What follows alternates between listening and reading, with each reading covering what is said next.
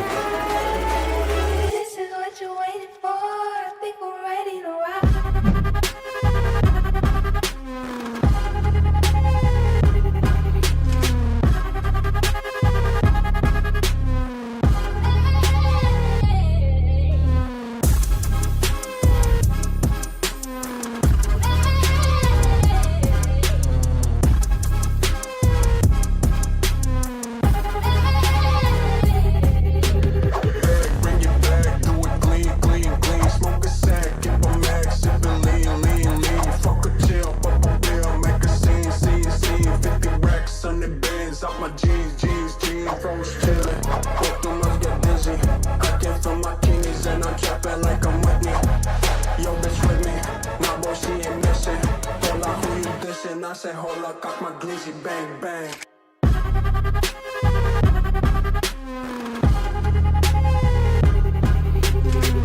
I say hold up, cock my glizzy, bang bang.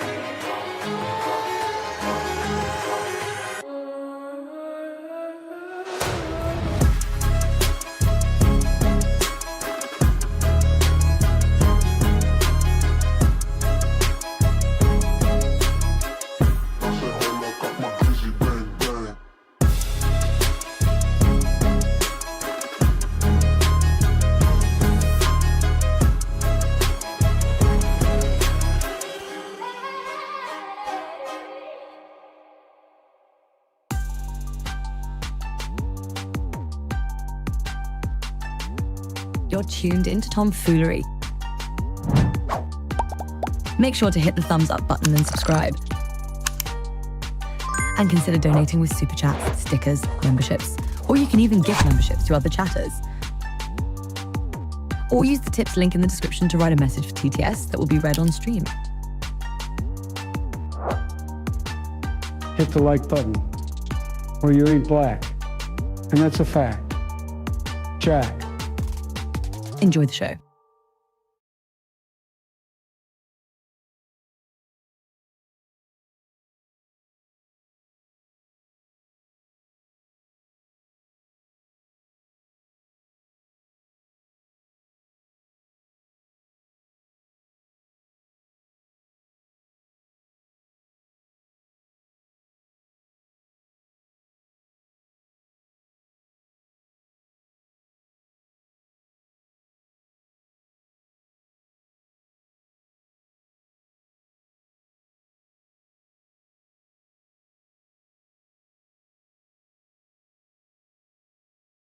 Hey yo, what up fools? Today is 1/18/2026. It is 8:27 p.m. Eastern time. How y'all doing? How y'all darn? Fuck dude, something is lagging the hell out of my computer right now. I think I've had an update on my computer for like 3 days now and I haven't updated it. And I think they're starting to throttle my computer because they want me to do the update. I think that's what it is. They're just like, bro, either you fucking update this shit or we're gonna keep slowing down your computer. So yeah, we got some little radical baby terrorists to talk about today. Yeah, Kyle said those were trained Antifa babies. They were. That's a fact. Aaron said they were illegal immigrant smuggling babies. Yep.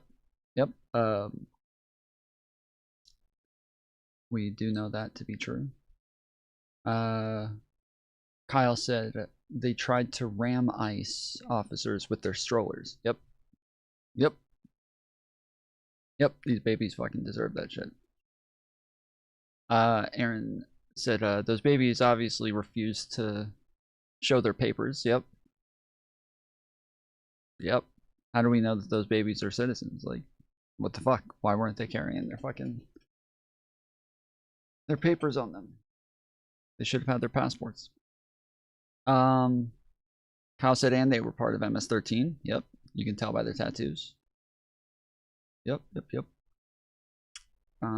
Would-be Fun Time said they shouldn't have brought them to a hot zone. Wait, who? Brought who? Nobody tells a baby terrorist where to go. What to do. Nobody tells a fucking baby Antifa CEO what to do.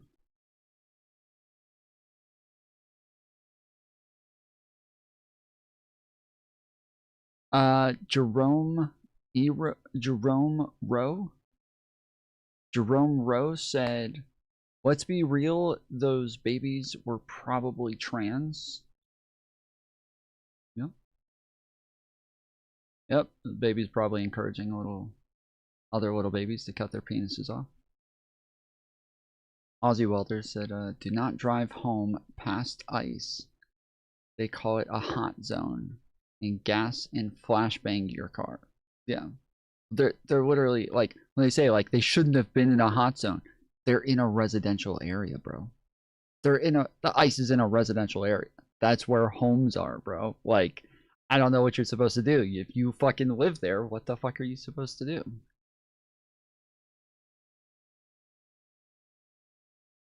You finally pronounced my name correctly. Jerome Rowe. Yep. Yep.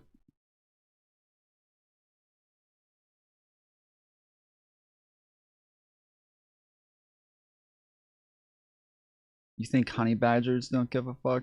Check Antifa babies. Yeah, sure it did. Those fucking Antifa babies, dude. We've been trying to get these motherfuckers for years. Thank God.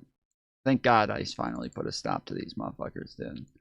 This most wanted list has been rough, and thankfully Kash Patel is really he's really getting all the most wanted right now. He's getting all the most wanted, so should really be thankful. Thankful that we're protected against these fucking Antifa babies, dude.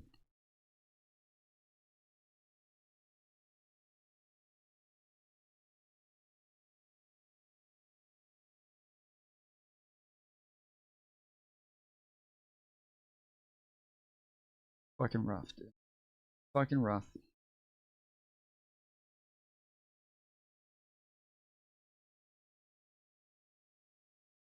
Bro, I saw this clip and I clicked on it because I thought it was Arc Raiders. This family with 6 young children is evacuating an SUV engulfed in tear gas.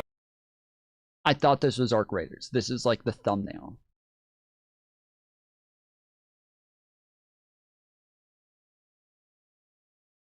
I thought I was clicking on an Arc Raiders clip. Gas during protests in Minneapolis. There's kids in the car. There's kids in the car. Record that. There's kids in the car. Destiny Jackson told CNN they were driving home from her son's basketball game the night an immigration agent shot a man in the leg. They didn't know, though, a protest was underway. Guys, this stuff helps. Dramatic video shows them running from the vehicle and taking shelter in a nearby home. This is my car. I was sitting in my car trying to pull off. Jackson says the family pulled over because the road was blocked, but found themselves unable to leave with federal agents on both sides of the SUV. She told her husband not to move the car so they wouldn't accidentally hit one of them. She was thinking about the Immigration and Customs Enforcement killing of Renee Good, she said. Moments later, flashbangs went off nearby and a tear gas canister rolled underneath the vehicle. Yes. Wow, so they actually sat in the car and talked about hitting ICE agents. They actually admit that they had a conversation about hitting ICE agents. They deserve this. They deserve this. They literally talked about hitting ICE agents with their car. How can you say they don't deserve this? Like, they're lucky they didn't end up like Renee Good. Like, that's intent right there. That proves intent right there, dude. SUV was rocked by a blast, airbags deployed, and its doors automatically locked as it filled with gas. Bystanders helped the family escape. Jackson says her 6-month-old baby was not breathing when he was carried out. She gave him mouth-to-mouth resuscitation while bystanders helped her other children. She later went to the hospital with the baby and 2 other children who have severe asthma. The Department of Homeland Security tells CNN agents did not target the family. In a statement, DHS said, quote, "Law enforcement never targeted this family or their innocent children. Hundreds of rioters and agitators surrounded law enforcement, began assaulting them, and even launching fireworks at them.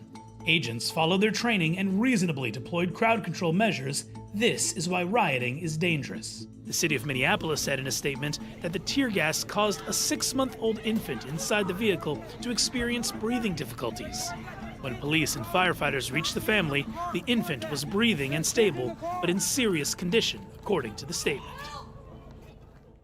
This family, with 6 young children, is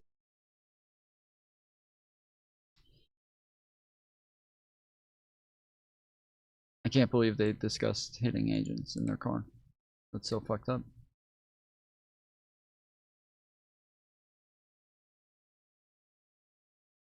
Two babies were hospitalized yesterday after being exposed to tear gas. How were they exposed? Their crazy moms brought them to a riot.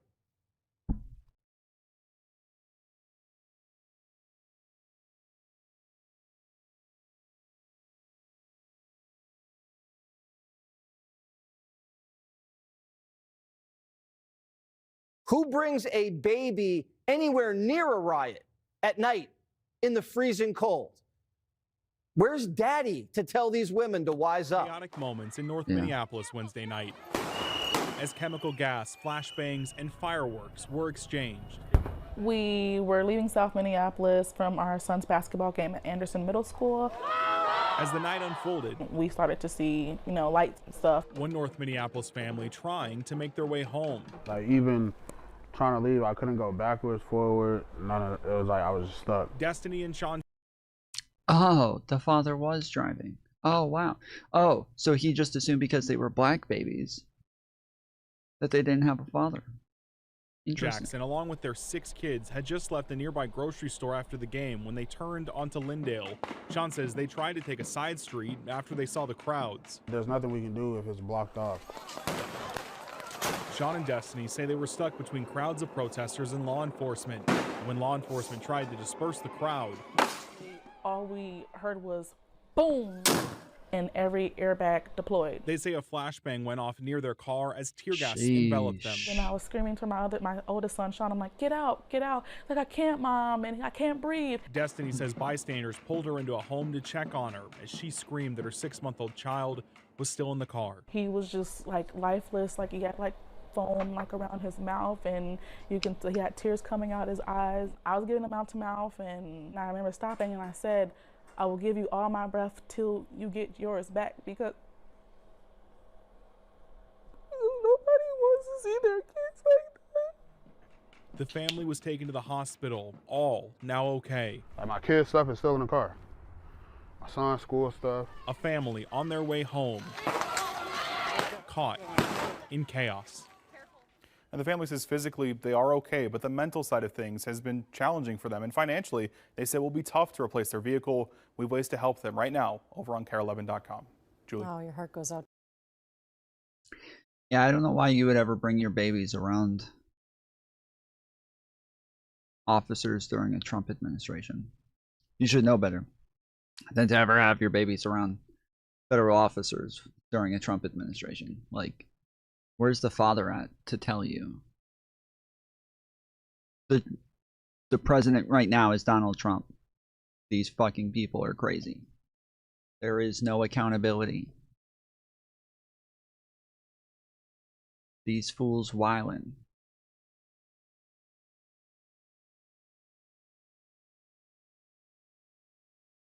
The Fox host just said mothers plural.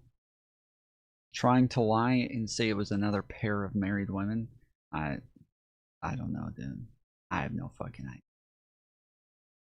I have no fucking idea. It's fucking crazy, bro.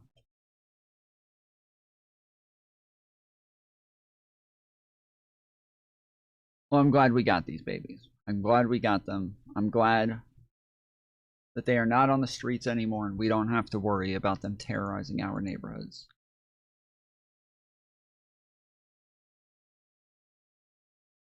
Like, these babies would have grown up to shoot up a daycare, a Somali daycare.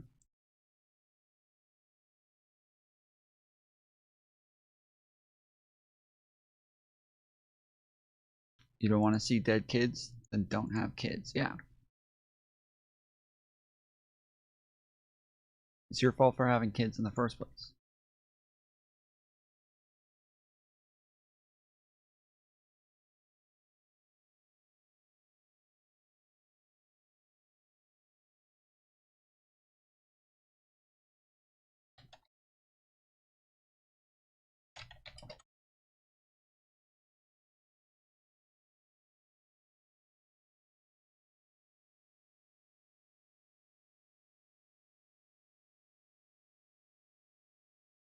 You want to see a dead country? Don't have kids? No. Nope. That doesn't work. That doesn't make sense.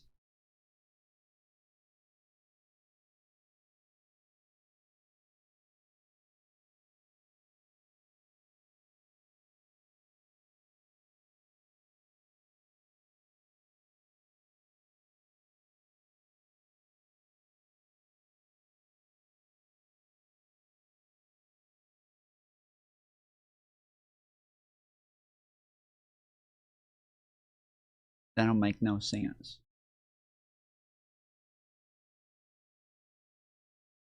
Spending each year. A healthier America will lead to a more affordable America. The new dietary guidelines from the Trump administration will ensure federal dollars go to real food to improve public health and therefore save the American people their hard-earned cash over the course of their lives. So with that, I am going to hand it over to Secretary Kennedy. The great people behind me will give remarks, and then we'll get into Q&A for the officials that are here on this specific topic. They will leave because they're all very busy people, and then I will open it up to Q&A with the rest of you on the rest of the news in the world. So thank you, and we'll start with Secretary Kennedy. Thank you, Caroline. Thank you. Today marks a decisive change in federal nutrition policy, made possible by President Trump's leadership and the work of MAHA moms and public health advocates who demanded reform. Today, in accordance with President Trump's directive, Brooke and I will release the dietary guidelines for Americans 2025 to 2030, the most significant reset of federal nutrition policy in history. These guidelines replace corporate-driven assumptions with common sense goals and gold standard scientific. They always do this with like common sense, gold standard, like what the fuck why can't you just say scientific, bro? Why can't we just leave it at fucking scientific? Integrity. These new guidelines will revolutionize our nation's food culture and make America healthy again.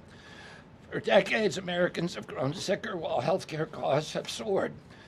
The reason is clear. The hard truth is that our government has been lying to us to protect corporate profit-taking, telling us that these food-like substances were beneficial to public health.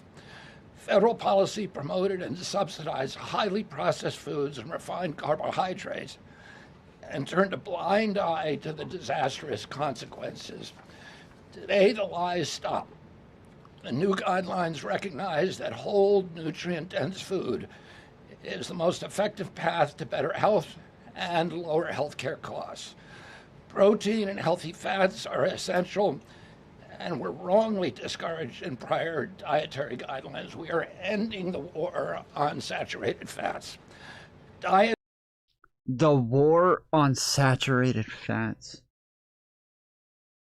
It's always got to be a war, bro. They always have to make everything just the scariest thing for Republicans. Republicans are always just pissing their pants and scared so fucking easily. So they have to just call everything a fucking war so that these people just sit and hide in their fucking corners all day. This is so wild, dude. It's so annoying. Everything has to be a war. It always has to be a war. It always, there's every fucking time it's got to be a war on something. It's rich in vegetables and fruits, reduce disease risk more effectively than many drugs. Whole grains outperform refined carbohydrates. Added sugars, especially sugar-sweetened beverages, drive metabolic disease, and today our government declares war on added sugar.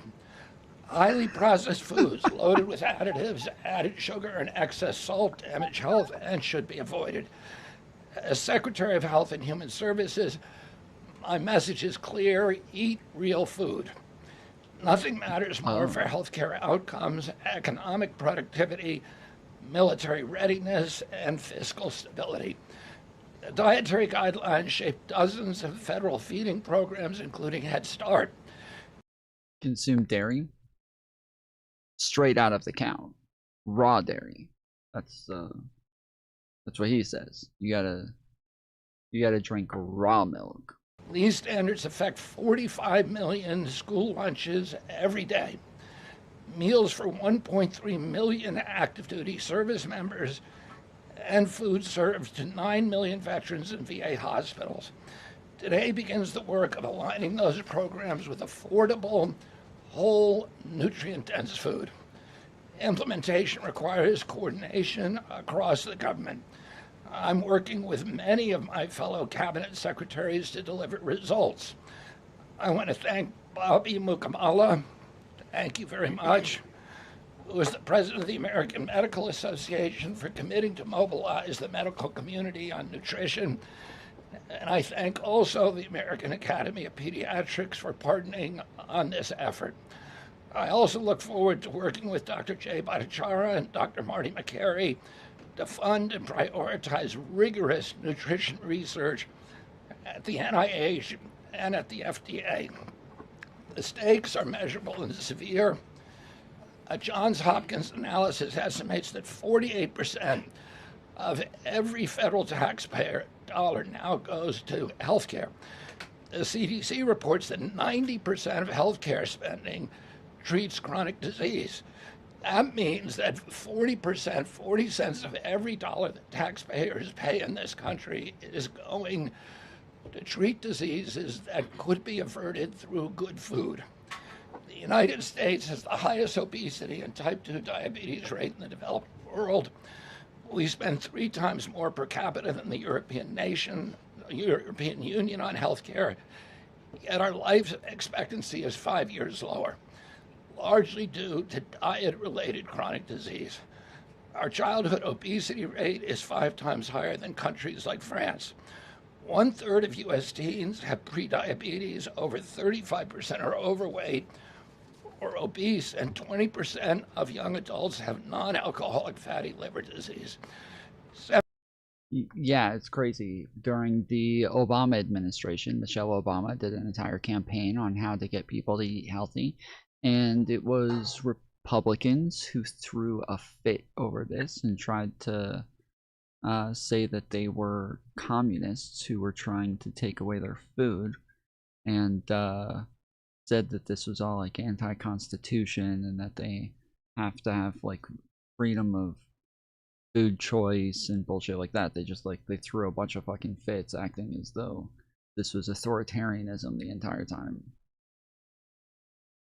Exactly what they did. So 77% of military-aged Americans are ineligible for military service because of diet-related conditions.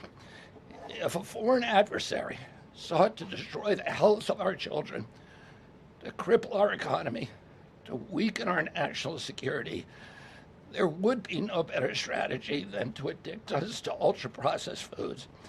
It's shocking that our own government helped to drive these cataclysmic changes in our diet. The damage is real, it is preventable, and President Trump... So he just said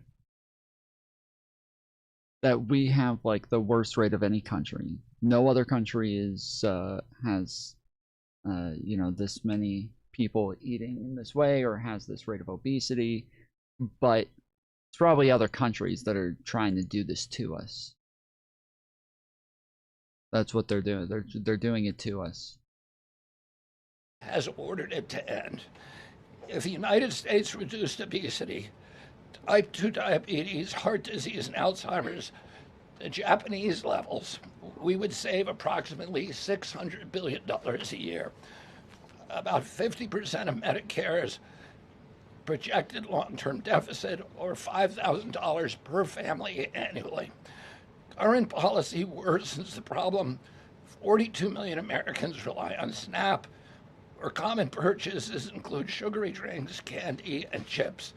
78% of SNAP recipients are enrolled in Medicaid, and 90% of Medicaid spending goes to chronic disease. These incentives raise healthcare costs and undermine health. This must change. The new framework centers on protein and healthy fats, vegetables, fruits, and whole grains. And you can see the food pyramid here.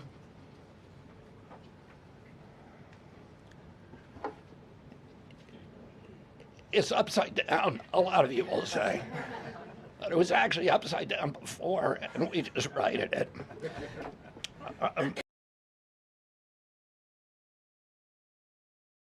This is a meme, right? This is a joke. He's joking, yeah? He's joking, yes. This is a meme. Like, this is an actual meme. This is a real meme. For the first time, the dietary guidelines directly address ultra-processed foods and set firm sugar limits in federal procurement, driving a significant reduction in added sugar in school meals. I want to thank President Trump for his leadership and the partners committed to ensuring that federal food dollars support real food and better health. Thank you.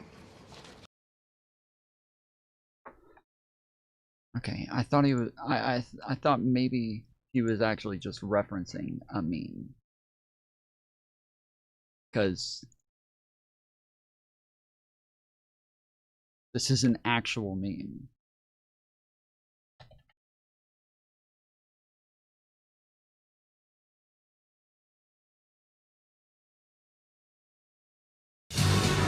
Meme from South Park. This is a literal meme from South Park. This is an actual fucking meme. This is an actual fucking meme. Upside down before, and we just, a lot of you will say.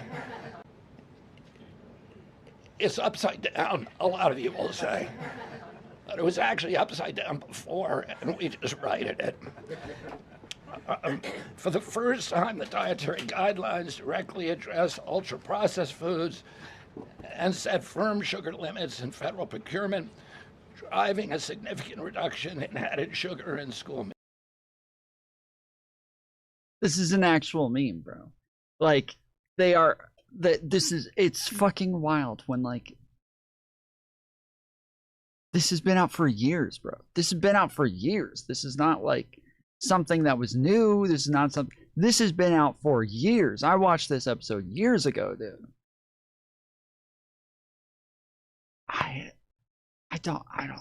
Like, what are we doing? What do you say? What the fuck are we doing, dude?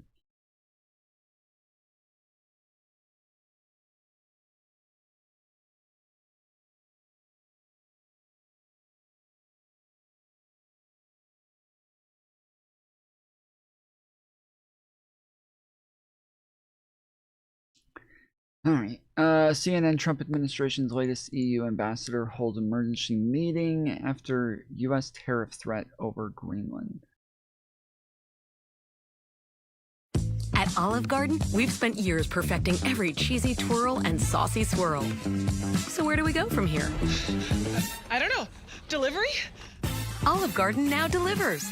Only at olivegarden.com.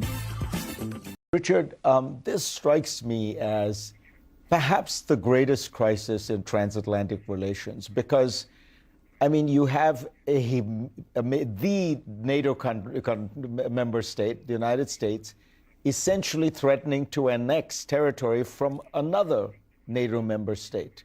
Where does it go from here?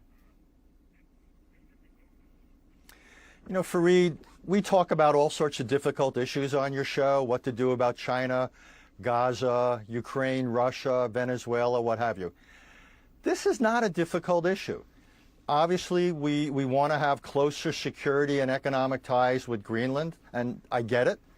That's why God invented diplomats. Marco Rubio, the Secretary of State, should simply be over there negotiating a mutually acceptable agreement. These tariffs, these threats, this mafia-like talk, you could be forgiven for thinking the United States wants to provoke a crisis with Europe. Europe has been the, shall we say, least favored part of the world for this administration since it took office almost a year ago.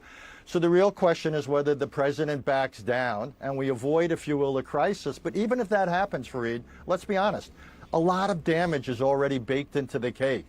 I think essentially this reinforces the European view that the United States is no longer a partner, can no longer be depended on, reinforces all. Yeah, like all of these countries have to just be waiting for Trump to get out and see what happens from there. I'm sure that like every country in the world right now is just saying, okay, we're going to wait and we're going to see what happens when Trump is gone. We're just going to try to hold tight. We're just going to try to hold on for dear life and wait for Trump to be gone. And hopefully when another president gets in, we'll be able to go back to normal. But if like a J.D. Vance or somebody like that gets elected right after Trump, like all bets are off. Like the United States is cooked. We're fucked. That'll be the end. And the old adage of, you know, Rome didn't fall in a day. That'll disappear because in this case, if there is an election, the United States will have fallen in a day. Like it'll be like, okay, next fucking day, or every country will be like, okay, that's it. Adios. All the doubts that have emerged because of our policy towards Ukraine and Russia. Essentially, it's what you were just talking about in your opening statement. This is just going to flip the perception of the United States as an ally, a partner, someone to work with, and increasingly we're either someone to work around or even worse, work against. Anne-Marie, when you look at this situation, what do you think the Europeans should do? What are their options? I think it's time for the Europeans to actually fight fire with fire. You know, your column this week talks about how they have resisted a trade war, how they've pursued a strategy really of broadening their own trade agreements. I agree with that. At this point, I think they have to use what we call the bazooka, which is to impose 25% tariffs on the United States, maybe across the board, maybe only on the tech industry, but they have to act as a unified body, and they have to say enough. Otherwise, you know, it just gets pushed and pushed and pushed, and that's exactly what the president is counting on. At this point, you know, people laugh that he's the biggest force for European integration and since Jean Monnet. This is NATO, and I agree with Richard. I think the damage here for NATO is probably lasting no matter what happens. But if Europe really wants to say enough, they've got to really strike back hard.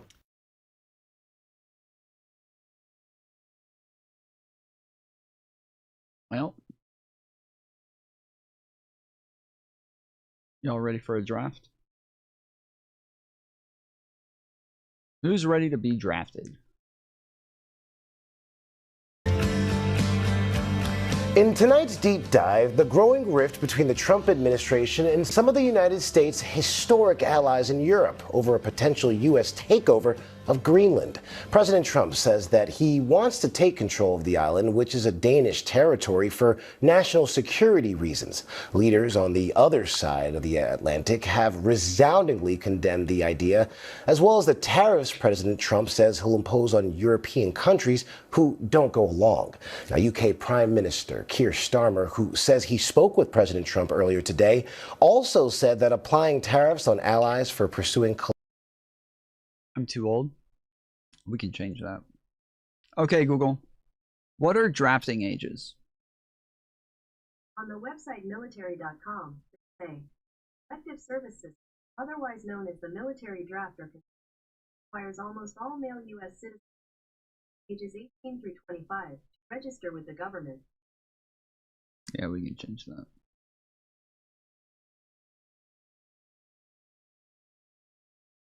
With RFK in office, people who are 70 years old are still healthy enough now. They only looked old and unhealthy under other administrations, but as you can see from the way that Trump carries himself versus Biden, Trump is very healthy and in tip-top shape, and he could fight a war if he wanted to. Collective security for NATO allies is wrong. For more on this, I'm joined by former U.S. Ambassador to Poland, Daniel Fried, as well as ABC News contributor and former U.S. Ambassador to NATO, retired Lieutenant General Doug Lute. Thank you both for joining me. Yeah, but what did the king say? We don't care what he has to say. We want to know what the king had to say. Come on. Ambassador Lute, I want to play part of what Republican Congressman Michael McCaul said earlier today on This Week when asked about what the Trump administration's push to take control of Greenland could mean for the future of the NATO alliance. Take a listen to this.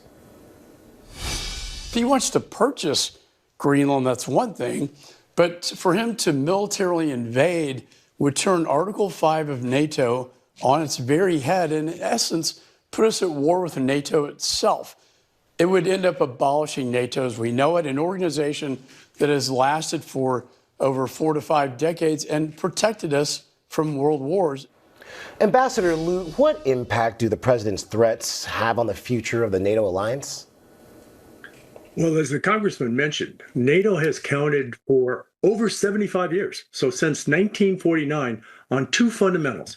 First of all, American leadership among the now 32 allies, but second, the mentals shouldn't be fun.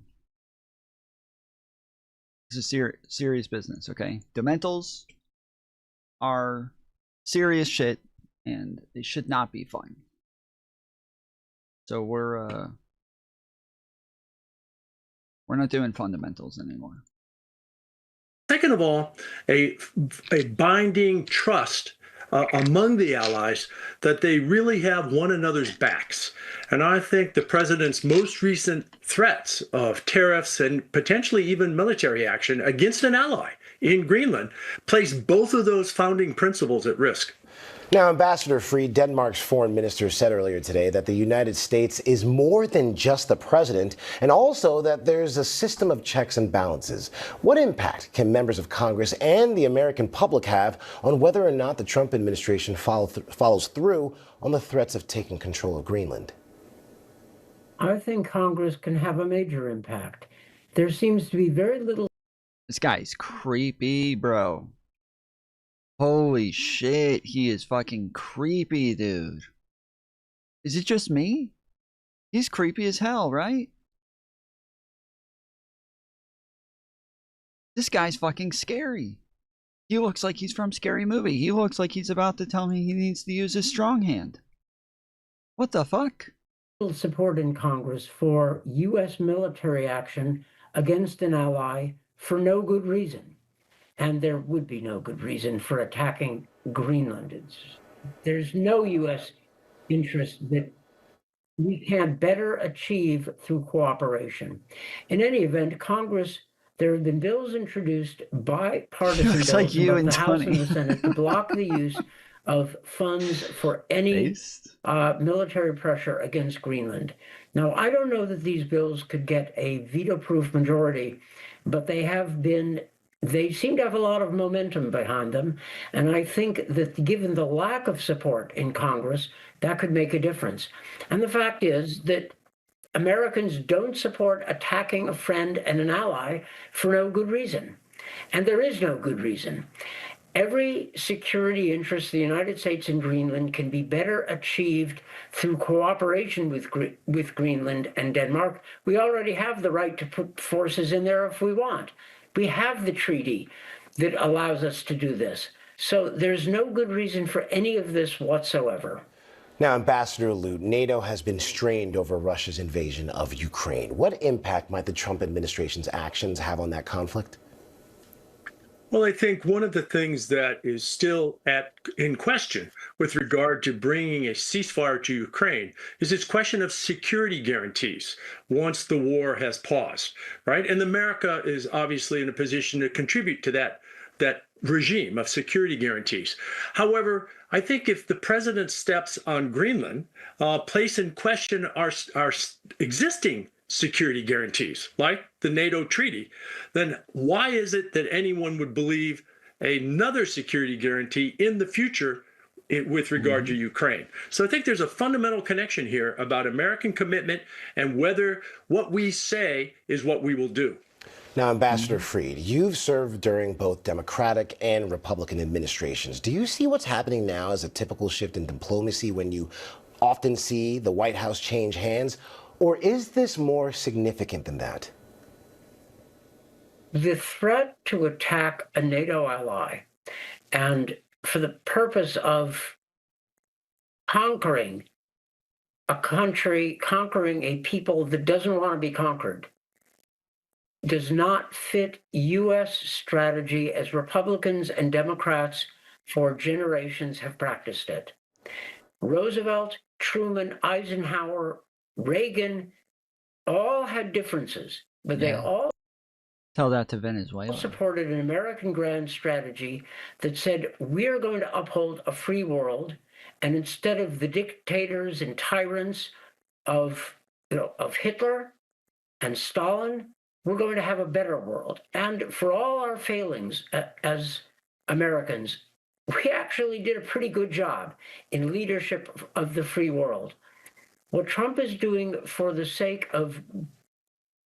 no good reason, for the sake of conquest in Greenland, makes no sense. And Ambassador Lute, General Lute, is absolutely right. We've been making pretty good progress putting together security arrangements for Ukraine. In fact, the Trump administration should be given some credit for that, because we've worked with the Europeans, and this is a pretty good deal that seems to be on the table.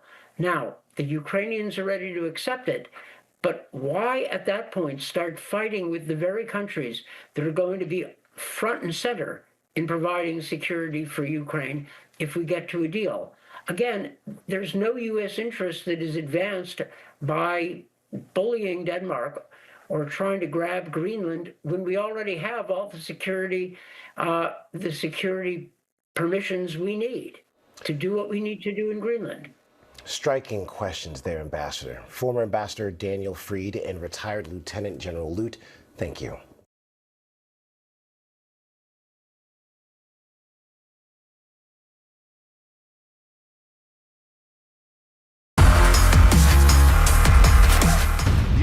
We would go flirting with multiple wars of choice at this point. It's not left-wing or right-wing, it's just reckless. We're talking about regime change in Venezuela. The regime is still in place. What we did was depose the leader. We left the vice president in place, and we said, act in a way that is appropriate in accordance with the law and our interests, or we're going to kill you. He just did the regime change in Venezuela. He bombed Yemen and Somalia and Nigeria and Iran. He's threatening Greenland and Panama and Canada and Cuba and Mexico. And you sit there the whole time and act like it's okay. Is there anything Trump can do, Michael Knowles, that you would say, I condemn it, and you hop off the Trump train, or are you going to tickle his taint for the rest of your fucking life? We have a military base, we have mineral connections. And so the idea of taking... This is the guy who did the video on Nick Fuentes, right? I'm pretty sure he's the one who put out the video on Nick Fuentes, and I think Piers even played a clip of that video a little while ago when he had Nick Fuentes on, because one of the things, this guy made a video about the fact that there's two Nick Fuenteses. There's the one that you get on his stream where he's very radical, he says very racy and edgy things, and like says very racist things, misogynistic things, but then he'll go onto a podcast and you'll get a very different version of him, a very PC version, somebody who denies all of the things that he said on his podcast and says almost the opposite a lot of times, to where he's going to be a lot less extreme. And so he pointed out that, like, the drastic differences between Nick Fuentes on a podcast versus Nick Fuentes on his own show. And I think Piers even played a clip of this guy's video on that. Greenland by force against the will of the people who live there is absolutely ridiculous. If we were to purchase it, it'd have to happen with their consent. Michael, if you want to come on my podcast, I'll do 2 hours on the Barbary Wars with you. The point is that we're trying to talk about the 5 conflicts going on right now. Yeah, I think Michael Knowles has to be literally the only person on this show right now that's going to defend this. I can't see anybody else defending this, honestly. I'm surprised even Michael is going to defend it, but outside of that, like I don't know. I don't think anybody else on the show is going to defend it. Last time President Trump faced an outpouring of angst over the apparent demise of America First, he made it very clear that it really means whatever he wants it to mean. Funny enough, it was airstrikes on Iran which triggered that debate. At the time of the recording, this looks entirely possible that recent history will be repeated. Ever since Trump became president, most foreign policy bigwigs have written many mournful op-eds and essays about American isolationism and its shriveling influence on the world. Now the feverish talk is of an imperial Trump building an American empire with dominion of the Americas and tentacles stretching to Tehran. So if the Donroe Doctrine, as people are calling it, means doing anything that's in the US national interest, the question is whether big interventions in Nigeria, Syria, Venezuela, Greenland, Mexico, and Iran are in fact in the US national interest. What happened to just worrying about the price of eggs? And where does it leave the many people who thought that the peace part of peace through strength? I heard we're at war with saturated fats and added sugars. Yep, we got a lot of wars happening. Trump said no new wars, bro. But we got a lot of fucking new wars right now. Crazy. Crazy, dude. Really was in the US national interest all along. Well, joining me to debate all this is Dave Smith, host of Part of the Problem, Coleman Hughes, host of Conversations with Coleman at the Free Press, Kyle Kalinske, aka Secular Talk, and Michael Knowles, host of the Daily Wire's Michael Knowles Show. A truly stellar panel, even given the caliber. Truly stellar. This is truly stellar panel we have here today. Of the stellar panels we have, which I think you were discussing with Theo Von, in fact, Dave Smith, in a complimentary way. So thank you, and Happy New Year to all of you.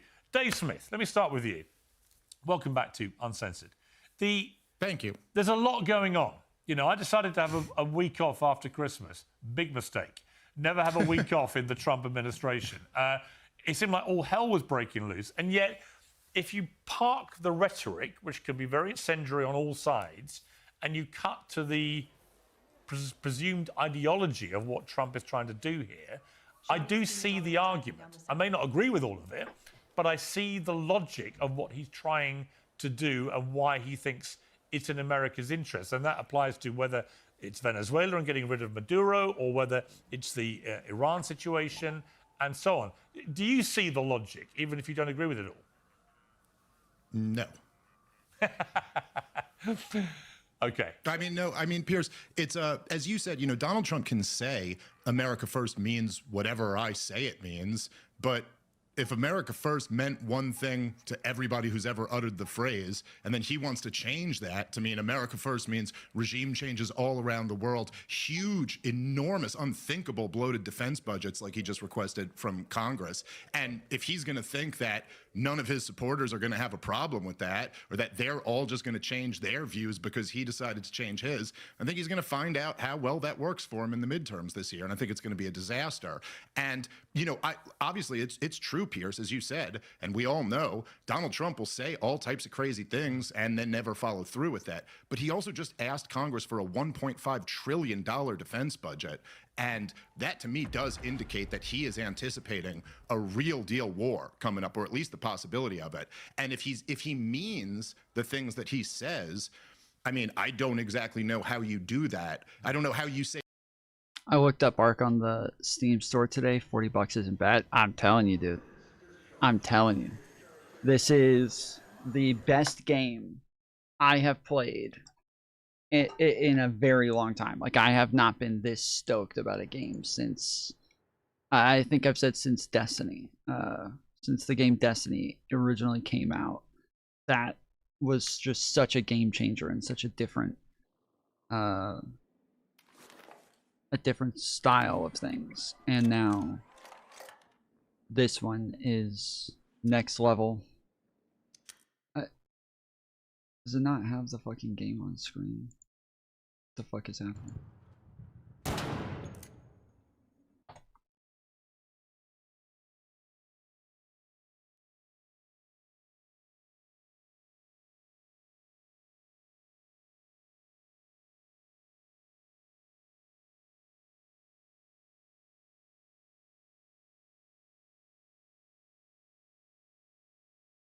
Weird. Say we run Venezuela and we'll dictate who the next regime is and we'll dictate where the oil goes without at least an effort of like 100,000 troops. I'm not even sure that would be enough to do it. So it's unclear what exactly the next move is going to be, and that's really when we'll find out what he's going to do. But no, Piers, the idea that we're 38 or maybe 39 by the end of the show trillion dollars in debt right now. We have major problems in this country, and we have a hot war raging on in Europe, which is a proxy war between the entire West and the biggest nuclear armed power in the history of the world. The idea that we would go flirting with multiple wars of choice at this point, it's not left-wing or right-wing, it's just reckless. There's no wisdom in it. Michael Knowles, I guess the argument against what Trump is doing is that many people who voted for Trump bought into the concept that what America first was take care of what's happening in your own backyard and stop meddling in foreign affairs. And now they're waking up almost on a daily basis to seeing Donald Trump proudly and aggressively talking about meddling in all sorts of foreign affairs. Is there a contradiction or hypocrisy or even a betrayal of voters going on here? Not at all. First of all, Venezuela is in our own backyard, and it's been the policy of the United States in 1803 to manage the Western Hemisphere. So that, that's a cornerstone of American foreign policy. I think it is charming that Dave is defining America first in the way that he prefers, and I think there are plenty of people who wish to do that. But Dave, though a very popular podcaster, never won a presidential election, and Trump has been clear on what he means by America First, the political movement that he built, that people voted for in his coalition since the beginning. President Trump campaigned the first time around on destroying ISIS, so obviously that does not mean that America's only going to look inward. President Trump has carried out attacks, military operations that were extremely successful in Iran, in Syria, in Afghanistan, obviously in Venezuela. He's been talking about taking Greenland and even invading America's evil top hat, Canada, though I think he's mostly joking about that one, since the beginning. So that's what that means. And what it comes down to is that... I think he's mostly joking about that one. Mostly. Not in its entirety, but kind of joking. Mostly for... I think.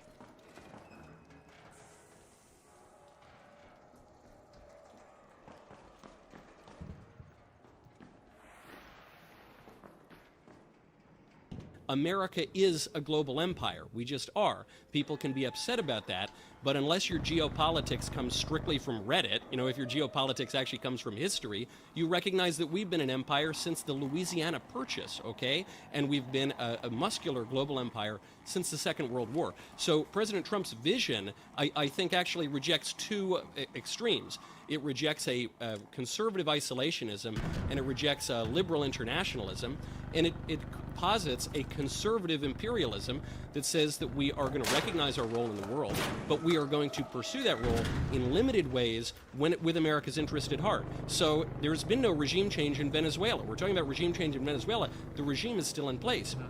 What we did was depose the leader. We left the vice president in place, and we said, act in a way that is appropriate in accordance with the law and our interests, or we're going to kill you.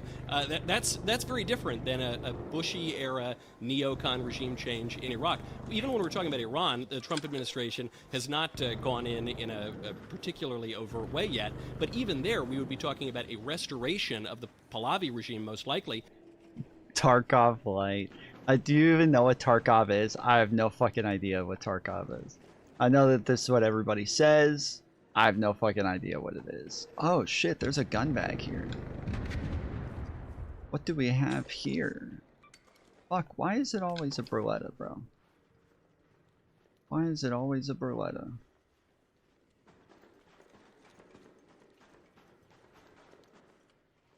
I killed that fucking Squidward sitting there Because I wanted to get the batteries and open up that door so I could get the points for it.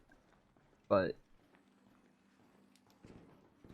I don't know. I can't find the batteries now. That goes back to 1925. So I grant there are all sorts of risks to interventions, but we're the global empire, you know, and frankly, even the American Revolution comes out of wars of global empire. It comes out of the 7 Years' War, which itself was a derivation of the War of Austrian Succession. To pretend that we don't have a role in geopolitics is to ignore all of American history.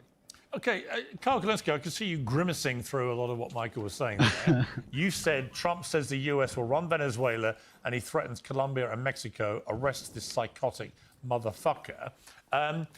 Before I get you to expand on that thesis, I mean, the point I was making to Dave, if I want to elaborate on where I sit with this, I've had a bit of time to look at this play out, is you look at Maduro.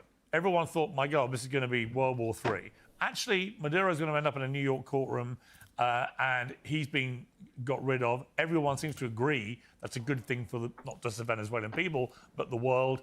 No American troops died in what was an incredibly efficient surgical military strike to get him out of there.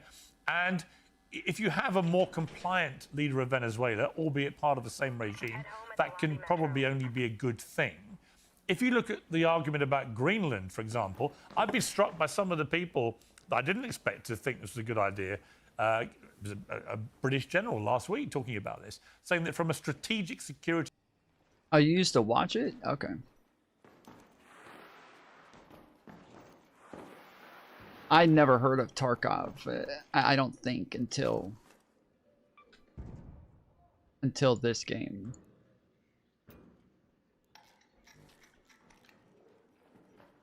I can't think of a time I ever heard anybody talk about Tarkov. I probably did, I can't think of a time.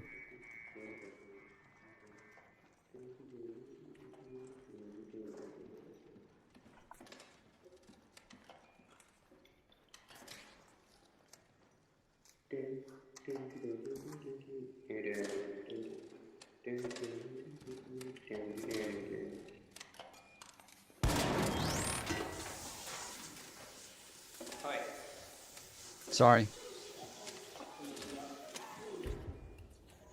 Can you press that button for me, please?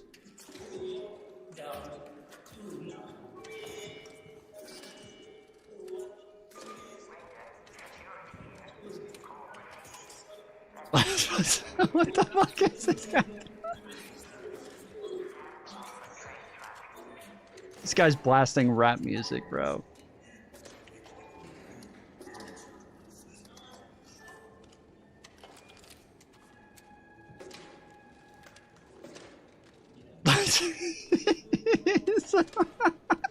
What is he doing?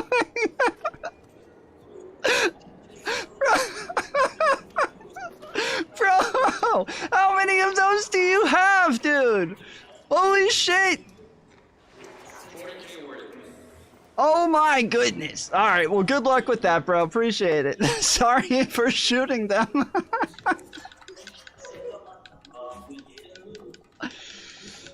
What the fuck?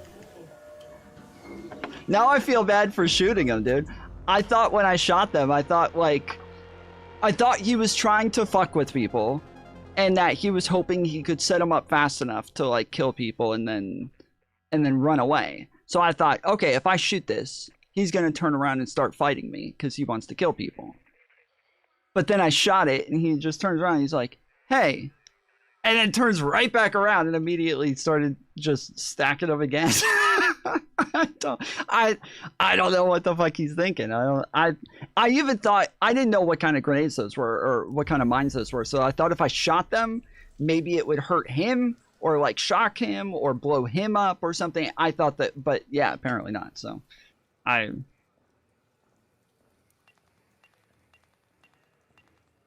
point of view, it would make perfect sense for America to have Greenland. And is there a deal to be done? He didn't think invading it was the right thing, and nor do I.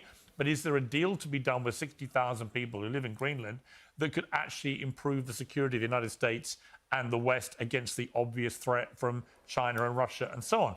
And I can go through the others. Iran, you know, getting rid of the Ayatollah and the mullahs is unquestionably a good thing for the world. It's how you do these things and whether you plan and prepare properly for what follows next that I think are the debatable points. And history says that's normally, unfortunately, been very badly done.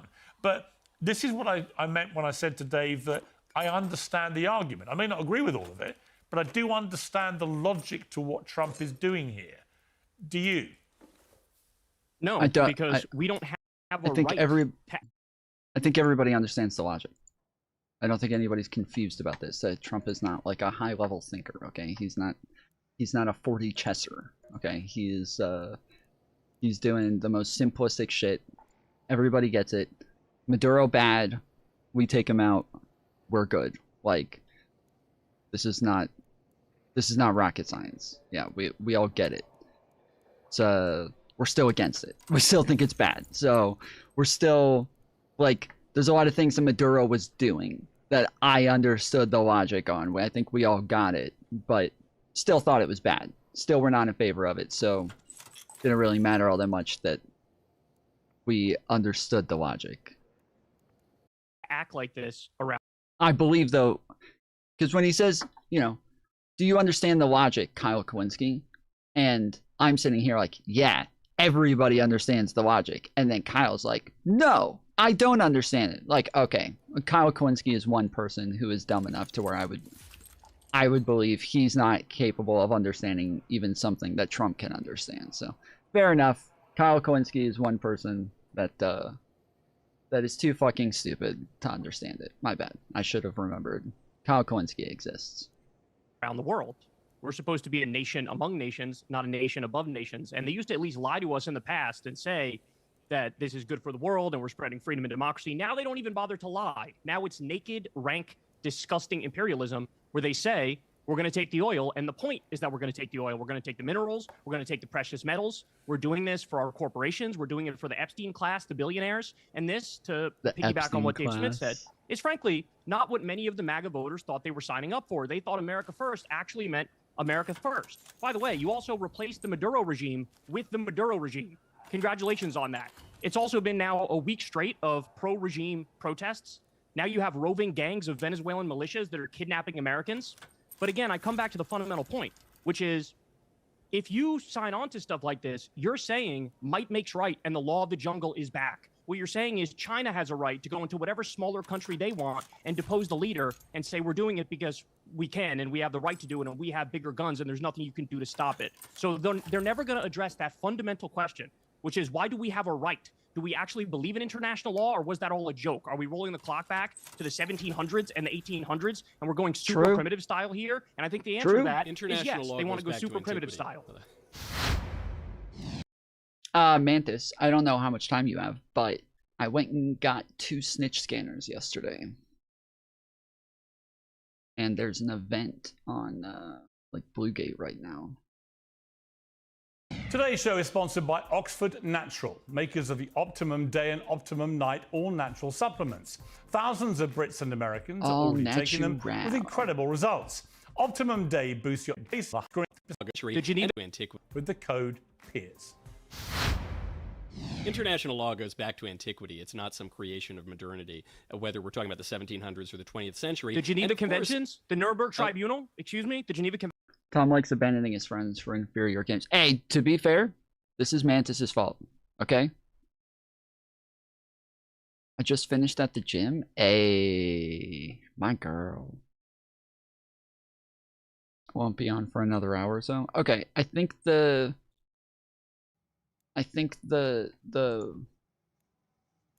thing ends in 4 hours. So we have 4.5 hours. To get up a little bit higher. I was number 5 yesterday, and I said I need to get up higher. If I stay at like number 5, somebody will take me out before I get on tomorrow. And yep, there it is. They're 2,000 fucking points ahead of me. Shit. I think the only way that I can even compete is to do the hidden bunker. Or locked gate. And I don't know how to do that shit. Fuck.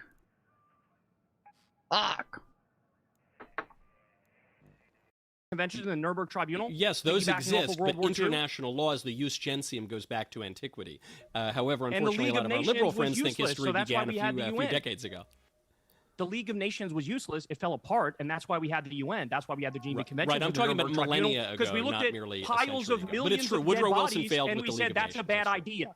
We looked at piles of millions of dead bodies and said that's a bad idea. Let's not do that anymore. Let's actually have a framework and rules and laws. And Trump is blowing that up. By the way, he bombed fishing boats from Venezuela, Trinidad, and Tobago, and Colombia. He just did the regime change in Venezuela. He bombed Yemen and Somalia and Nigeria and Iran. He's threatening Greenland and Panama and Canada and Cuba and Mexico. And you sit there the whole time and act like it's okay. Is there anything Trump can do, Michael Knowles, that you would say, I condemn it, and you hop off the Trump train, or are you going to tickle his taint for the rest of your fucking life? No, there have been plenty of Trump policies that I've criticized because he's only right about 9. But yes, blame Mantis. I told her, I was like, look, we shouldn't get Arc Raiders yet. I want to finish like Call of Duty and like play it for a little while longer, because whatever game I'm playing, I'm like fully invested in that game. Like once we switch, like we're switched. That's it. Like I'm moving on. And she got it anyways, so blame her. 99.78% of the time. So the First Step Act, I thought, Such was a a cuck. misstep. But yeah, but she knew. She knew that I wouldn't go back, and she made that choice anyway.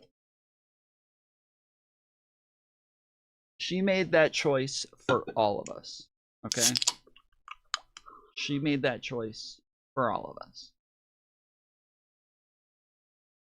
But I would say the rest. cuck. Excuse me. I would say the rest of the Such a cuck. the administration has been very successful. What's your problem?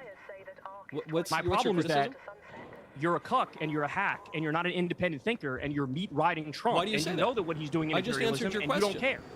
I just Yeah, answered your question. And I 99.78%. corrected Congratulations. You rented your misstatements that brain you to made. a war criminal pedophile rapist. I hope you're happy. A war criminal pedophile rapist? Do you brought Did I tell up you brought up international law, and you made a very false point, a dumb point, which is that international law began only a few hundred years ago. I corrected you, and I pointed out that the international law is part of the Western tradition. That, excuse me one second.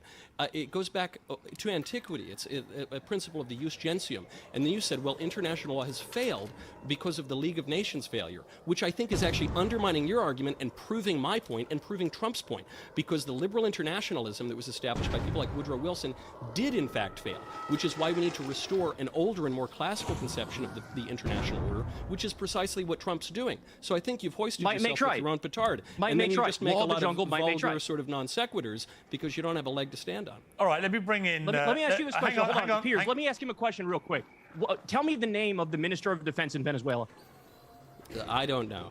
Whatever his name Well, is. and that's the Garcia problem, is or that you're Rodriguez or advocating something. for a regime change. You don't know the first thing. I didn't. I about just the said the country. opposite. You're I advocating argued for the against a regime change. He Kyle, actually you have said to the get cotton opposite. out of your ears. I heard Michael Kyle, Knowles. I just want to correct I heard something. Michael You said I'm Knowles arguing say for a regime the change. I regime disagree. remains there, right? So he said the opposite. In fact, I want to bring in Coleman. No, but he wanted to take out Maduro. Don't give me that cutesy little Yes, BS. but he That's made not a the regime. point that the You're in favor of regime US is intervention. still. He made the point the regime is still there, and the vice president appears to be much more compliant with running Venezuela the way America would prefer for its national security than Maduro. So that's what Michael said. He didn't advocate regime change. Let me bring in Coleman That is- Hughes. Coleman, Kidnapping the president is well, not hang on, regime change, Carl. it's Let me an bring attempt in at regime change. Coleman hasn't said a word yet.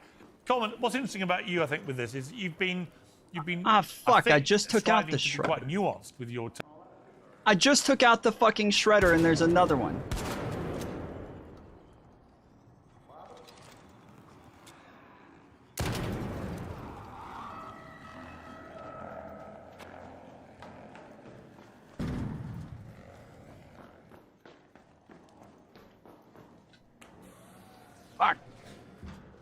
Take on all this stuff that's going on. And that's kind of where I found myself, is that sometimes taking a beat, looking at it from just a step away, and trying not to be too knee-jerk about all these things, often, A, can be beneficial to your mental health, but actually can probably better, I think, represent what is really going on here. You know, everyone wants to go to extremes very, very quickly about everything and take a very tribal position.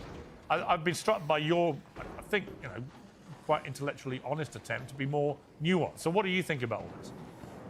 Thank you, Piers. I try to not think about these issues in terms of left for. I try not to think about these issues. Thinking is what gets you in trouble. I learned this from Nick Shirley. You shouldn't think about things. You should just know if something's bad. You just know it, and then you say it's bad. Why? Because you know it. That's it. Versus right, or Trump versus the opposition, and try to take each issue on its own terms. So let's do that. Venezuela.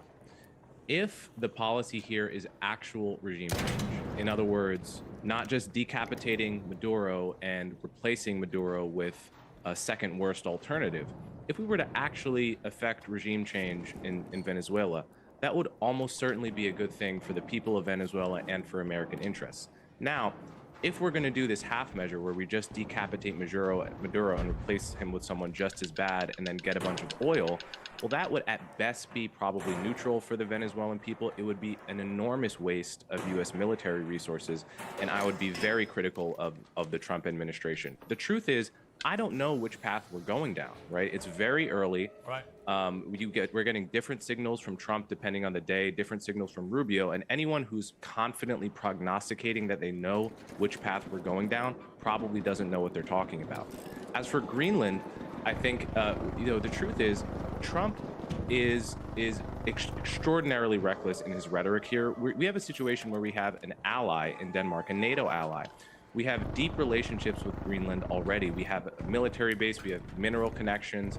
And so the idea of taking Greenland by force against the will of the people who live there is absolutely ridiculous. Now, that said, if we were to purchase it, I think that'd be a good thing. It'd have to happen with their consent. They would have to want it. Right. And I would welcome them as an American, but we absolutely cannot take it by force. Right, see, that to me, Dave Smith, is part of the interesting... Where you at, bro? Part of all this is that it's how this plays out. It's what actually Trump really wants to do. If he doesn't take, for example, what China's been doing in Africa for the last 20 years. It's been going around Africa pretty quietly, actually, unless you're actually in Africa. And it's been doing endless commercial deals with African countries where they go in, they spend a lot of money on infrastructure and hospitals and bridges and roads and all these things, and in return, they get access to huge amounts of minerals. And that's been going on for 20 years. And that's a kind of economic imperialism. I see no ideological difference between that and what Trump is potentially talking about with Greenland, which is clearly incredibly important strategically, from a security point of view, from a mineral point of view, and so on. And there are only 60,000 people who live there, and it may well be that they're happy to do a deal if the price is right, in which case, what's the difference? Yeah. Well, I'll say I pretty much agree with Coleman, I guess, on that. Like, if it's voluntary, then okay. I don't really know enough about Greenland to really speak on it intelligently, but I could not disagree more with the take on Venezuela. And I think it's crazy, Piers. I also think, it just after the last 25 years, and I'm not saying they're exactly the same, but the idea that we're just talking about regime changes in Iran and Venezuela and saying it would undoubtedly be a good thing if this regime were to fall. Well, maybe, but there's a really important question of what comes next. And if you want to say that, we've had a long history of regime changes in Latin America that have been disastrous too. We overthrew Bro, there's another person blasting music over here. So fucking annoying, dude. Why are people like this?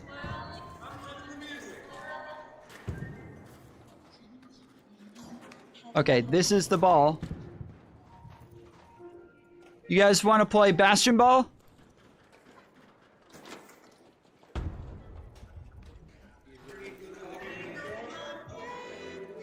communist government in the 50s in Guatemala led to a civil war where hundreds of thousands of people died. So the idea that it's a guarantee that it would be a good thing if either one of these regimes fell, we certainly don't know that. And one of the other things we know is that you really don't get much of a say in what replaces the regime that falls unless you're willing to militarily occupy the country. And we've had regime change. We might be able to effect a full regime change without a military occupation, as we did in Libya, as we did in Syria, but you know, those are not great examples where the country worked out. I mean, Syria is hanging on by a hair, and Libya is an absolute catastrophe. I mean, so it's just like, it's very reckless when you start playing. You know, you start dropping bombs on human beings, you start toppling governments, you start kidnapping or you know, taking, you know, leaders of countries.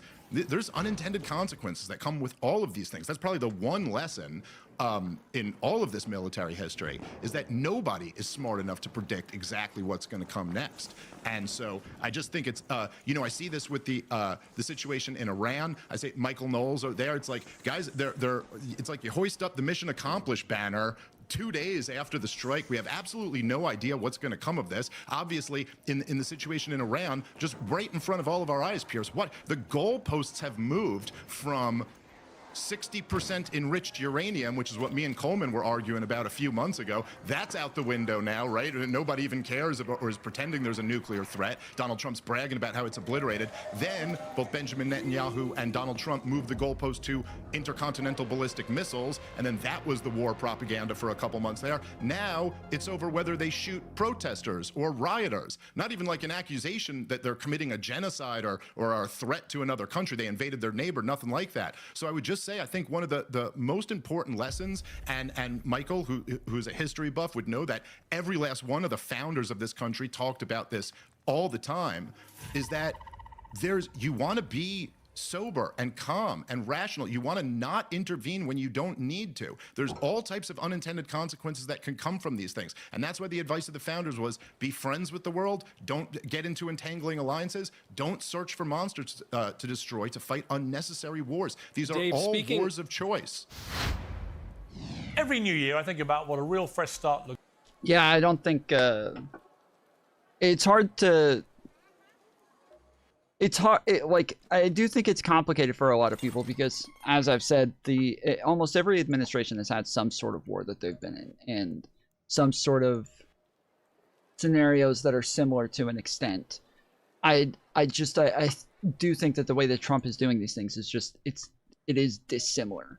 Like, there was not a direct threat from Venezuela to the United States whatsoever. There wasn't one. There was nothing that we could, there was no threat against us. There was nothing that we should be afraid of. There's nothing that they were doing to us. And so I think it was just a drastically different scenario than all of the others. Now, you know, with the scenarios with like Iran and Iraq and, you know, Pakistan, like these other countries, it was a very different scenario, where they were actually making claims that there was a direct threat against us. So it was different. But in this case, they weren't even really making that claim consistently. Like at some points, they would say that Venezuela was bringing drugs, which isn't a direct threat against us. Then in another situation, they would say, oh, they're not bringing drugs to the United States. They're taking drugs to Colombia and to Europe. It's like, okay, well, what does that have to do with us? But even if it was drugs, that still didn't justify what it was that they were doing in response. And so I think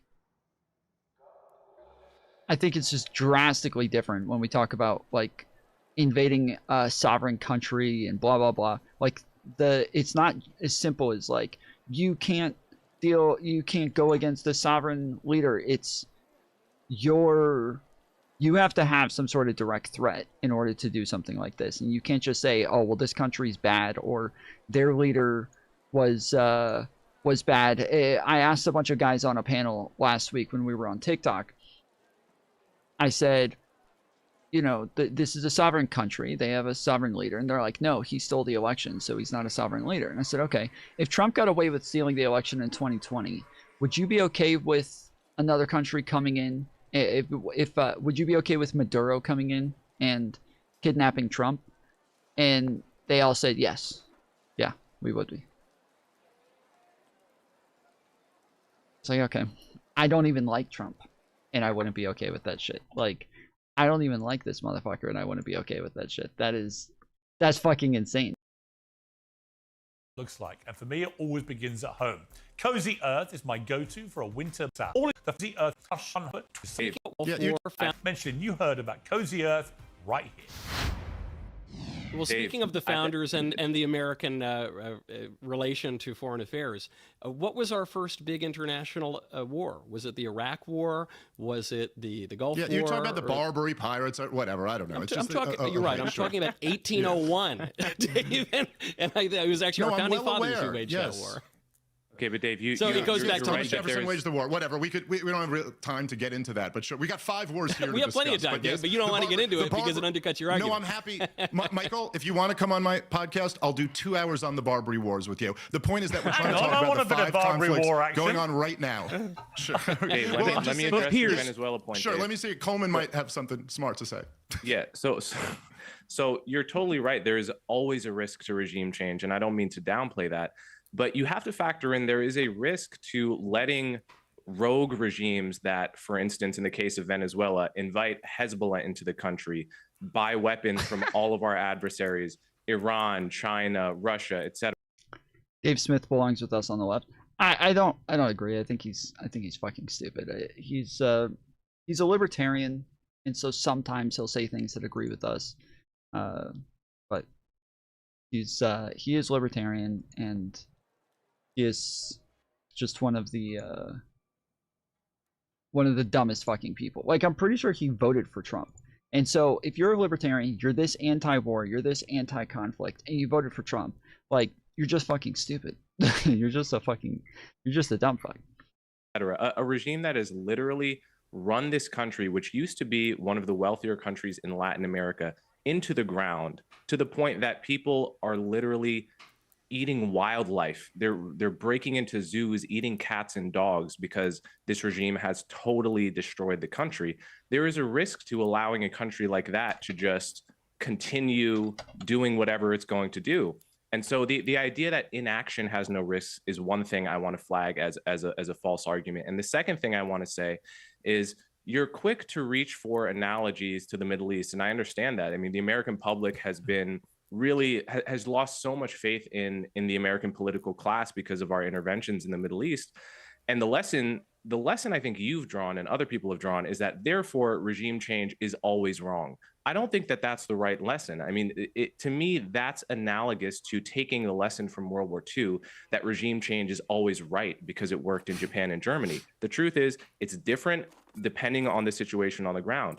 In most of the middle, you're talking about Iraq, Syria, Yemen, you're talking about deeply sectarian countries with deep divisions, countries that are essentially civil wars waiting to happen. Bro, this is based as fuck.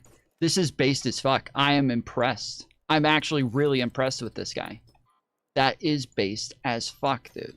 He is so correct. Like, yes, to say that, like, regime change is always wrong would be incorrect. To say that, like, invasion is always wrong would be incorrect. To say that, because, like, I think Kyle Kalinske would say regime change is always wrong. I think that Dave Smith would say regime change is always wrong. I think that they would say those things.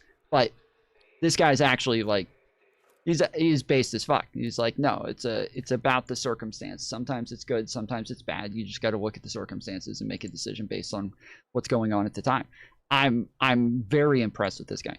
Did my stream go down for a minute? Like, we literally dropped from 30 viewers in less than 30 seconds, from 30 to 10. I don't know if servers went down or what, but we literally just dropped off a fucking cliff. Happen if the lid comes off. Venezuela is not a country like that. Again, the risk is not zero, but it's not a sectarian country. Okay. It was a functioning country for a very long time, and so the risk of people just hate disharmony. Well, then they should have been happy that me and all those people just worked together to take down a bastion, and then we all shared in the loot together, and then we all extracted together. So they would be happy that there was so much harmony. Civil war type outcome. There was literally even Usher playing in the background, singing, harmonizing with himself. Like Syria and Iraq is just much lower than it is in the Middle East. So what about... Can I respond to that? Can I please respond to that? Hang on. Yes, please. Hang on. I want to just center it, actually, just on this point. Let's bring it right up to date with Iran, Coleman, if I may. Because, you know, depending on who you listen to, there's a revolution going on driven by the people to depose an incredibly unpopular regime that's been there since 1979. Are we seeing the potential for civil war there? Are we seeing a revolution that should happen organically without any interference or aid? Is Trump right to say we're going to stand up for protesters who want freedom and democracy against a tyrannical regime and so on? In other words, all the things that we've been discussing about other scenarios, let's bring it to Iran. What's your view of what's happening there? Well, Iran is, I think it's, you're asking me, Piers? Yeah. I think we should support the opposition. Absolutely. You know, I don't think we should put boots on the ground. I think I agree with Dave. Our record in the Middle East recently, I think, precludes that for many reasons, just practical reasons. But we absolutely should support the opposition. Iran was a country that was a semi-functional democracy for a very long time. In a lot of ways, it's a more coherent country, a more coherent body politic than Iraq, Syria, and Yemen, et cetera. So again, I think the odds of success for a revolution there are higher, but that's not saying much considering that the region is extremely volatile to begin with. So I totally support the opposition. I want to see the Islamic regime go down on their terms, and we should do what we can to support that, short of full-scale military intervention. Okay, Michael Knowles, what do you feel about Iran? Come on, Pierce, let me respond to that. Okay, I'll come to you, Michael. All right, Dave, you respond, then we'll come to Michael. Well, yeah, because I mean, there's just so much there, and like, look, I mean, even if you're going to say that, like, well, we have a bad track record of regime change in the Middle East, I mean, I think I made this point. I think I saw your point coming. And that's why I said, yeah, we also have a terrible track record of regime change in Central and South America. And that's why I gave the example of Guatemala. We can look at Nicaragua. We can look at all types of different interventions that just got a whole lot of people killed and didn't do anything for the people or for the country. And Coleman, yeah, fair enough. There's a risk to inaction the same way there's a risk to action. But the risk to action is to our boys and our budget and bankrupting our country. And so it's just a totally different risk that you take on when you intervene than when you don't. And, you know, I got to say, Coleman, these are the same arguments that were used in Iraq. What you said about Nicaragua, I'm sorry, what you said about Venezuela and Iran. This is why the neocons said we were going to be greeted as liberators. Chalabi had assured them that the people hated Saddam and they were going to be pro-American. And you said there's not sectarian conflict in Venezuela. I mean, Venezuela, no, of course there is. It's the mixed European elite class and then the majority of natives. And that's who Chavez and Maduro always carried. At least I know in Chavez's election, that was always his base. And I agree with you, man. Like, it is true that that government has ruined that country. I am not, I hate socialism as much, if not more, than anybody on this panel. But the thing is, like, it was a communist government in Guatemala too. And the civil war that killed hundreds of thousands of people there didn't make it better for them. And so I just think that, like, the idea that we're so confident we should back the resistance in Iran. Well, we also had regime changes in that region that didn't require like huge numbers of boots on the ground, and they were catastrophes too. And to hear you guys talk about the most likely thing is that, but you know, because now you understand we have to spread hereditary monarchy. We're not bringing democracy anymore. The idea that the Shaw's kid is going to walk in there and take power. I say, of all the crazy things Donald Trump has said, that was one thing that I think he got right. Yeah, I don't think he's got the juice. And the, you know, the options of what would arise in either of these conflicts, there's at least a strong possibility that there'd be tons of conflict and a worse government, if not just as bad a government at the end of the day. Okay, Michael Knowles, the latest Polymarket odds on Iran, US strikes 77%.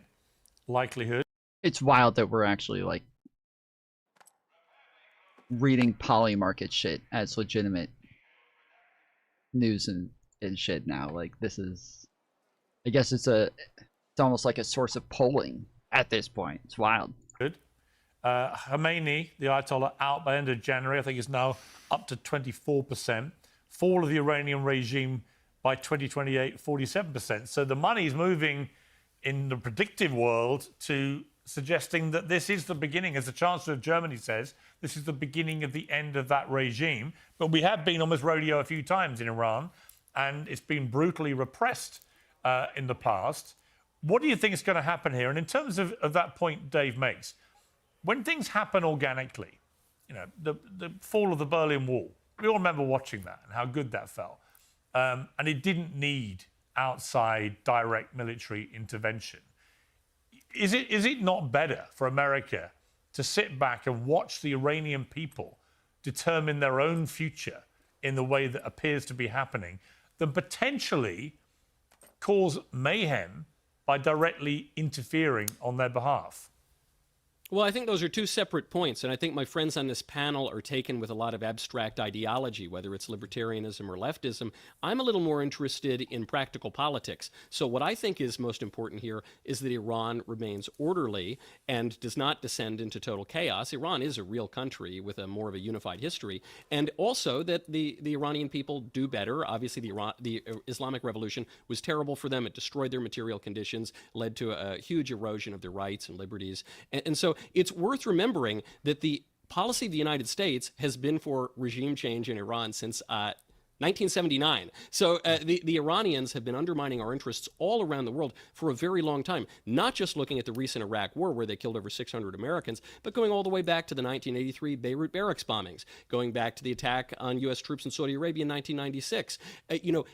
I think we would all agree, I hope we're all mature enough to agree, that nations have interests, especially when you are a major power or a hegemonic power as the United States. We have interests around the world. Dave keeps pointing to his displeasure over one intervention in Guatemala. The United States has intervened for 150 years, 88 times in Latin America. It's usually worked out very well. Sometimes it hasn't worked out well. But what would have been worse is if we had let, during the Cold War, the Soviets get a hold in Latin America. What is worse is allowing communists to run roughshod, both from the perspective of the people there, as well as from the interests of the United States. New Year is all about stuff. They got extra fucking commercials in this one. Got you covered. So, Michael, let me ask you this, because this point resonated with me this week, which I thought was a powerful one. If America looks like it's just ignoring international law, if it thinks it can just go into Venezuela, kidnap the president, put him in a courtroom in New York, act with impunity, take Greenland if it wants, etc., what is to stop America's enemies using the exact same argument to do what the hell they like? For example, Vladimir Putin must be sitting there going, well, hang on, every argument about why I invaded Ukraine, that's just gone up in smoke, isn't it? I mean, it's the same argument. I wanted to do it. It's in my national security interest. You've got the President Xi probably looking at it going, well, why can't I take Taiwan then? If the Americans can take Greenland because it's in their national security interest, then I want Taiwan. And how difficult does it then become for the West and America leading the West to take any high moral ground or to stop it happening in any way if they've already trampled on international law themselves? I think that first of all, I disagree with the premise, but second of all, I think my ideological friends on this panel seem to be quite mistaken about a basic premise here, which is they seem to believe that the United Nations or something is what keeps our enemies from running roughshod over the world, American interests and other people's. That's not true. You know what stops our enemies? We do.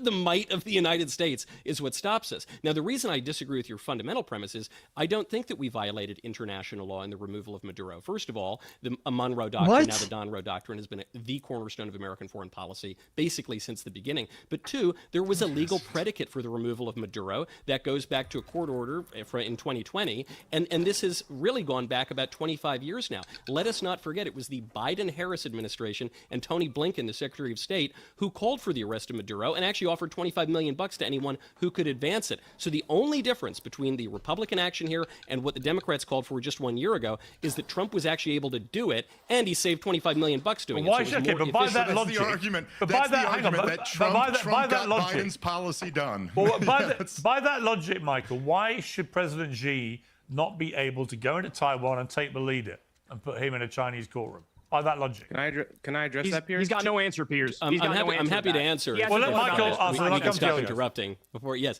So the only reason that Xi has not gone into Taiwan so far is because the United States has told Xi not to.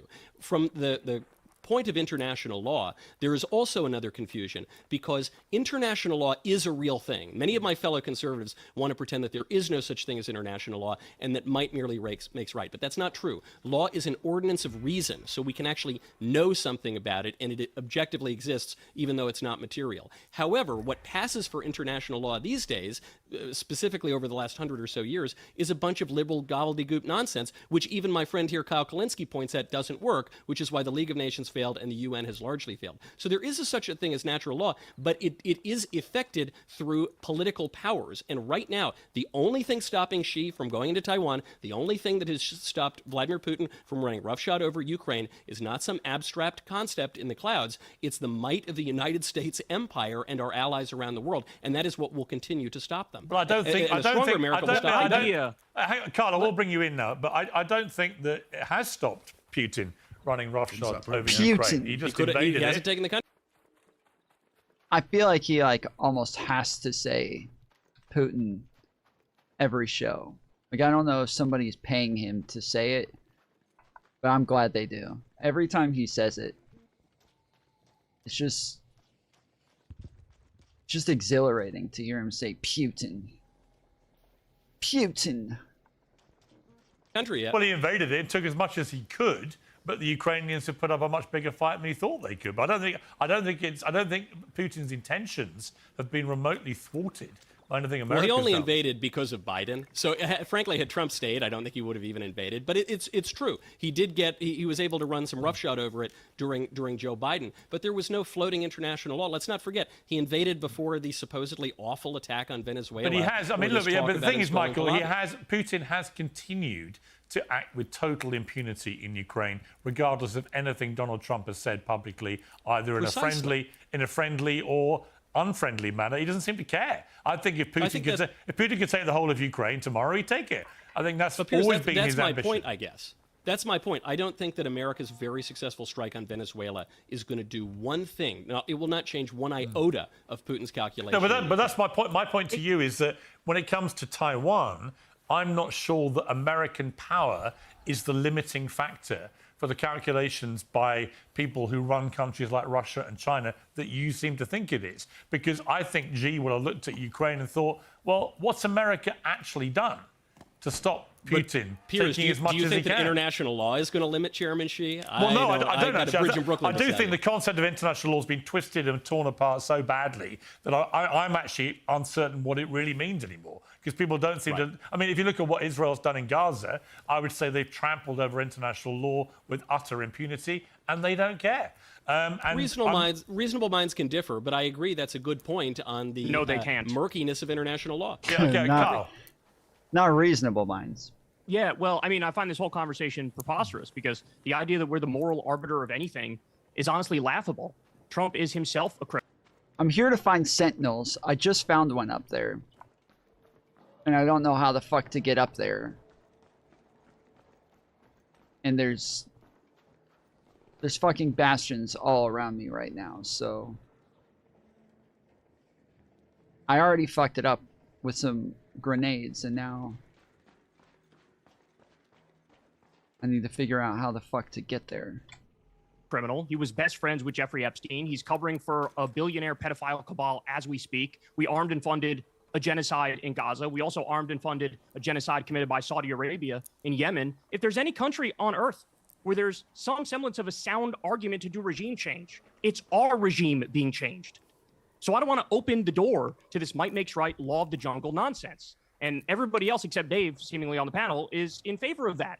And America has a mechanism. Carl, hang on. America has a mechanism for regime change. It's called the election every 4 years. And the truth is, Americans had a good, long, hard look at... You're making my point. Well, no, I'm not. This is my point. I'm not. Yes, you are. I'm saying you live in a free democratic society with free democratic elections. That's why Trump won in 2016. That's why he lost in 2020, whatever he wants people to think. And that's why he won again in 2024. That is regime change, how it should happen.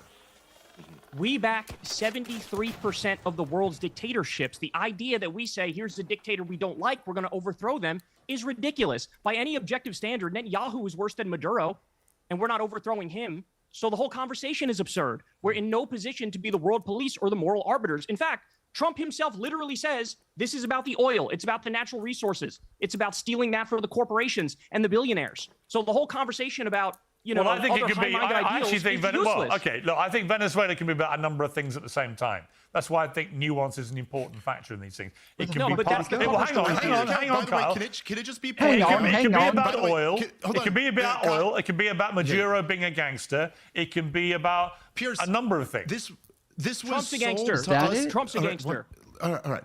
This was. Isn't it funny that we have this whole conversation, and while you're saying it could be about all these things, you know what? No one's bringing up drugs. And that's what it was sold to us as. Right. Just like all these other wars, they just lie through their teeth. It has nothing to do with the drug problem, or a tiny fraction of it, and nothing to do with the. No, that is the important thing. That is what I've said from the beginning since all of this started. It's like, bro, the whole fucking drug talking point just disappeared the second they got Maduro. Like, that was fucking out. Nobody had anything to say about drugs as soon as Maduro was gone.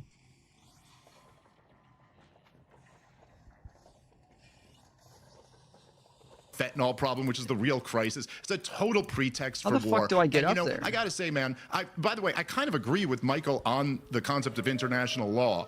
But the thing about it is that this is totally illegal by our own law, by the Constitution of the United States of America, which every politician puts their hand on a Bible and swears before all of us to God that they will do everything in their power to defend and execute. There was no imminent attack here. Donald Trump had all the time in the world to go to Congress and get permission for this, and he just didn't want to. And if you want to just say, by the way, Mike, it's funny because you point out I'm a libertarian or Kyle's a leftist. Ironically, we're the only ones taking the conservative position here on this. We are not an empire. Actually, the Supreme, yes, that's actually right. There's a long tradition. Do you know your history on this, Michael? There's a long tradition of libertarians telling conservatives what we believe. And I'm sick of it for one. No. There's a long tradition of the best conservatives having the exact same foreign policy I do, and then a bunch of former communists who were atheists convinced you guys that it was right-wing to support wars everywhere. By the way, the Monroe Doctrine... They convinced Thomas Jefferson in 18... Communists did that? Communists convince them? How the fuck do I get up there, bro? I don't think there's a way up there. I think I have to have a zip or something, and I don't have one. Yeah, I don't think I can get up there. Fuck. I blew up that fucking Sentinel for nothing. Shit. This sucks. And this fucking bastion is making it to where it's really hard for me to look around and find a way up. Oh wait, is that a ladder?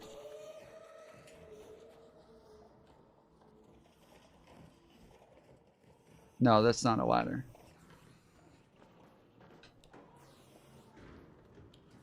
Well, fuck.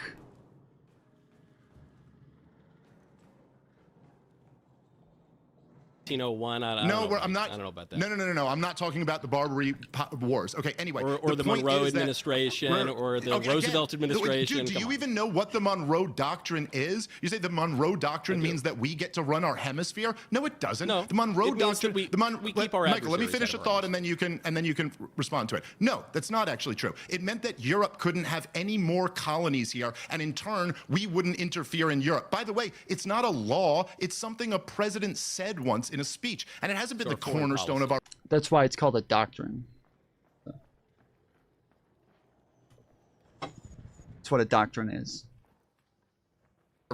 It hasn't been. Have we not interfered in Europe? Have we not interfered in Europe for over 200 years? Is that what you're telling me, Michael? And then we became the world empire. That's true. Right, yeah. exactly. So we abandoned the Monroe Doctrine. We never followed it at all. And the Monroe Doctrine never said, they said that Europe couldn't establish more colonies. They already had several, that they couldn't establish more colonies. It didn't say that if there's a country that does a mineral deal with a country somewhere else because we won't allow our companies to do it with them, that therefore we can topple the leader. This is completely illegal by our own Constitution. I'm happy to explain this. It's true. In 1823, the Soviet Union did not yet exist, and other adversaries around the world did not yet exist. We have expanded the notion that European powers, which were a threat to us, should not interfere in the Western Hemisphere to those other adversaries as well, who you recognize are adversaries. It seems to me where the big difference here on the panel is that you, Dave, at least will acknowledge that America has interests and there are bad regimes. You're making some crazy claims that the Constitution doesn't allow the United States to be commander-in-chief of the army. You're making a crazy claim that Congress. No, I'm not. I'm saying it doesn't allow them to declare a war. You're making a crazy claim that it was. Excuse me. You're making a crazy claim that it was somehow illegal to follow a court order from 2020 to take out Maduro and arrest him. Anyway, you're making all sorts of crazy claims. Is that how we do foreign policy by court order? Hold on 1 second, guys. 1 second. I'm happy to. The difference here is, Dave, you at least acknowledge America has interests, and you're saying because we. You at least admit we have interests? Who the fuck doesn't admit that America has interests? Like, the other guy on the panel is the one who says that, like, he thinks that it's okay to do regime change sometimes. So, obviously he agrees that we have interests. Like, this is... What kind of fucking statement is that? At least you admit that America has interests? What the fuck, dude? What a weird thing to say. Sometimes Who doesn't acknowledge that? Hold on 1 second. I'm just trying to get my point out. Because we sometimes make mistakes, you're saying that we should not pursue those interests, or you're saying that the consequences could be worse. The point that Kyle is making is actually different from yours. Kyle's point is that America has interests, and we should oppose those interests because he thinks that America is the great Satan or something. No, that's not what I'm saying at all. Thank you for the straw man. I'm actually making an argument in favor of law and order and intelligence in foreign policy. Hang on a second, Carl. Thank you very much. I think we've covered this well. I do want to move, just before we run out of time, I want to move to Minnesota, and I want to start with you, Coleman, if I may. This has been another huge story in the last week, and it goes to domestic law. It's, I think, a complex story, again, that requires a nuanced view, and I'll lay mine out, Coleman, just for the record. I've watched this video a dozen times or more from every potential angle. And it is my belief that it is utterly ridiculous to categorize what this woman, Renee Good, was doing as domestic terrorism. I see somebody who got a little panicky as the ICE guys came towards her and decided to drive away, and that the ICE guy in front of her car, who coincidentally a few months earlier got dragged by a car for a sustained period of time and had injuries as a result, potentially affecting his judgment in a similar situation, I suspect will be a key part of this. He reacts in a equally panicky way and shoots her 3 times. And I don't see him as a cold-blooded murderer who did this deliberately as a way to murder somebody for the hell of it. I don't see her as a completely blameless part of this. I think she took decisions which led her down a path which I think were extremely unfortunate and, as it turned out, deadly for her. In other words, I think it's quite a complex... I'll throw some smokes before we run over there. Story, which if you freeze frame it right down to every grab we've seen, anyone who thinks they have an absolute certainty about what happened here, I think is lying.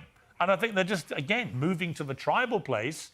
This has to be this because my side believe this, or it has to be this because my side believe that. Am I wrong? I couldn't agree more, Piers. I want to separate 2 issues really quickly. I'll get to the tragic death of Renee Good, but first I want to separate the issue of how ICE officers are behaving in Minnesota in general, right? Right now, social media is being flooded with videos of ICE officers needlessly escalating situations, questioning U.S. citizens who legally do not have to answer any questions. Some ICE officers seem to be under the impression that you're not allowed to film them. You are allowed to film them. And even, the worst part of this is that the Trump administration, the Department of Homeland Security, seems to have indicated. Did Eucharist talk to Michael Knowles? To ICE officers that filming them is the same as doxing them, which it's not, right? So there's obviously, I think there's probably tons of ICE officers not getting videoed that are doing their jobs responsibly, and it's a tough job and it's a dangerous job, and I respect that. but there's a lot of ICE officers that are just running roughshod over all of their responsibilities as officers. And they're being fanned on by the administration. I think that's really important to say up front, that that's a real phenomenon and needs to be talked about. Now, let's separate that from the issue of Renee Good, who was tragically killed by Jonathan Ross. Now, here, Piers, you're right to point out there are so many critiques of how this officer and his partner handled the situation. Why, officers are trained not to be in front of a car to begin with, right? That's one on a laundry list of ways in which this was terrible policing. However, a lot of prominent Democrats Eucharist and Origin, where was that at? Are saying that this is murder. Murder. That is a legal term with a legal standard. Now, if this goes to trial, it's likely to get removed to a federal court, which is going to be favorable for the officer. And what the jury is probably going to be instructed is, if this officer had reason to believe he could have suffered bodily harm, he or his partner could have suffered serious bodily harm, then by statute, he's authorized to use deadly force. The jury is going to be instructed if he felt he was in serious danger. Now, we get the benefit of seeing 5 different angles on the video in slow motion over and over and over again. Yeah. So we can come to the conclusion that, yeah, he was out of line of the car during those second and third shots.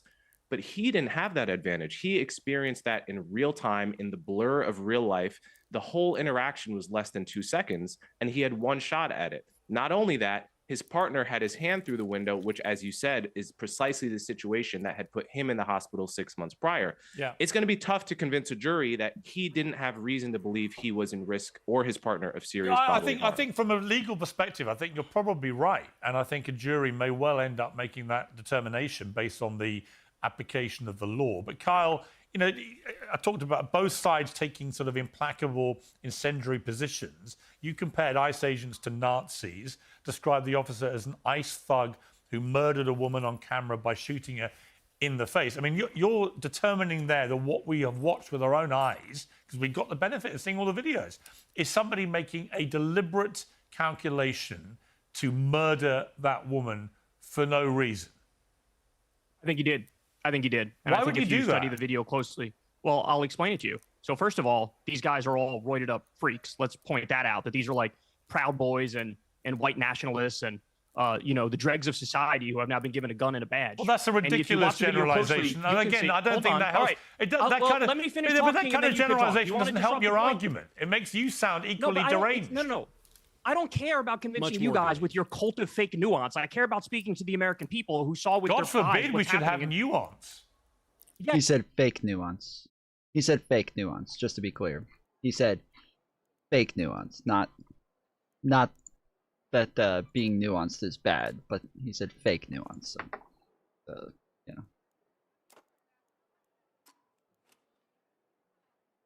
Because it's fake nuance. That's the problem. You have J.D. Vance out there saying that this guy, it should have absolute immunity. Absolute immunity? So I if he don't agree. rapes somebody, he should be able to get off?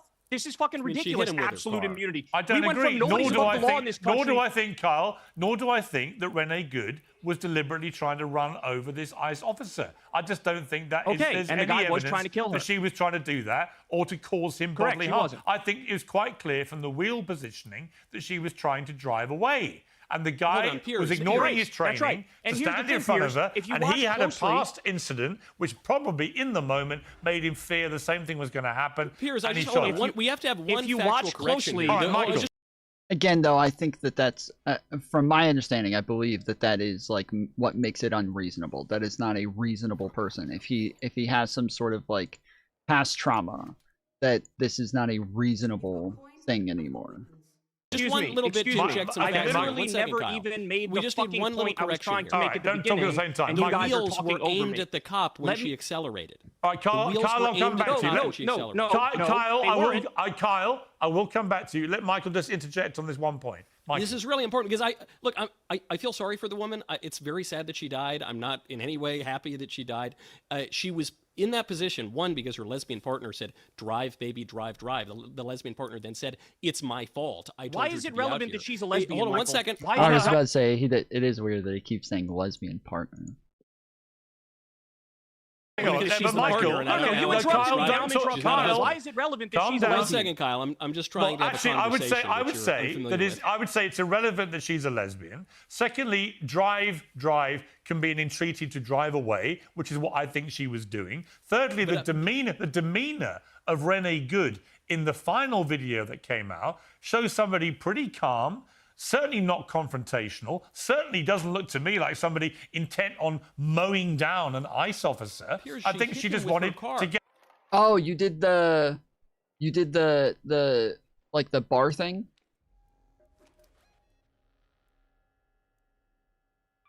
He did another one of those?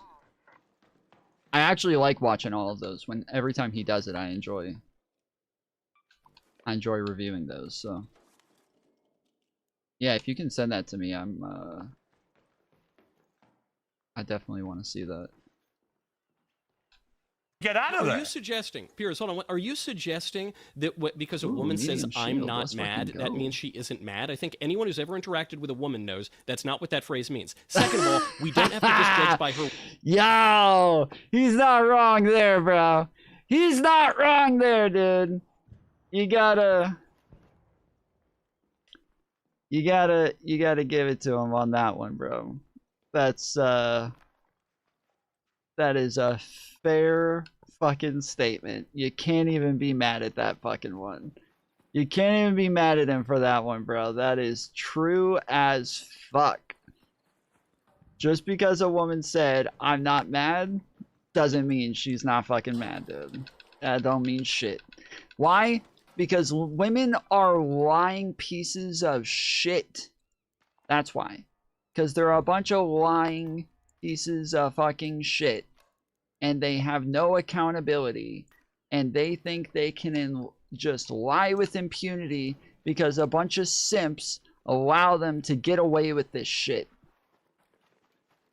Words, she accelerated. You can look at it in the footage while the tires are aimed at the cop. And this is a message. I feel bad for her. She was indoctrinated into thinking that you're allowed to drive your car at cops or disobey police orders or block traffic and create a dangerous situation. This is an important message to all the leftists out there who want to do this.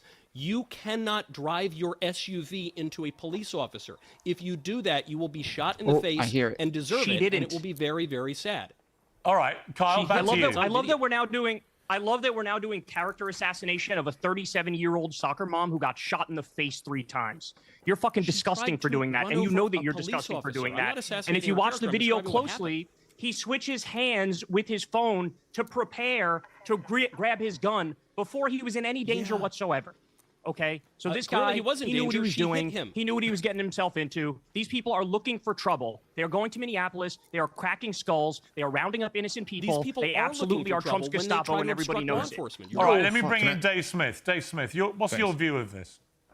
Well, I got to say, as much as it pains me to say, I really completely agreed with Coleman on that. I'm just kidding. I don't mind agreeing with Coleman. No, but I thought that was a very thoughtful take, and I think I agreed with all of that. I mean, look, like, this is a really tragic thing that happened. I don't think she was trying to run over the officer. It seemed to me that she was trying to peel out of there, and he got spooked and he shot her. And look, however you feel about this morally, the fact is that in the United States of America and just about every other government, if law enforcement has you there and telling you, you just can't peel out. I mean, it's just a really unwise move to try to drive your car away. And again, you can feel about that however you want to, much like the Iranians shooting rioters who they think are going to topple the government. Like, any government's going to shoot rioters that are trying to topple that government, including ours. And however you feel about it, that's the way states work.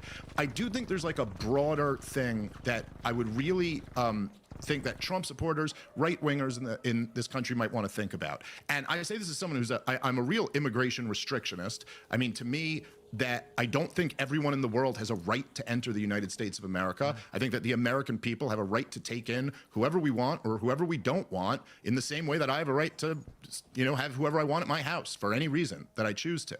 And so anybody who's here illegally, I think we have a right to remove them. But I do think you got to start to ask some real questions about what type of juice we're getting for this type of squeeze, and real questions of what we're doing to our own neighborhoods. It is the fucking juice, isn't it? You really do isn't it? have a situation, as Coleman kind of outlined, where like masked federal agents are kind of acting like thugs, pulling out guns in suburban neighborhoods in front of, and for all of this, for this big show of force that is such a provocation of the radical left in this country and getting them out on the streets. Well, you know, I've seen the Trump administration says 10 million illegals came in under Joe Biden. I've seen estimates that are north of 30 million illegals totally in the country. And for all of this, we're talking about getting like a couple 100,000 of them. So in other words, we're not even making a dent on the real problem. And yet we are, like, you know, doing something where more incidents like this are more and more likely. And I gotta say, and I appreciate even that Michael said, like, there's a tragic thing, but I'm sure he saw too, some of like the ghoulish response from so many right-wingers, like on Twitter and stuff, celebrating. Oh, and you know what? It reminded me. And you know what, Dave? It reminded me of the reaction from the left to Charlie Kirk's murder. Yeah, right? There was just a complete. There was not just it's a different situation. Not just an absence but there is... Well, I would say, look, different things, but not just an absence of basic empathy and humanity, but a willful, gleeful celebration of somebody's death, right? And in both cases, I don't think either person deserved to die. Is just my gut feeling about it. So at the very least, even if you do think she brought the situation on herself, and I certainly don't think she was blameless in her decision-making leading up to what happened, to the confrontation, but even if you believe that, to then sort of gleefully celebrate, she had it coming, she deserved it, blah, blah, but she's a mother of a young kid, and she, you know, is not even 40 years old. So what have we become as a society when your first thought is not, this is a tragedy? Whatever you think of what happened here, it's a tragedy that she ends up dead, I think. And he hasn't been arrested yet. And Jonathan Ross hasn't been arrested yet. And stop and think about why that is. Coleman was right about that too. He's not, listen, he's not going to jail. I mean, this is just, he's not. I'm sorry, and look, the legal system There might not even be a trial, totally Dave. There might not even be a trial, bro. Well, look, but he didn't do anything wrong. Well, look, but as Coleman pointed out, and I mean, I would say it's slightly different, but the legal system is totally rigged on behalf of cops, and it's just not the same type of standard for federal law enforcement or for local law enforcement that it is for regular people. And when legally speaking, once but we have seen some cops is, go to prison too, though. Okay. Yeah, but you know the difference. You know, there's a cult. Legally speaking, you know what there is, if there's a car coming at a cop, there is a cultural aspect to this. And I'm not going to go. I'm not going to go back into all this again. But if this situation had happened in my country, I'm in London right now. If this had happened in central London, they'd be alive. Well, did somebody take it already? It's almost unthinkable this kind of situation would happen. Holy shit! Because we just don't obviously have the gun culture. No fucking way somebody the problem took it with already. The police shootings in America or law enforcement shootings is that they have an understandable presumption, law enforcement, that pretty much everyone may be packing a gun. In countries like mine, where nobody really has a gun, the police don't have that presumption, so they don't shoot. Right? It's a kind of chicken and the egg thing. And, you know, it's as I learned when I took on this issue, Americans don't want to hear it from an English accent. You got rid of us with guns. Pierce, I get Pierce, it. I get your Next point, year is the 250th anniversary, where you will all celebrate getting rid of us of guns. I get it, but I do think that what the rest of the world perceives as a trigger-happy gun country is actually because there are 400 million guns in circulation, 1 million new guns get sold every month. So the law enforcement always have a fear, a rational fear, actually, that everyone they stop in any kind of confrontation may have a gun. And that simply doesn't exist in most other countries. Sorry? If your cops were worried that people might have a gun, maybe they wouldn't be showing up and arresting so many people for tweets and putting them in jail.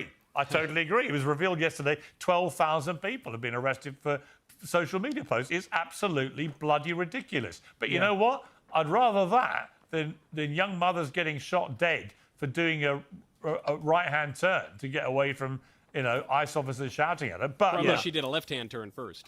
And there was a former cop who was arrested. But before we end this, I just want to end. Dave, you've had this big ding-dong with Dan Bongino, who's now left the FBI. You said that his legacy is covering for paedophiles. This alludes to the Epstein scandal. True. He responded by a lot of personal attacks on you. But as we've been talking, Bill and Hillary Clinton have defied a congressional subpoena to appear before the House Oversight Committee about Epstein. How significant is that, do you think?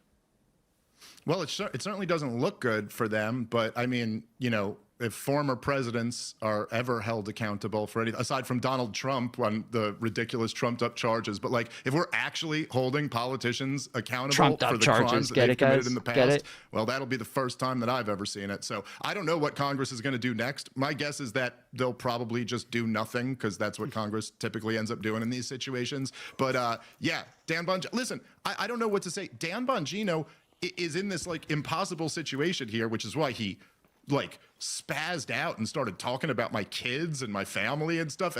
And look, I know I did say that his legacy will forever be protecting pedophiles, but again, it's a matter of record. That is just true. And so, look, Dan Bongino's got a real problem. You were either lying then or you're lying now. And you gotta somehow, if you're gonna come back to this world. Bro, where the fuck did it go? There's no way it got cleaned up that fast. There's no fucking way. I just took out a fucking Sentinel by myself, nobody else, and it's just gone.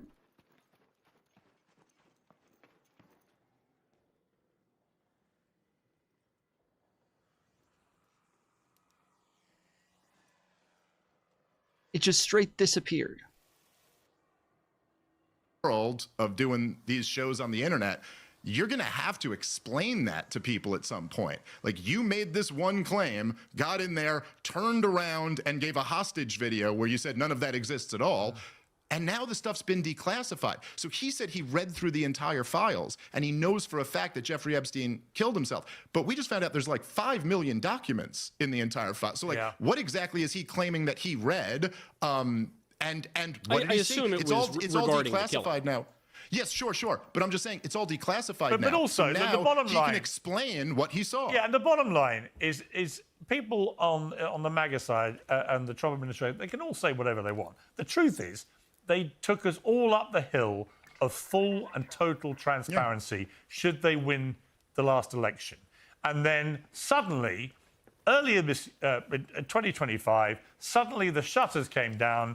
Nothing was going to get revealed, and now bit by torturous bit, it's all coming out, and it's very devastating, and it's causing a lot of carnage with people's jobs and livelihoods, and quite rightly. But we are still well away. Coming out. But we're still well away from full accountability or transparency. Yeah. They could just release them. They've only released 1%. They could release it all tomorrow. 1% of the Epstein files. I don't know why they haven't released them. All I know is when people in officialdom don't release documents, it's because they don't want people to see them. And that's just a logical presumption, whether they're on the left or the right. I've got to leave it there. Great panel. I always think the mark of a great panel is when you get to the end of the hour and you feel like you've learned stuff. And the great thing about you guys is I learned a lot in that hour. Didn't necessarily agree with all your opinions, but I learned a lot of stuff, and I appreciate that. So thank you all very much. Great to be with you. Thanks for having us, Piers. Thank you, Piers. Piers Morgan Uncensored is proudly independent. The only boss around here is me. If you enjoy our show, we ask for only one simple thing. Hit subscribe on YouTube and follow Piers Morgan Uncensored on Spotify and Apple Podcasts. And in return, we will continue our mission to inform, irritate and entertain. And we'll do it all for free. Independent, uncensored media has never been more critical, and we couldn't do it without you.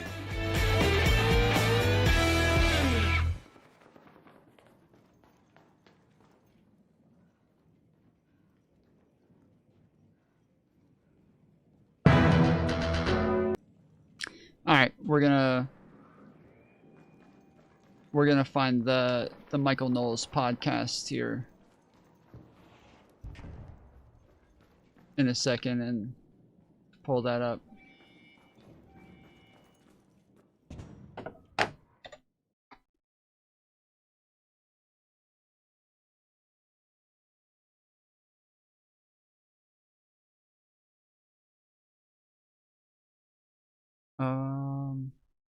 This one? Did she hit him with her car? In the same way that I hit people driving out of the Walmart parking lot. I don't support violence, but some of you guys have never had your ass kicked, and it really shows. Listen, I've almost gotten hit by a deranged retailer. You guys are like, yee-haw, for like not feeding babies. All right, welcome everybody to Bar Fight. I'm delighted. Okay, this one's a lot louder. I need a second to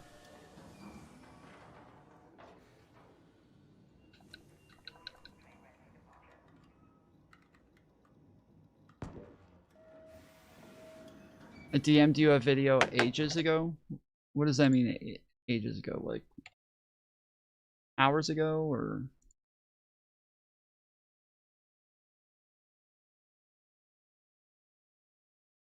days ago, years ago?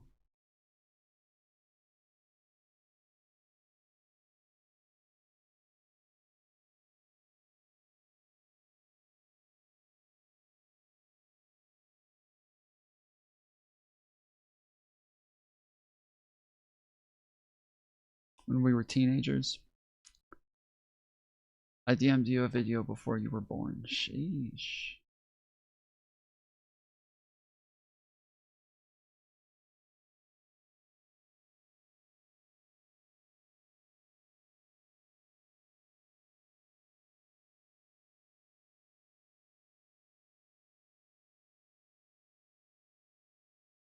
Almost a week. What is your name on Discord?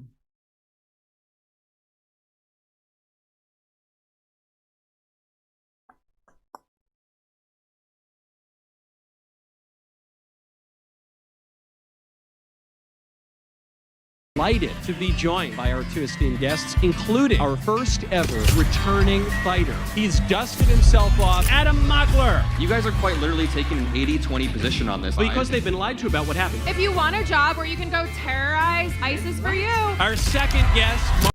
It's the same?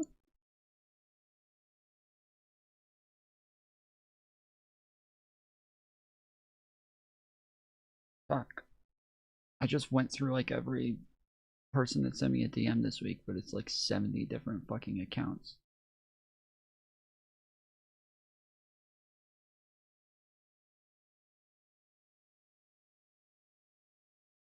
Oh, there it is.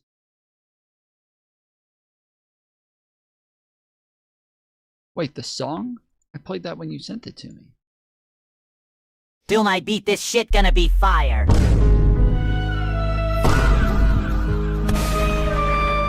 They cooked a beat in the Epstein files.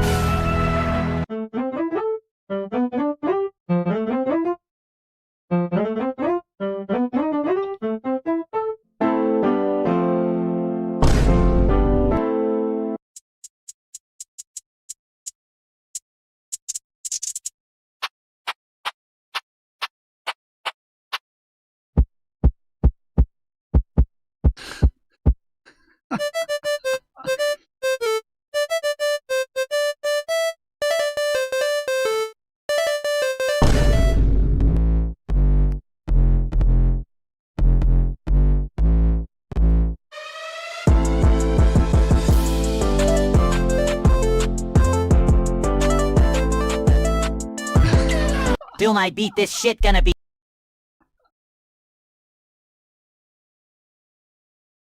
That's pretty good, dude. That's funny. Marketing and influencer sensation. Least necessary. Who is she? I don't think I've seen she, her pronouns in her bio. It's Lauren Peretra. Here's how it works. We'll be debating 2 of the. It's funny because conservatives will talk about the fact that like hot like babes are dumber, right? And they'll say this all the time, right? It's that hot babes are way dumber and that they've been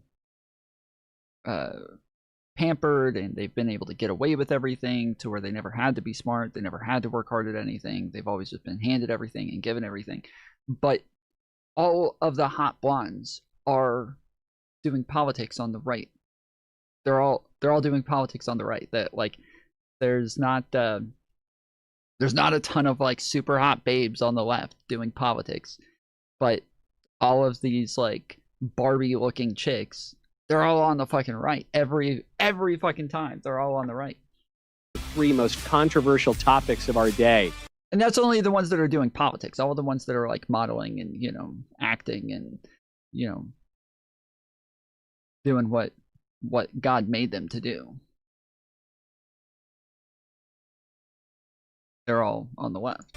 The bell rings. we duke it out for that round. And then our friends in the crowd can come up to the microphones and pick a fight with any of us. But do not wait, because there is a time limit for each round, and anyone who comes up to the mic can win special prizes and a seat at our... I'm so annoyed. I don't know how many of you guys play Arc Raiders, but that was so fucking annoying. I just took out I took out a Sentinel, and right after I took it out, I found another one. And I went to go and I killed that one. And then it just disappeared. It was just gone. I blew it up, and it was just gone afterwards, and so I needed the shit.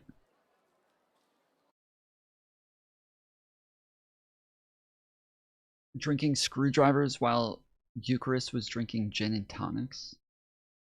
Drinking is gross.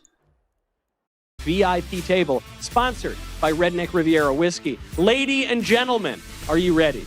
I'm ready. It's time for round one. Yeah! Hell yeah! Okay, now I have all the topics here that everyone picked, and I'm going to try to make it so you don't know who picked what. I might rephrase it a little bit. First one. The ICE agent in Minneapolis did nothing wrong. That one's going to win, I bet. Okay. Hold on. We got some more you can pick from. Trump is not corrupt at all. Sounds like yours. Don't laugh at that. The next one. We have a major Somali problem, and we need white men to save us. Whoa. All right, then we will pick that one. Pro-life politics is about saving babies, not controlling women's bodies. Whoa, okay. All right. Trump is putting Americans first. Trump is pudding. Let's just leave it at that. Let's debate that. Is Trump pudding? Who here believes Trump is pudding? Okay. They don't sound too sure about that one. I don't know. Yeah. The Venezuela strike was as American as Taco Bell. Wow. All right, so we got some close ones. I think the pro-life one. Yeah, okay, all right. It was as American as Taco Bell. That's pretty good, because you're stealing shit from Latinos. It's pretty good. I like it. I like that. That's based as fuck, actually. It's as American as Taco Bell. That's based as fuck, dude. I'm not gonna lie. Right. Now, whose was that, Lauren? It was mine. Okay, how did you phrase it? Okay, so hear me out. Pro-life politics are really just pro-controlling women's bodies. Let's be real. You guys don't really care about babies that much. If you did... Oh, she's a fucking liberal. Damn it. If you did, we would want to fund childcare. We would want to give them food. We took that away. You guys remember that? Okay, so this is always a bad argument. This is always a bad argument. I implore you guys to please stop making this fucking argument. It is a very bad argument, okay? And I will tell you why, but please, for the love of God, never make this fucking argument, okay? As somebody who was a conservative for a long time, it was very annoying listening to liberals make these stupid fucking arguments. And as a liberal, I still know these are the dumbest fucking arguments, okay? Before I get to why it's the dumbest fucking argument, real quick, we got 42 minutes left on the clock. We got $25 to go if we want to continue doing politics stuff. I know most of you don't care about politics. You're here for Arc Raiders. So you want me to just get rid of the fucking shit about politics. You want me to get rid of all that. You just want the Arc Raiders. But for anybody who is here for the politics stuff, you want to keep going over that. You want to keep talking about what's going on in the world and all the boring stuff. Make sure you use the tips link. Thank you, Aaron, for posting it again. Use the tips link. Donate. We got to get up to $25 minimum. We haven't hit the second goal. I didn't do goals for like 2 weeks straight. Okay, free fucking content. While not doing goals, I didn't make any money either. Nobody, when I didn't do goals, nobody sent me any fucking money. So we got 2 weeks of free fucking content the entire time, and now we're back to doing the goals again. So we got to get some money, and we got to make up for lost time because I am broke as fuck right now, and I've got bills, I got shit I gotta get paid. So let's get this first goal filled, and then hopefully I'm gonna do another panel coming up in the next couple of days as well. But we got to start hitting them goals, otherwise I'm just gonna quit streaming and go do something else. I'm gonna go work at Taco Bell. We funded a lot of Somali childcare and Somali food. I don't know. It didn't work Donald out. Trump cut SNAP benefits, Medicaid. The reason that this is a dumb argument is because they say that, like, oh, conservatives make it all, it's all about controlling women's bodies. They don't actually care about children. They don't care about them once they're born. They don't care about making sure that they're taken care of, okay? The thing is that conservatives are the ones who adopt at a much higher rate. They donate to these groups at a much higher rate. They provide, like, they donate their time and go volunteer at, like, soup kitchens and at foster cares. They're much more likely to be foster parents, and they're, like, churches are more likely to be working with you know, foster homes and adoption homes and shit like that. Like, the conservatives are doing this shit at a very high rate, okay? So it is totally incorrect to say this shit. They are the ones who are doing the majority of the work for the kids who are left out in the cold once they're born. And so it is not. Aramsan tipped $10. Tom, how dare you disregard this nice young lady's very studious point. She was correct when she sat down, Tom. She's hot, she can't be wrong, Tom. These are the rules. She was wrong for sitting down, okay? If she had stayed standing up and to where we can see everything, that would have been better, but sitting down is what makes her wrong. Now,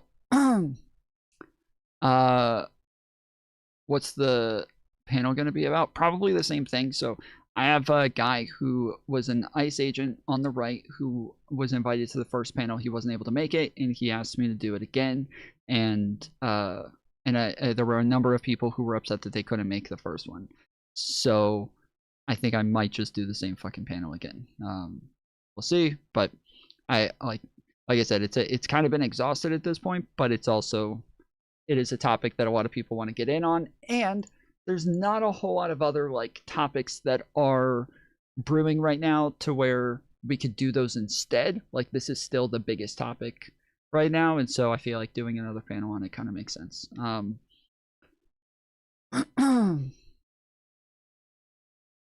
So yeah, that's the plan.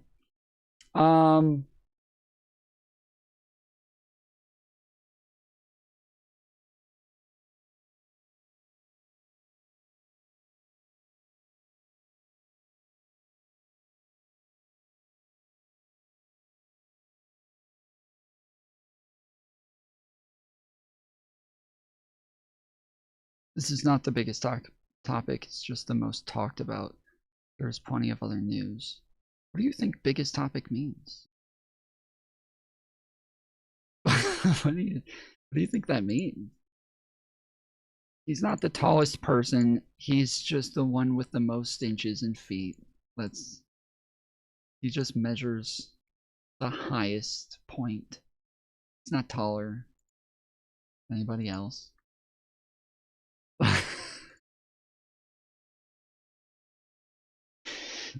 He's cut ACA subsidies that just expired. I don't know how that's helping children. He's actually taking food out of children's Okay, mouths. so I'm going to ask the audience a question. Name one pro-life politician that is riding for childcare. That is what for childcare? Riding for childcare. Ooh, I hear a lot of Or crickets. how about this? One pro-life politician who fought against the cutting of SNAP benefits for not only children, but families across the country. Yeah, we definitely, I think a lot of us oppose SNAP benefits for the aforementioned Somalis and people who are on fraud. Like, for instance, We're talking about children. Okay, one in 10 people in the state of Tennessee was apparently availing themselves of SNAP. We learned that we're not during the talking about shutdown. people, though. We're talking about babies. Well, we're just how saying, many babies when were, we're how many when we're talking babies- about SNAP, we're talking how about many babies? Talking about baby terrorists. Okay, that's what we should be talking about today. Baby terrorists, guys. Were fraudulenting their SNAP benefits. Well, the babies don't apply. It's usually their parents, and some of them commit So fraud. then how do the babies eat if they can't apply? How are they doing their fraudulent thing? 1 in 10 babies Right, are doing this? I guess my point is that SNAP is not really primarily about babies. And I think we're getting off the topic that you chose. Which was? pro-life doesn't really care about babies. They care about controlling women's bodies. And you're telling me that babies shouldn't get SNAP benefits because 1 in 10 people have maybe fraudulented their things. Yeah, I mean, just as a rule, like babies cannot apply for SNAP benefits. They are not eligible for SNAP benefits. And they shouldn't because we don't care about babies. We all agree with that. We don't care about babies in here. I mean, I just want to narrow in on your point because I want you to make the argument for it. The point, as I see it here, is pro-life politics functions as control over women's bodies, not about babies. Correct. And I don't think the first part I don't totally disagree with, in the sense that. So I win. Well, I mean, you make something of a point in the sense that vaccine policy or seatbelt laws also function as control over people's bodies. I disagree. I think vaccine laws function as a public safety requirement for public health. For the classification. This is my point. Well, for the greater good of public health, but I think when it comes to abortion, it is just restricting women. And who's making the laws? It's disproportionately going to be men making the laws that women can't get access to. All right, I'll tell you what. Let me just make my analogy, and you tell me why I'm wrong. Yeah. The vaccine policy certainly functions to control people's bodies, especially if the policy functions to control people's policies, dude. Where the fuck am I? Oh my goodness, I don't think I've ever started there before. That was wild. Okay. Weird. If there's a That's mandate. not the primary function. Okay. Wait for it. We'll get to it. I'm gonna give you a couple minutes, and then I'm gonna. Seatbelt laws function to control people's bodies.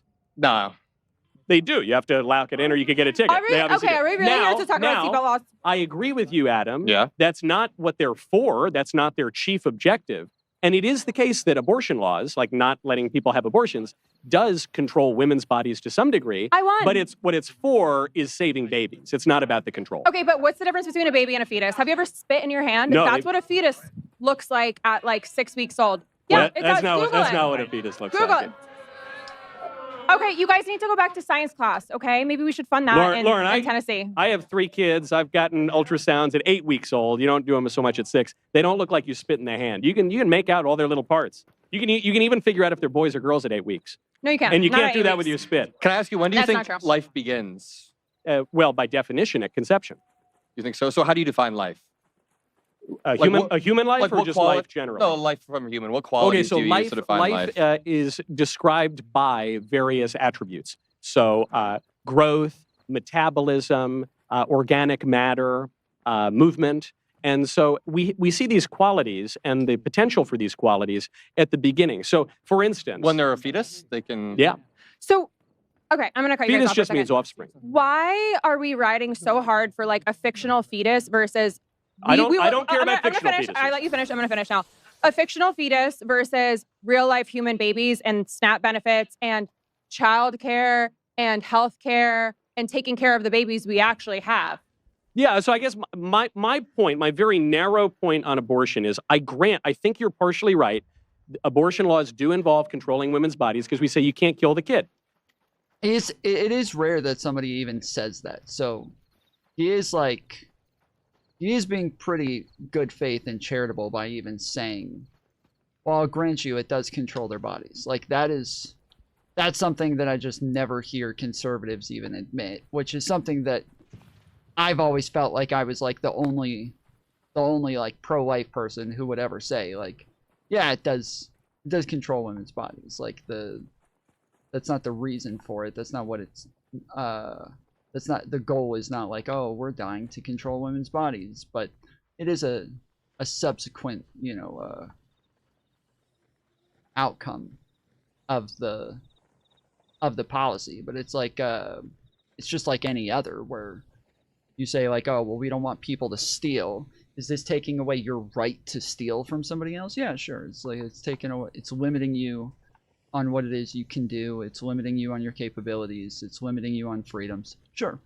But the goal is to give other people more freedom so that they're able to walk outside of their house without being worried about losing all of their shit every time. Like, it feels like it's rare that any of the conservatives ever even admit that much. Fetus. Well, what does fetus mean? Tom, if you want to talk the real abortion take, I'm your guy. Aren't you a libertarian? I don't think you guys have any real takes. I don't think you guys have any real takes.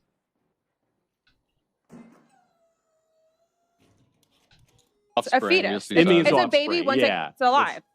It's a lot. Well, By science, it's which a- you love. so the word fetus just means offspring. Continue, So you got a there's point, no though. distinction, right? Ah. There's no distinction between that and a baby, in as much as it's a human.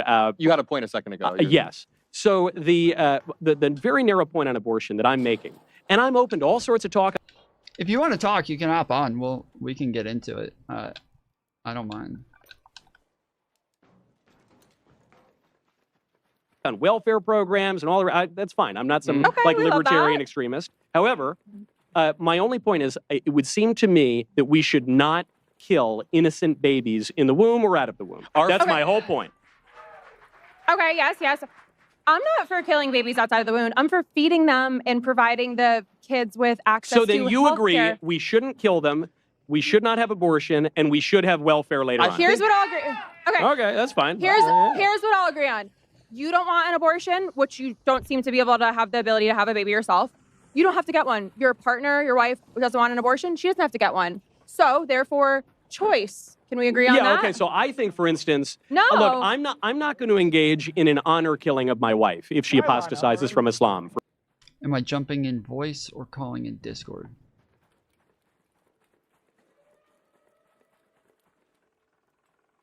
Oh, you mean are you joining wait. I'm lost.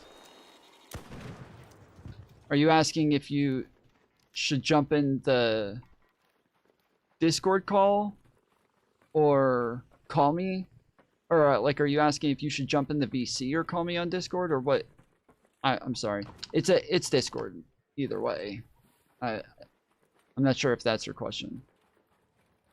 I'm asking how do you want to do this? Yeah, just through Discord. You just jump in the VC. It's gonna take me a minute to pull you on. So give me like a couple minutes and I'll be ready in a minute. For instance. Now, I'm not going to do that.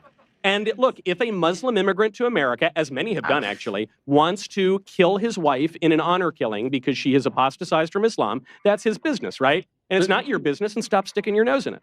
Right? Or no? Okay. I think that a lot of liberals. Here. I don't know how we got from abortion care to Because you're saying your that fixation with Muslims, but we got there pretty quickly. No, you're so saying I'm going that- to bring it back to children and babies. And what I'm saying, my I can whole explain point, to you the analogy if you like. it's not relevant to this conversation, and I don't I need think an it is. explanation. I think it is. No, it's not, because you guys are like, yeehaw, for like not feeding babies, but you want to control women's bodies. Why is that? Why is that? Anyone want to come to the little I mic? have personally fed 3 babies in my life, all right? That's not Great. bad. Yeah. So, And I only have 5 kids, so no, I'm kidding. I only have 2 kids. so listen, you don't want an abortion? Don't get one. But Don't get okay, one. you don't want to murder your wife. Don't murder your wife. But surely you would outlaw murder as Is a my matter of the law. wife, which I don't have, in my fetus? Your wife, I don't think, is in your fetus. Correct. So therefore, I'm right again. No, I think the argument a lot. She is so bad at arguing this, dude.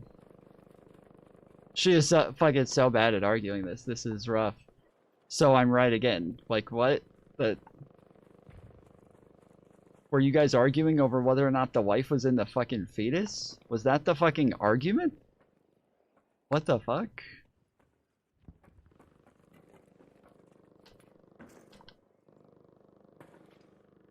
A lot of liberals would make is that killing a person is not the same as aborting a baby because the baby is not conscious life yet. So the that's a good point. No, the main argument that usually happens here is trying to define when life begins, and a lot of conservatives say at conception, but there are studies showing that consciousness starts at about 20 to 24 weeks.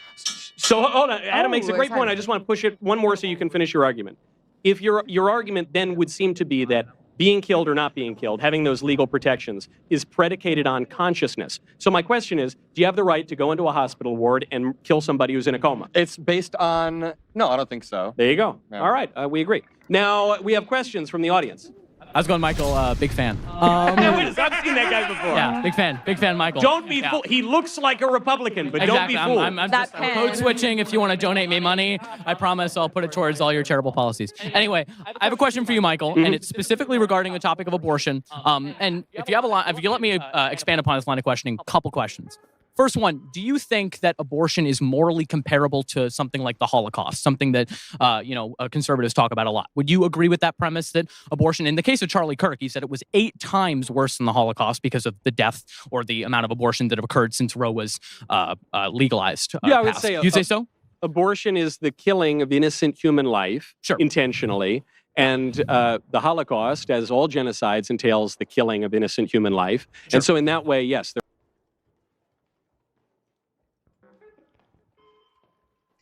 It entails the killing of innocent human life?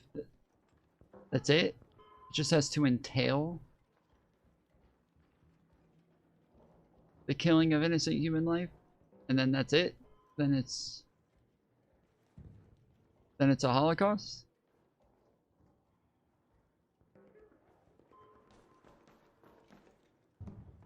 Can't tell if there's somebody in that room, but that is a highly sought after room. Okay, it doesn't look like there is. Oh. Okay, yeah. Somebody already went in here. Fuck. They're comparable. Okay, so you think they're comparable. So do you think that, for example, political violence would be justified to stop the Holocaust? Let me give you an example right here. Let's say that I exist in Nazi Germany at the time, and I see that a Nazi is going to the concentration camp, and he is going to kill or put in the Zyklon B to gas a group of Jews. I think that he would be justified, or I would be justified, rather, in killing that Nazi officer on his way to work. So if you think that abortion is morally equivalent to the Holocaust, how do you feel about violence against abortion doctors? Is there anything actually wrong with that? Because these people are morally equivalent in your eyes to Nazis. It's a very good question. I think that a political revolution under certain circumstances could be justified. St. Thomas Aquinas explains this very well in the Summa Theologiae de Regno. However, I don't think that vigilante violence is justifiable in almost any case, not because of the justification of the actions that are at discussion, be it the Holocaust or mass abortion, 60 million babies being killed, but because of the downstream political effects that come from that. And nah, I'm trying to do the trials and do all the carryables, and so I'm trying to do this one and then the other one. But you can have all the shit in here if you want.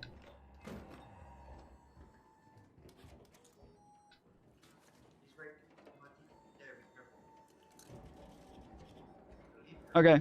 There's a bunch of stuff in here, and there's 2 unopened boxes here, so you can have all that shit. Ah, shit. Why did you draw him over here? I was about to get the fuck out of here. Ah, fuck.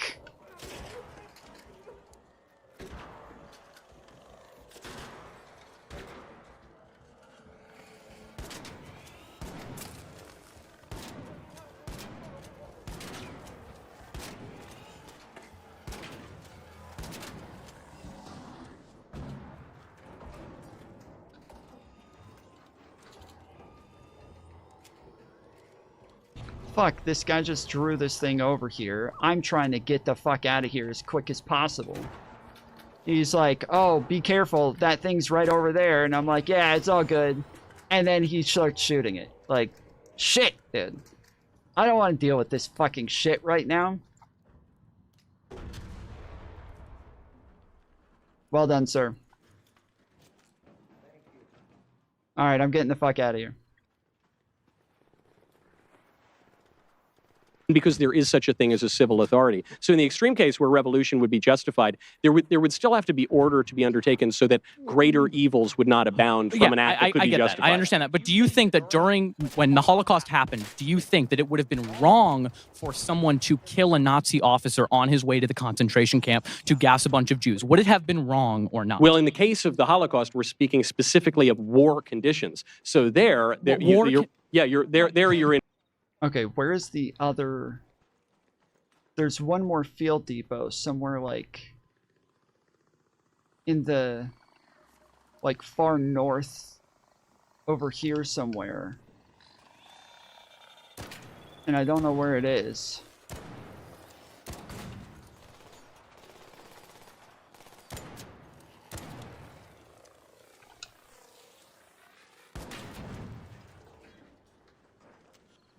So I gotta find that shit. And I gotta find it quick. I only have 15 minutes left to get it and extract.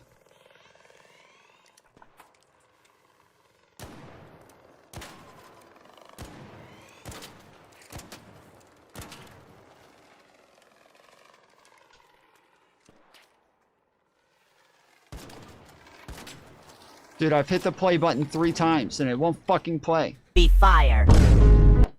Holy shit.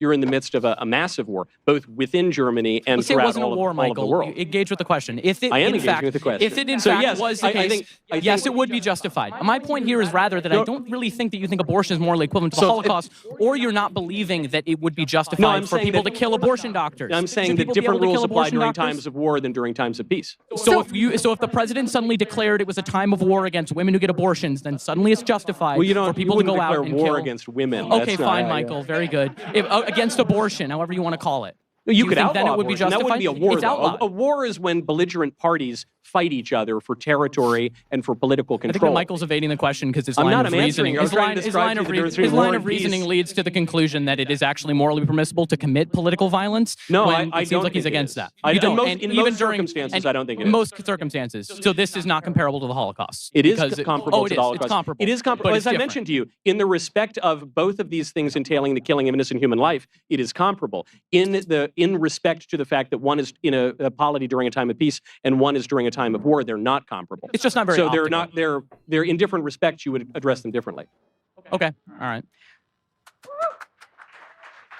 Great questions. Hey, nice to be here. Good to see you. There is one over there. Okay. I guess this question is for Lauren. Is that? Yeah. So I just wanted to bring it back a little bit to the topic, which was that abortion is really just a way to control women's bodies, not really a protection of life. Do you know of any other ways to bring life into this world besides using women's bodies? No. Okay, well, I mean, it's not really about controlling women's bodies then. It's about, providing a safe way for life to be brought into this world. Okay, It's not so how would you define safety? Yeah, how would you define safety for this fictional fetus? Tell me. Yeah, I'm waiting. I'll give you. or even want a definition of safety. I mean, I think a fetus is pretty safe for a baby because that's Okay, where it let's talk actually about a baby. belongs. What is safe for a baby? What is safe for a Yeah. baby? Some wombs. What is safe? How is Yeah, it? the actual place where it, Okay, it yeah, I'm develops still and waiting. grows I'm and still actually waiting. What is produces safe life. for a baby? What is safe for a baby? The place where it can actually grow and to complete its Oh no. cycle Babies are not into an- growing inside the body. Baby's out now. So you force the woman to give birth. Now what's safety for that baby? Okay, this is a separate No, it's conversation not. It's because now we're no exactly- longer talking about bringing life into the world. We're talking about life after it exists in the world already. Exactly. That's the exact topic that we're talking about. And I'll wait. What's your name? Gregory. Gregory, I'm going to ask you again. What's safety for a baby? It's just not that hard of a question. Do you need a couple minutes? I mean, have you ever taken care of a baby? Have you ever Okay, take babysat? care of a Have baby. you What ever is done taking anything care of a like baby, that? Gregory? Making sure it's fed, making Yeah, sure great. it's Okay, safe. fed. making What sure- else does a baby Yeah. need? It Shelter. needs a Okay, Exactly, great. right, right. Great answers, Gregory. And now, how does a baby get shelter if that mother is not in a position economically to provide that? Well, that's a different conversation. We're talking about I'm not after asking a these life is deadbeats over there. I'm asking Gregory. we're talking about a different conversation, which is after No, we're life not. has been brought into this world. So that's what I'm saying. Do versus we the care birth about of the baby after itself. it's been caught into this world, or we only care about the Yes, baby when it's in the woman's absolutely, body? absolutely. That's a I think different you're conversation that we can deflecting, have No, I think about, I'm about directly support asking the for question. I think a single bunch of men have mothers a lot or of for- opinions on uteruses they Okay, don't have. Lauren, I'll tell you what. Let's we say can we talk all about- guaranteed that there's infinite taxpayer welfare dollars for any woman who wants it, who has a baby. In that circumstance, would you support outlawing abortion? No. If we guarantee, Okay, then so it's here- not really about what you're saying. No, it's so about. hear me out. So you guys know. Well, no, she's not saying that like the abortion is about the whether or not they have that. She's saying that they don't care about those people, and if they did, hey, you know where the battery is for the field depot? There's no. On this map, they've all been in the same place for the other two every single time. Yeah, that's why I feel like there's a field depot around here, and I feel like there's a battery around here somewhere. I just can't fucking find it. Trying to do the trials, and I just got to do one more on this map, and then I'm good. All right. If y'all see it, let me know.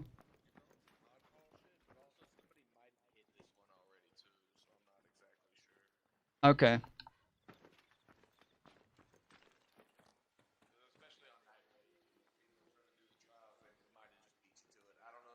Yeah, I did the other two already, so I'm just trying to do this one. All right, thank you. How often a miscarriage happens? You should know. You have a bunch of kids. Yeah. That's One not in an four.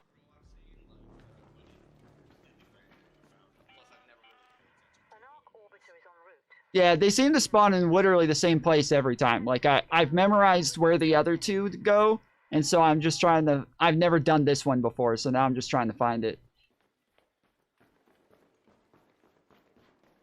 Alright, I hope he stops talking to me, so I can... There he goes. He's talking to me again. Fuck. I need to hurry up and find this shit, so I can't really stand and talk to him anymore. Abortion. That's not an abortion. It actually is. So the medical term for abortion, yeah, okay, you guys. That's not an abortion. You can live in your little delulu, but abortion is an umbrella term for medical care. Nope. Okay. Nope, I not can't even debate a with little people bit. who are making up their little reality. Okay, let's say then One has human intervention, let's agree on one terms. does not. When we talk about abortion, so let's agree on our terms. When we talk about abortion, we're talking about the intentional ending of a pregnancy, which But that's some not call the legal the killing definition of human life. abortion. Abortion is care for... That's the issue we're talking about. An abortion requires human intervention. A miscarriage So does not. when you A 1 in 4 miscarriage is- people experience a miscarriage when they have a baby. To complete that miscarriage, you need abortion care. So You there don't. are You plenty don't. of women dying in hospital waiting. False. Call a hospital. False. Call a hospital, False. Gregory. Tell me what happens. False. My sister had a miscarriage. She bore Not the everyone baby. needs It one, but died a in lot of women childbirth. do. It was I not. think, it Adam, was you have a point. Okay, so Not again- any I was human intervention that caused the baby to die. There's a lot of argumentation going on. I think one of the most contradictory things that bothers me with the conservative position on abortion is that everybody should be in favor of minimizing the amount of abortions that happen. Was it Clinton that said they should be safe, legal, but rare? Now let's check in. Do you agree we should minimize the number of abortions? Safe, legal, and rare. I do not give a single fuck what other people do with their bodies. It's not my See, business. she doesn't agree with that. She doesn't agree with No, that. I don't. Well, my position is, along with many Democrats in the party, that they should be safe, legal, but rare. That's what the former Democratic president said. But the current Democrats shout their abortion, right? No, they say there's no reason to minimize abortion. Wait, Planned Parenthood posted an Democrats ad. in power? Say it again. What Democrats in power have said this? Democrats in power want Bill to be Clinton safe. was president in the 90s, man. That was a long time We're ago. not talking about Bill Clinton, Mr. Epstein files. I agree. Can I Look, say really quickly? But yeah, the problem is, in order to minimize the amount of Joe Biden did say safe, legal, but rare as well. So I've said before, this is a rare thing. I rarely hear Democrats say safe, legal, but rare. I do feel like it's more common that people say, like, you know, yeah, fuck it, like it's a fetus is just what is it called? A parasite that's just like sucking out all your nutrients, and you need to get rid of it because it's just, yeah, taking away all of your food and shit. Like, that's I wouldn't say I hear that more. I don't know. I would say, but I at least hear it just as much. I think I hear the two of those at least about the same amount. So, well, fuck, I can't find the fucking battery. of abortions that happen, you should have proper sex education at young ages. Now, in the state that I grew up in, Indiana, there was actually a slashing of sex education at really normal ages. Like when you're in 7th grade or 8th grade, you can be learning about this stuff. And when there's a lack of sex education, you have more teen pregnancies, you have more women that get pregnant. So I think these are kind of contradictory positions beyond like. But she is being stupid when she says, like, no, abortion is just healthcare. They're like, but that we're talking about, like, ending the life of a fetus. And she's like, no, that's not the definition. It's woman's healthcare. It's like that. No, the definition of fucking abortion is not woman's healthcare, motherfucker. Like, what the fuck? What is wrong with you? Like, that's not a definition. That's just like a way that it's categorized. That's like abortion is a type of healthcare. Sure, that's not a definition for what a fucking abortion is. What the fuck? Why won't it play? I want to thank President Trump for his leadership. When life starts. Okay, so we have the moderate Democrat position. We want fewer abortions, and we want all this other stuff. But I want them to be safe. And then we have the woman's perspective on the women's bodies. What a concept. One last point before we move on. Yeah. Just this question, Lauren. You say that the people who want to end abortion, they only want to control women's bodies. They don't care about babies at all. If I look you in the face right now, I tell you I'm someone who wants to end abortion. And I'm telling you, I promise you, my hand to God, I care about abortion because I don't want babies to be killed. And I don't really care about controlling women's bodies. That is not in any way the primary objective. I just want fewer babies to be killed. Do you believe me? No. You don't? Okay, all right. She rejects the all framing right. that it's killing babies. Because of if course. you she don't, doesn't. if She you didn't. don't want an You abortion, might. don't get one. Yeah. I'm not in your bathroom following you around. I don't. don't want a baby, don't have think sex. about any of you guys Okay, having sex. look, so I tried. don't- Okay, so who won that round? Was it Team Libs? Whether moderate lib Adam or less moderate lib Lauren? Was it the Libs?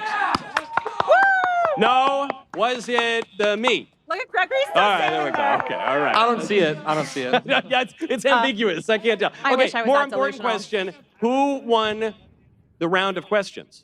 We say, are we hearing Gregory? Who was Poor it? Gregory. Oliver. Gregory's going home Who alone with his says- was lotion it- in his bottle. What? Who won? All right. Was it the guy dressed like a Republican or was it Gregory? Gregory, you're going to the VIP table, man. Here we go. Enjoy. Okay, now you're going to get that delicious Redneck Riviera whiskey, and you know what that goes really well with? Delicious Z-Biotics. Folks, you need to go to zbiotics.com/barfight. Let's face it, after a night with... I'm pretty sure there's a battery around, like, the middle of this place. Or, like, in here somewhere. I know I've seen batteries around here, like, 1,000 fucking times. I just can't remember where it is. Fuck. This is, like, my last chance to get this, and I'm about to get pushed out of... I'm already pushed out of the top 5. This is my last fucking chance to get this shit, and I can't find it. Fuck!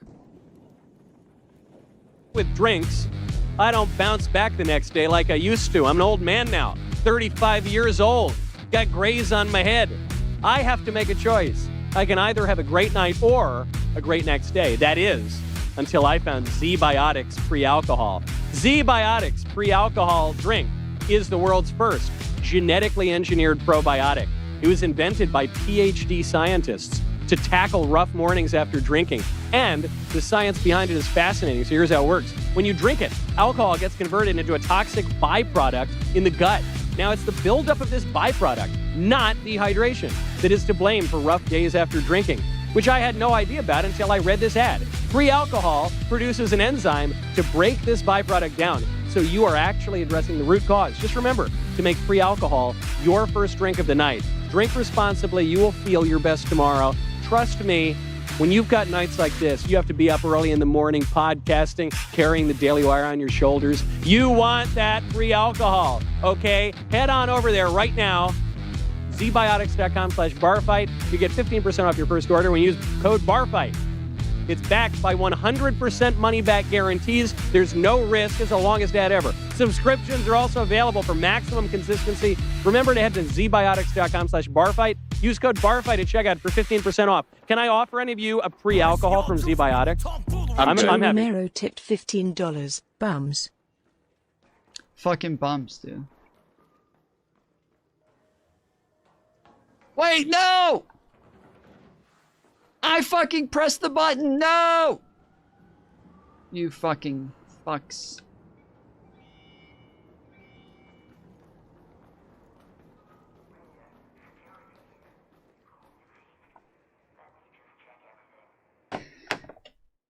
Thank you, Joe.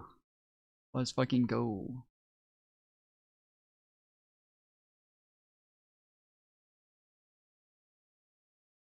With the $15, finishing it off. Thank you, guys. Thank you, thank you, thank you.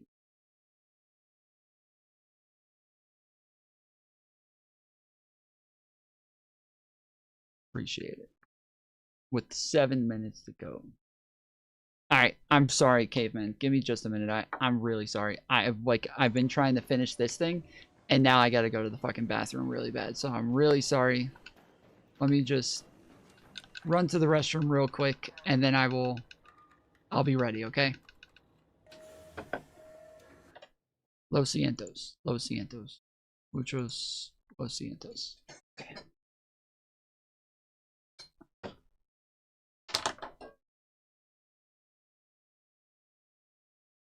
One. I'm already a little bit too deep into this Oh, drink. you ate, though. You want one? You gonna have one? No? All right, I'll have one. That's fine. Okay, it's round 2. There are 3 more commercial breaks coming, by the way. Multiple more commercial breaks.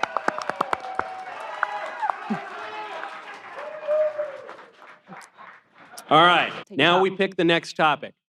You've heard them all. I'll just do a quick one again. Trump is not at all corrupt. The ICE agent in Minneapolis did nothing wrong. It's going to be that one. Okay, that's my topic. I say the ICE agent in Minneapolis did nothing wrong. And thank you. Here's my argument for this. It's a pretty simple argument. The ICE agent was there to carry out federal law in total accord with the law. And he was following all of his instructions and all of his training, and he saw that there was an SUV parked in the middle of the street, obstructing law enforcement. At that time, he might not have known, but it was being driven by someone who had trained to obstruct law enforcement in this operation. And so they went up there to try to get her to move, and she didn't want to move. She was there for quite a while. And then the lady hit him with her car. And so and she literally did that. So she was dead. We now know, though there was a lot of confusion at the time, that the agent was in front of the car. We can slow down the footage and look at the tires. We can see that the woman accelerated while her tires were aimed at the agent. We know that when the agent fired his weapon, he fired it through the front windshield, which means he couldn't have been on the side. And we know that she hit him with the car because of footage from him, body cams, best thing for law enforcement ever. And we also know that he suffered internal bleeding as a result of that. So in that case, well, Adam might not believe it, but it had maybe totally it was his you at period. least believe that she hit him. Abortion or something. No, I don't It's think on that she video. hit him. What are you talking Okay, about? you understand what I saw in this video? Yes. My Which problem- video? I mean, there's multiple angles, but very quickly, you realize internal bleeding could just be bruising. But if we're going to follow this administration, what they're saying, it can be. If we're going to follow this administration's, like what they're saying, do you agree when Donald Trump said that he was viciously hit and he's surprised that the guy's alive? Did you see that on the video? Surprised he's alive? I'm surprised that. Wait. Do you agree with Trump? Come Do you agree with Trump when he says this guy was viciously hit and he said basically like, I'm surprised this guy's alive in the hospital? You're surprised he's alive? Yeah, because had the tires not spun out because of the icy roads in Minneapolis, she would have hit him. Are you guys surprised? She would have hit him. Are you guys surprised he's alive? Come on. You guys are all coping. Yeah, What okay, thank you. video You're not surprised he's alive. What AI slap are you watching? Here's my problem. You guys are quite literally taking an 80-20 position on this, and you guys are the 20. Americans were polled on the justification of this killing, and 28% of Americans, only 28% thought it was justified, almost 60% thought it was unjustified. Because they've been lied to about what happened. Do you agree that she hit him? They've seen videos. Including by you. No, Do you agree that she hit him? I mean, she touched him. Did she hit him with her car? And the same way Yes that or I no? hit people driving out of the Walmart parking lot. He's standing right there. You hit pedestrians with your No, car in I don't, Walmart? but You should go to jail he too, walked buddy. off. He Are you walked kidding off. me? We're not talking about going to jail. We're talking about shooting her in the head 4 times and then calling her a bitch. There's a difference. He got her the first She had a time. I don't. Honda. She had a Honda. Two He shots had a- don't oh, matter. he Let me back up. The general population does not agree with you. And let me finish here. Because they've been lied to. No, the general population does not agree with you because they saw the videos that happened. This administration, before the investigation started, said that she was a domestic terrorist and said that the guy was lucky to be I alive. don't think she was a domestic terrorist. Okay, we'll talk about that in 1 second. Do you think it's responsible for them to say that before the investigation started? Trump said it, I think, like 90 minutes after. Kristi Noem, 45 minutes after, said she was a domestic terrorist. Do you disagree with Kristi Noem? I think that when you hit law enforcement with do you your agree car, or disagree with Kristi Noem? Is she a domestic terrorist? I agree that she was aiding and abetting domestic terrorism. So But she's not a wouldn't call domestic her terrorist. I wouldn't use that term. Okay, so thank you. You just said that I'm lying to the American people, but you seem to be conceding that Kristi Noem and Donald Trump both lied to the American people. No, I say I don't agree with their so- wording of that. And yet what I'm saying is the facts as they describe them happened. You're No. denying the facts that are on Can video. I tell you what I saw? Yes. I saw a woman in a car who was waving people past. And listen, I'm a moderate Democrat. She was Wait, waving him past? No, not him, but cars. She was waving multiple cars past. If you guys haven't seen the videos, that's your fault. Did you not see her waving? You're They're not online. allowed to block traffic. Did you not see her specifically waving? law Wait, is that a enforcement. death sentence? If you I hit thought a you cop were- with a car, yes, that's a death sentence. Okay, You're going to wait, get shot, I have a question. and you're going to I have deserve a question. If she was going to hit someone with her car, why did she first reverse, then stop, then spin her wheel? it. She didn't spin the wheel first. She did She spin the wheel. accelerated Wait, before why she did spun the wheel. If you want to hit It's on someone with your video. car, why would you reverse? Why would you reverse? She clearly was Wait, a why did very you confused reverse? woman. I don't know. Why Okay, did she hit him? So I want to Wait, ask. no, you don't know why she reversed because she spun the wheel She didn't. and then tried to She drive didn't. off. She accelerated before she turned the wheel. Here's what it's on video. Here's Adam. what self-defense counts as. That's why he shot through the windshield, because he was obviously in front of the car. You can reach over the windshield. What about the second He two reached shots? over the windshield. He had spaghetti arms and reached over in the moment just to frame this innocent woman. Wait, did he even get knocked over? Did he even get knocked over? Yes, he did. No, That's wait, on video too. Was he on the ground after? Yes. No, he was standing the up. He was standing up. There's literally video. Dude, he was going walking. down. Okay, I'm He going to then debunk walked this over. after. Yes, then so he you're then walked saying over. when Renee Nicole Good hit him, he got knocked on the ground? Yes. So you haven't seen the video. why isn't there You any haven't video seen of the that? Wait. Did You he haven't get knocked posted on it? the ground? No. No, he did not. Thank you, whoever's seen the video back there. what are He's you- still standing. You guys are all lying because you've been gaslit by this administration to think that ICE can do nothing wrong. Over the past year, Adam, hold on. listen, over the past year, over the past year, we have seen clips of ICE cracking the ribs of 79-year-olds, grabbing U.S. citizens and bringing them to the ground, deporting people with no due process, and having to bring them back because they admitted there was no due process. That happened, right? They had to bring. Are we talking about? We're talking about the January 6thers? Or are we talking about those Midwestern No, those are domestic terrorists. U.S. Marshals? No, if you want to talk about domestic terrorists, okay, wait, got it. they're using political force to stop the certification of election. They're actual domestic terrorists. Oh, You want to call a 37-year-old mother who was shot in the side window a domestic terrorist? She wasn't shot in the side window. So- Adam, the bullet is through the windshield. You're just making that up. You were making up that he was knocked over, and you can't respond to why she reversed. Why did she reverse? Adam, it's a simple question. Did she hit him with her car or not? She didn't. Did she hit him with her car or No. not? Yes or no? Listen, You're wrong. You answer. Yes or no? Okay. Adam, yes or no? It's a simple Can question. I give a legit answer? You can give me Yes. one-word answer. No. Yes. Yes. But, There you go. Can I Then answer? The entire Wait. conversation's Okay, moved. Wait, okay, can I answer though? I want to bring it back. Please, go Hold on. on, let me hop in. Tell me why he should not have defended himself when she hit him with her car, as you admit. Self-defense means there need to be two requirements by the law. You need to be able to reasonably perceive yourself as An in imminent imminent risk, danger, yes. and then you need to be able to use a disproportionate amount of force to take care of that danger. It's the continuum use of force. The use of force continuum. Okay. I want to bring it back You have to to your... use a proportionate amount of force, right? You have to use a It was not A proportionate. 3,000-pound SUV is a deadly I want to threat. bring it back to your Yes, original He Lauren. was standing up. You guys are lying. You said in your original opening, you said that he was doing his job as instructed. Okay, right? Okay, so with his instructions, surely there's some other type of escalation steps in that process before shooting her in the face 4 times and calling her a bitch. No, Lauren, it's a split second before she's running him over. It's not like She didn't it's not run like she him was a over. mile So there down was- the road. So he had a Honda. no, he she was didn't armed because he and- shot her in the face. She didn't, because she turned her Okay. wheel in reverse. Why would she? Okay, I have one final question. And Yes. I Then it's really my want you to turn. answer this. That Yes. you continue to kind of weave around it. Why did she reverse her car if she Before was trying to driving hit him? straight into him, She didn't drive I don't know. straight She was into a him. real confused She did lady, not- she and I'm did not- really sorry she got killed, and she shouldn't have done How it did to it work herself. out at Nuremberg? How did it work out in Nuremberg when they were following instructions? Nuremberg? Yes. You can't just execute moms. You guys are a little weird if you think you can just execute people. Huh? Okay. What Do was we have it questions? then? Do we have questions? Yeah. Babe. Michael, I consider myself a conservative. I'm in favor of rigorous enforcement of our immigration laws.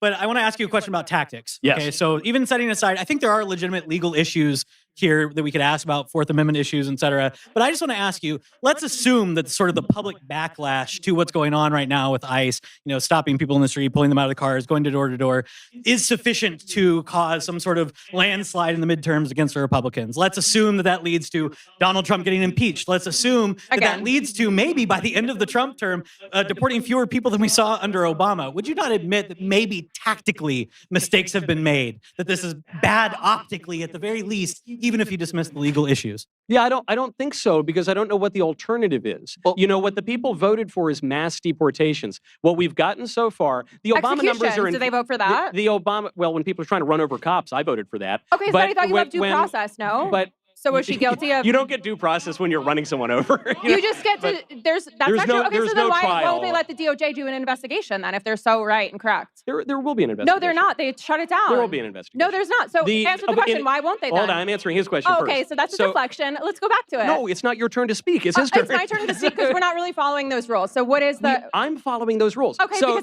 because you don't want to answer the excuse me. question. Okay, go ahead. We'll get to whatever you want to talk about later. But first, it's his turn. This is your topic. It's my what? It's your topic. But it's his question. This is why she doesn't. Okay, it's like the order of events. That's why we don't understand what happened with the lady running him over. So to your question, tactically, is this a bad idea? I don't think so. Some people say that Barack Obama deported 300,000 or 400,000 people. It's kind of fake because they're counting turnbacks among that. He did deport some people, but it's kind of fake because they're counting turnbacks. Right now, the border is totally shut down. President Trump, I think, probably has deported in his first year a little over 500,000 people, like 525 or 530,000 people. I do believe, and I buy the labor studies that have come out, that there have been a lot of self-deportations because of the optically brutal ICE raids. I think that's part of it, too. So President Trump says he's deported over 2 million people. It's possible. It's somewhere between 500,000 and 2 million. Compared to the Biden administration, where they were letting in 3 million people a year, obviously that's a huge turn in direction. My question is, how are you going to get mass deportations, which most of the conservatives, I think, would agree, we're not even getting enough mass deportations. How are you going to get that if you don't go from job site to job site, from town to town, and try to round people up? Is that going to involve bad optics for leftists? It is. I just don't know what the alternative is. Well, I think first it might require more funding for things like immigration judges who could process these sorts of deportations. But I think also, we're talking about like the 16 fundamental of my million question people. is basically, if it turns out, let's just assume a hypothetical world where there's a Democratic landslide and Trump gets impeached over this, and we find, as a result of surveying people who voted against Republicans in that election, that a big part of this backlash was due to this type of ICE enforcement. Are you not going to think that, maybe we could have done this a little bit differently? Well, what's the alternative? So you Can I mentioned we answer need... Yeah, sure, Adam can answer. The alternative is a moderate immigration policy like we saw under Obama. Do you know what they called him? The deporter-in-chief. Yeah, but listen, they were wrong. Okay, they called Obama the deporter-in-chief. The problem here isn't the mass deportations. The problem, as he points out, are the brutal videos coming out of those that ICE is losing popularity with the public population. Obama deported a massive amount of people, but we didn't see the Adam, same... do you dispute the turnbacks? But let me see. Okay, the do you turnbacks dispute happened. that most of them were turnbacks, They called turnaways? There were turnbacks, but not most of them. They called him the deporter-in-chief, and he did that without cracking the ribs of 79-years-olds, without shooting U.S. citizens, without deporting people with zero due process, and then bringing them back to the effing country. Do you agree that Trump has deported more people than Obama? Yes, but he's deporting people that he shouldn't be deporting. 75% of them have no criminal illegal background, aliens? no violent criminal record. But are they illegal aliens? They should. He's deporting people with no due process. Are they illegal aliens? Kilmore, Armando, yes, but Kilmore. But then they should be deported. Do you think people should? Do you think illegal aliens deserve due process? Illegal. Are we joking? Wait. Do you guys think that? Do you guys think that illegal aliens? Then you're wrong. The Constitution specifically says in the Fifth Amendment that persons, not citizens. We can expedite their due process. process. Wait, hold on. Can you just say if I'm right or wrong? Does the Fifth Amendment specifically say persons, and that was upheld in a Supreme Court case, that it's persons, not citizens? Look it up. In the enforcement of Check the American case law. immigration law, we sometimes do things a little more efficiently. We, for instance, deported 1 million people in the 1950s under President Eisenhower. If we were to give a lengthy trial to the 16 to 30 million illegal aliens who are in the country, we would never deport virtually any of them. I'm not asking for a lengthy trial for someone like Kilmar Armando Abrego Garcia, right? The thing is, when he got deported over to El Salvador, no, I'm not. I have a pretty moderate immigration policy. I think people should be here legally. Illegal immigration should be minimized. We should know everybody that's here. But like most Americans, guys, this isn't even me living out. Most Americans do not like to see these videos that are going everywhere. Most Americans don't like to see grandmas and abuelas being pulled off the street. And I keep going back to this. There aren't that many abuelas. Come on. There are. There aren't that many. Wait. Okay. Caveman. Let's get it on.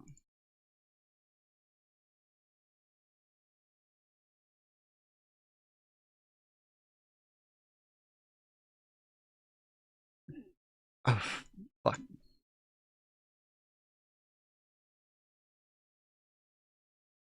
Hey, have you been? buddy. Oh shit! Wait, can you hear me? I can hear you. Oh, okay. I guess it's on a different mic. Wait, is it on this one? What mic? I don't. Hold on. Hello. Is it on Hello. this mic? Is it? Am I eating the mic right now? Yeah, you are. I am. Okay, it's on my headset mic then. All right, fair enough. As long as you can hear me, okay then. Can you hear me okay? Because I swapped back to my my Rode mic. Yeah, you sound great. Oh, good. Let's fucking go. Yeah, again, the other day when you jumped on that panel, again, I didn't realize it was you. And dude, I come until to like you towards the end. like a guardian angel. Like that's what I'm here for. Thank God. I know. It was good though. I think we actually got. Honestly, I wasn't expecting them to be that good faith. I'm actually a little bit reassured. Yeah, I was. Well, okay, so I didn't realize it was you. And there were like 3 or 4 points that I think while we were debating, I kept muting and I was like, bro, this other guy who's on my side keeps fucking interrupting me and I can never get a fucking point out. And I'm so sorry. I think over time I started. I'm like, bro, please let me finish my statement. I think I started to sense that, like, yeah, let Tom speak. Yeah, I said something once. You were fine afterwards. I did even at that point, I still did not notice it was you until like the last like 10 minutes. Then I was like, oh, this is fucking caveman, dude. And then I told Chad, I was like, yo, this is fucking caveman. Okay. We got him. Well, hello, chat. Welcome to the Thunderdome. You know, that's what you should expect every single time some random bro named Glenn Coco joins into one of Tom's TikTok debates. Glenn Coco. Was that your name on there? It's a long story. I had a friend of mine in the abortion debate arc of my time on TikTok that said, "Oh, you're Glenn Coco," and I'm like, you know what? I'm gonna fucking run with that. So you allowed another man to tell you? No, in fact, I allowed a female to decide that. Oh, okay. Yeah, well, that's base. even Base as fuck. Base as fuck. Let's go. I thought you were gonna lean into that joke and be like, "Oh, you a female? No. Nah, bro. We're all about simping over here, dude. Yeah, simping ain't female. easy, homie. All right. So, what do you want to know about the true abortion or pro-choice position? Is it okay? So what? Just go ahead. Lay it out for me. What do you have? Okay. So, what do you know about evictionism? What do I know about what? Evictionism.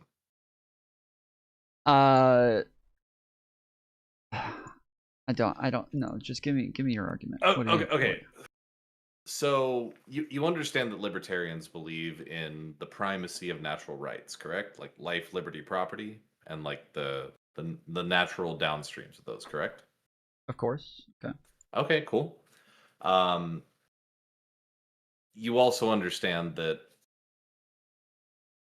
like, let's take it a little bit back. Judith Jarvis Thompson was the one to propose the idea that the personhood debate was never going to be overcome, correct? Sure. Okay. What?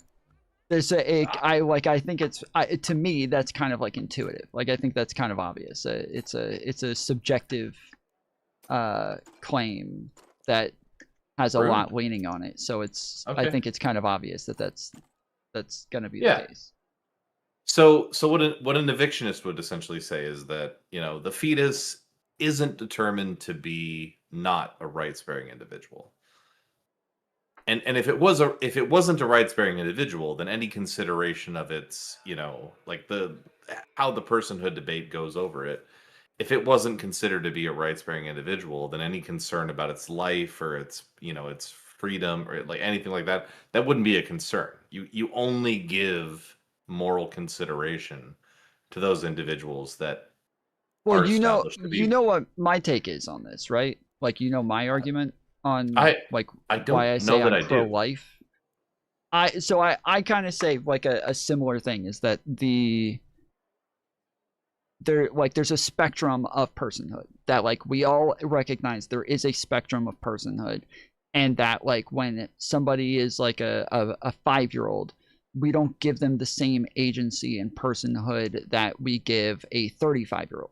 And so there's obviously a spectrum and a scale there that you gain more personhood and more rights and more moral culpability. Correct. And so I'm saying that like that like for me, what I say is that like I do think it's always immoral to have an abortion, but I take what I call a legal consistency argument where I say that we consider something to be dead when there's no longer heartbeat and brain function, and so we would consider it to be alive when there's heartbeat and brain function, and that's around 15 weeks, which is the end of the first trimester, beginning of the second trimester. And so I would say legally we should like end it there, but morally I would still say it's wrong even before that. So the problem is like that in and of itself is arbitrary, and I will tell you right off the Consistency bat, is arbitrary. it's not consistent because it's only consistent to you. What is that? I said to the law. I don't care about the law. We're talking about philosophy at this point. Well, I'm saying philosophy that's and why. morality should Wait. inform the Hold law. on. That's why I separated the legal and the moral. So like I'm saying, if you're saying that like my moral stance is subjective, then like yeah, of course. But when I say like legal consistency is like the stance that I take, that like when I say it's always immoral, then sure, if you want to say that part's subjective, then fair enough. But if you're saying the legal aspect is subjective, I don't think so. Well, yeah, the legal stance is always going to be subjective to an extent. Like we can't avoid that because it's necessarily going to be informed by imperfect individuals who construct the law. But I would hope that we would like inform and construct the law on the most objective standard that we could. What I would say though ultimately is that like the essential part of the evictionist position is that even if we don't accept it as like gospel truth, we accept the rights-bearing status of the fetus from the point of conception, because there's no reason to try and bandy about debates over whether or not it actually is. The jury is always going to be out on that. We don't have the means available to determine whether or not the fetus is actually a rights-bearing individual from the point of conception. So, given I'm sorry, that what is that? Case, wait. I'm sorry. What does that mean? We don't have the means available. Like, we haven't yet reached that determination. We don't have the science. We don't have the facts available. There isn't a fact that we could depend on. There's not any single fact. Even if you say like, oh, well, it's about whether or not they have consciousness. Well, I don't give a fuck whether or not they have consciousness. That doesn't mean anything to me. Like that's an irrelevant aspect. What? If they're not a rights-bearing individual, then why treat them as such? Why give them moral consideration?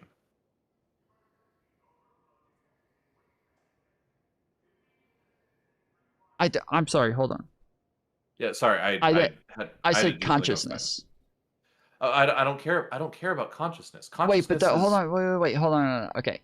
When you say we don't have the technology to know whether or not they should have moral consideration, you're saying like there is some sort of trait that we all are looking for, and if we just had the science to like let us know when that trait was, but then what science are you talking about? Tom.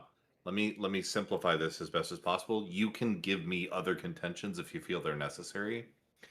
An evictionist will say that if for no other reason than for the sake of the argument, we will treat the fetus as having rights-bearing status from the point of conception. Why? Does that? Because why do we have any reason to believe otherwise? Well, that's not. Or what do you mean? More tactfully, if the contention we're going to get into with the pro-lifer is they're asserting that the fetus has rights-bearing status, and the only thing we could do to try and gummy up this debate is to disagree with them. Why not just agree with them and see if there is still a moral justification or a moral permissibility for abortion? Well, sure. So that is, I believe that is what most people are doing. I believe most people start with the conclusion that like, I think there's utility to abortion.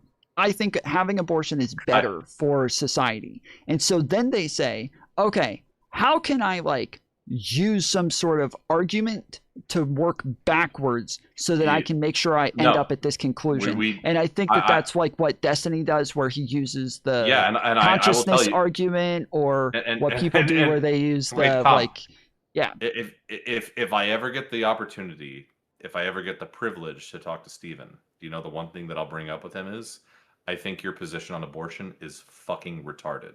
I've talked to him about it before, but if you he hasn't can go talked to me, the though. debate. He hasn't talked to me, though. No. You can go to the debate, and every time I push him on that part, he'll do the I guess I don't know what he understands he understands because I think even if she was like a weird kind of pseudo progenitor to the evictionist position, Judith Jarvis Thompson was correct in saying you will never reach a consensus with a pro-lifer about the personhood status of the fetus. And so what she said was, just assume it, and you're going to get past that. You take so many bullets out of the proverbial gun. So you're just going to make a utility argument.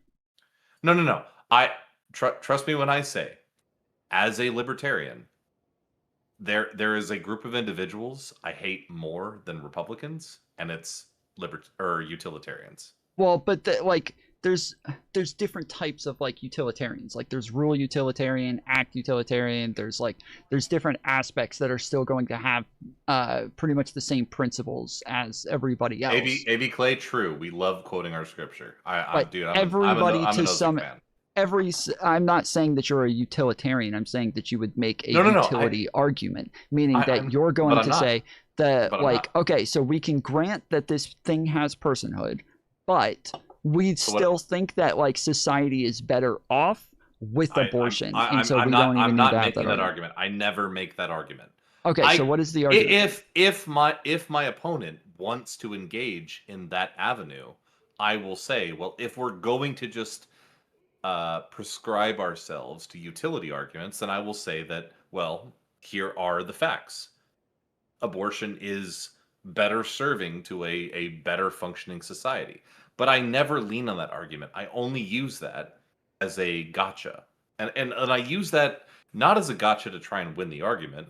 I use that as a way of saying, if you're going to debase yourself, then I have no reason to continue my principled discussion. My whole position is the fetus, because we have no reason to consider them otherwise, or we have no definitive argument to consider them otherwise because the jury is still out, let's just assume for the sake of the argument that the fetus is a rights-bearing individual from the point of conception. What does that mean for that individual? Does that mean that they have any less rights than other people, than any, an adult human male? No. Does that mean that they have any more rights than your average adult human? I would say no. And so what the essential debate is that the evictionist would go towards is saying the mother has the ultimate authority and ownership over her body and all of the resources that would otherwise get exchanged to the fetus. The fetus doesn't have any demonstrable right or anything that predicates the start of the pregnancy that guarantees an entitlement to her bodily resources. Okay, so you know the violinist argument? It's a little bit of a progenitor to this overall debate, but it's not complete. Okay, so within the violinist argument, for people who don't know what it is, it's the general idea. I'm going to give you a very summarized version of this. Somebody gets kidnapped. They put them into a basement because their friend is dying. They put that person in the basement, and their friend needs blood. So they hook up somebody who has the same blood type to them and connect them through IVs. The person who was kidnapped wakes up and is like, what the fuck, where am I? And they're like, this person over here, they need your blood or they're going to die. So I connected you through IVs so that they get your blood. Now, you can choose to disconnect yourself and leave this place, but if you do, you're going to be murdering my friend. And the statement, the idea is, okay, if you're just connected to this person, you didn't choose to be there. You didn't sign up for this. You had no agency in this scenario. And so it doesn't it doesn't seem right that you just have to stay there for as long as it takes It doesn't to constitute a keep this moral person. obligation to continue to Sure. provide So support to this individual. So yeah, so you can absolutely I would say though that if you did say yes, I will do this, I do think at that point there is an obligation, and I do think that the baby is kidnapped. They are put into a belly, and now they are by that person's choice. And then when that person made the choice to put the baby there, they are now saying, "Oh, I'm now backing out of this." Well, they were the only one with agency. Did the baby have agency to be there? No. The mother is the only person who had any agency, and the father are the only ones who had any agency in this scenario to create this scenario. Tom, I get it. Like, intuitively, I get exactly where you are coming from. However, now what we have to do is analyze the sum totality of all the different outcomes or events that could occur at the moment of consideration that you're bringing about. You're saying that the mother consciously causes this fetus to be dependent on her, correct? Yes. Okay. How does she do that? By taking actions that are going to get her pregnant?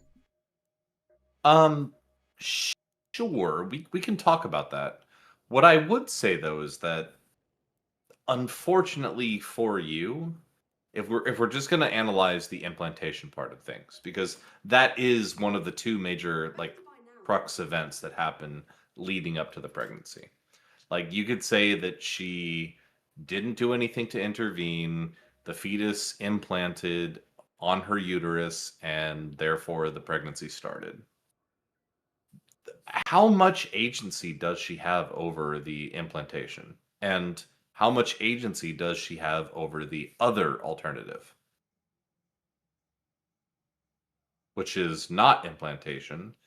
And if we're considering the fetus to be a rights-bearing individual at the point of conception, which means predicating. What do you mean? What is the other option that is not implantation? The other option is that the zygote doesn't implant.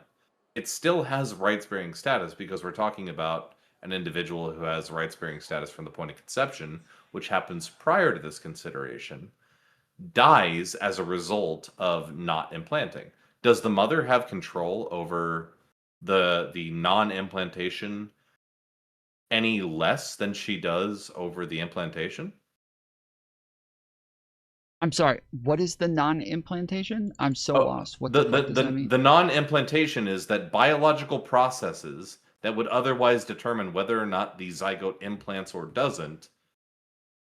We're talking about two hypothetical forks in the road. In one scenario, what do you mean, does she have control over the non-implantation okay, versus the implantation? Okay. Yes. If you don't have sex, you don't get pregnant. If you have sex, you're she more already likely to get had pregnant. she already had sex.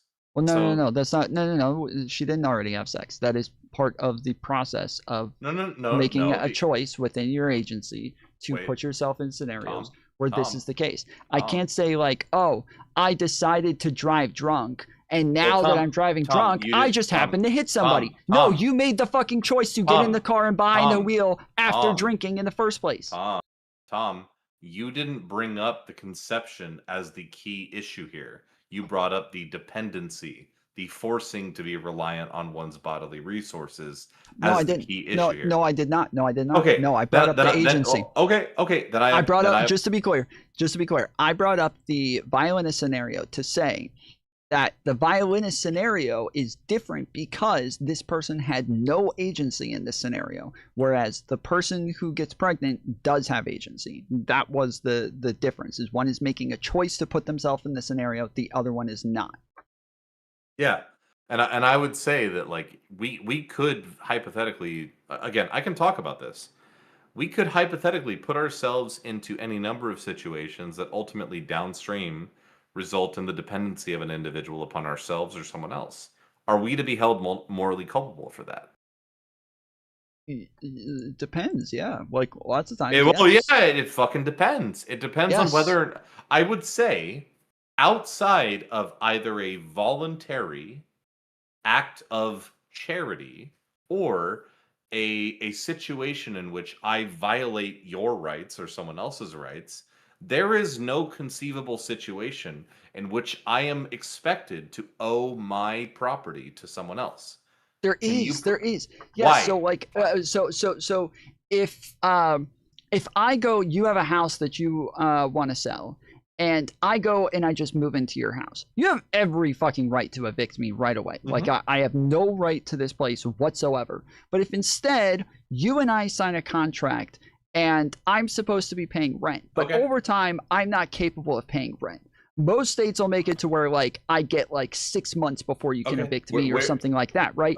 There is an obligation to this, because we signed the contract. If we didn't sign this contract, you have no obligation to me. You kick me out whenever the fuck you want, and I got to get off your property. But if you do have this obligation to me now, even if I don't pay, there is still some charity that does apply there, where I have some rights to your property. Where's the contract between the mother and the fetus? That's what I'm saying. Putting them in that scenario in the first place. No. Like, you put them in that scenario, you're implying a rights violation by the mother on the fetus. You are. Like you can say you're not, but like absent an actual agreed contract, which can't happen between a mother and a fetus, you're implying some kind of arbitrary promise. Yes. So what's changed the violent scenario where instead, hold on. Instead, I have a like a scanner device that gives you this blood condition to where now you need somebody else's like red blood cells in order to live. And I scan you and make it to where you have that condition, and then I hook myself up to you. Do I have an obligation to stay hooked up to you now? Probably, but you want to know how, because I put you in a scenario to where either I do this or you die. It's my decision to put you in that scenario. That is directly analogous to what it is we're talking about. Yeah, not directly analogous, but I can actually address this because I've addressed this time and time again. If you're talking about the analogy of you producing this scanner, it's the analogy to conceiving, period. You would imply that utilizing the scanner that creates this dependency is the act that you shan't do. As in, that is the rights violation you are incurring upon me. The problem is, if you're going to relate this to conception, well, not necessarily. Wait, Tom, don't weasel out, Tom. No, I want to make clear that not necessarily. Like, if we're talking about like, there's there's X-rays that you can get where it'll ruin your sperm count and make it to where you go sterile, right? Like, we can have like X-rays, radioactive waves and shit like that can do this to somebody incidentally. And then you just happen to have this thing that already exists that can do this incidentally, and you choose to use it on purpose without any protective gear. You're talking about something that doesn't have a chance to it. You're talking about something that will necessarily create the dependency. And I'm equating that to the fetus becoming dependent, or the fetus actually coming into existence, period. There is a problem here. So I usually equate this to the idea that, okay, we have a fetus that is brought about into existence. I stress that you need to provide some kind of situation and where you can say that an obligation can be created absent a prior rights violation. If you can produce that isn't entirely arbitrary and you can actually justify your claim, then you've defeated my position. What I'm saying is that the only situation in which someone can be justified in claiming that an obligation exists, absent like a legal, structural, contractual obligation, is some kind of predicating rights violation. I feel like you're defeating your own argument here. I'm not. I feel like you are. So when you say that the principle is that there is no other scenario where you ever have this obligation to another person to continue taking care of them. There is no other scenario that we have. Hold on. There's no other scenario where this exists where you have this obligation. But that's true. But now there's also no other scenario where a human just pops up into this scenario either. Like there is no other scenario where they just exist now in a scenario like this. So now the principle is an amoral act. Yes, but context always changes the scenario, right? And so we're saying that in this scenario, you're giving me a consistency that you say, well, this is what matters to me. I'm consistent along this line, and then we say, oh, but also this thing that we're talking about doesn't fall along that line because it's not even consistent with the scenario that we're discussing. Bring those challenges. That again, the fact that the human in none of these other scenarios that we'll think of just starts to exist in that scenario. There is no other. The fact that conception is uniquely positioned as a situation where the rights-bearing status only comes about as a result of the act that you might say is a violation of their autonomy is not my problem. No, I'm not saying it's a right. No, I don't. I don't have to square that. I'm saying that that there is no other scenario where that is the case. In all other scenarios, there is agency. So why you into those cases? But Tom, why there is no agency. The rules change. Why should we expect that the rules change? Because the scenario changed. That is always the case in all other cases. Is that if we're talking about a scenario where the context changes, we would say that the obligation changes based on the context. Well, Tom. So in one scenario, a conscious robber comes into my room and starts to choke me to death. Mm-hmm. The other hypothetical scenario is that an unconscious sleepwalker comes into my room and starts to choke me to death. Now, in both scenarios, I can't stop this individual from choking me absent lethal force. Am I justified in using lethal force in both scenarios? Yes. Okay, cool. So then it really doesn't matter so long as we establish that like the material rules of rights don't change. I don't think that applies though, because if we said that the fetus was a danger to your life, I don't think that the fetus is any sort. Well, hold on. I don't think the fetus is making any sort of decision there either. They have no agency in whether or not they're a threat to your life either. Yeah. But I would also say that yes, in that scenario, if the fetus is a threat to the mother's life, obviously it makes sense that she would be capable of aborting it. So we're not talking about a scenario where it's a threat to your life. I would say that even if the fetus is not an unconscious threat to her life, if it's an unconscious threat to her property, then that is justification to terminate the pregnancy. Yes, but we wouldn't say that because when you give the scenario, you're giving a scenario where they are a threat to your life. Whereas if a person is like an unconscious person that's just walking onto your property and passes out. If you pick that person up and threw them in the middle of the road and they got hit, you probably would be held liable for that. Probably. Yes. But like again, like I gave you the scenario where we had the conscious robber who jumped on my bed and started to choke me. And that's what I'm saying. Hold on. I don't know if you're not understanding. Wait, no. You're not understanding my contention. I'm not done. You're not understanding my contention if you're going to bring that up again. You have to address my contention. I don't understand your contention.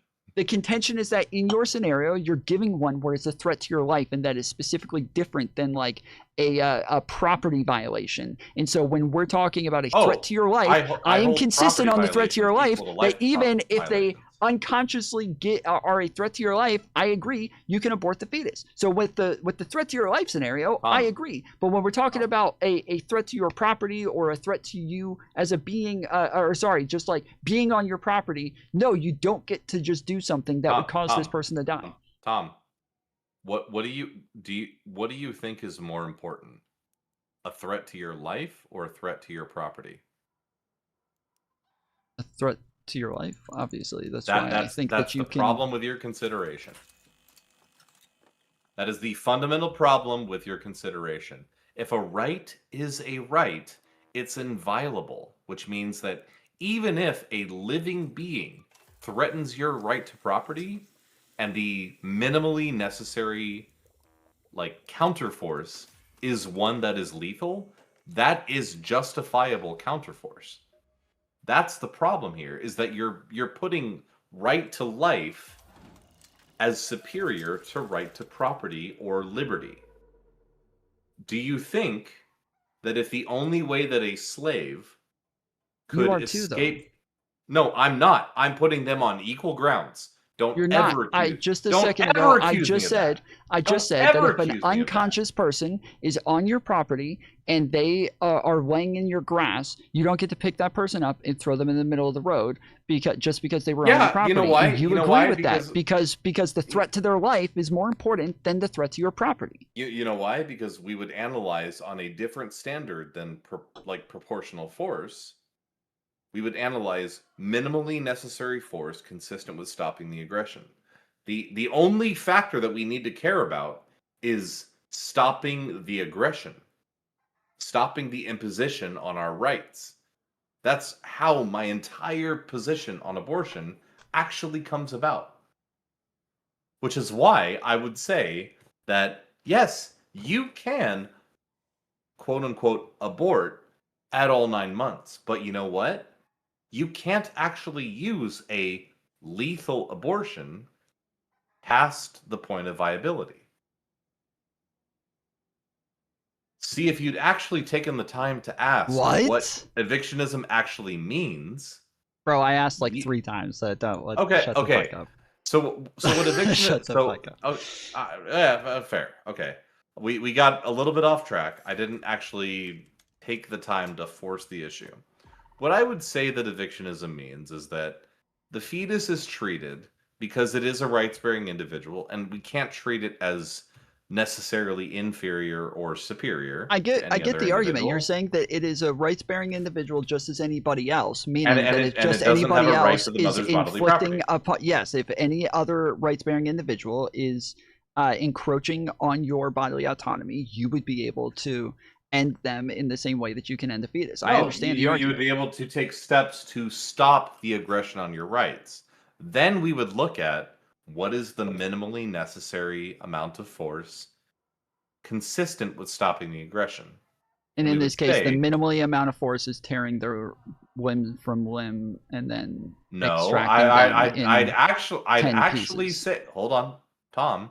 What I'd actually say is that the modern efforts or the modern techniques of abortion may or may not, probably tending towards the may not, be actually justified. But what I would say is that something equivalent to a C-section, where you remove the individual whole, even if it's at like 2 weeks, and if they can't survive outside the womb, well, then that isn't the problem of the mother. She is reserving her right to protect her property rights, her bodily property rights, and if she doesn't actually actively kill the fetus, but it can't survive outside the womb, well, then that is the problem of the fetus, not the problem of the mother. She didn't actively assist in its death. You might disagree, but like we're talking about like really minute details here. Yes, but I think that this is the case where we are talking about throwing somebody into the middle of the road after they pass out in your yard. I do think that this is the same thing where you have a high likelihood of this person dying because you threw them into the middle of the road. What do you mean? I can't substantiate what? You agree that they have a high likelihood of dying, and if they got hit by a car, you would likely be held liable for putting them there. The fetus from like 0 to 4 months has absolutely no chance of dying, or no chance of not dying. What I would say is that this is like just a problem of the fetus not being able to exist in any situation. There is no situation where you could have a volunteer to take over care of this individual. This individual needs care. This individual needs like support. But like no such being exists because this individual can only subsist on the mother's bodily property. But the mother is not obligated to give her bodily property to that fetus.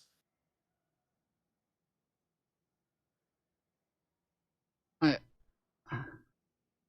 don't know So why. we I don't so feel like you're engaging with what I'm saying, and I'm just gonna keep repeating myself. Like the same scenario where there is a high likelihood of the person dying, you changing it to, okay, it's not a high likelihood, it is 100% likelihood. Okay, that doesn't make it better. But when I give you scenarios where there is not even a 100% likelihood, but just a good likelihood, a good enough likelihood to where you're putting this person in danger of dying, just to evict them from your property, you agree that this is a scenario where you should probably be held. absent a less forceful means that is actively available. Right. Correct. That is, yes. But at 2 weeks, the other forceful means would be something like no. The other forceful means would be something like calling an ambulance and having them waiting for them to come pick this person up and letting them. How long is that ambulance going to be waiting, Tom? Like 3 months? Maybe. Well, okay. So is that indistinguishable from just demanding the mother continually providing resources to the fetus? Well, I don't think that I in this case I don't think you have to feed the person that's in your yard, but I do think that the eviction of them is what I'm talking about. That is your scenario. That is what your consistent line is. The eviction aspect. So you call an ambulance. The mother is like 2 weeks along. She has the fetus inside her womb. You call the ambulance. The ambulance can't do anything because what can they do? The fetus can only exist inside the mother's womb. She says, "I reserve the right to remove it." What can the ambulance do? It's a performative gesture. It's a meaningless gesture. But like at the end of the day, the fetus doesn't have a right to her bodily property. Okay. Yeah, I disagree. But okay, so why does the fetus have a right to her bodily property? As I said, because she put it there. Okay, but do you understand that there are situations in which we cause people to be in situations, but we would say that we are not morally obligated to assist them further? Why do you? There are some. There are yeah. some where that's not the case. What would be the common denominator? I would say that would be like rights violations that constitute restitution on behalf of the violated party. That seems to be the consistent, situation here. Like but again, like simply causing someone to exist isn't a violation of their autonomy, correct? No, I didn't say it was. Okay. But that's why I'm saying that these are not. That's why I keep saying that these are not. What is the act that mandates that the mother provide her bodily property to the fetus? This is why I keep saying that these are not these are not analogs. These are not things that can be analogs. Well, wait, exactly. But you need to articulate why it is that the mother is expected to provide her bodily property absent her consent. Wait, I did, but every time I do it, you bring it back to this analog, and then I explain that this is not an analog, and then we go back to that again, and I explain it again, and then you make the same analog, and I explain again that it's not an analog, and then we go back, like, it's literally gone back and forth from that, like 4 or 5 times now. I keep saying, this is not an analog, and you go back to it. Can you provide any instance where the mother is obligated to provide her bodily property, even if she doesn't consent to? The mother? Yeah. Or just like anybody, or just the mother. That if she has kids, that she has to provide to them, or she can be put in jail for not providing. That's a legal argument. Are you saying that we're just gonna like appeal to the legal? Well, okay, I it feels weird that I have to say this, but I would also think it's immoral if a mother has kids and chooses not to provide for them. Well, but that's what people who give their children up for adoption are, aren't they? Like a mother who says, "Well, I They don't." are, but until that point, yes, you would still be expected to. Would you say that? Okay, after, would you say that the individuals who give their children up for adoption and they successfully transfer, the caretakership to another individual, would you say they're still immoral because they've abdicated their duty to provide for their children? No, but that they are handing over their child to be cared for by somebody else. If they just put them in a fucking trash can, that would be different. And that is the analog. Is we're talking about putting them in a scenario where they are going to die versus making it to where they are capable of being cared for. And in this, we cannot keep analogizing things where we're saying, oh yeah, that's the analogy, but in this case, it's impossible. Okay, then it's not an analogy. That's not an analog. That doesn't work then. Tom, I will say I do legitimately appreciate you going through this debate as far as you had without going into the shit smearing fucking tactic that most people do, which is giving me endless reductios. What I will say is that Walter Block, who is the progenitor of the evictionist standpoint, actually has a really informative perspective on child abandonment and actually helps solidify all of the concerns that you have.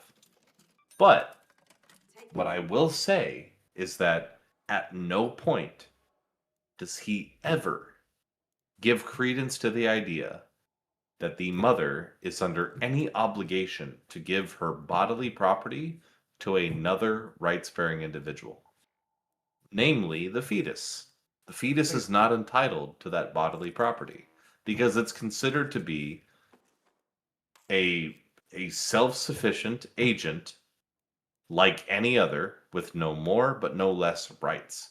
That's I can name a bunch of people who are like philosophers who are pro-life who never give up that you should be capable of having an abortion. Like it doesn't mean much that you can name people who never. No. I don't care. I'll hear them out and I'll read them and I'll look at their arguments. It doesn't mean that I don't care in the sense that I'm gonna dismiss them out of hand. But what's likely to be the case is that I've already seen them. The most prolific contender to Walter Block's stance on evictionism is Sean Parr. And he put forth the departurist position, which basically said, well, you just have to let the fetus naturally remove itself from your property. And they got into a back and forth, and it's really fucking fun to look at how their different papers contended with each other's points. But they never contended with the idea. They never disproved the idea that the mother is the one contributing the bodily property to the fetus during the pregnancy.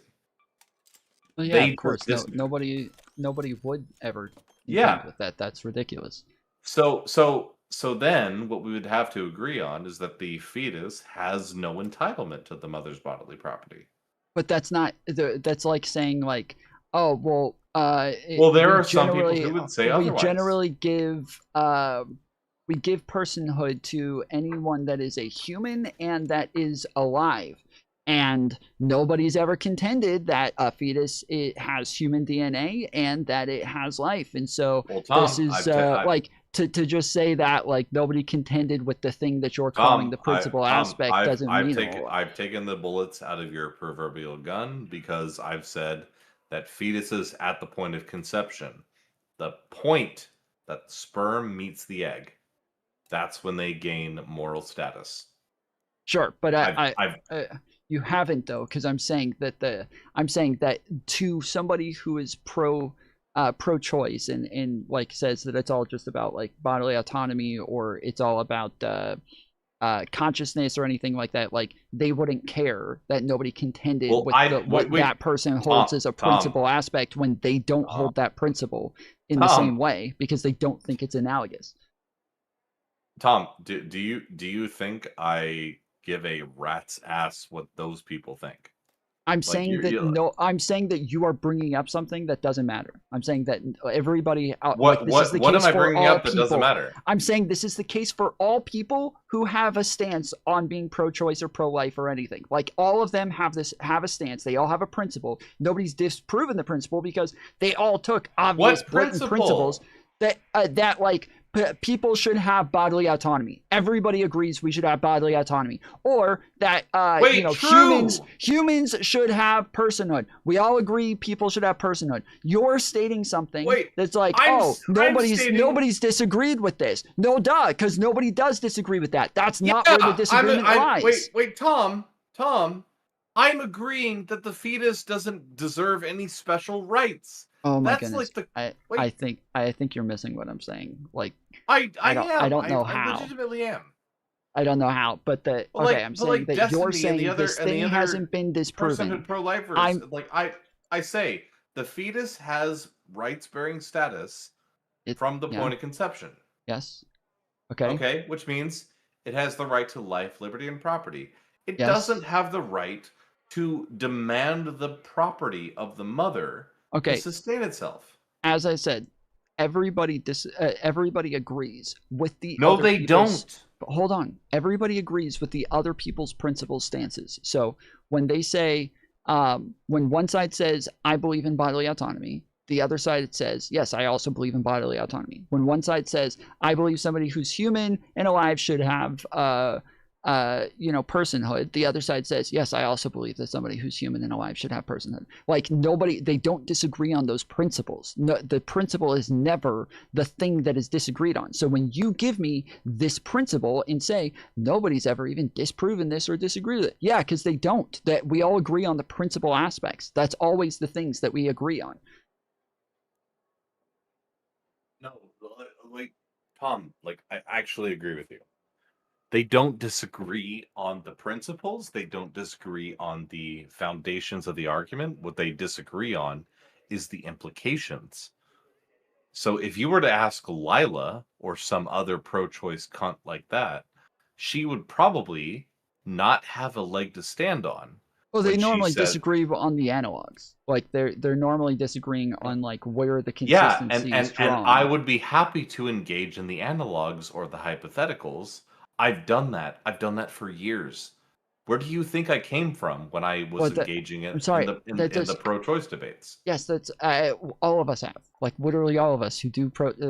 I'm sorry. I'm just saying that like my point is that when you say this person who makes this argument, nobody's ever disproven this principle, I'm saying yes, that is the case for all pro-choice arguments or pro-life arguments. Like that is the case for all of them. Nobody disproves the principle because we all agree on the principles. We disagree on the analog. Yeah.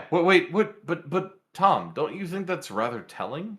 Don't you think that's rather telling if like Tyler Bluntman or Sanvi or any other like major pro-life argumenter, like anyone who like made their name as a pro-life advocate, can't actually defeat the fundamentals of the argument?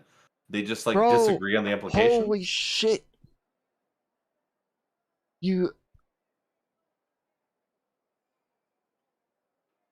I don't know how you're missing what I'm saying. Maybe Tom, like. Okay, do you believe that people should have bodily autonomy?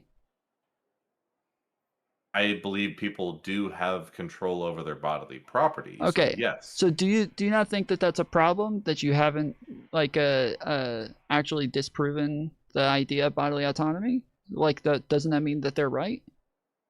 Wait. And that they just the people who say my body, my choice, and they make it about I think those what is it, the tiered like trimesters and everything that like those people are. I think they're equally retarded. Like correct. That's my point. That is my point. So when you say, don't you think it's a problem that they haven't disagreed with the actual principle? I know! That's what I'm saying about all of them. That is my point. Is that whether or not you disagree, because hold on. I don't know how the fuck you're missing this. Okay, I'm gonna repeat this one more time. You keep stating the principle aspect of this argument, nobody has defeated this. And then I say, yes, that's common with all of the arguments. And then you say, don't you think that's a problem that they can't even disprove this thing? And I say, no, you're not trying to disprove that bodily autonomy exists. You're not trying to disprove that people have personhood. You're not trying to disprove any of their principal arguments either. You also do not try to disprove. That's the whole point. Why would anybody try to disprove the thing that you're saying? Isn't it like telling that they haven't disproven this? No, it's not telling. You haven't disproven any of theirs either. It doesn't matter because that's not where the disagreement lies. Tom, why would I try to disprove a point I agree with? That's what I'm saying. Holy shit. That's what I'm saying. Right. Okay, I can't with this anymore. I can't with this. Okay, then they're all right. They're all right then. If all that matters, if all that matters is if all that matters is the principal argument, then they're all right. All of you are right. Every single one of you with your contradictory points are all right. The correct position is evictionism. Oh my goodness. Okay, I can't do this again. I cannot do this anymore. You're gonna drive me fucking crazy, bro. You're gonna act like what else do you want me to say? My head is the chat. Are you guys understanding what's happening right now? Evictionism is correct. Is it just me? Are you guys understanding what's happening right now? Am I losing my fucking mind? What other position should I be defending, Tom? I'm not telling you to defend another position. I'm arguing against your statement that this is a problem, that they haven't defeated the principal argument when you also agree you're not trying to defeat their principal arguments. So you think, oh, but isn't it telling that they haven't defeated the principal argument? No, it's not telling that you don't defeat theirs either. But I agree with theirs. Yeah, they agree with yours too. So it doesn't mean anything. Wait, Tom. You understand Stephen probably doesn't agree with me, right? Hold on. The principal argument, again, that people should have property and they should have rights to their property. They do have property rights over their body. They have self-ownership. No, I don't think he disagrees with that. No, I don't. I don't think he disagrees with that simplistic statement of a principle. No, he doesn't. He disagrees with the analogs, as I keep saying. That's where the disagreements lie. So when you say they haven't defeated the principal argument, nobody's ever trying to defeat the principal argument. They're going after the fucking analogs. Hey, Tom. Tom? Yes. I love you. Okay. Stop. Just say it back. I love you too, buddy. Hey, there we go. All right. So, okay. I would consider it to be principally problematic if Stephen didn't incorporate his perspective into his broader takes around something like abortion. I think you and I could probably agree. Destiny doesn't do a good job defending against the more rigorous pro-life takes if he's not willing to employ every exploit. I think that when he debates somebody like Lila Rose, I think he is more than capable of arguing against what it is that they're saying. I think that when he argues against a lot of those people, I think he's fine.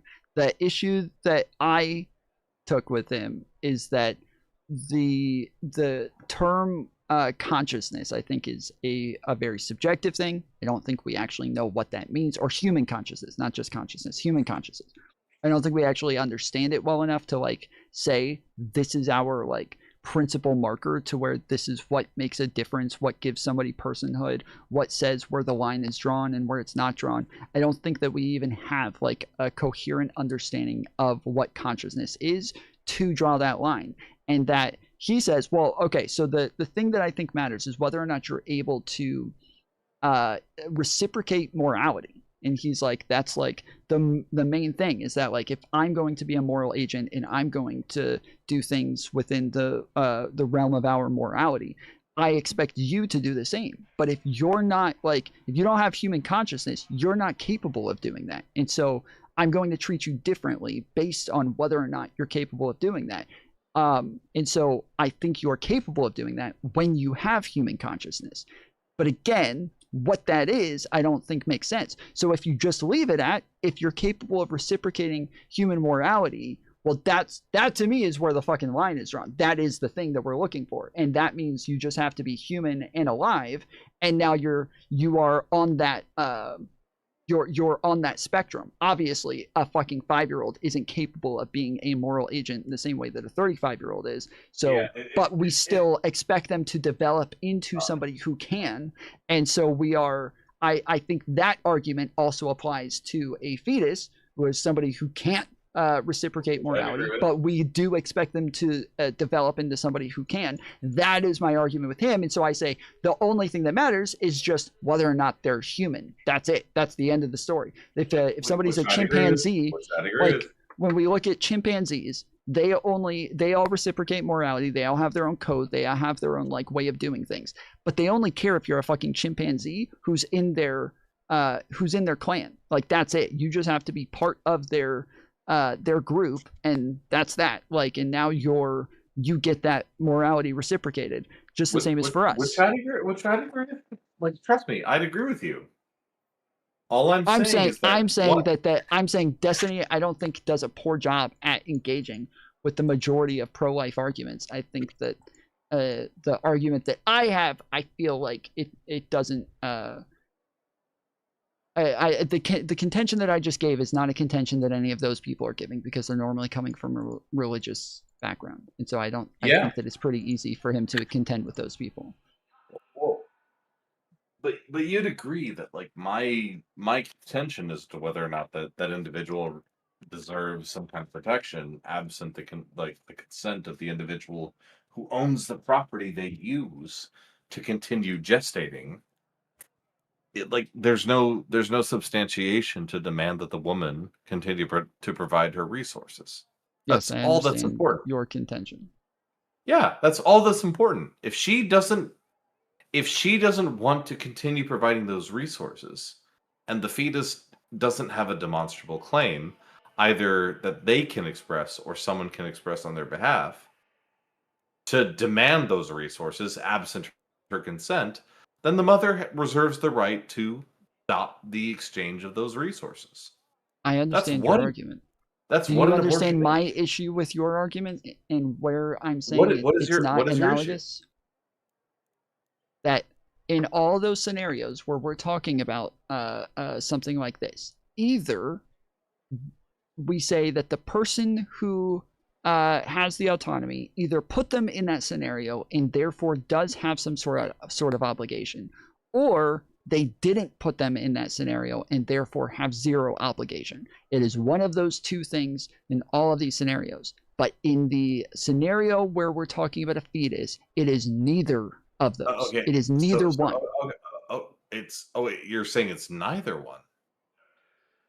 Yes. So what is the substantiation of her obligation based on what she actually did?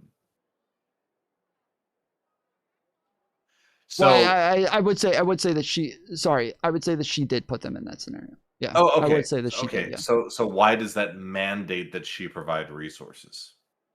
Because I think that is part of her autonomy. It's part of her agency, is that she chose to be in this scenario. Okay. So the fetus is dependent on her because the fetus is implanted on her uterus. Did she consciously make that fetus attached to her uterus? Yes, in a way, yeah. Like as I said, like when we're talking about somebody making a decision where there is a likely consequence. What conscious act did she engage in to make sure that zygote attached to her uterus? The conception, the having sex. That's. Oh, okay. Okay, we can talk about that. But you said that last time. We're talking about the implantation, right? Because that's the start of the pregnancy. Yes, we're talking about sex. Yeah, we're talking about they had sex and that makes babies. We are talking about the implantation as being the start of the pregnancy. That is why are you saying this as though that's different from sex? It is, because in one instance, a zygote is created from an egg and sperm, In another instance, a zygote, which has already been created by an egg and sperm, attaches to the uterine wall of a woman's womb. Okay. But what? You can see how those things are meaningfully different, right? Not at all. How? Like, I know how they're different. I don't know why you're bringing it up. What does that have to do with anything? In one, there's going to be a fetus, and the other one, there's not going to be. So why are you bringing this up? Okay. So Tom, unfortunately, you're seeing the implantation as an inevitable byproduct of the conception. What is another potential and just as likely outcome of the conception of two individuals who have sex and conceive a zygote from sperm and egg? They don't attach, and the zygote is flushed out in the vagina.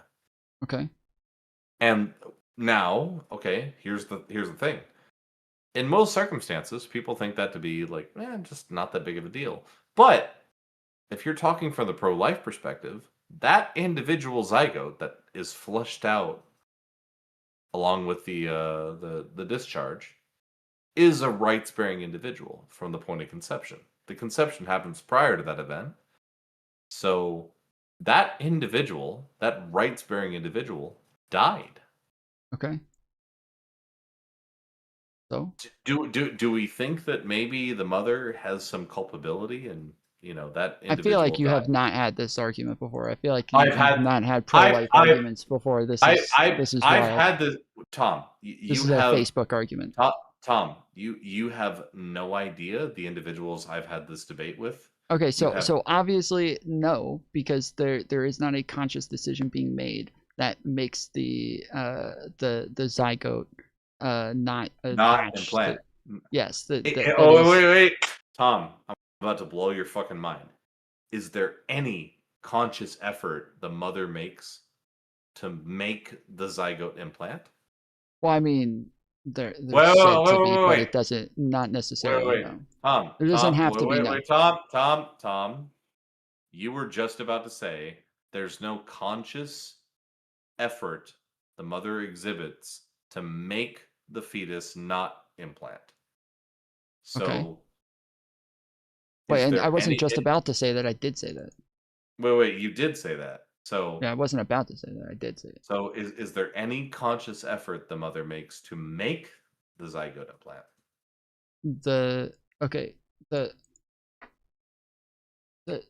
I feel like this is obviously not. They are not. So you're just saying, all you're saying is that she doesn't get to decide whether it does or does not implant. Yes, that doesn't mean anything. Yeah, that just means she's not culpable for either outcome. No, it doesn't. Wait, yes, it does. No, it doesn't. If she's not culpable for the zygote not implanting, because if the zygote, that's not how that works at all, bro. We don't do that in any other fucking scenario. You would never make this line of argumentation in any other fucking scenario ever. I totally lost you. This is a unique situation, and we have to treat it uniquely. You're gone from your mic, bro. Oh, hold on. Let me fix this because I have to switch things up. My bad. Can you hear me? Yes. Okay.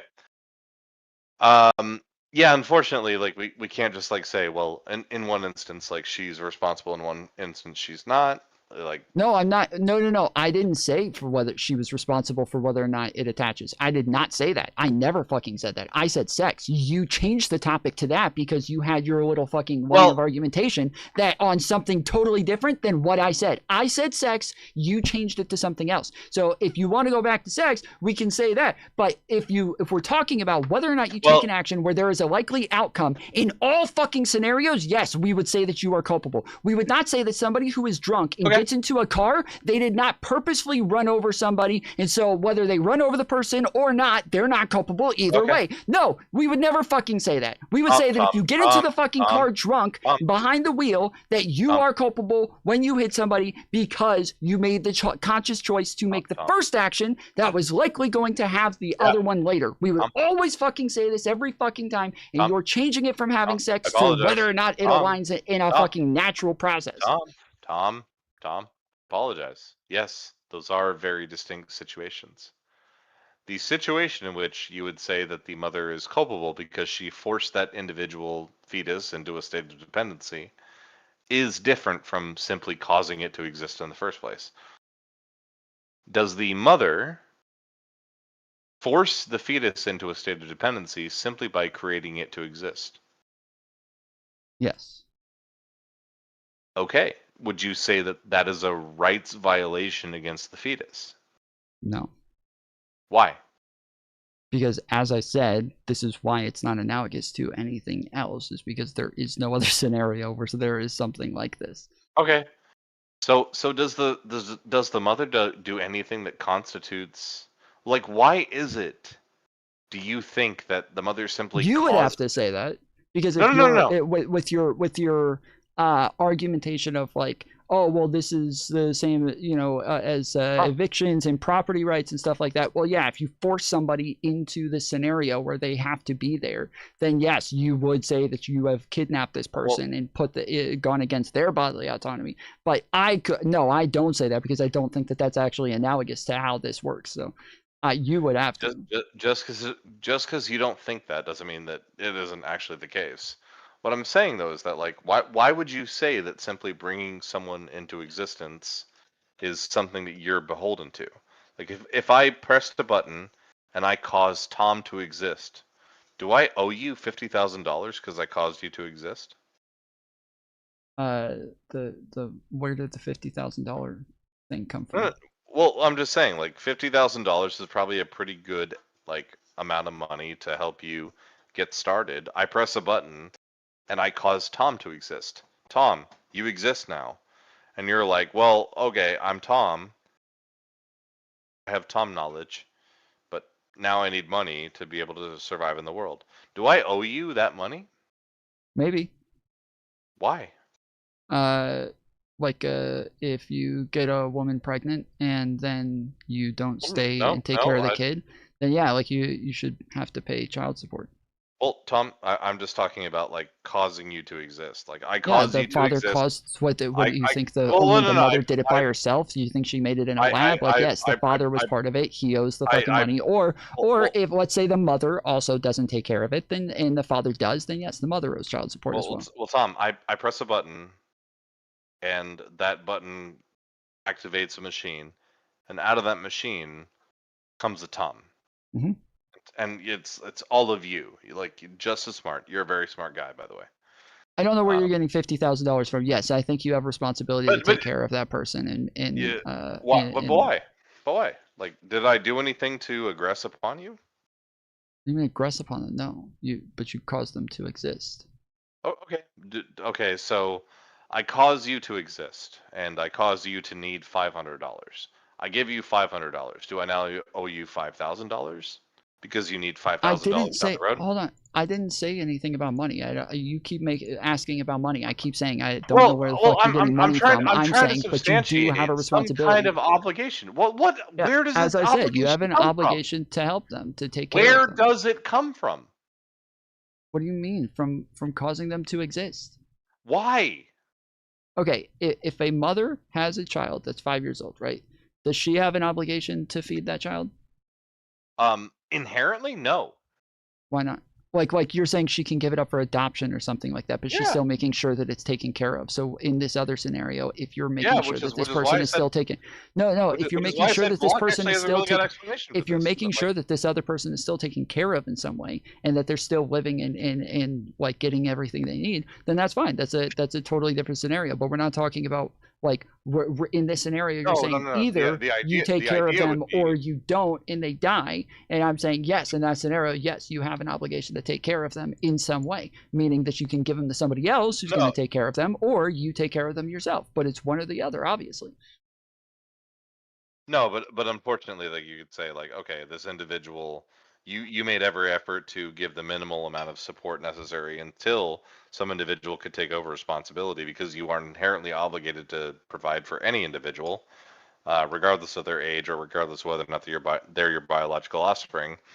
Yeah, Walter Block has a really good explanation of like child abandonment and how that doesn't actually work with libertarian principles and what it actually means to truly relieve yourself of the role of a parent or a role of a guardian. But most people don't actually read that stuff because they don't care. I don't know why you keep doing this. Every time we get to like an end point of an argument, you start telling me that somebody else has arguments for this. Well, like I could I'm run arguing through with this you right now. I'm not talking to them. I could run through this like very, expressly. Like we basically say that the individual who expressed the and established themselves as the volunteer caretaker of an individual, expresses that they no longer want to be the individual caretaker of this, needy individual. It wouldn't be simply sufficient to cast off that role and simply no longer care for that individual. You'd have to actually go through the steps of finding a willing host to take over that responsibility. Just like if you were to like cast off the ownership of a sweater. Wait, that's what I said. Okay. Wait, why are you saying okay? You just said that somebody else has arguments against this, and now you're saying that it's the same argument as mine.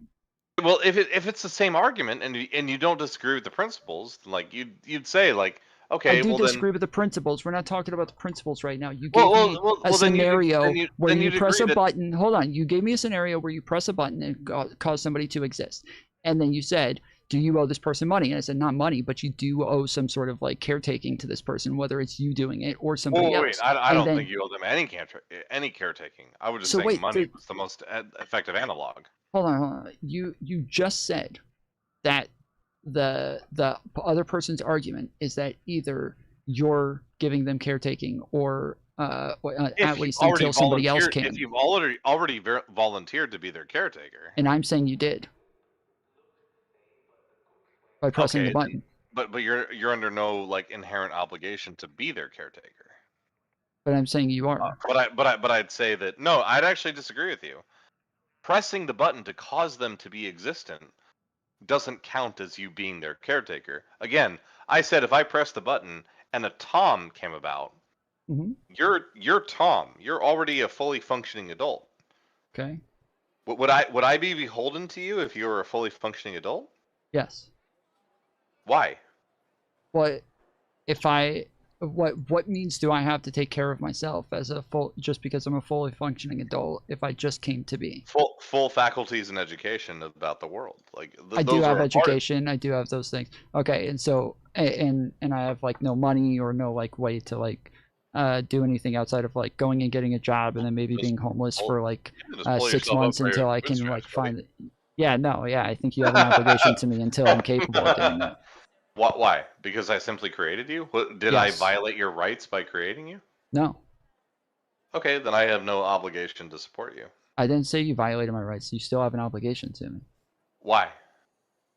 Okay, we've literally gone over this 3 times now. Yeah, and we're going in circles. Tom, no. You're agreeing with me, and then you go back to saying you disagree. Hold on. I said again, we're gonna do this one more fucking time, and you're gonna agree with me again, and then I'm gonna be done with this. Okay? So, if you have a 5-year-old, who do you have an obligation to take care of that 5-year-old until somebody else can? Or until they can take care of themselves. In the ether, like I just come across a 5-year-old? No, you have a 5-year-old that you press the button you created, and you have to. Do you have an obligation to take care of this 5-year-old until somebody else can, or they can take care of themselves? Inherent obligation? No. Okay, I disagree with you. Okay, why? Because you created the 5-year-old. How do you know that? I said it's the hypothetical that I gave Okay, you. okay. What do you mean, how do I know that? Why does my creation of the individual necessitate that I take care of them? Because that was your choice to put them into this scenario. Okay, but again, why is it that simple actions that cause events?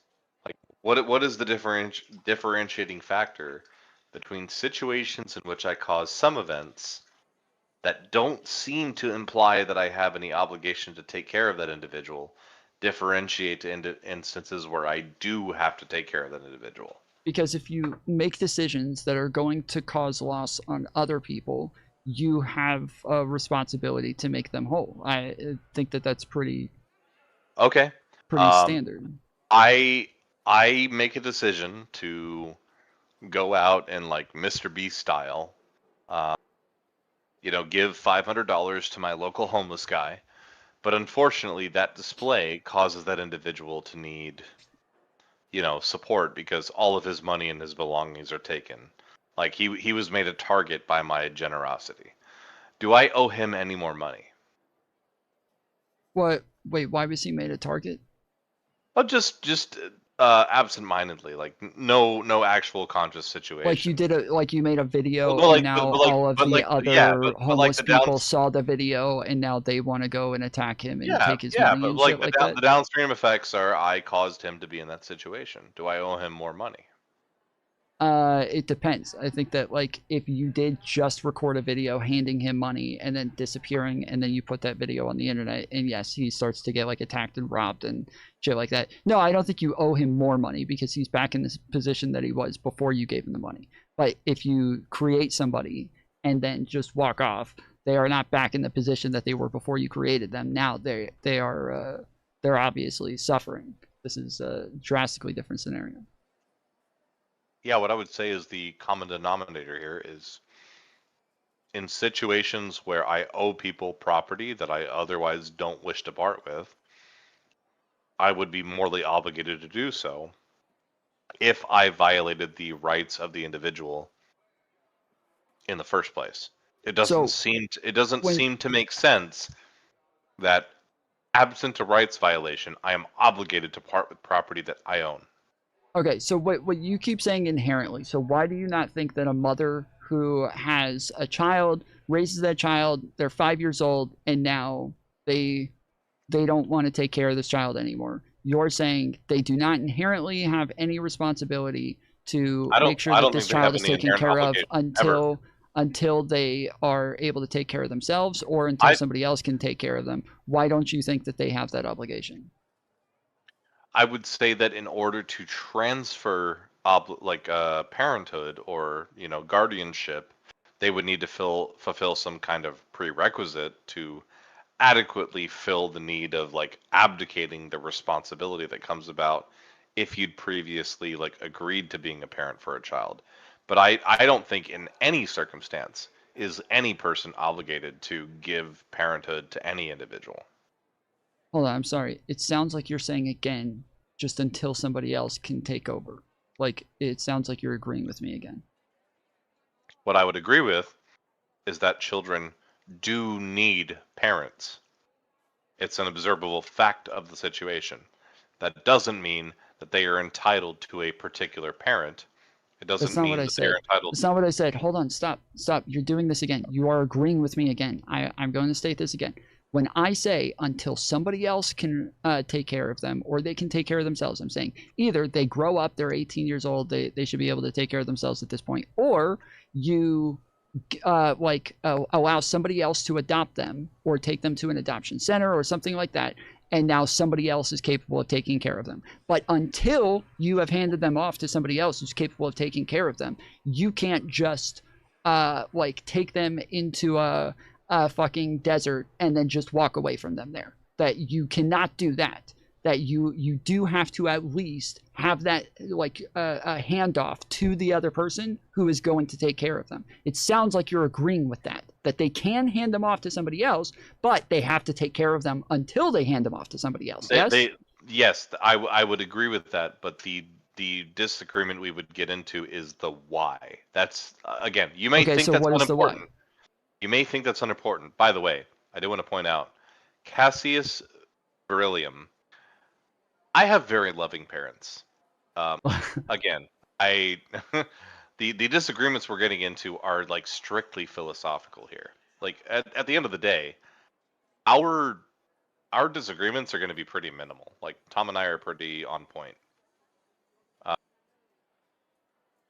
No, the reason why I would say that an individual who is either the de facto or the expressed caretaker of an individual must find a willing acceptant of that responsibility is because until such a time as that responsibility has been exchanged, any action that said individual takes is one that leads to the possibility that they're going to engage in an action that constitutes a rights violation or an aggression upon their charge. Again, it's very nitpicky. So put that into the real world. Like somebody has a baby. Why does this person have a responsibility? Why does this mother or father have a responsibility to this child? This individual has expressed, yes, I'm going to be the caretaker of this child. 3 months later, they continue to express. Wait. How did they express that? Well, absent a legal distinction, I can't give credence to the legal authority necessarily when we're talking about philosophy. Okay, so how did they do this? The legal backing may give some kind of like backbone, but like it only does so much. How did they do this then? Well, then they just said like I'm going to be the caretaker of this child, and like that's a responsibility I take upon myself. Most of the time they don't say that, but we're saying that by them having the child and walking out of the hospital with them, we are assuming there is some sort of like. Hold on. I'm trying to break down what you're saying right now. So they have the baby in the hospital. They walk out of this hospital with this child. We are assuming there is this contract that is signed where this person is agreeing to take care of this child until somebody else can, or until they can take care of themselves. Yes. Yeah, I was just saying like we could theoretically have a situation where it was like an orphan child.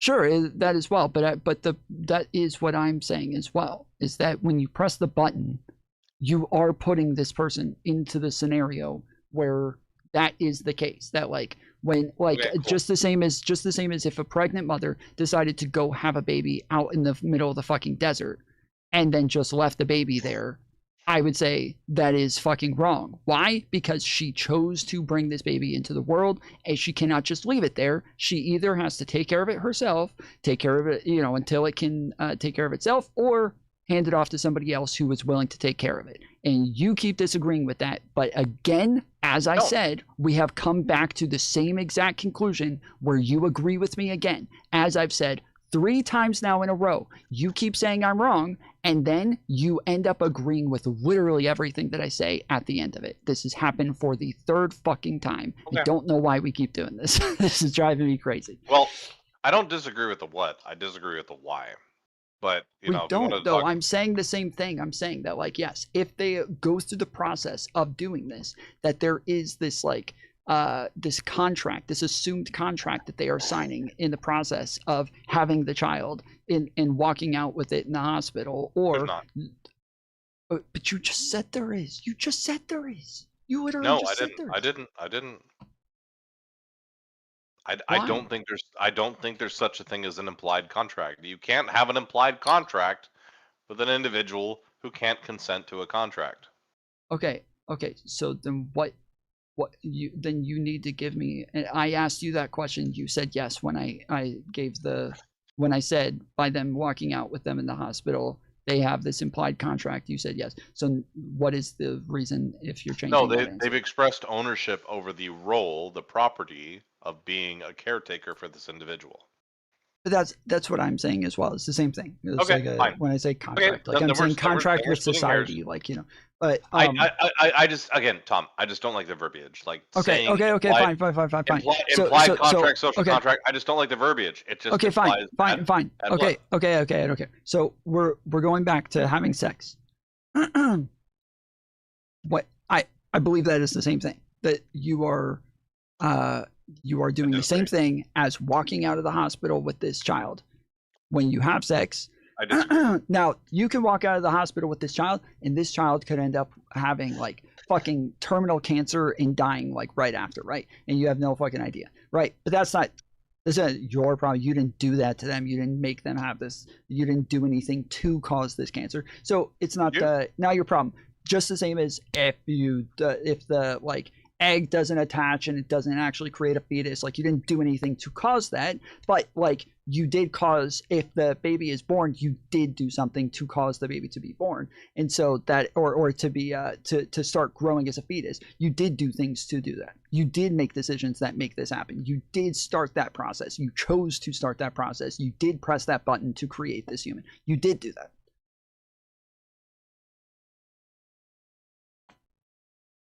Does that constitute action that requires an obligation? That would be my ultimate conversation. You seem to say yes. You say yes. No, Why? Why? No. How is that different from walking out with the child in the hospital? How is that different at all? If you caused the fetus to exist, I don't think you did anything other than cause the fetus to exist. You don't have any obligation to continue to make it alive.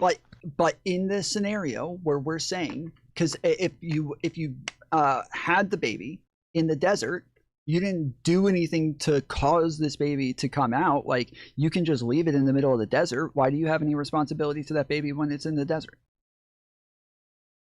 If it's in the desert and no one has claimed responsibility for that baby, then theoretically, yeah, no one has any responsibility to take care of that baby. Do you disagree? Okay. So no, I'm not saying you found a baby. I'm saying you birthed a baby in the desert, and now you just leave it there and walk away. You're saying you have no responsibility to this baby. Oh, yeah, like you've expressed, at least de facto, the responsibility over that infant, and you've abandoned it. Yeah, like you've violated the necessary prerequisites to absolve How is that yourself of different responsibility. from conception?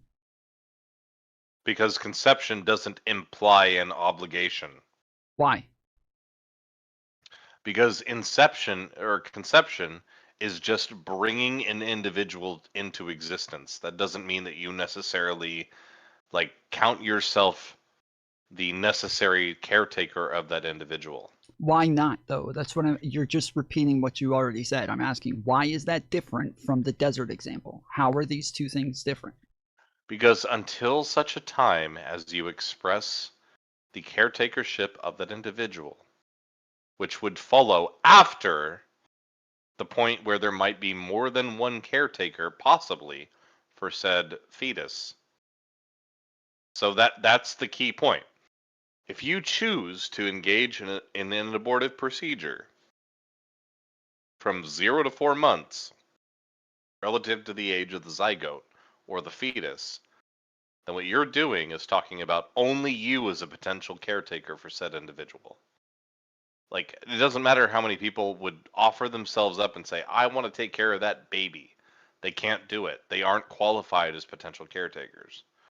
So as a result, if you say, I no longer want this pregnancy to continue, you have the right to end it, even if between 0 and 4 months, it means the fetus is going to die. So what if you have a baby? You have gone through the process of delivering this baby, but you live in a country where literally everybody there are pedophiles.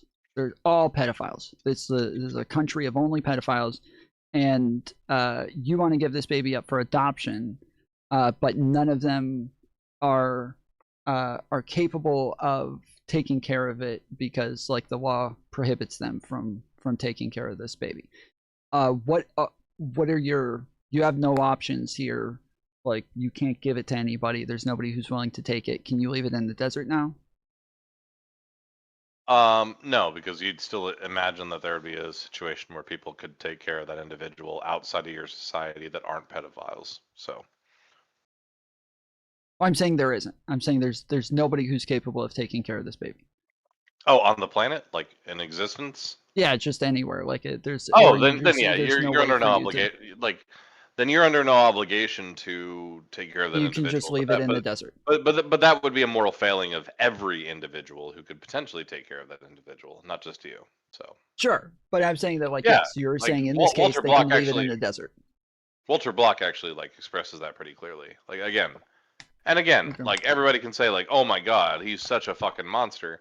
Like I'm just talking about what is like morally justifiable. If you're talking about what I would do if I found myself in a society, No, I'm not asking what you would do. I'm not. I'm not I know asking you what would. you would do. I I know don't you care wouldn't. what you would do. But I feel like I have to defend myself because I'm basically waiting for like the sum total of people who are like, oh, he's a fucking libertarian monster. Like I'm gonna tell you what I would do right now. If that individual baby was like only able to be taken care of by me, yeah, you bet your fucking ass I would take care of that baby. Because I wouldn't want that baby to be in the hands of pedophiles. But like, I'm talking about what I'm morally obligated to do, which is distinct from what I think people should do.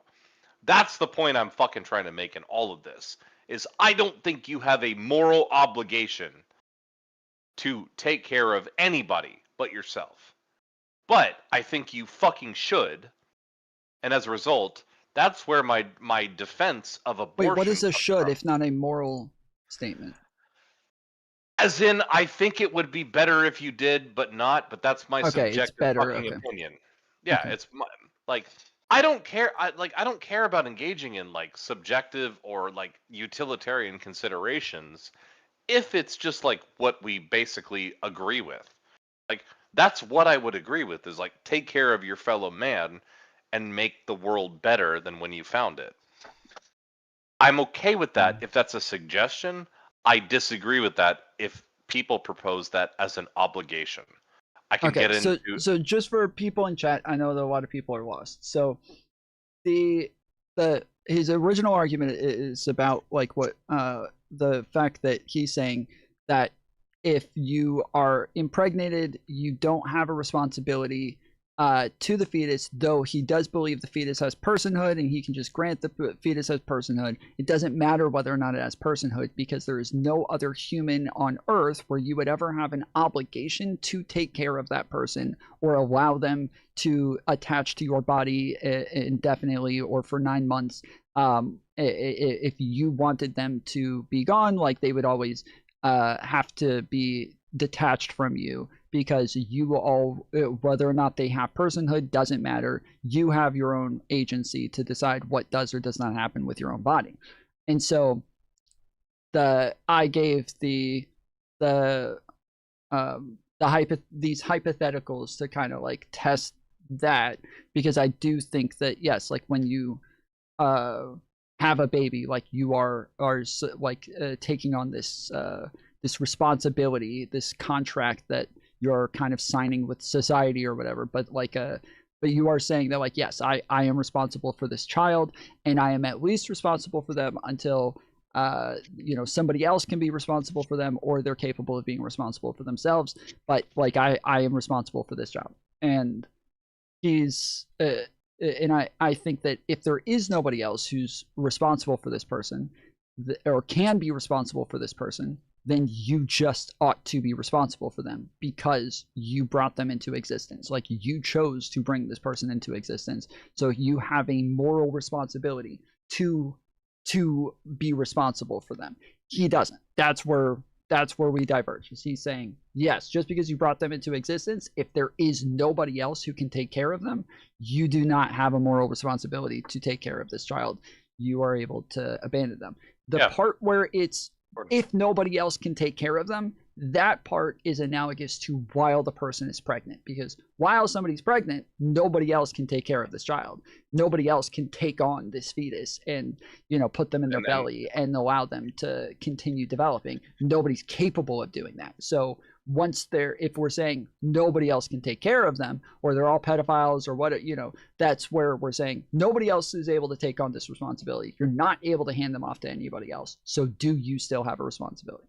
That's That's what that was. Yeah, you basically say like, no, you don't have an inherent responsibility to take care of this individual. If you literally can prove or reasonably suspect that no other individual could alleviate this particular responsibility, then like you have no responsibility in and of itself. Like if I and some other individual who was really, really needy found themselves to be the last two existing rights-bearing individuals in like the entirety of reality, would I be required to like take care of that individual? Well, no. Like we'd begin to talk about the breakdown of whether or not any kind of morality based on rights would even, like we basically talk about the breakdown of rights altogether.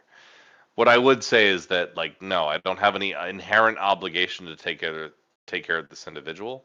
If I'd exhausted all of the other alternatives, like finding someone else to take care of themselves, like this individual willingly, like in the entirety of existence, then I'd just say, well, okay, well, it sucks. Yeah, I but think you have obligations to other people. I totally I don't think you do. disagree with these things. So like if somebody's like drowning in front of you and you're standing on a dock where you can just reach out your hand and pull them out, I say you have an obligation to pull them out. I 100% believe you do. But I'm sure that feels good. Libertarians But I don't know how you would establish that. But because I think that like morals are all societal. So I don't agree. I don't agree. I don't believe there are any inherent morals. I don't think any morals exist inherently. And I'm a moral realist. Like all you basically be telling me that, like as laudable as your position is, Tom, all you'd be telling me is that your morals are based on your preferences, and I'd like that's fine. Not just my preferences, but preferences of humans. That like humans have preferences, and that I think that we have societies that are humans are. Well, but that is true. That like yes, the different societies, different groups have different preferences, and that there are social contracts that exist, and that within those societies you have a responsibility to the society because the society makes it to where you're capable of existing as well. Unless you're going to go out, like when you're when you're put into a society where you don't have the ability to just like grow a farm in your backyard and grow all of your own food and have your own pond and filter your own water and take care of yourself without anything else, you kind of depend on society to be able to drive on their roads, to use their internet, to like, and so now society, if you have to be dependent on society in order to exist, you have to agree with all their rules. Then society has an obligation to you as well, and they have to do things to make it to where you're capable of existing. And so I think that but you have to obligate yourself with the rules you disagree with if like you are dependent on society. Say that again. So because you might be in some way dependent on society, therefore you have to obligate yourself to a non-zero number of rules that society like collectively agrees on. So well, just existing around in society at all. Like, okay. So like I might say, oh shit, like I'm really dependent on society because I need like molasses and sugar and oil and hides from society. I need to trade with people. But oh god, the society that I'm trading with and like getting goods from, they also allow slavery. Like that's like the only rule they actually have is like allow slavery, so I must allow slavery. Like again, this is a facetious take. I know it's a facetious take, but I'm saying that wouldn't wouldn't apply because if like unless like slavery had some like necessity to society existing in the way that it does, then I think it's obviously answers no, because when I say that like humans have a preference, that like I'm saying if I put an animal in a room and flash a bunch of like gore images on the screen of like people getting their throats slit and people getting raped and screaming and like just all of this horror right in front of their eyes, it's not going to do anything to the fucking animal. The animal doesn't give a fuck. They see blood all the time. They would love to fucking go kill a bunch of humans and eat them, right? They don't give a fuck. But if I do this to a human, this is very, very different. The psychology for a human and what it is that hurts them, what it is that harms them, what it is that causes them pain is drastically different from what it is that will cause an animal pain. And so when I say humans have preferences, I'm saying that there are things that are like very specific to us. And taking away all autonomy from a human, making it to where they're not able to make their own decisions, they're not able to, they have no agency over their life. Like, obviously, that is harmful to a human, and I'm saying that the human preferences are part of that societal contract.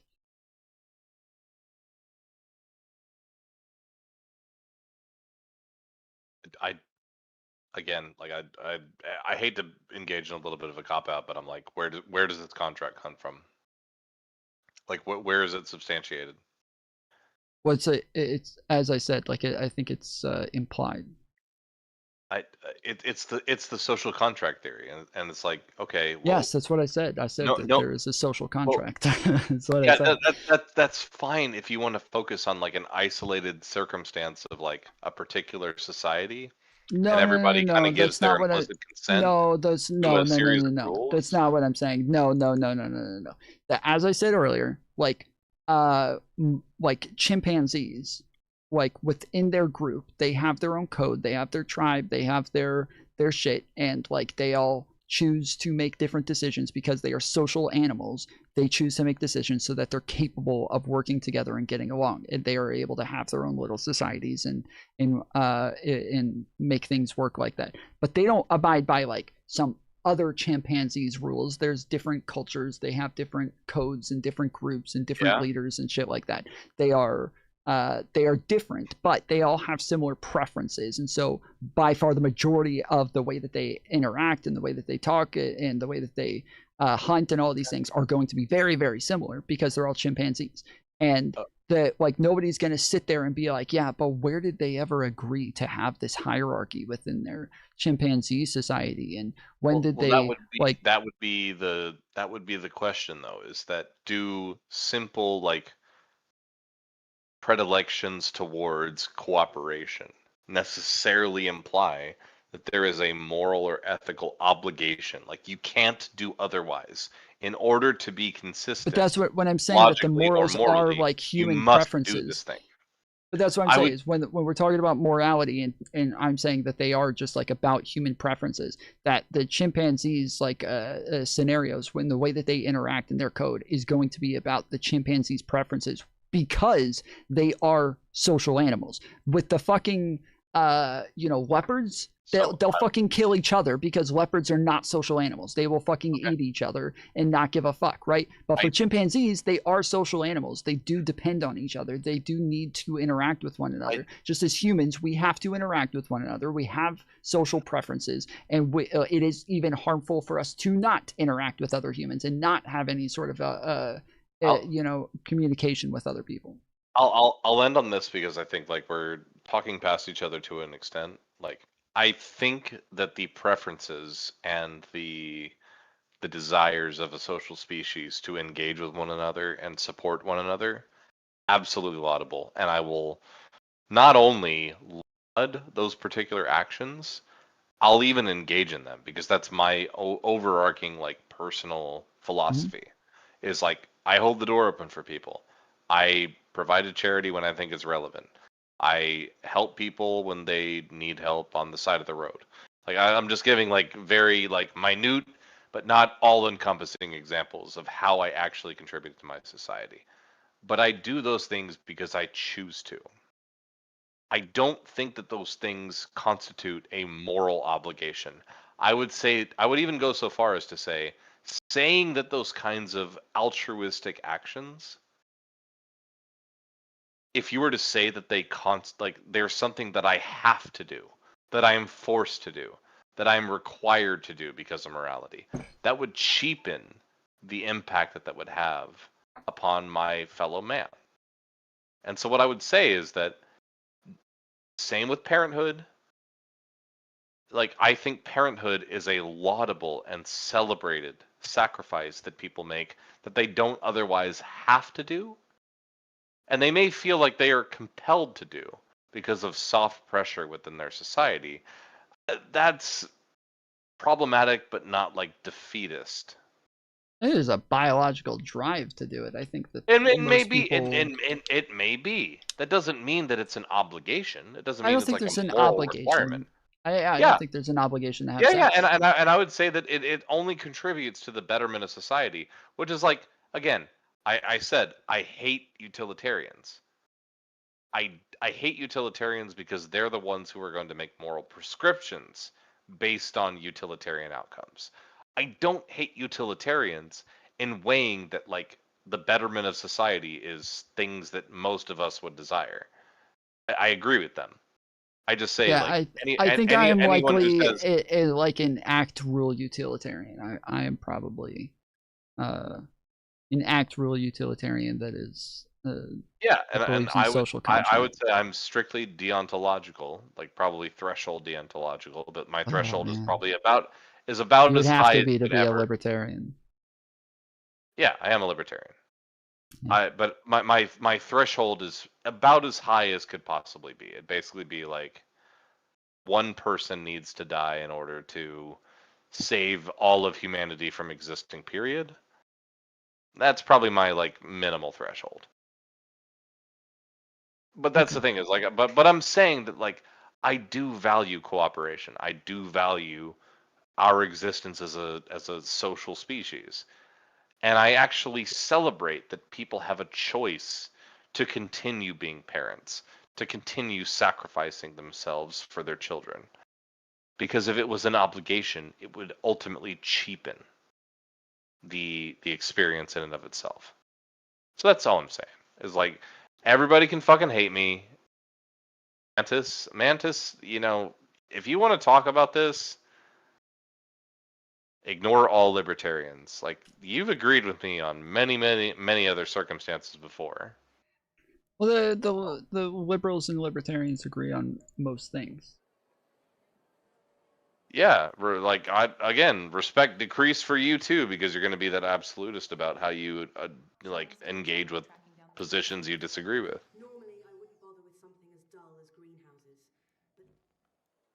All right.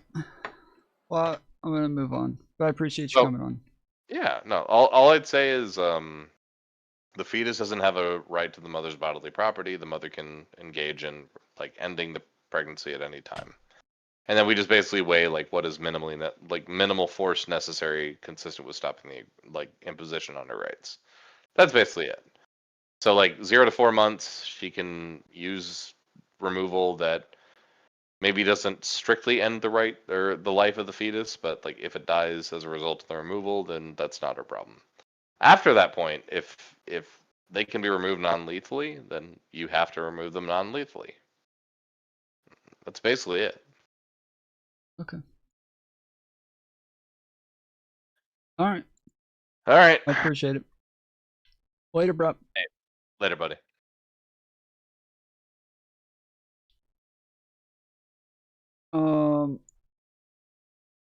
I don't know. I saw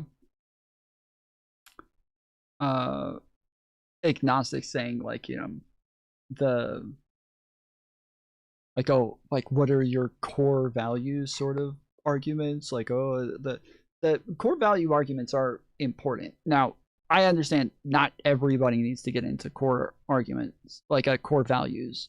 Not everybody has to like get into what their axioms are and like where their morals come from, and not everybody needs to understand those things. But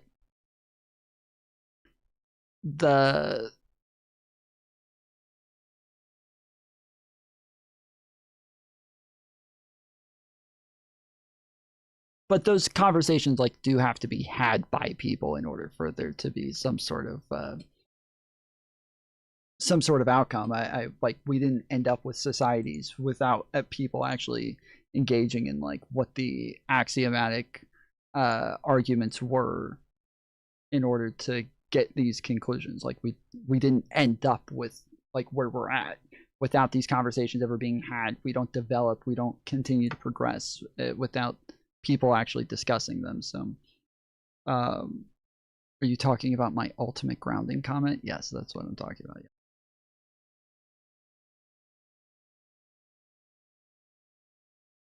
Because that's why, like, when we were talking about this, I was saying, when it comes to abortion, I do think like the abortion argument is always an interesting argument, because it kind of shows how what people think morality is, and like where they come to their like how they come to their conclusions, and where they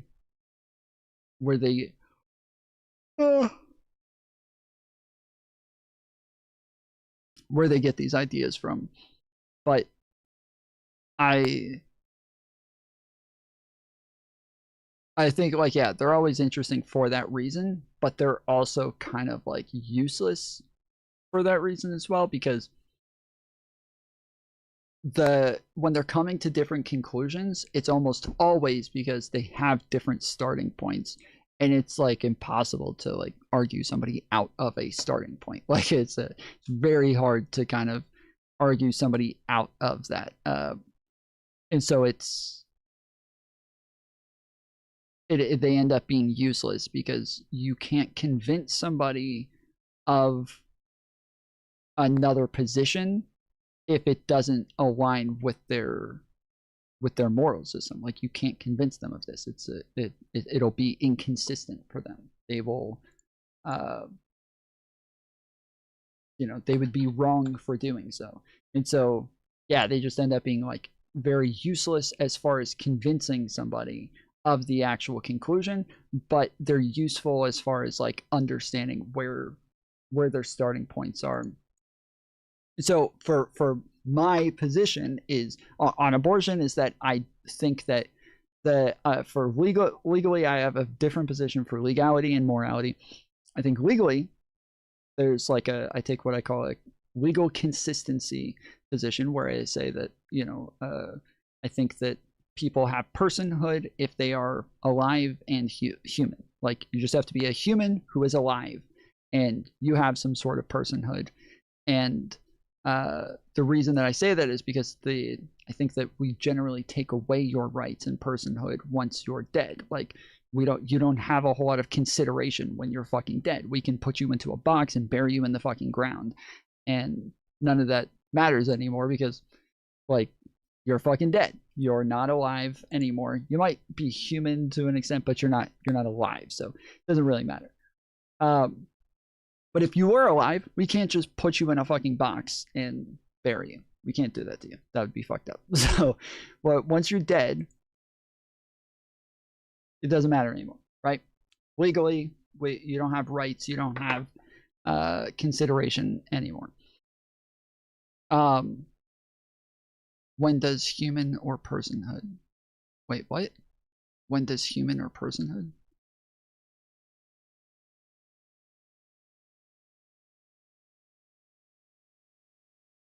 Oh, okay.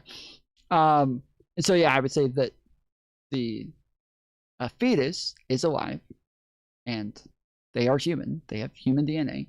So, human or personhood. Well, it's both. Like, they're, as I said, somebody who's dead is still human. They just don't have personhood because they're not alive. So,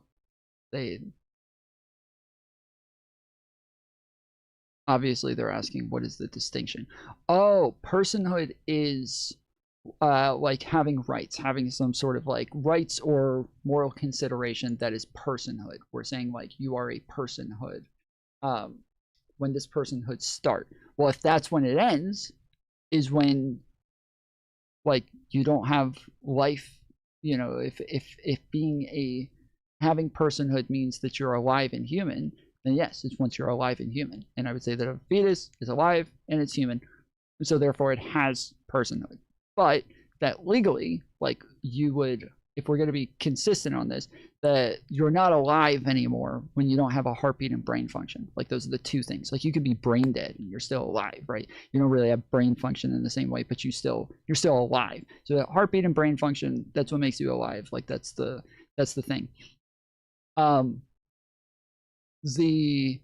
so yes, that normally happens like 15 weeks, end of first trimester, beginning of second trimester is like where you would a fetus has heartbeat and brain function. And so I would say I think that's where I would like draw a line on abortions. But morally, I do think that, like, yeah, it's always wrong. I think that there are like conscious decisions that go into creating a human and making it to where you are like starting a process to create a full-fledged human being, and that it is always immoral to have an abortion, but legally the option should still be available for a while. All right, we got 58 minutes. We're in the last hour. We got $25, excuse me, into the dono goal. If we want to get to the end, we got to get another $25.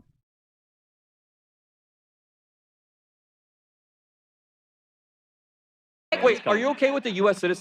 Okay, so I missed some of this. I saw Eucharist came up right when I went to the bathroom, and that was right when I fucking walked away. So I'm gonna try to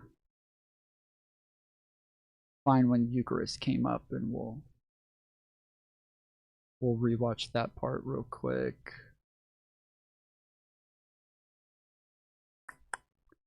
Fuck. At the time that the woman weapon, he fired it through because of footage. He's slave. I don't angles, but vicious because I'm surprised that. Wait, do you agree with Trump? Do you agree with Trump when he says this guy was viciously hit and he said, "Fuck, dude, where is it?" Actually, is so the medical term for abortion. Yeah, okay, you guys. Wrong. It's gonna be that one. Okay, that's my topic. I say the ICE agent in Minneapolis did nothing wrong. And thank you. Here's my argument for this. It's a pretty simple argument. The ICE agent was there to carry out federal law in total accord with the law. And he was following all of his instructions and all of his training. And he saw that there was an SUV parked in the middle of the street, obstructing law enforcement. At that time, he might not have known, but it was being driven by someone who had trained to obstruct law enforcement in this operation. And so they went up there to try to get her to move, and she didn't want to move. She was there for quite a while. And then the lady hit him with her car. And so and she literally did that. So she was dead. We now know, though there was a lot of confusion at the time, that the agent was in front of the car. We can slow down the footage and look at the tires. We can see that the woman accelerated while her tires were aimed at the agent. We know that when the agent fired his weapon, he fired it through the front windshield, which means he couldn't have been on the side. And we know that she hit him with the car because of footage from him, body cams, best thing for law enforcement ever. And we also know that he suffered.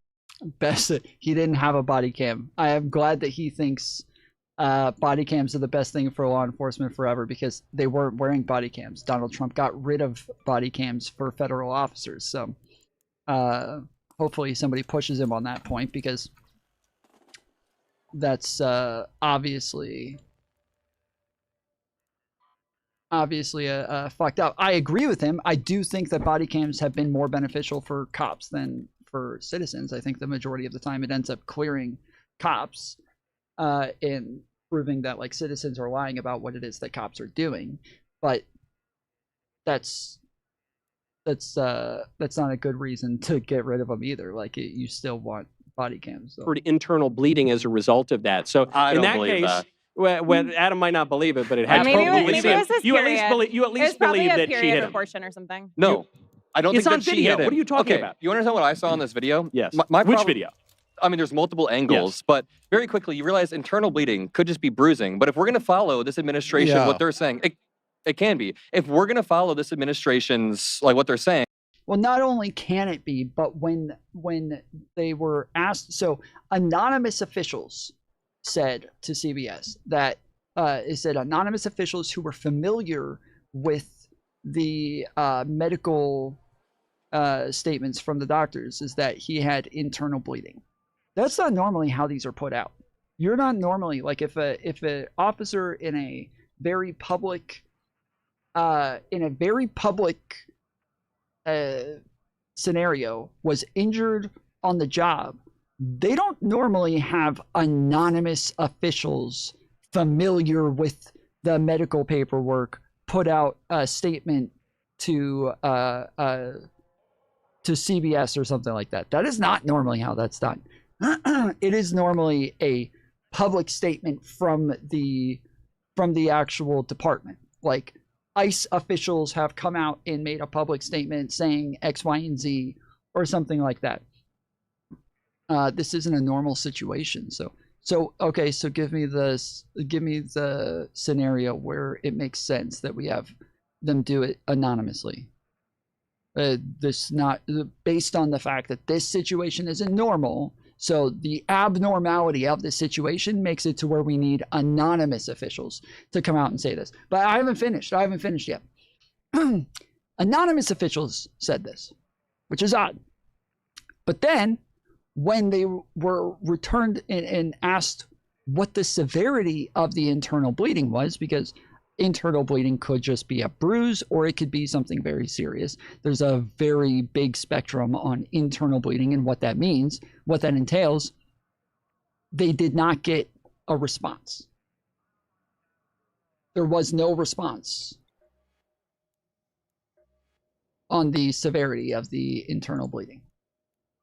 So, what is the scenario where this makes sense? Well, fuck.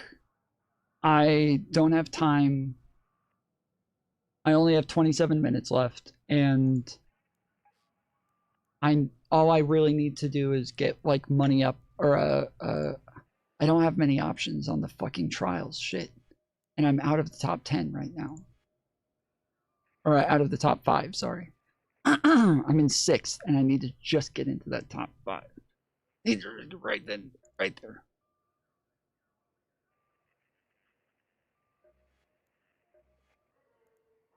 I can't do download information on the bunker. I can't beat damage rocketeers or destroy pops. I can't beat those. Can't do damage to hornets. I can't beat that by myself. The only thing I can do is deliver carryables. And the last time I did that on Stella Montes, which is like the only place I can go that has double XP right now, all the carryables are like bullshit, like taking stuff to open up doors and crap like that, and it doesn't seem to, I can never find them. So to avoid harassment, wait, who would be harassed? The officials who put out the statement are anonymous. You're saying the officials who made a statement on what the medical treatment was, that they would be harassed, right? That's what you're saying?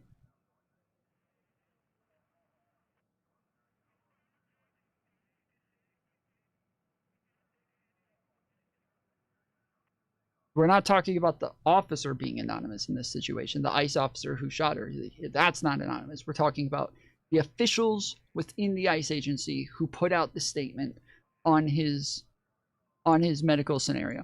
They're the ones who are anonymous. That is not usual for a usual scenario or unusual scenario. It doesn't matter. They're like, why the fuck would they need to be anonymous? That doesn't make any sense.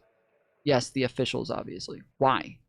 Why did that? Why would they want to be anonymous? That doesn't make any sense. Normally, you put out statements anonymously if you aren't supposed to put the information out, if it is not an official statement, right? It means this is not an official statement from the agency, but you're somebody who has information on like official status of things, right? Anytime it's funny because anytime like anonymous officials come out with information about Trump, everybody says they don't believe it because they were anonymous. If a bunch of anonymous officials come out with information and they're like, well, Donald Trump did this and he did that and blah blah blah, and we have like 5 anonymous officials all saying the same thing, or I don't believe that. That's a lie. Why would they be anonymous if they're telling the truth? They should just not be anonymous. But in this scenario, they all believe it. Which I don't disbelieve it. based on whether or not they're anonymous. But I also don't think that I don't think this makes a whole lot of sense.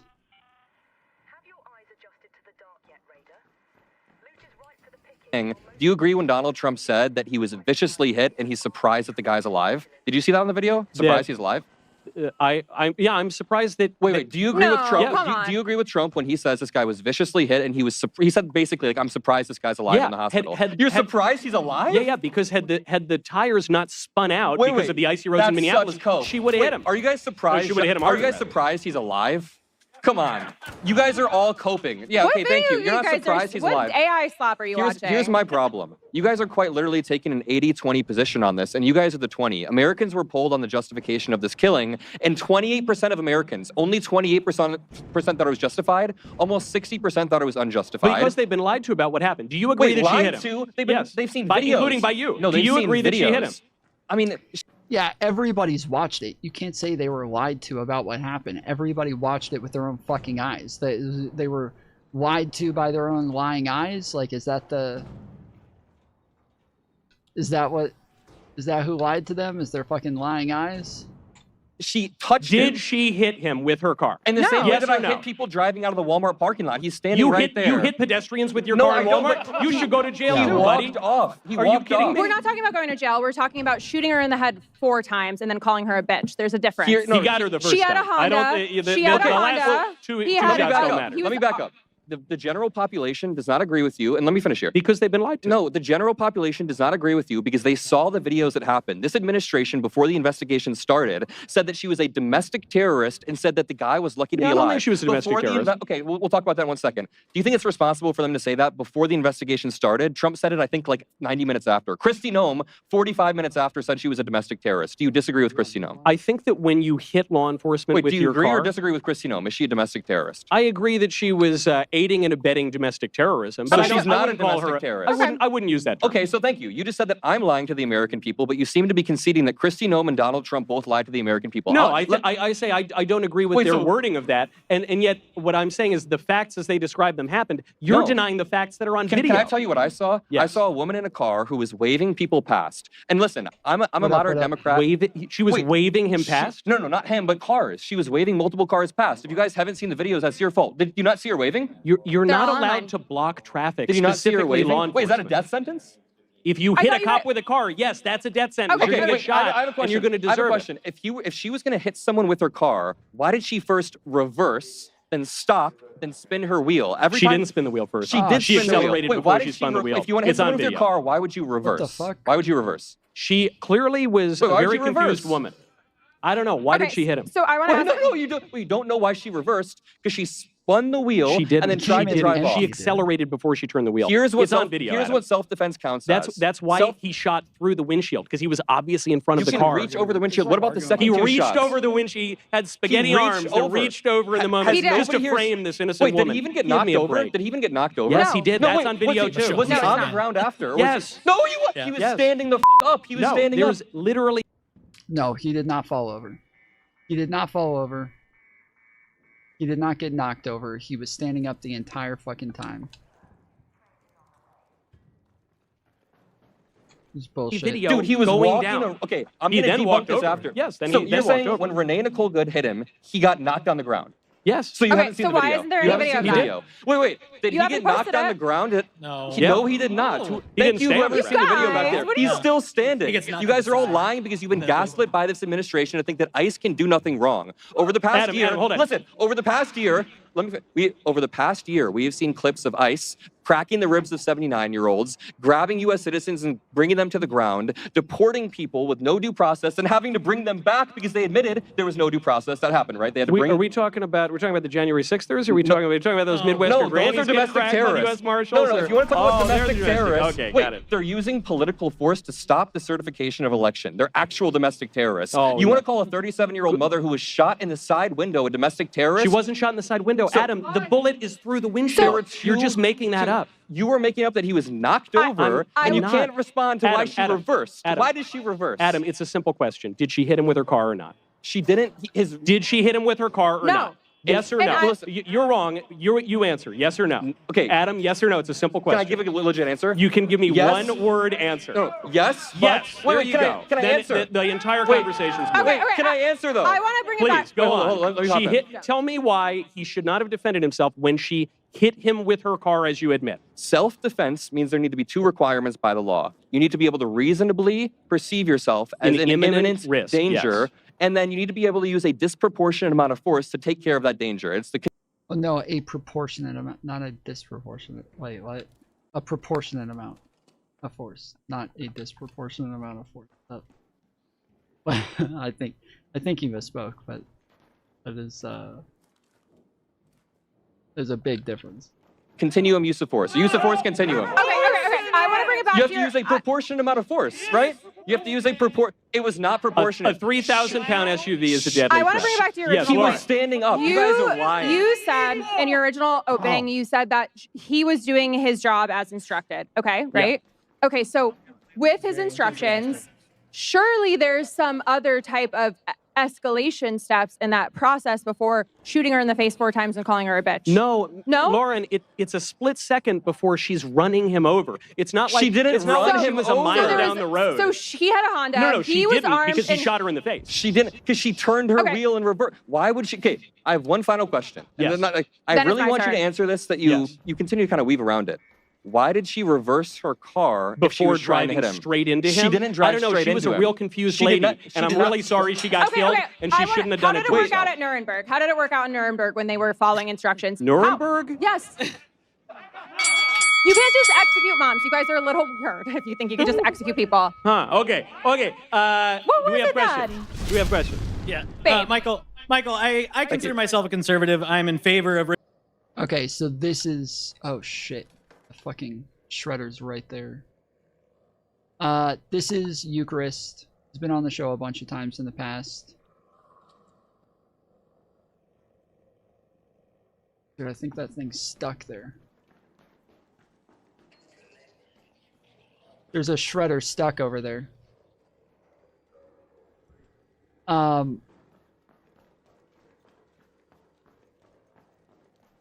Yeah, he's been on here a bunch of times. That's we turned this on because he was on here, so we're just seeing what he had to say, and then I think Origin, who was in chat just a little bit ago, said that he was also in here as well, and I got to ask some questions too, so. Rigorous enforcement of our immigration laws. But I want to ask you a question about tactics. Yes. Okay, so even setting aside, I think there are legitimate legal issues here that we could ask about, Fourth Amendment issues, et cetera. But I just want to ask you, let's assume that sort of the public backlash to what's going on right now with ICE, stopping people in the street, pulling them out of the cars, going to door, is sufficient to... Every time I'm here, I run in fucking circles, dude. Every fucking time I end up running in circles. I hate this part of the fucking map. It's so annoying.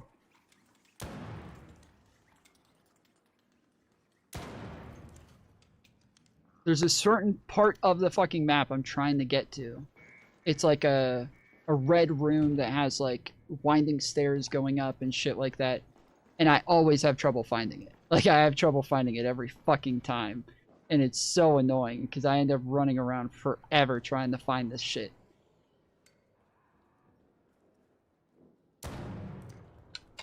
cause some sort of landslide in the midterms against the Republicans. Let's assume that leads to Donald Trump getting impeached. Let's assume that leads to maybe by the end of the Trump term, deporting fewer people than we saw under Obama. Would you not admit that maybe tactically mistakes have been made, that this is bad optically at the very least, even if you dismiss the legal issues? Yeah, I don't think so, because I don't know what the alternative is. Well, what the people voted for is mass deportations. What we've gotten so far, the Obama numbers are in... Did they vote for that? The Obama... Well, when people are trying to run over cops, I voted for that. Okay, so I thought you loved due process, no? But... So was she guilty of... You don't get due process when you're running someone over. You just get to... That's not true. Okay, so then why trial. won't they let the DOJ do an investigation then if they're so right and correct? There will be an investigation. No, they're not. They shut it down. There will be an investigation. No, there's not. They have said that there is an investigation. So, like, this is one of the things that we talked about on the panel the other day.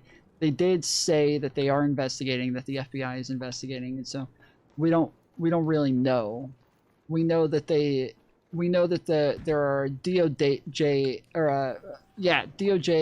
prosecutors who said that they were trying to investigate this and they were shut down. Okay, I think the room is over here somewhere.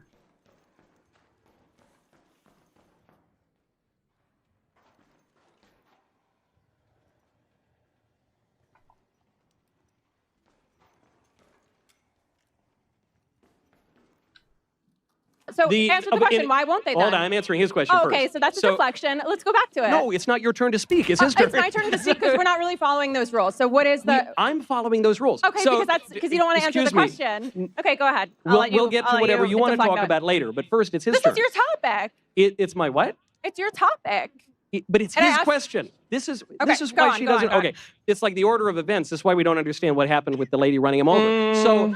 So to your question, tactically, is this a bad idea? I don't think so. Some people say that Barack Obama deported 300,000 or 400,000 people. It's kind of fake because they're counting turnbacks among that. He did deport some people, but it's kind of fake because they're counting turnbacks. Right now, the border is totally shut down.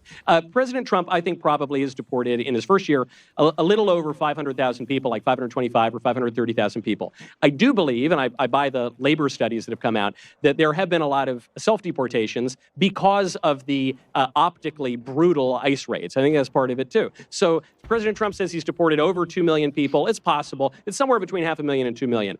Compared to the Biden administration, where they were letting in 3 million people a year, obviously that's a huge turn in direction. My question is, how are you going to get mass deportations, which most of the conservatives, I think, would agree, we're not even getting enough mass deportations. How are you going to get that if you don't go from job site to job site, from town to town, and try to round people up? Is that going to involve bad optics for leftists? It is. I just don't know what the alternative is. Well, I think first it might require more funding for things like immigration judges who could process these sorts of deportations. But I think also we're talking about like the fundamental of my question people. is basically, if it turns out, let's just assume a hypothetical world where there is a Democratic landslide and Trump gets impeached over this, and we find as a result of surveying people who voted against Republicans in that election that a big part of this backlash was due to this type of ICE enforcement. Are you not going to think that, maybe we could have done this a little bit differently? Well, what's the alternative? So you mentioned we need... Yeah, sure, Adam can answer. The alternative is a moderate immigration policy like we saw under Obama. Do you know what they called him? The deporter-in-chief. Yeah, but listen, they were wrong. Okay, they called Obama the deporter-in-chief. The problem here isn't the mass deportations. The problem, as he points out, are the brutal videos coming out of those, that ICE is losing popularity with the public population. Obama deported a massive amount of people, but we didn't see the Adam, same... do you dispute the turnbacks? But let me see. Okay, the turnbacks do you dispute happened. that most of them were turnbacks, turnaways? There were turnbacks, but not most of them. They called him the deporter-in-chief, and he did that without cracking the ribs of 79-years-olds, without shooting U.S. citizens, without deporting people with zero due process, and then bringing them back to the effing country. Do you agree that Trump has deported more people than Obama? Yes, but he's deporting people that he shouldn't be deporting. 75% of them have no criminal background, no violent criminal record. But are they illegal aliens? They should. He's deporting people with no due process. Are they illegal aliens? Kilmar, Armando, yes, but Kilmar. But then they should be deported. Do you think people should? Do you think illegal aliens deserve due process? Illegal. Are we joking? Wait. Do you guys think that illegal aliens? Then you're wrong. The Constitution specifically says in the Fifth Amendment that persons, not citizens. We can expedite their due process. Wait, hold up. Yes. Can you just say if I'm right or wrong? Does the Fifth Amendment specifically say persons, and that was upheld in a Supreme Court case, that it's persons, not citizens? Look it up. What is he saying? It's not based on case law? What is that guy saying? What do you mean it's not based on case law? What the fuck do you think it's based on? What the fuck? What else would it be based on? Like, it's obviously based on case law. It is definitely based on fucking case law. That is pretty obvious. It is 100% based on case law. Fuck, dude, I don't know how the fuck to get up there. The enforcement of American immigration law, we sometimes do things a little more efficiently. We, for instance, deported 1 million people in the 1950s under President Eisenhower. If we were to give a lengthy trial to the 16 to 30 million illegal aliens who are in the country, we would never deport virtually any of them. I'm not asking for a lengthy trial for someone like Kilmar Armando Abrego Garcia, right? The thing is, when he got deported over to El Salvador, No, I'm not. I have a pretty modern immigration policy. I think people should be here legally. Illegal immigration should be minimized. We should know everybody that's here. But like most Americans, guys, this isn't even me living out. Most Americans do not like to see these videos that are going everywhere. Most Americans don't like to see grandmas and abuelas being pulled off the street. And I keep going back to this. There aren't that many abuelas. Come on. There are. There aren't that many. Wait. Are you okay with the U.S. citizens that have gotten caught up? So I keep going back to this case, but a 79-year-old U.S. citizen got his rib cracked by an ICE agent and is now suing the DHS. So I think it's very unfortunate when innocent, it's a very small number, but when innocent people or American citizens or legal residents are caught up in these raids. The problem is illegal aliens don't walk around the country with a big sign saying, I'm an illegal alien. So the problem was created by those who allowed the millions of illegals to come in, and now Trump's cleaning up the mess. The problem is you guys can never admit when ICE does anything wrong whatsoever. No, I'll admit that. So there was an article from Slate that came out just 2 days ago where I'll never admit anything in Slate. No, this woman provided all of the receipts. This liberal woman applied for ICE, and her whole internet history, she was shitting on ICE. She smokes a bunch of weed and posts about it, and she didn't even submit the domestic battery, her history on it. Like, she didn't submit anything, and ICE still let her in. So the problem is, undertrained ICE agents are being given the funding of national militaries. Like, they're funded more than national militaries. They're masking up in such a way that emboldens them, and then they're going around and terrorizing communities. Because they're a bunch of pussies, and the administration wants to because they take every incel loser from the small town high school, and they're being threatened as they should, because they're a bunch of pussy losers. And like, okay, listen, if you want a job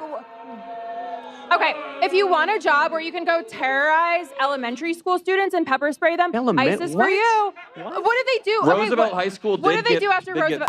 Yeah, they went to Roosevelt High School. First they went to an elementary school. Teddy or Franklin? Was it Teddy or Franklin? Can you? Good one. So can you admit that ICE does anything wrong? Can you ever admit that ICE does anything wrong? Or do you think they should have absolute immunity? I think I have admitted that. They hired that liberal pot-smoking lady. I think that was wrong. Okay. Well done. Good job. This, well played. But do you think they have absolute immunity like J.D. Vance does? I think they should be given extraordinarily broad immunity, yes. Extraordinarily broad immunity for things they do on the job. Yeah, for official acts. So they can just go shoot people? Yeah, I think Vance is totally right about that. But how did, like... You think he's right? Since the inception of immunity ICE? is not an excuse for morality. Like, again, I want to bring it back to Nuremberg. Like, what happened to the people carrying out these atrocities in 1930s Germany? I don't think removing Trende Aragua is akin to a Nazi character. I want to bring this back. What can you admit that ICE has done wrong thus far? Because most Americans... I just gave you an example. No, obviously, like a real example of ICE doing something wrong.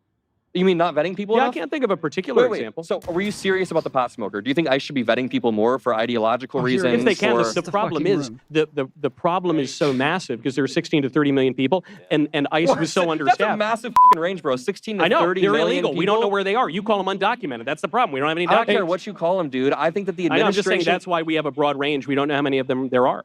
Hey, Adam, I got a question for you. Sorry, that was a little aggressive. No, you're good. Oh, okay, sorry. What's up? Hey, I just had a question about the due process for illegal immigrants versus like an American citizen. Does an illegal immigrant have an entitlement to legal representation? An entitlement? Are they entitled to legal representation? They have all of the rights defined under the Fifth Amendment of the Constitution. Okay, they're not guaranteed legal representation in their immigration case. Well, are U.S. citizens? So we can agree that, no, they're not U.S. citizens. Immigrants are not U.S. citizens. They are not. He didn't say, are they U.S. citizens? Holy shit, dude. This is like, these people are always so triggered that they think that people think that like illegal immigrants are, or the liberals think illegal immigrants are U.S. citizens. They always, they're not U.S. citizens though. They're not. But they're not though. I swear, they're like illegal immigrants? No, they really aren't.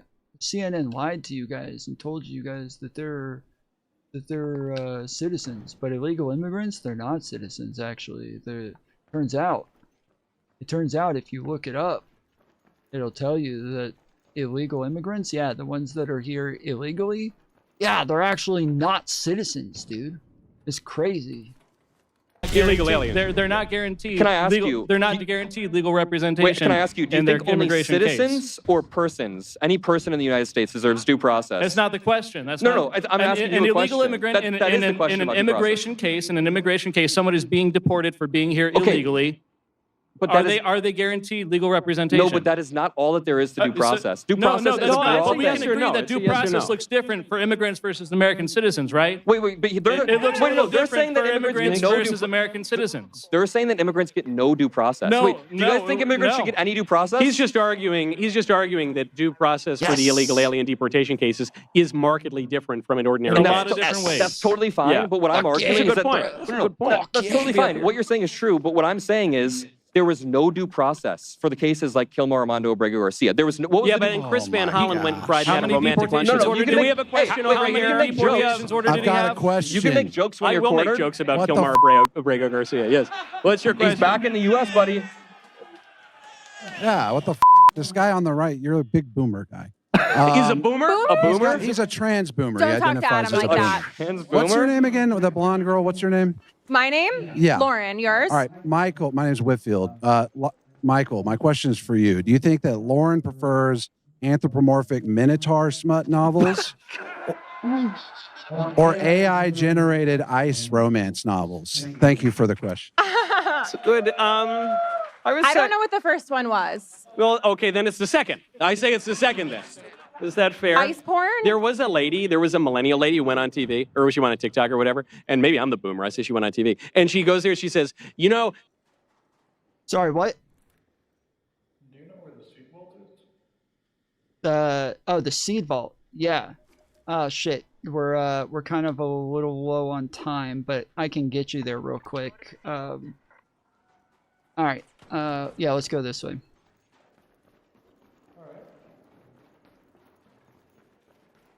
Hating men for so many years has trained me to stop ICE. And she was admitting, it was this amazing psychological admission, that a lot of these protests are about, like, women who hate their dads, basically. And it's unfortunate. It's like, that's what all of liberalism comes down to, is 3 words, screw you, dad. Right here. But I don't even think it's primarily about the cops. Can I bring it back around to one final thing? Yeah, come back out. Can you say, Michael, you asked me a yes or no question. Can I ask you one? Did the ICE agent who shot Renee Nicole Good get knocked on the ground on his ass? Oh my gosh, He got knocked over. Wait, no. Minotaur or not, bro? Hey, yes or no? Is your question, was he flat on the ground? Everybody said he was not. I just Was he dropped a flat? fucking grenade and I don't know Head where and the fuck it toes went. flat on the ground. Shit. I threw a seeker grenade. I threw a second one after he fucking died. Well, I didn't see a boom other than... Yeah, it didn't blow up, so I thought I could pick it back up, but I guess not. All right, it's up here, the seed vault. Or I guess, wait. Yeah, I think it's right here. Yeah, this is it. Are you trying to go to the door? The locked door? It's over here. I'm trying to go to the air shaft. Oh, the air shaft? Okay, there's another thing right there. Okay, so let's see. The air shaft, I believe. Let's see. It's either, I'm not sure if it's this. I don't actually know which one the air shaft is. Why did you want to go to the seed vault then? Because it's a 8-volt air shaft. Okay. Fuck.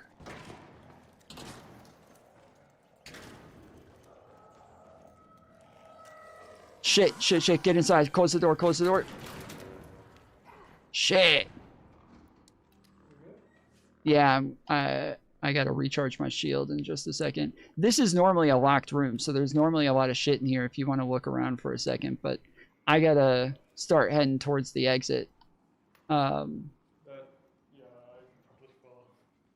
I'm gonna try to look around in here real quick and see if there's anything unopened that whoever used the key on it didn't open, but then I gotta head back.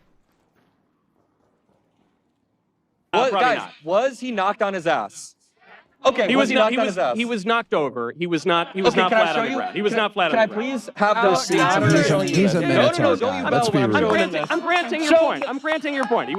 I'm granting your point that he was not flat on the ground. He was. Okay, but that's a He was pretty. knocked wait, over. you guys are being really dishonest about that. Like 10 minutes ago. He knocks the ICE guys are being agent very flat on his dishonest. Wait, sultry ass. Whitfield. He knocks the ICE agent flat on his sultry ass. Wait, do you actually think in that? the moonlight. Wait, do you actually think that? No, I think you want to read AI-generated ice. Wait, no. Do you smut actually think what you just said? Do you think he got knocked on his ass? Open the door. Say what? We're gonna run over to the side and go up the rope.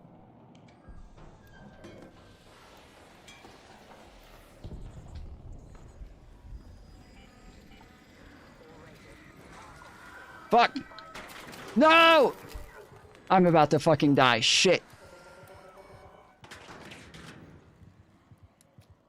There's a second one. Fuck!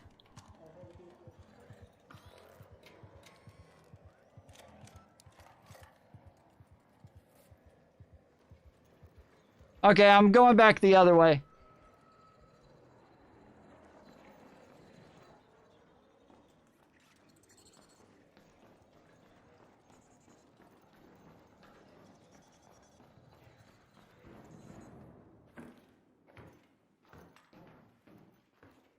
Fuck, dude. Fuck, I came so close to dying. Do you think he got knocked on his ass? Point. I'm so sorry, but Do I think he got knocked on his ass? No, I don't think he got knocked on his ass. Okay, then why were you guys Dude, like, coming hey, and what's your hollering name a second again? ago? What's your name? What's your name? Adam. Adam, listen, I've almost gotten hit by a deranged retard in her car, okay? I had a gun in my pocket, which I was not able to bring up here because of safety and everything, but... Wait, fuck. That's where I was supposed to go. Oh no. That's where the fucking... That's where the door is. Oh no. Yo. I'm back over here, sorry. No, I'm good. I'm up. I'm coming back out there. That's where the exit is, so I'm coming back.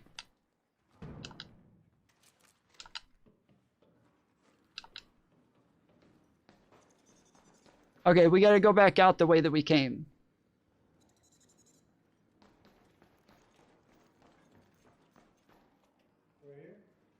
Yeah, I'm over here.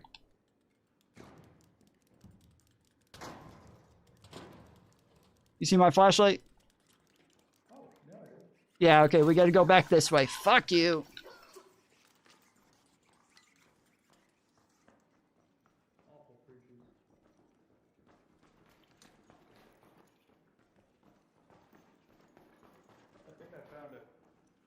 Okay, oh wait, no, it is the other way. Fuck. Is it? Oh yeah, it is. Okay, yes, this is the door that I was looking for. Ah, thank God.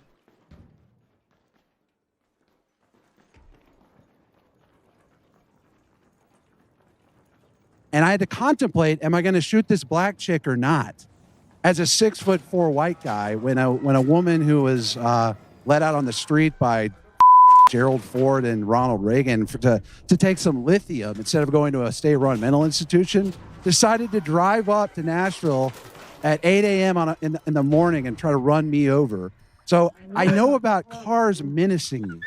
And I'm not a fucking I don't care federal about agent. your personal experience. I know. You guys all No, but he lie. has a he's Is this a explaining therapy session? Did I just crash a therapy He's session? explaining what it's like. He has I'm firsthand letting you know, experience. dude. Have I'm you letting ever know. driven in LA? I know you have to be Michael's foil, but I know y'all have to be Michael's foil here. It's like bar fight or whatever. But dude, if a federal agent is having a car coming towards them, you're gonna. He get was smoked. standing on his feet, and the car missed him. The car If was a car the car hits hit a him. federal agent, they're gonna smoke you. And I will say this: in no other country in the world will they have as much pause and discretion. Well, no other country in Okay? the world is as good as a. They're like, are you in? Like, dude, okay, go to Venezuela. No other country in the world Hey, is as good as America, and in America listen. we have human dignity for our citizens. So, can I ask you, agree. why That's would my she whole back up? point. Why would Renee Nicole Good back up in her car, and why would she wait It's people called pass? potential energy. All I'm saying, You have to get it all I'm before saying you is go some of you forward. guys, and I don't support violence, but some of you guys have never had your ass kicked, and it really shows. He had a lady almost really roll shows. into Whoa. him. I've had my ass kicked. What? What are you talking? You don't know. I've had my ass kicked. Okay, it doesn't act. You're not acting like it. Oh, okay. Yeah. Have you gotten your ass kicked? Or Some of us only kick asses. So. I don't know what to tell you.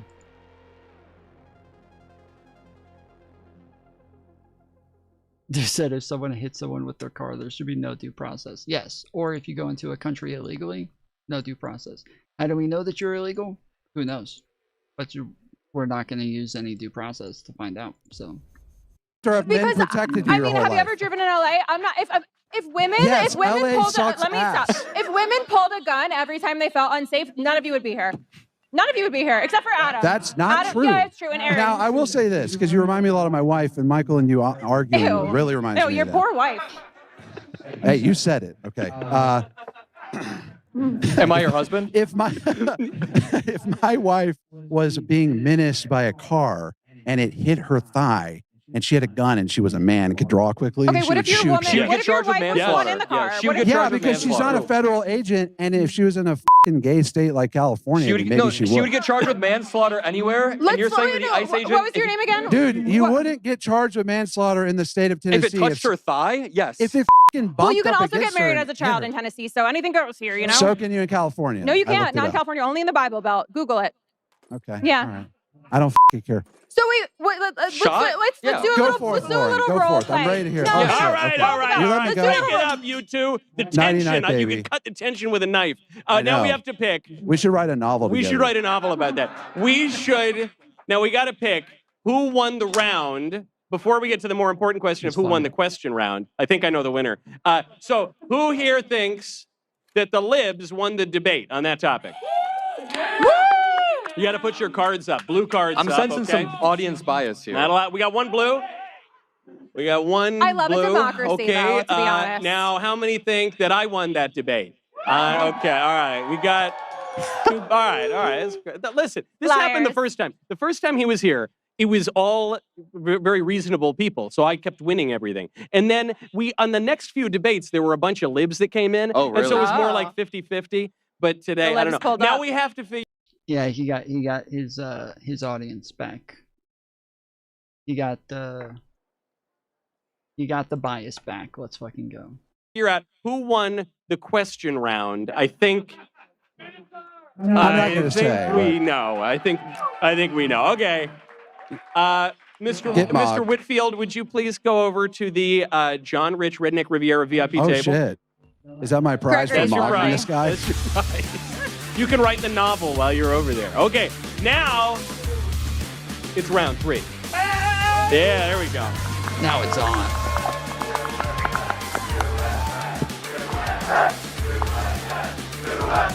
All right. I hope you had Z-biotic before you started tonight. Okay. So the remaining topics.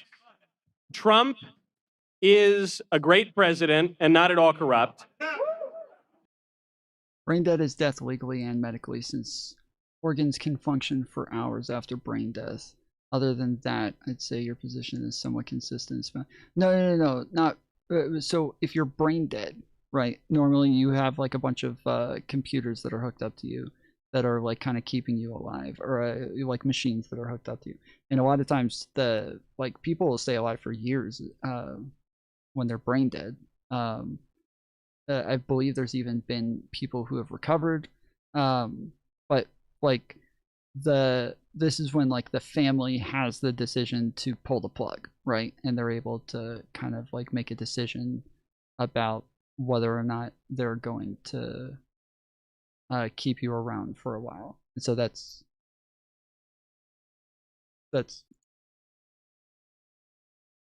you can't come back from brain death. Okay.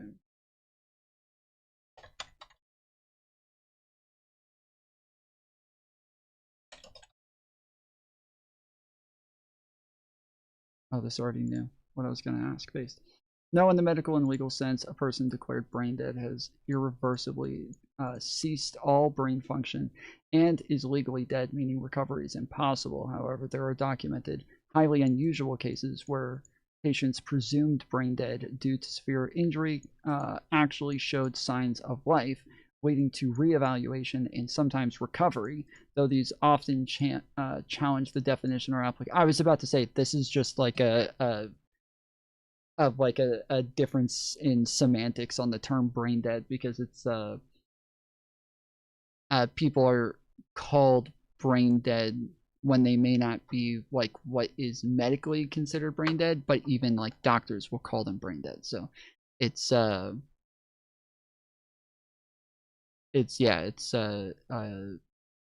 a there is a section of what they call brain dead that they also say is not medically brain dead if you come back, because you can't come back from brain death, but it is colloquially brain dead because there's not an actual category for it. So that's what I'm talking about. Did we do that one already? No, we didn't. Okay. We have a major Somali problem, and we need white men to save us. We already did abortion. Trump is putting Americans first. The Venezuela strike was as American as Taco Bell. It's kind of I like Venezuela, though. I like that. I know. Yeah, I said this one earlier. I actually like the saying capturing Maduro was as American as Taco Bell, because Taco Bell is just stealing from Latinos. So it's pretty good. I like that one. They don't like it as much. Okay. Yeah. That's topic 5. So, all right, I think it's between, gosh, I don't know, it might be between 3. Who says the Somalis? Okay. Who says Trump putting America first? Not as much. Who says Venezuela? Venezuela. You think it's Venezuela? What do you think, Mr. Davies? Venezuela or Somalis? Venezuela. Okay, all right, let's take it. All right, that's actually mine. Okay. I believe, and I am correct to believe, that the Venezuela strike was as American as apple pie. Now, I want to be clear. I support the strike, but I'm not arguing that it was a great strike. It certainly was. It was an excellent strike. But I'm not even making that point. I'm not claiming it was an excellent strike. It was an excellent strike. But I'm not claiming it was. But it definitely was, and I believe it was. But I'm not going to claim it was. I'm not going to do that. Not going that far. I will not go as far as to claim that. But it was. Saying it was geostrategically necessary, though probably it was. I'm simply saying it was very, very American. Some people came out afterwards, said it was unprecedented and unlawful. It was funny because Kamala Harris said it was unlawful, and it was awkward because her own administration had called for precisely the arrest of Maduro and actually offered $25 million to get it. So Trump did exactly what she wanted, but saved $25 million, which is great.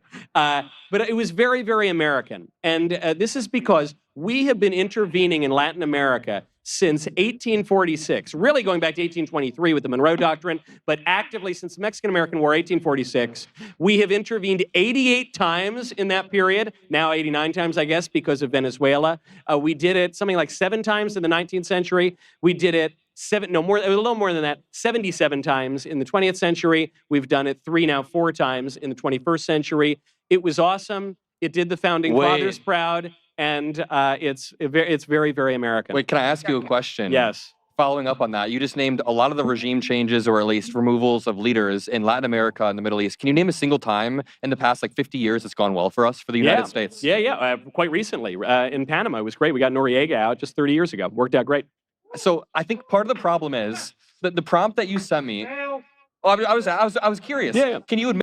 I think most of the time the issue isn't whether or not we think it's like. It's not whether or not we think it's okay to do it or legal or sorry, it's not whether or not we think the outcome is good. It's whether or not we think it's right or legal. So like they keep saying like, making the argument like, oh, does it ever work out for us? Like, sure, there's times where it works out, but it doesn't. It's not. That shouldn't be the argument. The argument should always be about like whether or not it is a standard that we ought to have. Admit that the vast majority of times they've not only gotten wrong, but it's led to the deaths of like hundreds of thousands of people. When have we done regime change? This is just history, right? No, sometimes Middle East has gone worse. Sometimes a lot. In Latin America too. But Middle East has gone worse than Latin America. Latin America, we're better at it. Sometimes it can go wrong. In Guatemala, it went a little rough, but a lot of times it's pretty easy. I mean, we've gone in places like the DR. We go in, we take someone out, and then we kind of reform him. We put him back in. Sometimes we basically created the nation of Panama out of Colombia. We've done it in Nicaragua a bunch of times. So we've been pretty effective there. I don't think in Latin America it's turned out well 90% of the time. So the prompt that you submitted to me was that that the strikes on Venezuela were as American as Taco Bell. Yeah. And I was thinking, I agree in the sense that you regret eating Taco Bell the next day. In the same way, that most regime strikes are regretful. Or no, sorry, most regime changes are regretful at some point. Now, this isn't even me again libbing out. If you look at the history of both, I'm not. If you genuinely, I want to put America first, and I want to prioritize Americans on the ground, not only economically when unemployment is up, not only small businesses, but I think Americans should be prioritized. And right now I see Donald Trump being caught up with things abroad. So not only Greenland, not only Canada he talks a lot about Europe, but he talks a lot about Venezuela. I've seen him talk more about Venezuela and Greenland than inflation or healthcare at this point. And the problem is, with Venezuela, or with Latin America, almost all regime changes we've done have gone poorly over the course of a few years. So even with Gaddafi, like this is what Gaddafi was awful. That was a disaster under Obama. But this proves my point too. Like, I'm not going to defend Obama on this, but this proves my point. In the 2 to 3 weeks following the removal of Gaddafi, I was doing this research, looking up the articles. People were celebrating, and people were saying this is finally bringing an era of peace. People were saying now that Gaddafi is gone, the Middle East is going to be reformed. Well, guess what? Like 2 or 3 months later, they devolved into a civil war with open-air slave markets, and they are still in a very bad spot. So I'm not even going to argue against the removal of Maduro. I thought the military did a great effing job. The military it was amazing. It was so impressive. Of course, of course. I also think Maduro is the enemy of the Western civilization. I think Maduro is the enemy of America. So don't mistake me as defending Maduro, but I genuinely think there are problems with regime changes being carried out, and there are also problems with the president unilaterally striking other countries without the authorization of Congress. So you're making one big error. And because you've conflated two things. I said there have been 88 interventions in Latin America, and you've equated them with regime change. Only 15 of those were regime change. Sometimes they were interventions to just make the regime act a little better. But interventions blew back too. I mean, we can call it whatever you want. When you militarily remove those are a leader, different things. The key here is, do you think the Venezuela strike was a regime change? I think it's regime coercion at this point, because the regime is still standing. But it's not regime change. I mean, is the regime still there? It's military intervention. But wait, that's not a good argument. The Maduro regime is still there, and you think that looks good for us? Yes. Because I agree with you that sometimes massive upheavals of regime are a bad idea. The biggest most times. Maybe not. The biggest problem in Iraq, of course, was not when we entered. We actually were greeted as liberators. The problem was when we disbanded the Ba'ath Party, when we de-Ba'athized Iraq and created the insurgency. So in the case of Venezuela, what we're doing here is not Bush-era spreading of democracy, Madisonian liberalism around the world. Wait, what are we doing then? What we're doing there is kicking China out, kicking Iran out, kicking Russia out. We're taking oil that is owed to us. We're taking out Maduro, who's been a target of the United States for 25 years now, since the Chavez regime. And now we're leaving his deputy in charge, and we're saying, play ball or else. What's going to happen otherwise is we're going to treat you worse than Maduro. Okay, but this is which is very restrained. It's called we do a little Donroe doctrine. The Donroe doctrine, baby. Now this is a massive, massive problem. Wow. This is a massive problem. A lot of I hope to God that does not become a thing. I hope to God that does not become a thing, and there's a bunch of people like using like Trump shit as like doctrines or suck it, bitch. You know, we're talking about what it is that Trump has done is like you know, ways to do things in the future. Like this is, I'm really hoping that this is like a thing that we all wake up from, and it's just a bad dream, and everybody's like, oh man, that was fucking crazy. We were like zombies for a while, and then we all go back to normal, and everybody's happy, and we all live happily ever after. That is, that's what I think. That's what I think is going to happen. That's my best guess. Times when interventions fail, it's because there's not a solid backup plan. I think this would have gone way better. But there's the backup plan. Leave the vice president in place. Okay, that is an awful backup plan. I think he should have at least endorsed Machado, who is the opposition leader. That would have been a full regime change. There's so many. That would have been Libya. That would have been Iraq. We are going in to pillage their resources like oil. Then we are holding. First of all, some of those are our resources that they stole. We can debate that, but we can then oil executives. I mean, just to back up. everyone in this room, most people in this room who voted for Trump probably wanted Trump to put America first. Right now, what I see is Donald Trump focusing so much so on foreign countries that he is now pillaging Venezuela for resources, for their resources, without helping the Venezuelan people. How does this help the Venezuelan people? So then who's it helping? It's helping Americans first. I guess you're right. You're wrong. You're wrong. It's not. It's helping oil executives. It's helping Chevron. It's helping oil execs that were sitting around that do you think table. that when the Oil United executives States... who do not care if you guys die uninsured, by the way. None of them. None of them know your name. But wait a minute. So it's like you're riding for Womp. Chevron, Think about but none this. of them know you. Donald. So like, I don't know why people ever say shit like this, bro. She literally to me, like this to me, I think it probably resonates with some people. To me, these are all like the worst fucking arguments. Like whether or not those people care about me or know my name or some shit. Like, is there somebody down up here?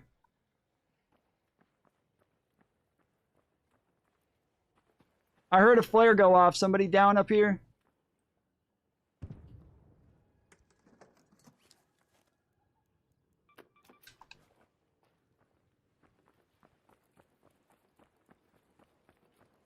Hello? Anybody down?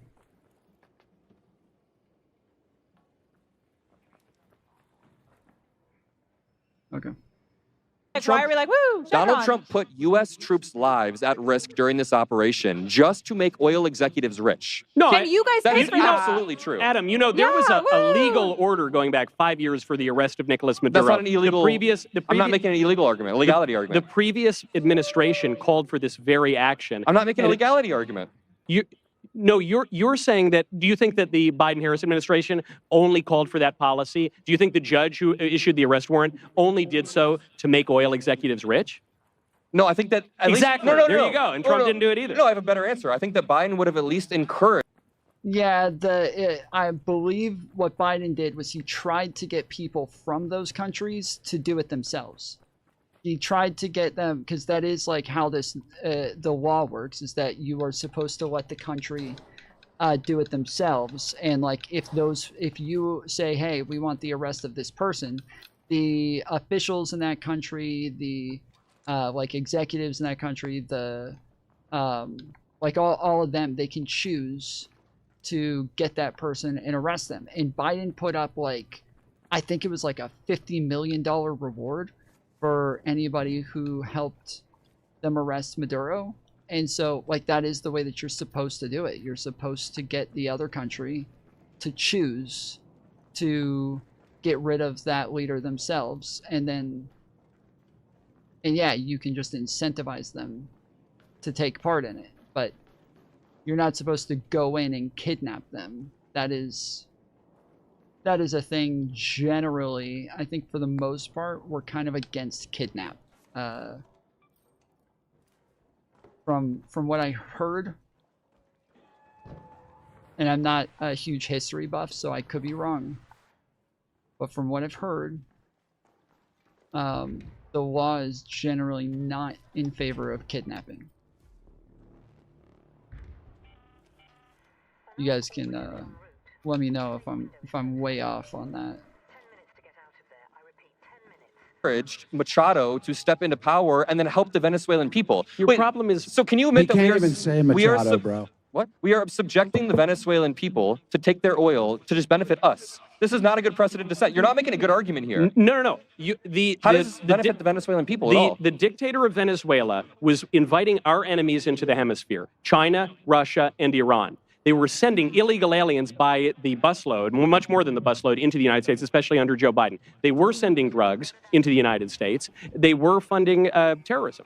And so that was a national security problem for the United States. This has been the case as a cornerstone of American foreign policy since 1823. We removed him in accordance with 25 years of U.S. policy. Okay, I have one more question. Yeah. I guess the question is, if Delcy Rodriguez begins to not play ball and tries to lengthen negotiations... Trump threatened to kill her. Okay, so we are going to continue U.S. military force? Yeah. So, just like we have since 1840. Yeah, see that I talked to somebody the other day and they were all saying like, no, we're not going to continue military in there. If they continue military, I'll be against it, but we're not doing that. I was like, wait, they said they're going to do it. They're like, yeah, Trump says all sorts of things. Like, bro, if I'm not even allowed to like use what the fucking commander-in-chief says as like a source for what I think is going to happen, then what the fuck, like, what can I use? What can I even, what is there that I can quote? This is so fucking annoying that, like, anytime Trump says anything, it's if it's like something that benefits them, then they'll all quote it, and if it doesn't benefit them, then like, why would you, we all know Trump says all sorts of things, bro. Like, what, why would you believe what Trump says? Why do you guys take him so seriously? You guys have no fucking morals. You guys voted for no new wars, and Michael Knowles is up here saying that we might be in a prolonged war with Venezuela if Delcy Rodriguez. You guys are all going So are you okay with Trump starting a prolonged war with Venezuela without the authorization of Congress? Where's the war? No, You guys couldn't even change a tire. Wait. No, you guys are really gonna go to war? Wait. It's an 88-minute war. We are talking hypothetically if Gregory, Delcy you're not ready Rodriguez to go to war. doesn't help Trump. This was literally, were you not listening over there? Yeah, we're then talking about Gregory Delcy wants to go to Rodriguez. war. No, that's a Gregory great doesn't point. think he's gonna go to war. No, I Gregory. didn't say there is a war. I said if Delcy You're not gonna Rodriguez make it a doesn't war. get Well, I'll tell Sorry. you what probably will Sorry, happen. you're not is built for probably that. what happened the last time we replaced the leader of Venezuela is that it'll take about an hour and a half, and we'll just go to the next guy. Wait, so you're just going to Oh, shit. perpetually remove leaders that are handpicked by If we have to, Maduro? yeah. Wait, then handpicked by what we've Delcy done Rodriguez. that's what we've done for centuries. This is the in most Latin America. ineffective, least American first policy ever. We've done it since the Mexican-American War. Let me just Anything say, for Chevron. Donald Trump in The Mexican-American War existed before Chevron existed. under the Trump administration back in 2019, they did a war games. All right, finish your sentence. They did a war game simulation of what would happen if we removed Maduro. It said within 1 to 2 months, there are 3 scenarios. Either it devolves into a civil war that cuts us off from oil, either warring militias begin to coup whoever is in charge, Delcy Rodriguez, and the third one was like even worse. So all of this, that's why they didn't do it. All of the scenarios in this war games showed that removing Maduro long-term doesn't help. So you just made the argument that we could be perpetually... So why do we do it? No, you just made the argument that we could be perpetually removing leaders for the next few years while they draw out the negotiations, which is the United States being in a war with Venezuela. That's not what we want to do. Okay, Adam's done. I want to hear what she has to say. Okay, I want to all hear right, what we she has gotta to go. say. Let's go. Yeah. Hi, my name's Lauren, so name twins. Woo! I actually have a comment for you. First off, totally respect you for coming up here and debating. But I just think that, Lauren to Lauren, I think if you use a little less ad hominem attacks and going after people's character, we'll all take you a lot more seriously. Most of the comments you said have been reflecting on our like appearances or like our stereotypes, and I think we'll all listen to you a lot more if you back off on that and start using more facts. Okay, so thank you, Lauren. What I will say is, like, I don't get to. Everyone feels very entitled to kindness, but in the same breath, they're talking about killing mothers 4 times in the face, and we're like, woo! And then you're like, hey, Lauren, be a little nicer. So it goes both ways. I'm not saying be nicer. I'm saying use facts instead of attacks on character, because you should be able to defend your point with facts and not with going after how they look. And I have, but I haven't gotten to be able to. No, you haven't actually. To be fair, it's a combative environment, and when people are booing you, sometimes it's easy to get defensive when you're on stage. Yes. Yeah, but I know, here's a good absolutely. example. Since we're having a nice little therapy session, just saying. like Yeah. when we were arguing about abortion, you didn't really focus so much on the policy or the fact itself. You were trying to impugn the motives and psychoanalyze the people who say openly that, like myself, that we just don't want babies to be killed. Okay, Yeah. but the topic Which I think was is unfair. wanting to control women's bodies, and what did we get to? Wanting to control women's bodies. Yeah, and just- also I a think fundamental you're- misunderstanding of abortion, and it's very difficult to have a debate with around facts when people are not connected to reality, which objectively, the definition of abortion, which the room tended to just not agree with, which science is one of those things you either understand, you can't not believe in it, you just either, it's like 2 plus 2, 4. You make a Okay. you make a great point, Okay, Laura. you guys- You either understand it or you don't. That's true. Okay. Yeah. Next question. Okay, Yeah, she didn't give a definition. She was wrong. Like, she just was. She was totally wrong. She didn't give a definition. She gave a category that abortion goes into, which was, she said the definition was women's health care. That's not a fucking definition. That's not a definition at all. That's just that's a category that it falls into. It's like saying that you could easily say that, like, the definition of surgery is healthcare. Like, no, that's not the definition of surgery. That's That's like what surgery falls into. That's the category that surgery falls into. But that's not the definition of fucking surgery. Like that is the argument that she was making, and it's fucking stupid. So I actually And you're have a dying question. alone. Goodbye. I actually have a question.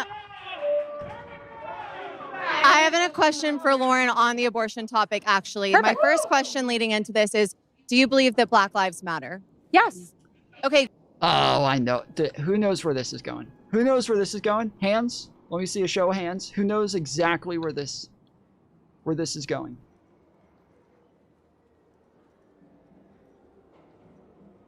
Show of hands. She's going to say that black people abort their babies at a higher rate. Wait, I thought we were gonna fight each other, bro. What the fuck? Let's fight. You ready? Hello there. Oh, he's not gonna fight. Do you want to fight? No.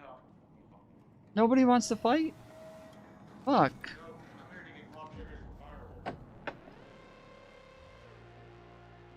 She's gonna ask if black babies matter. She's gonna say that the black people have, yes, they have high abortion rates. Literally, there was a couple of years within New York City where they, and this is true, this is from what I understand, this is a very true statement. Black women in New York City had more abortions than they had babies. And that this is where they're going to take it. She's probably going to say, like, well, science says that it's a life. But okay, a blade of grass is a life. Like, what does that mean? So yeah, that's exactly where this is fucking going. I have a question for Lauren on the abortion topic, actually. Perfect. My first question leading into this is, do you believe that Black Lives Matter? Yes. Okay, great. Second to that is, abortion has killed nearly half the population of black people. If not for abortion, there would be almost double the amount of black people that there are today. Are you glad that those women were not encouraged to control their bodies and give birth to their children? I want to fight people, but I know that I'm in friendly lobbies. And if I get into fights, it'll take me out of friendly lobbies, and I don't want to do that either. But I wanna get into some fights, and I want to try to get people to fight me without us killing each other, and so we can just down each other and then move on. But yeah, we'll see. Do you think that those I'm gonna bring it back to facts because you guys love facts. That's a fact. Fetuses are not people. Fetuses are not people. So the fetuses, the black fetuses that were removed from their mother's wombs would have, had they been born, grown up to be black children, black adults, and they would have almost nearly double the population that they have today. That is half of the black population that has been wiped out because these women were encouraged to kill That's their just a fact, fetuses. Lauren. That's Okay, a fact. so Michael's like, what's maybe your I am name? pro-abortion. What is your name? Fuck. What is Molly. your name? Molly? Nice to meet you. Yes, ma'am. Nice to meet you too. So babies are not the same as fetus. Science. No, but she's saying, literally even are. to grant your premise, let's say that fetus isn't really a baby. What she's saying is, if the abortions did not take place, left unimpeded, those fetuses, or whatever you want to call them, would have become fully grown black people, and the black population of the U.S. would be double. Why are we talking about the black population when we're talking about control over women's bodies? If black women want to have the baby, they can have the baby. We don't only talk about what you want to talk about, Lauren. I think that I think that what we'd say is we'd prioritize the autonomy of these women to make their own decision over them being forced to have a baby. And where does this data who point may come grow from, up in Molly? suboptimal environments or be. I mean, if these people got abortions, it's probably because they couldn't support a baby coming into the world. You guys always Or talk they about. didn't want to. Well, you guys always talk about single parent households, and you guys talk about these. If a baby. So yeah, so where she says, or they didn't want to, that's where like, I think he's trying to like he's trying not to say that. He's trying to like get away from that, where they're just like, oh, they just didn't feel like it, whatever. They like, who cares? Because that's what I was saying before, is that I think like her argument is the argument that I hear more often, is just like, who gives a fuck? Like it's not a human, it's not a person. It's not her responsibility.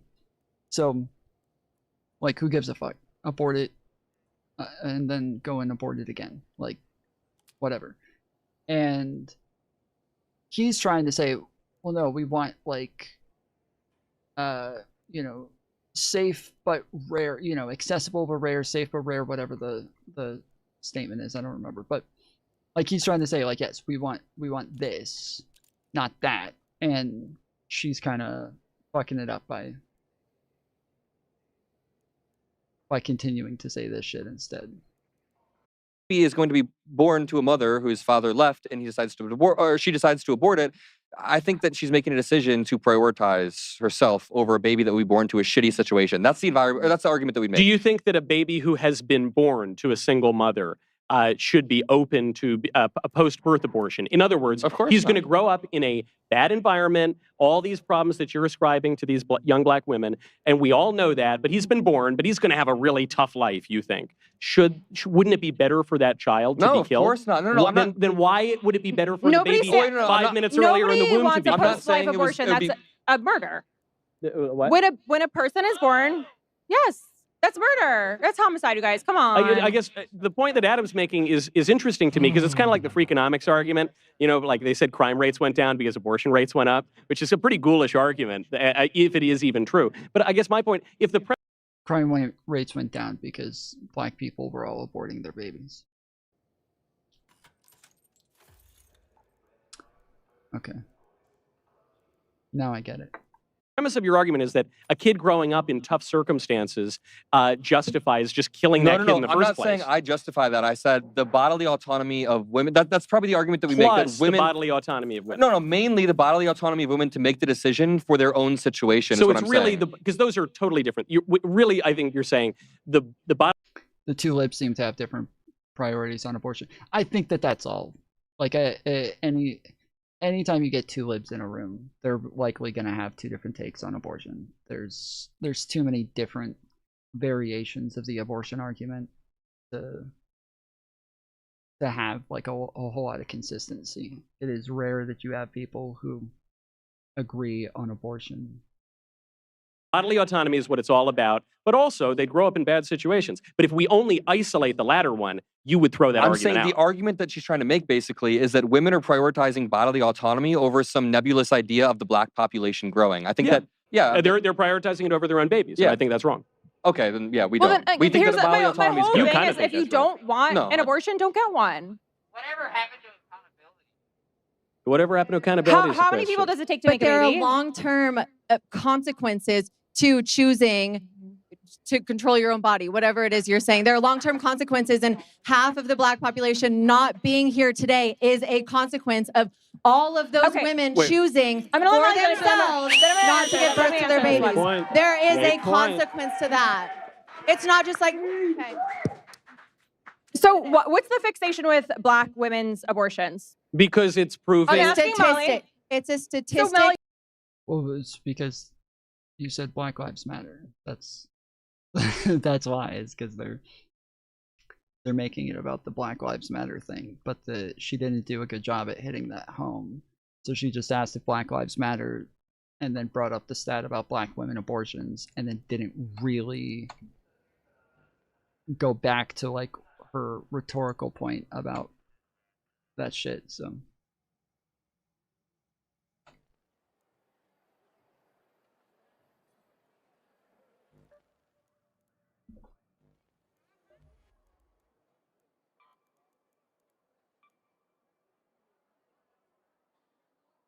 Like, why do you care about why did you come up here and choose to talk about black women's abortions? Why? Because it'll tug on your.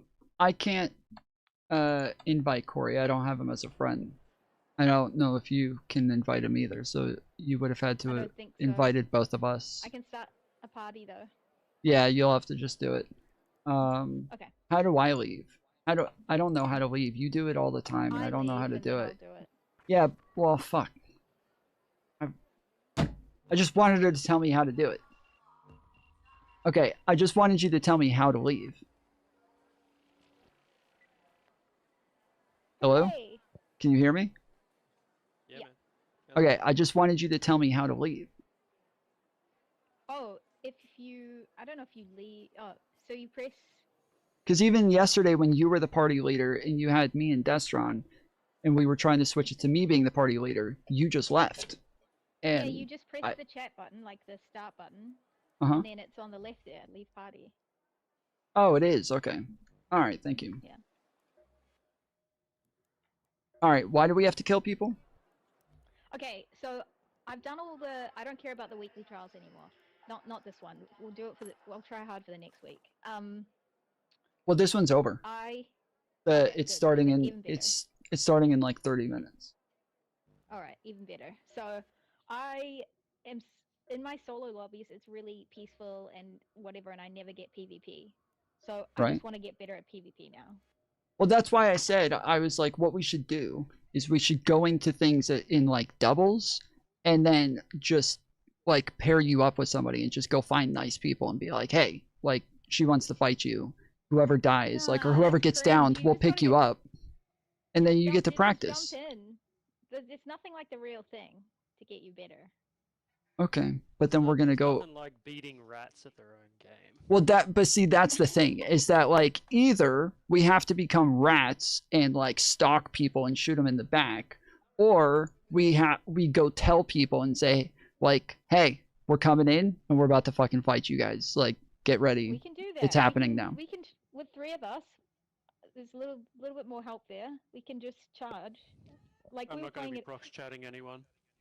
Just FYI. He's just gonna kill them. Cause yeah, I don't like just going up and shooting people in the back. I don't like doing that.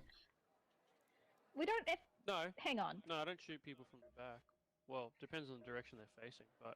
Because yeah, yesterday, me and Mantis were in a lobby. I had just brought so much fucking shit to go kill fucking hornets, and the second we get in there, she says there's people, and I'm just following her, and apparently she just ran right at the people and continued. And so then I got in there, and then they shot us in the back right when we passed them, and then she just took off and ran and left, and then they killed her. They chased her down too. So yeah,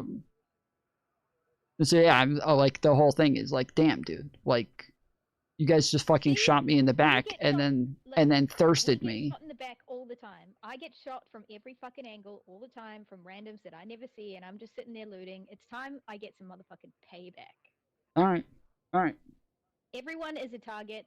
I don't feel sorry for anyone anymore. Shoot them, fuck them. Shoot on sight, eh?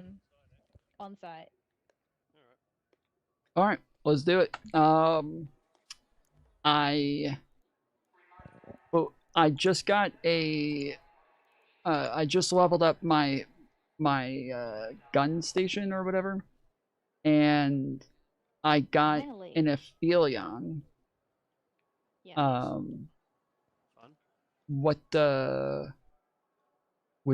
does this work on people, or is it better to have like actual bullet guns? It's. I mean, it works. I haven't looked into how legendary guns fare in PvP. Yeah, it seems like even a cheapish kit, even the like less. videos on these like or there's stats on like how all of the guns fare and like the type of damage they do, and they don't have any on the legendary guns. I feel like if you're thinking of bringing in a Aphelion into this, that is one of the most retarded things I've ever heard. Okay, well, I was gonna, like, normally I run an Anvil and Il Toro, but I was thinking about just doing a Torrente. I was thinking about doing a Torrente instead of the Anvil. As long as you can make them, because the chance of us losing them is probably pretty high right now. I might swap the Pharaoh up, because I'm not really that good with a Pharaoh, to be fair. Yeah, I have 2 of everything in my stash right now. While I have the Anvil and the El Toro in my backpack, I still have 2 more in my stash. So I'm taking also trigger nades, blast grenades, and 2 defibs. I forgot to give you 1, Corey. Oh yeah, please give me a defib this round. That would be great. Yeah. Yeah, I've got 3 defibs. Do you want 2? But, I'll take. Yeah, I'll take 2. That's a good idea. Give him a plane. Yeah. 2 and 3. Yeah, my shotgun ammo right now, because I haven't pressed the merge stacks button in a while. I have 1 stack with 16, 1 with 13, 1 with 4. So none of these are full. It just has 3 separate stacks that are all uncombined. All right. Well, at the end of the last game, we all went into there were 3 of us inside of the train, and one of them started to close it. And I was like, hold on. He got off of it, and I was like, I thought we were going to fight. And then he just stood there, and another guy ran in, and I was like, what are we doing? Are we going to fight? He's like, no, I don't want to fight. I turned to the other guy. I was like, well, do you want to fight? He's like, no, man, I don't want to fight either. It's like, fuck, dude. Why can't we fight? They're like, sorry, man. I'm just coming to get mushrooms. All right, fuck. I wanted to fight. This is why we've got to. So we've got the night raid's gone on Stella Montes, but we can just go straight into Stella Montes, or there's a night raid on Buried City. Well, yeah, I was gonna say, if you're doing a night raid, let me know, and I'll get rid of my my hatch key. Well, what do you want? It's Stella Montes or night raid? Night raid on what? Buried I City. reckon. Wait, City? night. Night raid? No, but night raid on Buried City. Oh, okay, yeah, just do Stella Montes. Okay.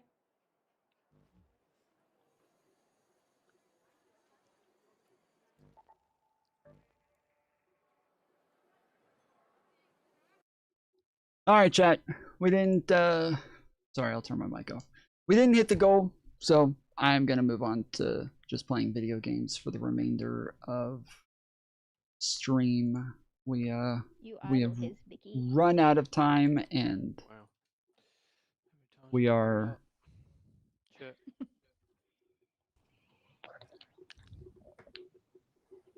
We're at that juncture, so.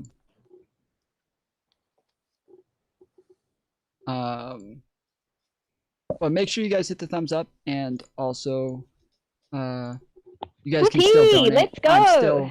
I'm still happy to take your money. Killing.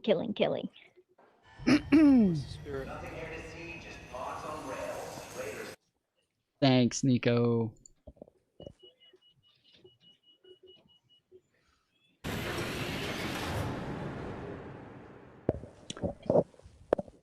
Nico and Fanboy.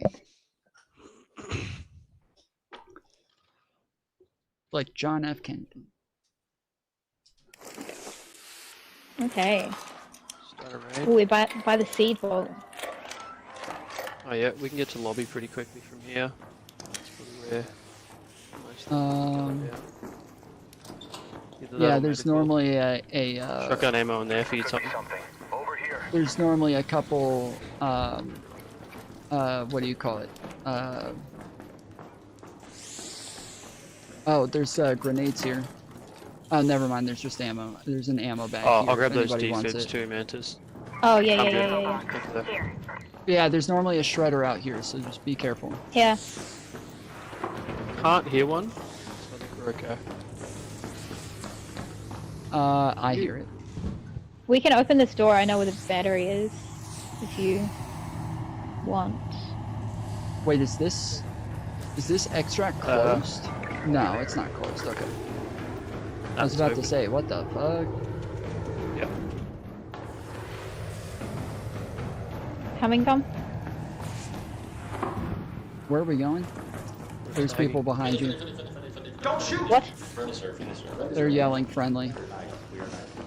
I mean, if they do that, I'm not going to shoot them because. It's so fucking annoying. I'm gonna yell at them. Friendly my ass. I'm gonna shoot one in the face. I mean, it's kind of lucky, I suppose. We would have died if they weren't. So. Well, no, Tom would have maybe. No, I would have gotten him. Because he was by himself, I didn't shoot. What? Oh, There's you? people back over this way. No, that was not me. There's people over here. Oh shit. Well, let's get him.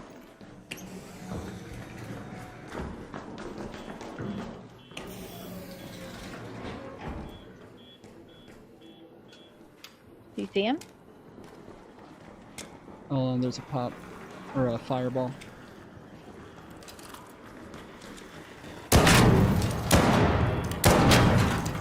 Okay, go back down to the right.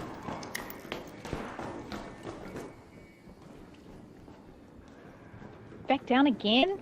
Oh man. Here, one of y'all go through there. Look, there.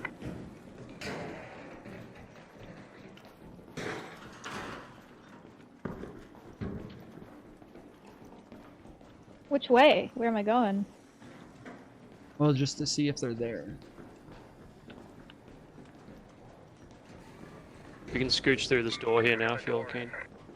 Yeah, I'm down here. I don't see them anymore. I don't see anyone down here. Yeah, so they moved on. They were here in the lobby. I ran around to see if the doors came around to the other side, and they didn't, so... Oh, I guess they did. Maybe this is where I was. I could, because it's dark here. We're on a night raid on Stellamontes, aren't we? It looks like a night raid. I think the lights are just off for some reason. I'm pretty sure the Yeah. lights are off on a night raid on Stellamontes. I did 3 of them. There. This is the only What time the I've ever fuck? seen the Where lights are you off on guys? Stellamontes. I'm just up here on the second floor where we were a moment ago. Chilling Yeah, by I'm this right door. above you. Ready to Alright, roll in. there's security.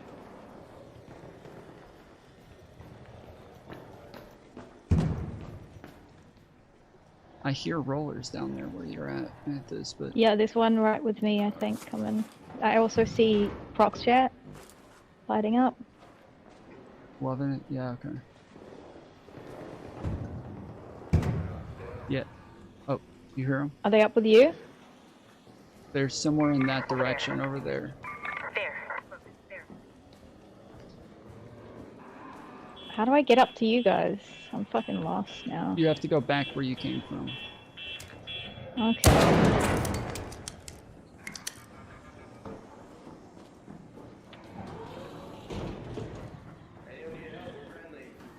They're friendly. They're the friendly guys. We don't want friendly, so if you're friendly, don't come in here.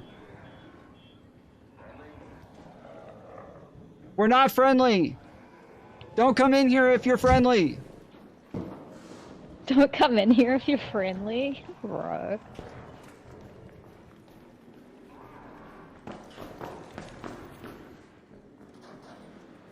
Where the Okay, fuck they're is over that there. fireball? Okay, well, I'm not in a good spot here.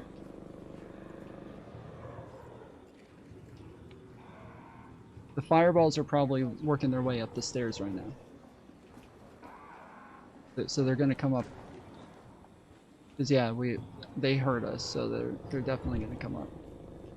All right.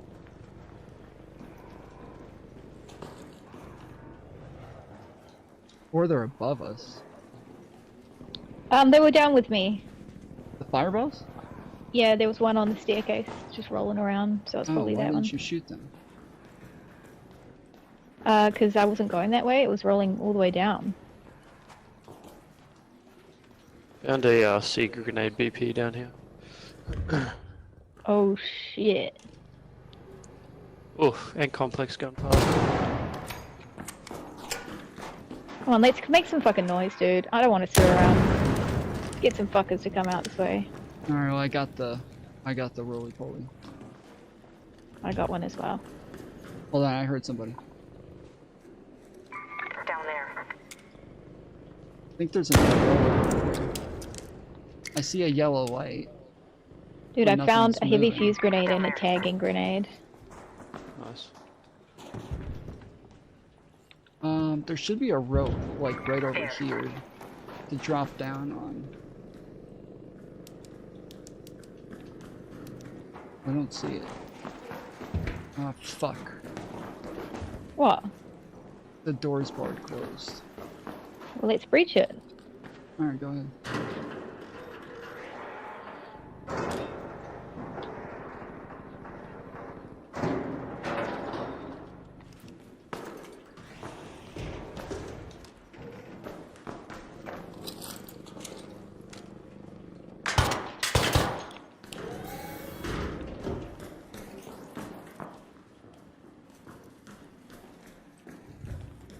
There's a rope right here. Yep, this is it.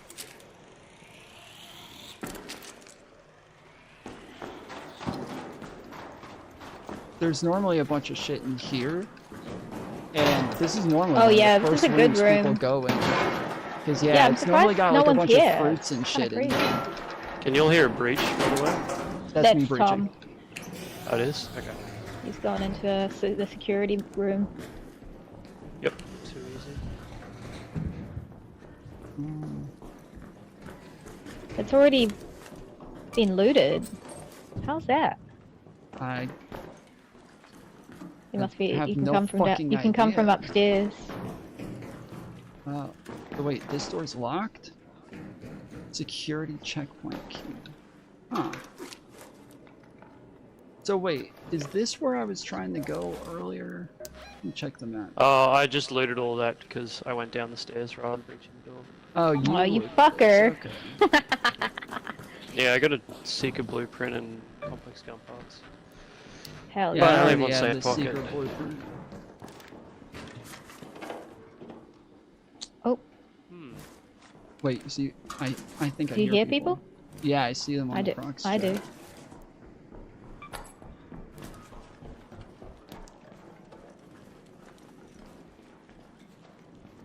Okay, I'm gonna come back Where up are to you, Corey? Oh, you're a floor up.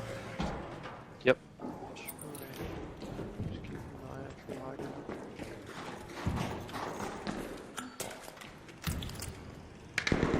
Oh, I'm getting hit.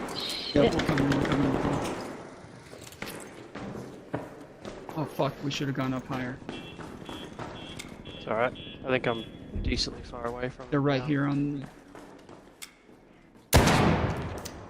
That's already out, Tom. Oh my god. No, we went through... This is a different door. This one's barred. Okay. Quiet. Where are they? I didn't see where I was getting shot from, but I was getting shot in the back, Oh, they're, so... they're over here. Oh, they're gonna come through that. Well, they gotta breach it.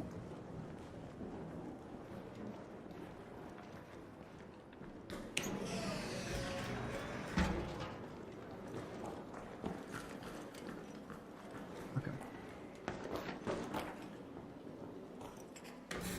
Move. Wait, come in. There we go. Yeah, we're gonna go up the rope a little bit more. Or Oh, I can just hear try them. to get... I can hear them.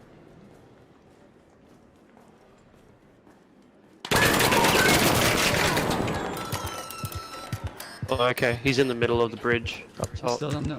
Yeah, can you Yep. mark him? I can't see him. He's I like can't up see here him either. somewhere. Oh, he's further up.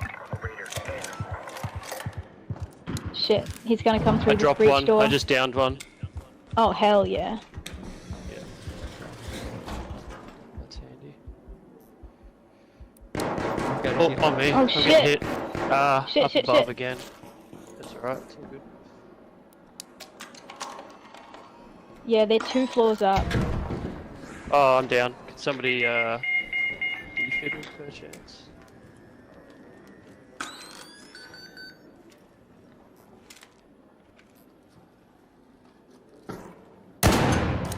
Right there, right there, right there. Yeah, cool. I'm gonna be, thirsted, so... Oh shit, Let that's me you. charge my shield. Fuck. Okay, I'm on Need right 20% action. Why? health. I didn't know that was you. If any of, I'm if just either of you charging. can defib, that'd be awesome. If not, then Okay, let's go. I'm on 5% health. Hold on, hold on, Shit, hold on. shit. Where are ya? 3, 2, Get your defib. 1. It's too late. Okay, well, he's dead. Yeah. Don't Can stand you, right there. He's Oh, shit, throwing they're up. shit. Why are you standing there? I'm down. Why the... We're both Holy down. shit.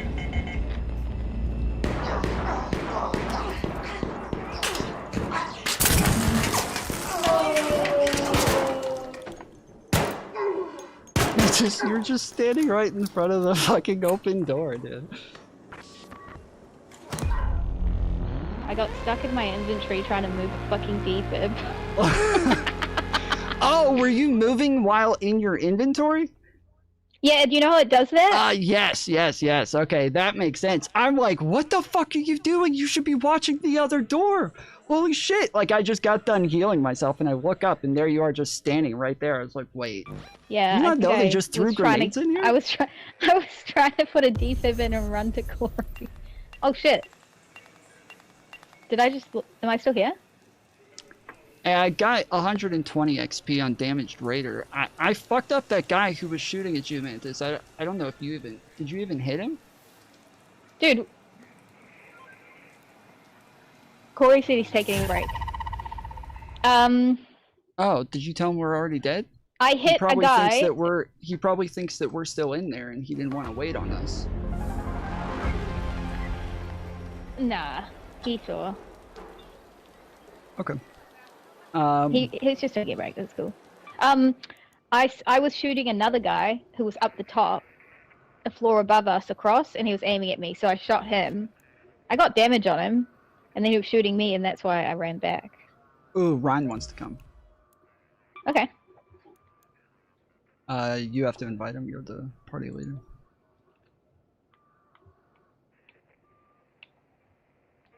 We're fighting people, though, Ryan.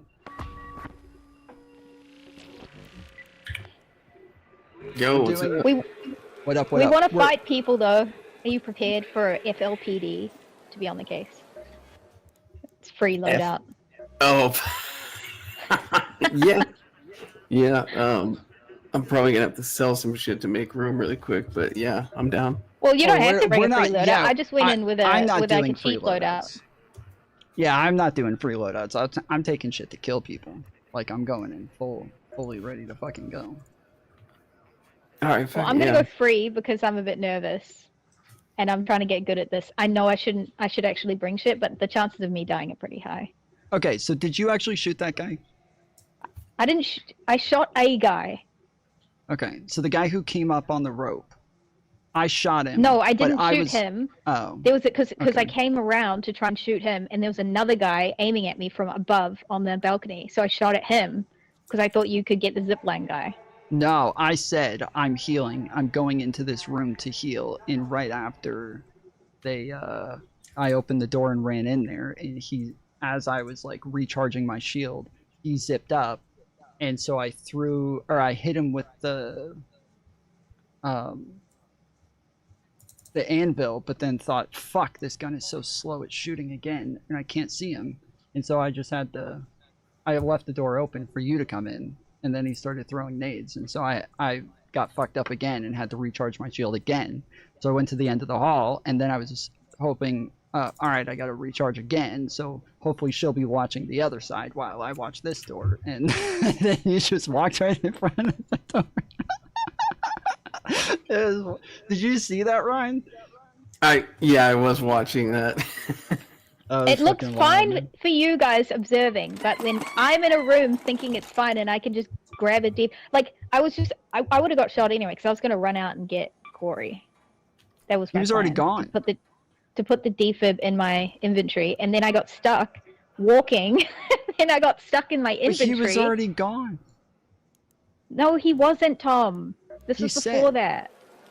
When we died and you were standing there in front of the door, he had been gone for like 10-15 seconds, and yes, I know. This was before. Okay, so just forget it. Yeah, You understand when I'm putting the defib in my inventory was like 5 seconds before he died when he was doing the countdown. You were putting it, and then I went walking off. Hold on, wait. That's when I started walking off. Hold on. You're saying you were Do we taking need to do out... a debrief after every game? Can we just get back in there? Fucking free load out this shit. Let's go. I'm not free loadouting. You're not gonna get better if you go with a free loadout. Like, you'll never know, like, if you're actually hitting people well, or if you're like. You don't know what I need. I need to just get some confidence up. I need to be able to run around and not care so much. If I take in loadouts every time, I'm not going to be able to do that. I'm just going to end up hiding and ratting and being scared all the time. Okay. If I don't care if I lose my shit, then I'll at least be able to push.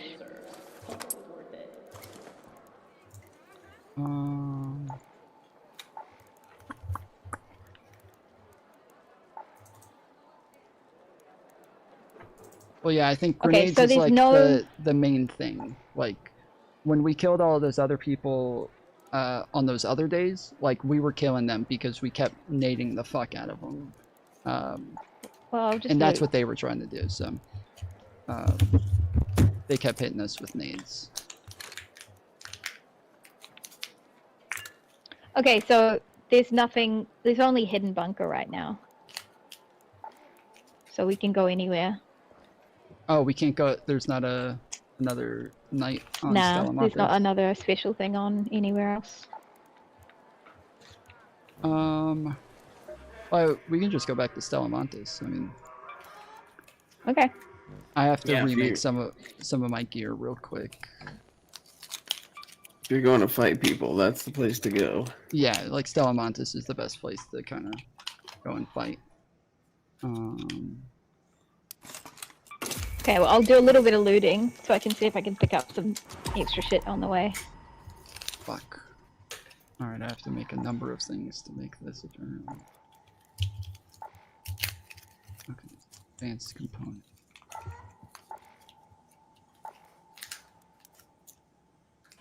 Wires and electrical. How's your games been going, Ryan? Pretty good, actually. Nice. Yeah, I was doing a mix. I was doing a PvP for a while earlier today. Oh, good. Yeah, I killed the guy with a raider tool. Oh my gosh, brutal. Nice. It was because I charged at him and I didn't realize I hadn't fully reloaded my Pharaoh. So when I Oh, shot, shit, nothing and then you happened, hit and I him. was like, "Oh fuck!" And I just took it out, started swinging. Damn, when you get killed like that, it's kind of worse. It sucks. Oh yeah, yeah.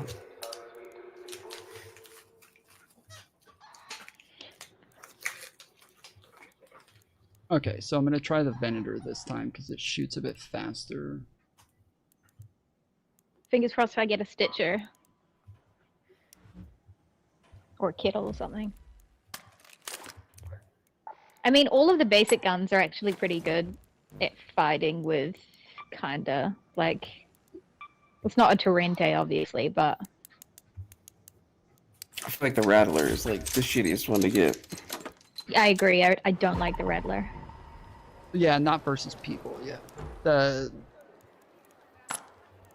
I generally like the El Toro and the Torrente are like the two best guns in PvP, or even the Anvil is really good as well. And then at least for like general PvP, because then there's also the Osprey is fairly good. I've heard people say the Renegade is good. I don't know as much if the Renegade. I think if you're at a distance, it's really good. I don't like the Renegade. I've never liked shooting with the Renegade. Yeah, lots of people really like the Kettles. Love the Kittle. Yeah. Venator is actually one of the better PvP weapons as well. Yeah, I'd put that at almost number one. That's what I have. So I just brought the. Other I've than got the obvious. Venator and El Toro. I feel like I have to have the El Toro. Like I really like close combat shit. I used to play Gears of War a lot, and that was one of the things that like I saw a bunch of people saying is like if you play Gears of War, like if you were really good at Gears of War, you're going to be really good at PvP on this game. And so I've been kind of like looking forward to getting into shotgun fights with people because I was very good with the shotgun on Gears Can of you put your mic closer to your mouth? Yeah, I was saying I was really good with the shotgun on Gears of War, so I'm excited to get into shotgun fights on this one. I think I played Gears of War like 2 times. Really? Yeah. And one of them was like, I think it was a Toys R Us I was in. And they used to have like you could walk up and like play the video games. It was like set up there. Yeah, Yeah, and Toys R Us and Walmarts and shit like that. I used to do that all the time. Oh yeah, yep.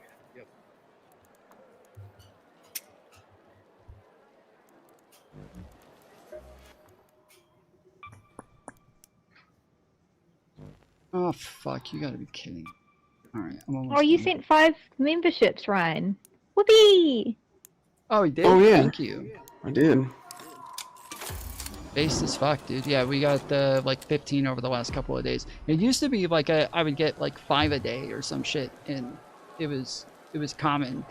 But we dropped just over the last like 2 to 3 months, dropped like well below 100. I think we got down to even like 50 members, which it'd been a long time before we had even been below like 200. But we had been dropping off pretty radically lately. Because you haven't been doing panels. Yeah, maybe. Yeah, it could be it.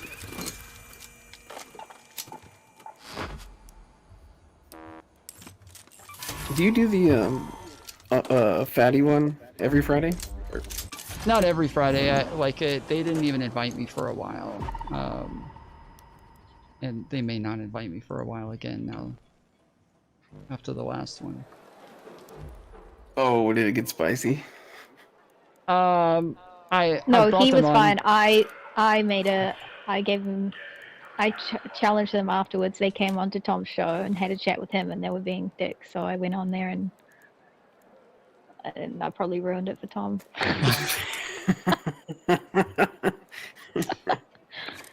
I mean, they said that they have no problems with Tom, but they said I'm not welcome back. I was like, good. I don't want to come back.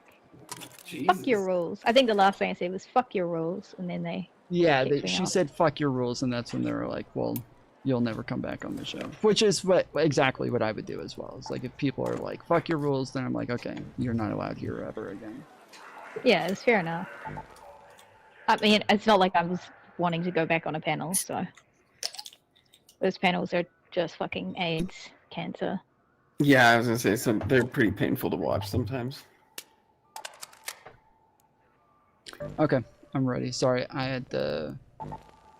We know, you take 1,000 years. Well, I just don't have shit. You really have to speed up your loading Once out. I die... You're a content creator. You have to speed this up. This is the most boring thing for anyone to watch. It's the most boring thing for your teammates to wait for. Like, there has to be a faster way to get this part done. Yeah, it's once I die, like I'm taking the shit that I want, and then when I die, if I don't have it now, I have to go remake all of it. And so there's not really a faster way to do it. Like you have to go like create a bunch of shit to create a bunch of shit. And so yeah. Don't you have like ammo and a couple guns like spare? Yeah, I have guns, but they're like I'm going in normally with like 4s. And so if everything spare is all 1s, then I have to upgrade it to an extent to actually be able to use it. And so yeah, I have to remake all of that shit. So all right.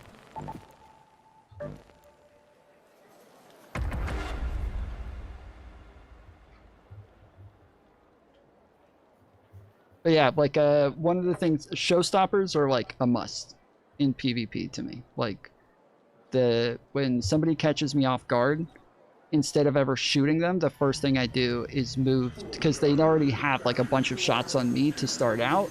So the first thing I do is hit them with a showstopper, so they're just stunned there for a minute, and I can hit them 2 or 3 times now, and now we're fucking even. Now we both have a bunch of hits on each other. Yeah, I like the showstoppers.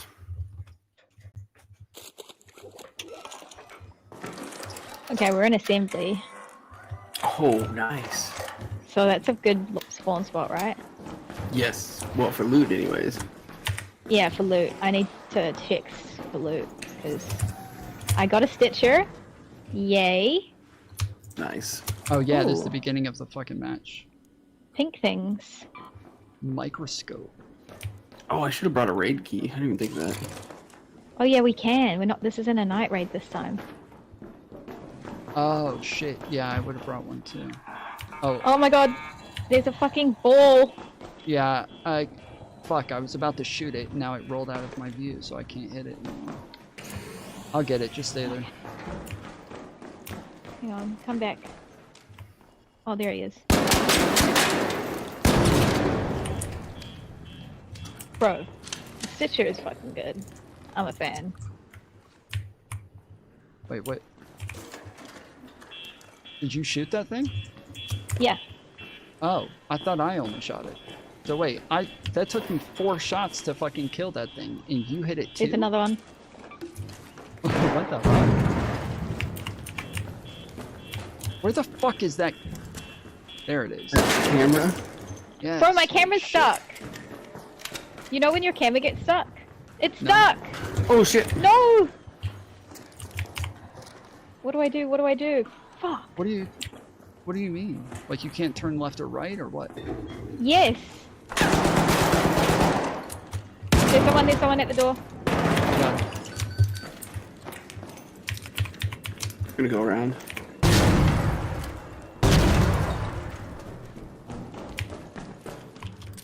Oh shit, I'm stupid. I thought you could go upstairs Bro, what there. the fuck? My camera is actually stuck. This is so fucking annoying.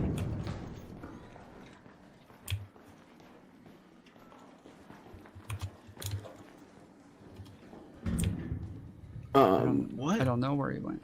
Oh, they're upstairs, I think.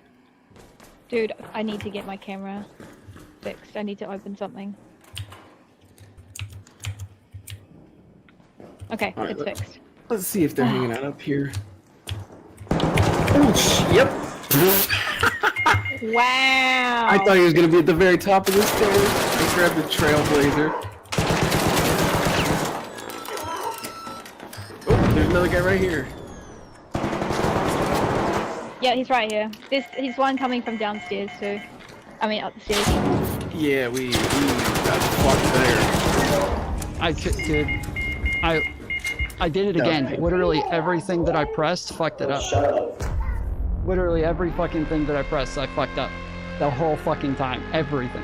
Like every time I tried to shoot, I threw a grenade. Every time I tried to throw a grenade, I shot. I fucked up everything, dude. I kept trying to like pull the trigger, and I was putting on my fucking putting on my shield charger, like.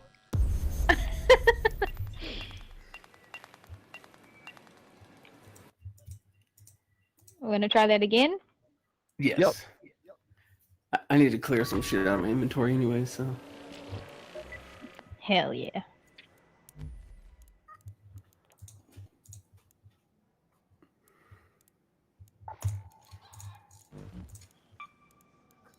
Well, I got some shots on some people.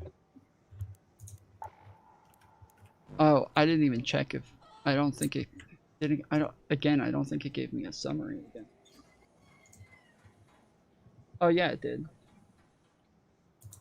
Let's see. Damage greater 212 points. Okay. Yeah, I got some damage.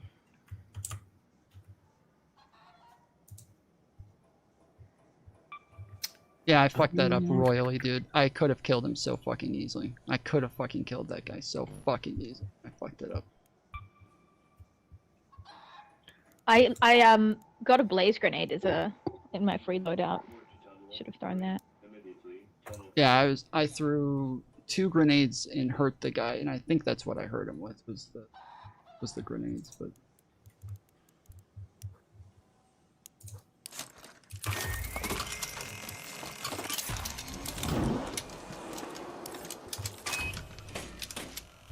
Oh fuck!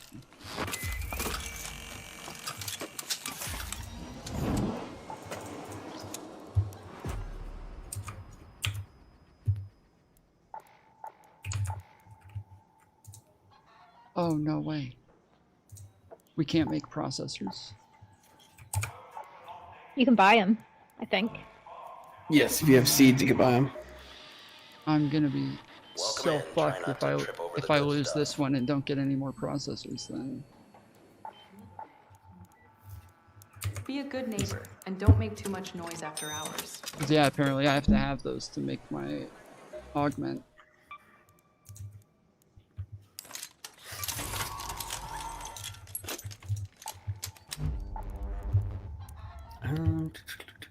What gun?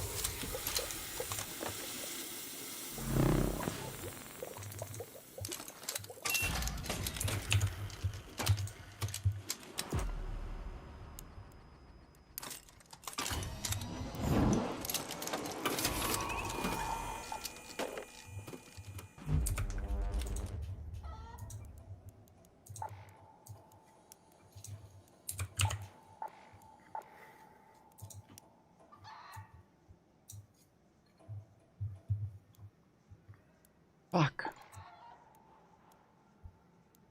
Yeah, I'm like out of everything now. What do you need? Voltage converters. I gotta go back now too. Are you trying to make good stuff? I'm just trying to make shields and augments right now. Oh.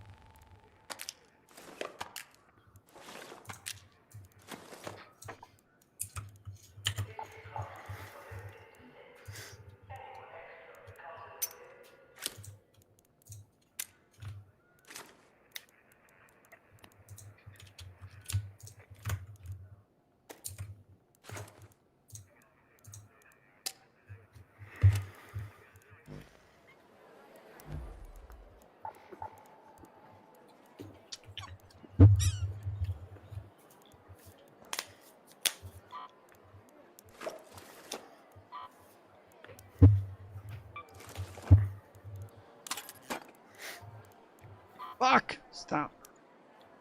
Oh my goodness. I'm gonna.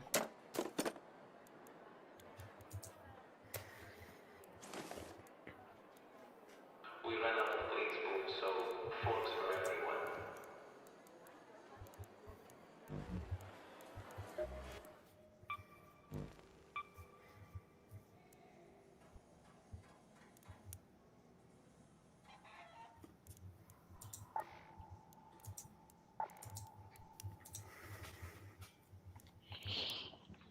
Yeah, if we just go in and die this time, this is like the last time I'll be able to do this. Okay. That's why you just do free loadout. Well, I don't want to play on free loadouts. I don't want to. The last thing in the world I would ever want to do is go fight people on free loadouts. Like that's boring as fuck. Why? Like, let me It's just go. fun. It's suicide. it's fucking It's stupid. not suicide. A lot of people go into Stella with free loadouts as well, because like Yes, the whole and point we should is. be able to kill those people, but because we would take, you know, not free loadout. Well, what you want to do is just try. All you need to do is kill one team, so you can loot the shit off them, and then you're good to go for the rest of the match. You got a full kit.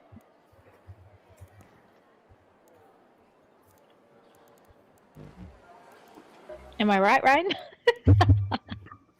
Yeah, I honestly love doing free kits like PvP. You can just be a bit more ballsy. You got nothing really to. You got nothing to lose. You Yep. can like. Yeah, just. Are you going in on free loadouts? I am. I'm not. Oh. Ryan said he needs to get rid of stuff. So. Yeah. Shit. I don't even know. I don't know if I would have done this at all if I'd known you were going in on free loadouts each time.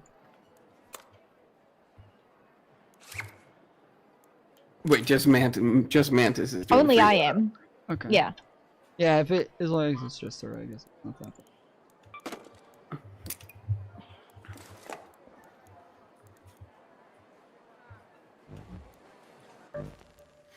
Yeah, I would definitely let you know because that's that's at a huge disadvantage if you're bringing Yeah. in.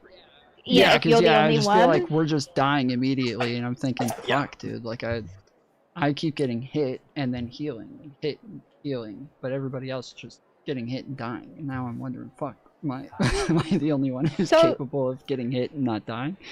If in trios we damage players and stuff, does my solo lobbies also go up in aggression? Yes, all of them. Yeah, I think so. So it just matters if you shoot people. Yes. Okay. I wouldn't mind. Oh, like I need to bring defibs. I'm sorry. Fuck. Let me bring. Fuck. I hit cancel too late. Shit. I might get one at least. Okay, good. Oh, it's not like I don't like my solo lobbies. They're like super chill and awesome. It's just I feel like I'm missing out on a huge part of the game. It's like there's like at least 2 games that you can play in Arc Raiders, and I'm only playing 1. Do you know what I mean? Yeah, it is a thing, but the problem is that like you do die sometimes, right? Like. Damn it! I got a rattler, guys. I don't ever fight people, but you know that I kill people. Like it happens where people start shooting me out of nowhere. No one ever aggresses. I can run into rooms of like 10 the ladder people, should and be they're over all here, like right? hanging out dancing. I think the ladder's over here. Nope, I was wrong. Okay. So I got a door stopper. This is a horrible spot. Okay, did you get a defib, Mantis? No. No? Okay. Do you have defibs, Ryan? Okay. Yeah, there's people over that way. I don't. Yeah, this is probably. Yeah, this is a horrible spot for us. We need to get the fuck out of here.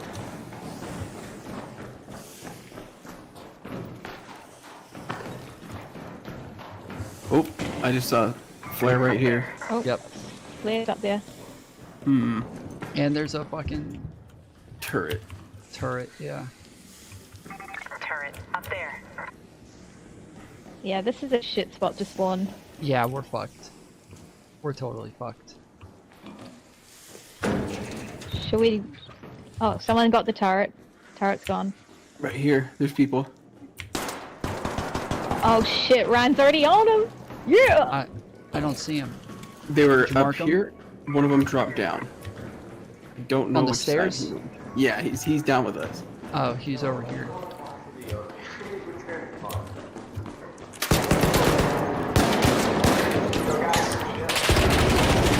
Oh, there's another guy on top of the thing. There's another guy running down here.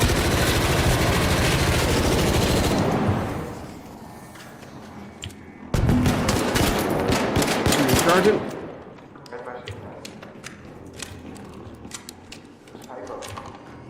We got one down behind the wall. There he is. Up there. Yeah, I know. I see him. I'm trying to fucking run and I can't run. Holy shit. Okay, I gotta heal up. Should I go back up the here real zip line? quick. Yeah, you can. We got one down. I don't think we were able to get him though. He's crawling back to them now.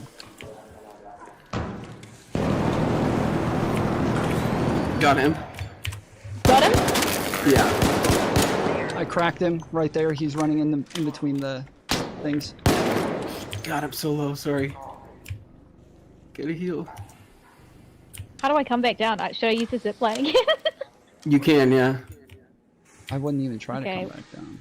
Yeah, but be careful. Like, I don't want to come down right now. I'm just totally guessing. So the guy's still in between those two things. He's right there. Like in between the two. Yeah, he's running over there. Oh shit.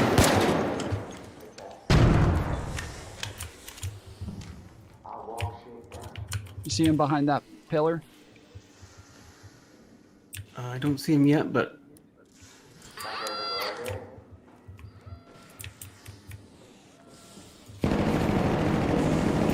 downed him again.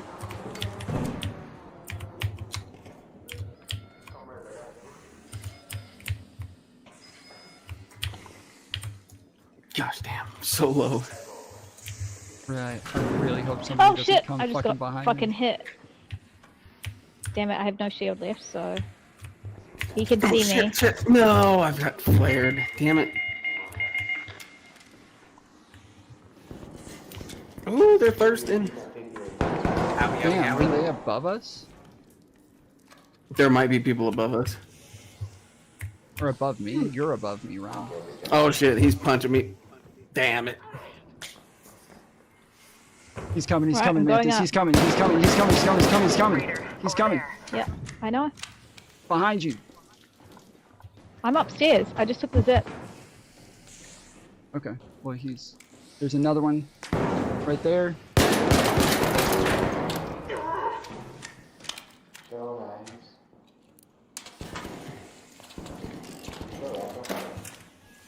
Fucking rattler. Where's the nigga at? Where's he at? You know what? Guys, help me. They're That both leads looking down at there me too. right now.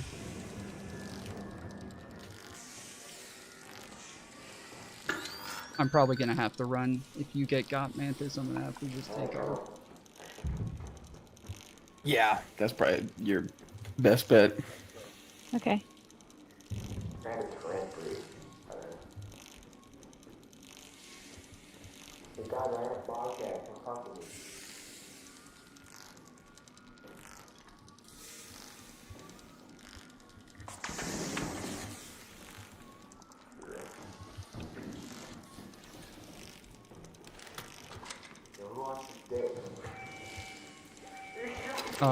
They're trying to fucking leave.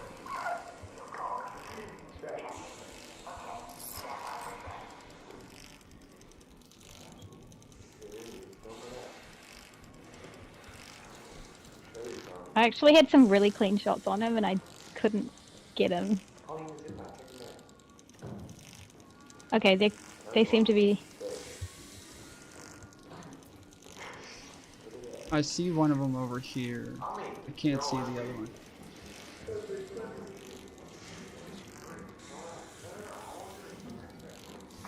Where are ya?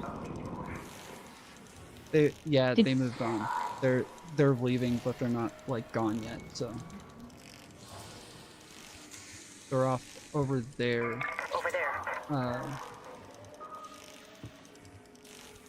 Okay, I just stayed well, hidden. do you want to come to me?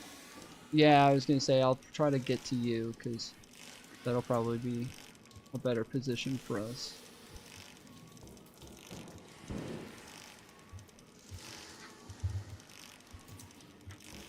I'm gonna wait a minute. Where's Ryan's body? Can we loot it for him and bring his shit back? It's at the top of the stairs in the lobby. I wouldn't worry about it too much. Yeah, they're still there. Oh, let's go get him. Just There's kidding. 2 of them. They're on your side now.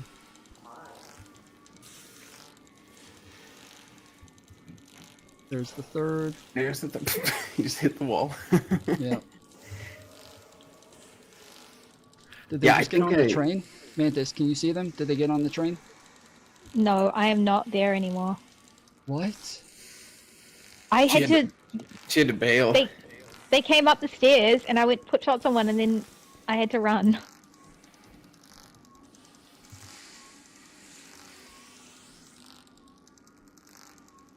Well, can you come back?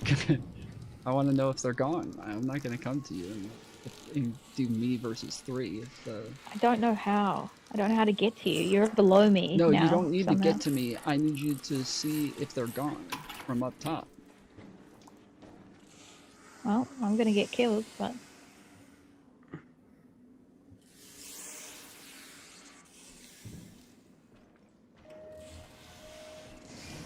Oh, you're gonna need... Okay, to have, I like, just heard the doors shut from the train, so I think they just tried to make it seem like they left and they just pressed it again. Yeah, they're still there. Ah, they're fucking camping extract. Yeah. Yep.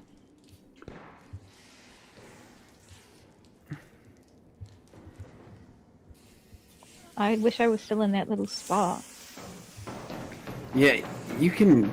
It's super hard to make it, but you can actually jump and climb up that. But you have to do it, like, just right. Yeah, I don't know. How do I get round? If you go... Yeah... I think that actually works that direction.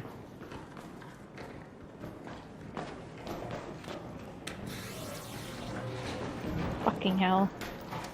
The sandbox is always full of shredders. Yes, yeah. But I think you can get it to the lobby through there.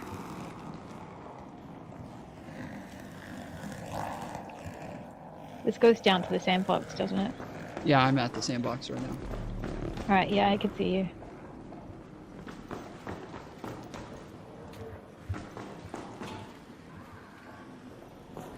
Oop, pop. Oh shit! I thought you would have got that. I thought. Oh no, no, no, no, Oh no. my goodness, I'm gonna fucking die. Holy shit! Can you stop letting these hit me, please? Do you have bullets? Yeah, but I've got a rattler, so it's not like I can do a one shot. Do you know what I mean? Yeah, I thought when I thought I heard a fireball, I thought, oh, there's no way it's actually there, because she would have shot it if it was there. So I walked around the corner, and there it is, just standing there.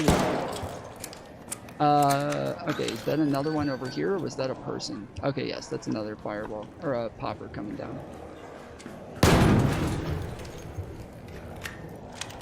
Okay, There's probably well, more. let's try to extract. Okay.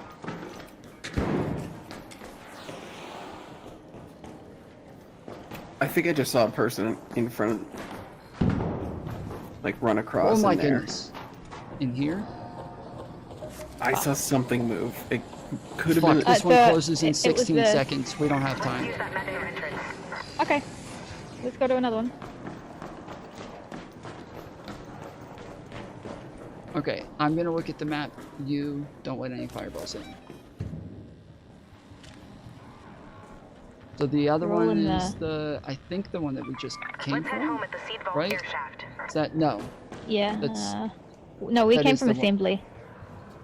Did we not? No, we came from a shit spawn. Never mind. Yeah, so this is the seed vault air shaft. There's somebody here. Come on.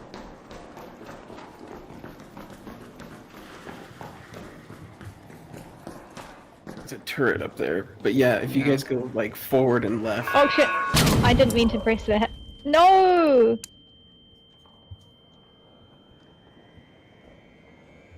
Look, we can go up that thing. Well, this is my last. Okay, well, where are we going? Seedball, okay. Do we go? We can just go up that thing, no?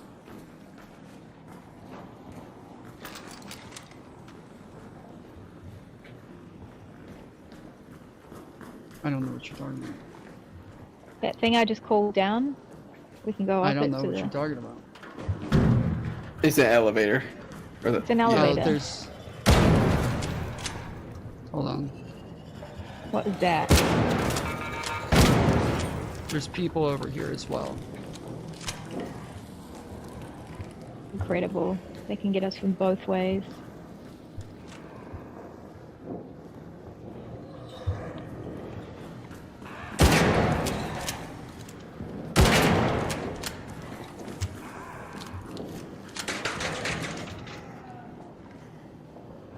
What was that? That's the shredder Sounds from. like the turret.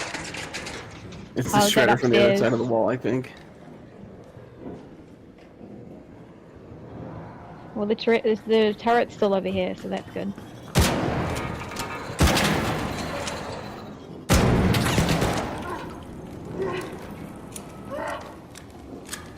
Jesus Christ.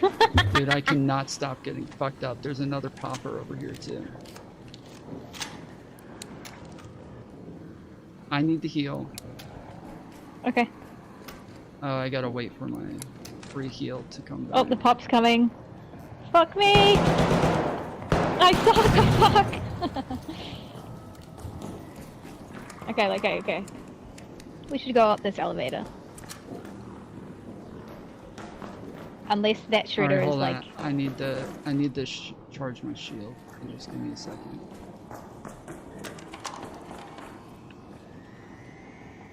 Is your shield broken, Mantis? No, I just don't have any shield charges. If you got a spare one, Tom. Oh, You can use the yeah, power here. cells from fireballs. Yeah, use the power cells real quick. Oh yeah, totally forgot about that. Oh wow! I was just about to do it because I didn't need a full shield recharge, but I have the free one. There were no power cells in these. Oh my god, that's unlucky. Okay, go on.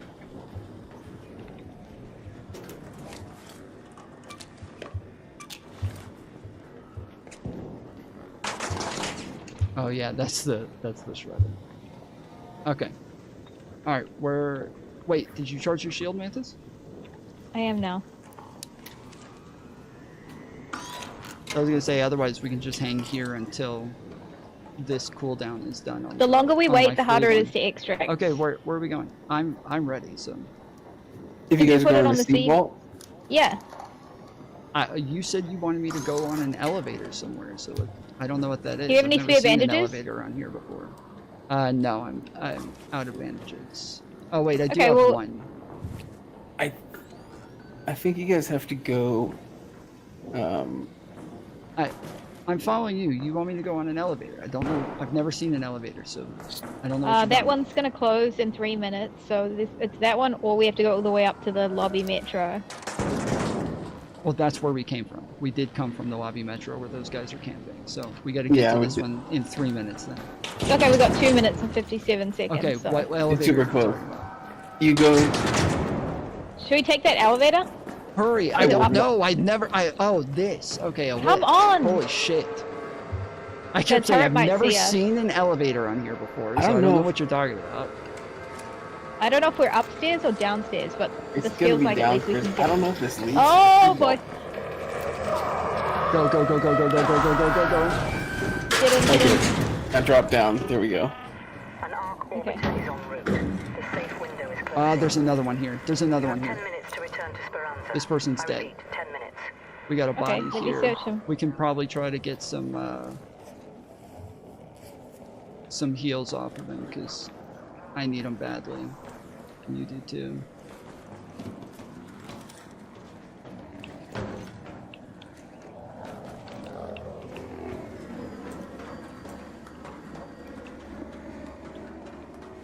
Okay, I didn't get any heals, but I got things.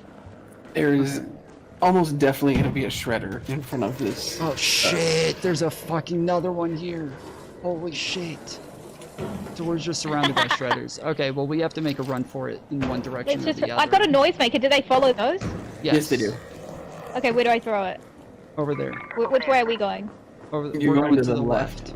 Yeah, throw it Okay, there. move. I'll open Okay. the door. Go. Hold on. That didn't do anything. He just turned yellow. Oh no, he's turning yellow. Yeah, he's not going. Oh my He god, is he's He going. is. We don't have time. I think it's gonna close. Go, go, go, go, go. Yeah, it's like right up here to your right. There's gonna be another shredder, I think, though. Fuck it, press the button. Oh shit! Yeah, actually, you guys are. Okay, there's people who camp in here. They can get in the vents and stay without Yeah, but they're leaving. not. I don't see anybody. Oh. Okay. All right. Yeah, let's not. You look that way. I'll look this way.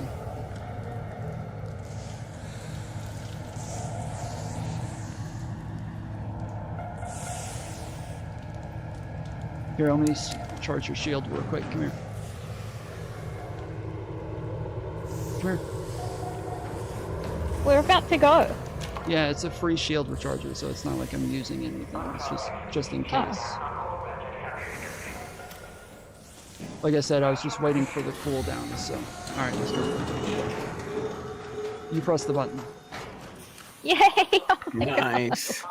I can't So yeah, believe you it. can climb up on this, and then you can go in those vents right over there, and then when this ends, or when you, when people press the button, you won't leave, because you're in Yeah, I between know. the fan and the thing, and so then people hide inside of the extract and kill people when they go in. Yeah, I've seen that. Okay, well... I downed the same guy 3 times. 3 fucking times, dude. He kept getting rezzed. Oh man. I wanted to thirst him, but I didn't see where the other two were, and so I did nade him and then shot him like 2 or 3 times while he was down, and then he got behind the thing, and so that's why I was saying, like, guys, he's down. Like, I was hoping other people could throw some fucking nades or something so we could finish him off, make it a 3-on-2. Although they were using prox chat a lot, and so it made me wonder if there were more than 3 and that there was somebody from a different team that was playing with them. Oh, that might have been it. Because I don't know why you would use prox chat. Yeah. Yeah, I only got 150 damage points. On raid. Yeah.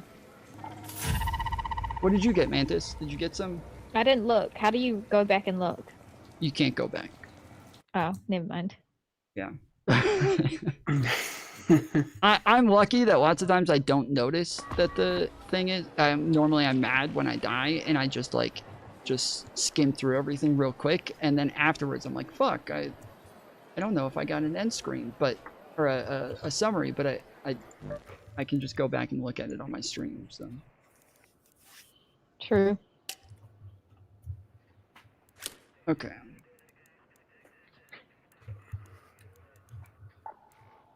Well, what do you want to do now then if you don't want to do that again? I don't want doing it again. I said if I just die again right off the rip, then I'm not gonna want to do this again. But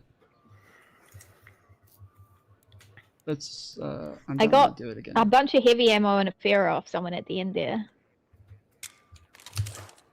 Oh, nice. So I might get the to chuck a kettle in. And then I'll just take a kettle and a Pharaoh. Yeah, I'm taking an anvil this time. I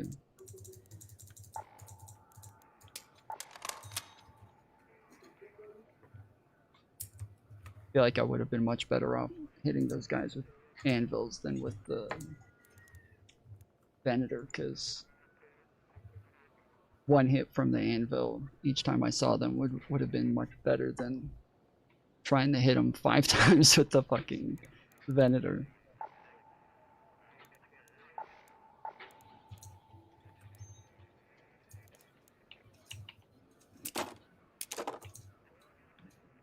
So how did the guy who died not have any heals on him? What the fuck? Well, I think that's why he was dead, wasn't he? Yeah, it's probably Yeah, probably. Yeah. Yeah, I was hiding behind that section, Mantis, and I like set up like jolt grenades or jolt mines and shit just in case they came over there. But they never came because they're fucking They didn't even camping. follow me. Yeah, it's insane, dude. They watched me run away. Like, they had to have watched because they knew where I was. They were chucking grenades at me for a minute and then just started walking around and just minding their own business as though I wasn't there anymore. So, weird as fuck.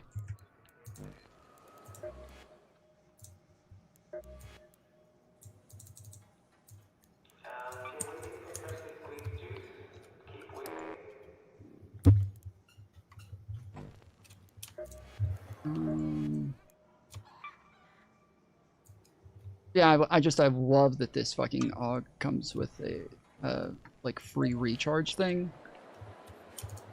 It is so fucking key. You're in luck. I just finished restocking, and by restocking, I mean Oh, that's right. I forgot about that thing. It's just a cooldown, right? Yeah, it just has a cooldown on it. So I bring regular shield rechargers because it doesn't. A surge shield recharger doesn't always fully recharge your shield. And so yeah, I just have to use a regular one once in a while. Fuck! And now I'm out of arc alloy to make arc circuitry. Fuck! I can't even repair my fucking shield. Let me see. I think I probably have something I can break. You might be better arc off alloy. recycling your shield and then remaking it. I think it actually ends up being cheaper. Nah, No not way, through that's power crazy. rod. No shot. Wait, you're using a heavy shield? Oh, a heavy shield. Oh, yeah. Sorry. I have Oh, no hell idea on yeah. that one. Every fucking time. I only use heavy shield. Really? Oh yeah. Why not?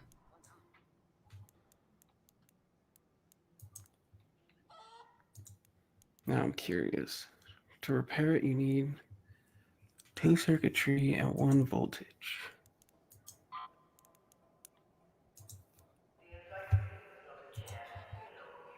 Okay, well I got a bunch of snitch scanners earlier so we could do the thing. So I can recycle those and get arc alloy out of it. But I don't think I have anything else I can get arc alloy out of that I can get rid of.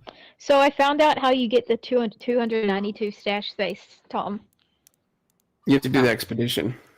You have to finish the expedition and have like a substantial amount of money and inventory, like $5 million worth, or some shit. Like it's not 5 mil, but quite a The lot. 5 million is for the extra points. For your Okay, so it's just attributes finishing the for every expedition. million. Yeah, every million that you have is a point. I actually, Okay, cool. Maybe I'm bad at math.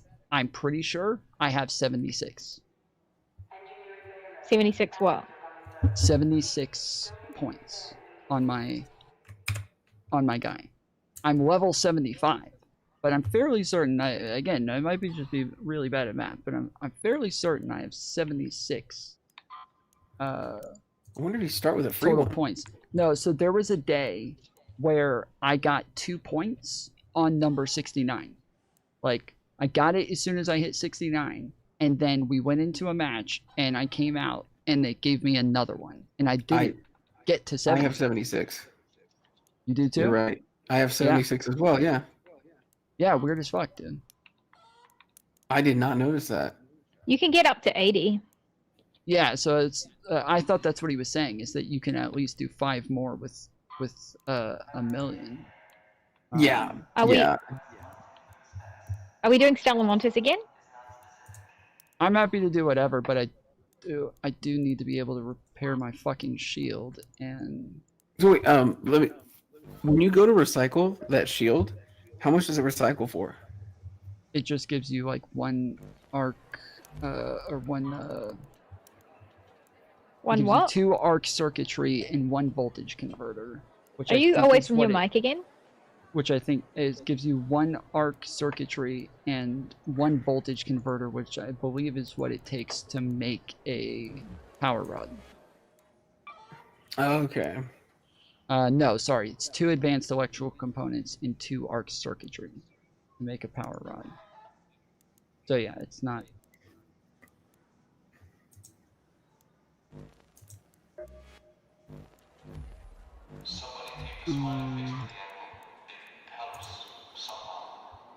And so yeah, I just need to make arc circuitry to be able to repair this right now. I need 2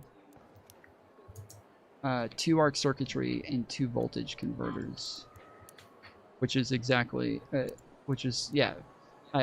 that's what I need to repair it. And I have the voltage converters, I don't have the arc circuitry, and I don't seem to have anything that I can break down into arc alloy except for the one thing that I just did. So oh damn. Oh wait, no, I can do the arc motion cores. Okay, base. All right, that should be enough for me to get. Yep. 2 arc circuitry. Let's go.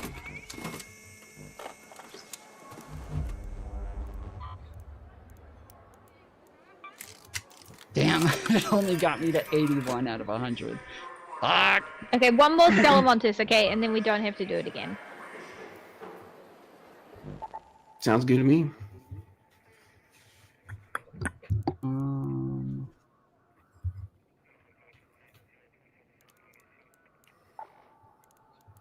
Okay, I just need a couple of grenades and that's it. I went back to the gym today. Finally. Nice. And I hated it every second. Oh, I was just about to say, did you enjoy it? No, I hated it, but I did it. Do you feel good that you did it? I feel good that I did it, but I hate the gym. I hate it now so much. Taking a break is not a good idea. Once you start going to the gym, you should just never, ever, ever stop, ever, even just for 1 week. Yeah. Fuck. Yeah, I want snap blast grenades, but I don't think I can make those. And, yeah, I can't make trigger grenades. I've got a defib. Should I take 1 or 2? Maybe 2, eh? I would take at least 1. I've got 3. I've got 1. So yeah, if you have at least 1, you should be fine. Okay, I guess I'll just make fucking fuse grenades instead, because that's apparently all I can make. Fuck! Yeah, I normally want snap blast grenades and trigger nades for fighting, and I can't make either of them, so. Yeah, I wish I'd known we were doing this before. I would have gone and like totally loaded up, especially on arc alloy and what's the stuff that you use for grenades? It's Well, if we kill pops and Explosive fire, compound? we'll... yes, Yeah. I would have loaded up And on crude arc oil. alloy and explosive compound so that I could do all this shit. But yeah, I'm super low on all of this. Well, so in this game, if you kill pops and fireballs and all that dumb stuff, just pick up all the arc alloy from there. At least you can come out with something if we make it. Okay. Yeah, I brought tagging grenades and heavy fuse grenades and light impact grenades, so yeah, should be good. I could always bring in some extra grenades too. Yeah, I mean, definitely. Whatever if you you have extra wanna ones do. that you want to give me, I'd be happy to take them. Yeah, I've got. You I'll bringing a bring loadout 3. this time, Mantis? Huh? You have a loadout this time? I do have. I've got a kettle and a pharaoh, and light grenades. I've just got. It's a cheap loadout. A defib. Okay. I mean, I'm able to, showstoppers. like, the guns that I'm bringing, I have an anvil and an El Toro, and I'm able to remake those. So, like, these aren't guns that I'm, like, super scared Yeah. of losing, because I can remake them. So, Yeah, like, I'm the same. I just feel. I don't know. Like, why? Like, the chances of me. I'm not. I never get into PvP, so I'm really bad at it. And I miss. Even if I had a fucking good gun, it's not really gonna make much of a difference. well, that's what I was going to say. If I can't think shoot in them with El a pharaoh Toro- and a pharaoh and a kettle, like. Well, that's what I was going to say. An El Toro, I think, is, like, a really good gun for you to bring then, because it's, like, close range, large blast radius, like, Yeah. it is, like, the best thing to use, because even lots of people who use it, they don't even aim. They just hip fire all the time. I do. I aim, but most of the time I have shit on it that's, like, made to compact the blast radius, so.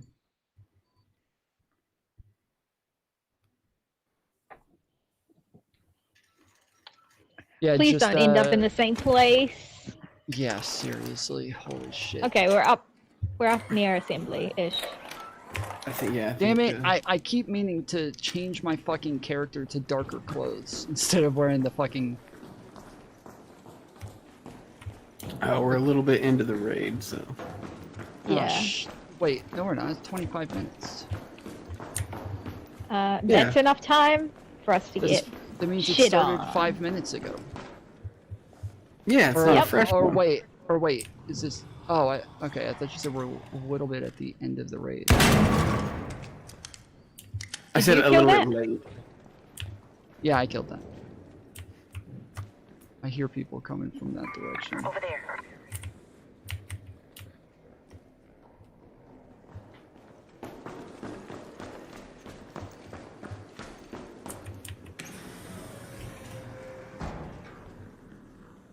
Why the fuck is it so dark and it's not a night raid?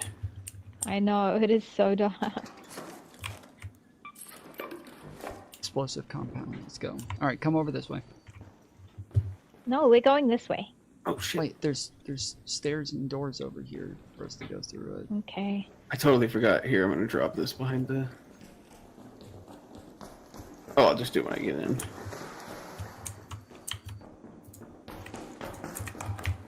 Thank you. Yeah.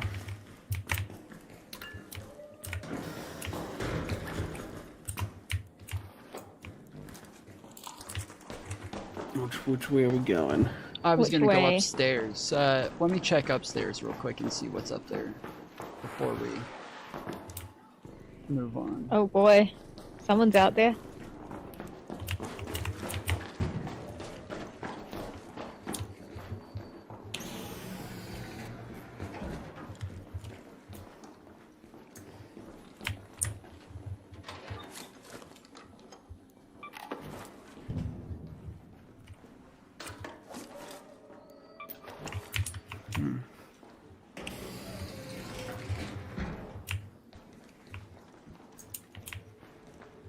Okay, this is the end of the line.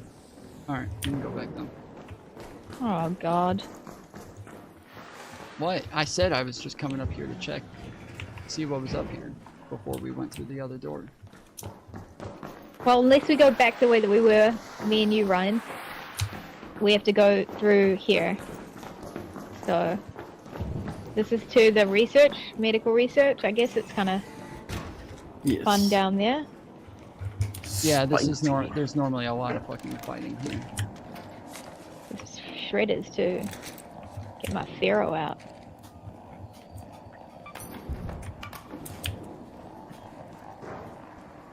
Yep, I hear people.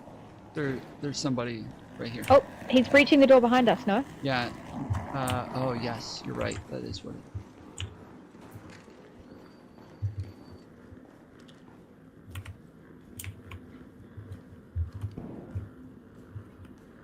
Maybe not. Okay. Just in the other room then.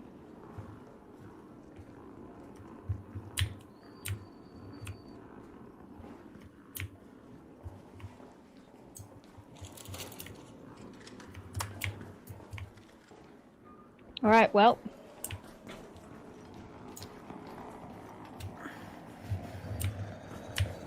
Move. Wait, don't shoot it. Don't shoot it. Don't shoot it.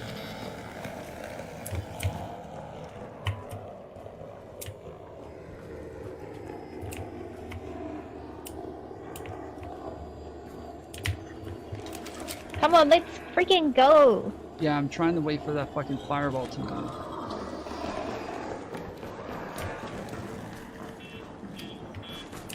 Oh my god, the battery was back there. Sorry. Oh, sorry. Oh, you didn't get hurt. Nice. I got the battery. Kill that camera. Yep. Alright, ready? Wait, there's people. There's people. There's people. Hold on. There's people. Well, I opened this. What the fuck? Get him, Tom! Get him, Tom! Get him, Tom! Get him, Tom! Get him, Tom! Shredder. Holy shredder. Oh my god, he's got his melee out! Yeah. Well played with the melee, bro. Well played with the fucking thing. Well done. You got me pretty good. Get him! Yeah! Let's go! Yo, that was a fucking sick move with the fucking melee tool, bro. I'm not gonna lie, I like that. That was well played. Bro, this creator fucked you up! That was insane. Bro. I had my fucking Il Toro trying to hit you with that, and you still hit me with the fucking thing.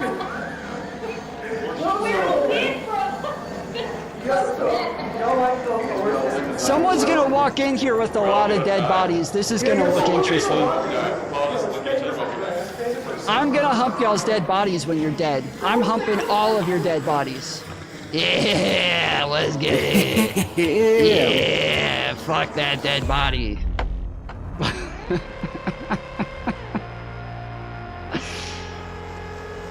Oh no, they're fucking my dead body now. No. Alright, I'm taking this side of the bill.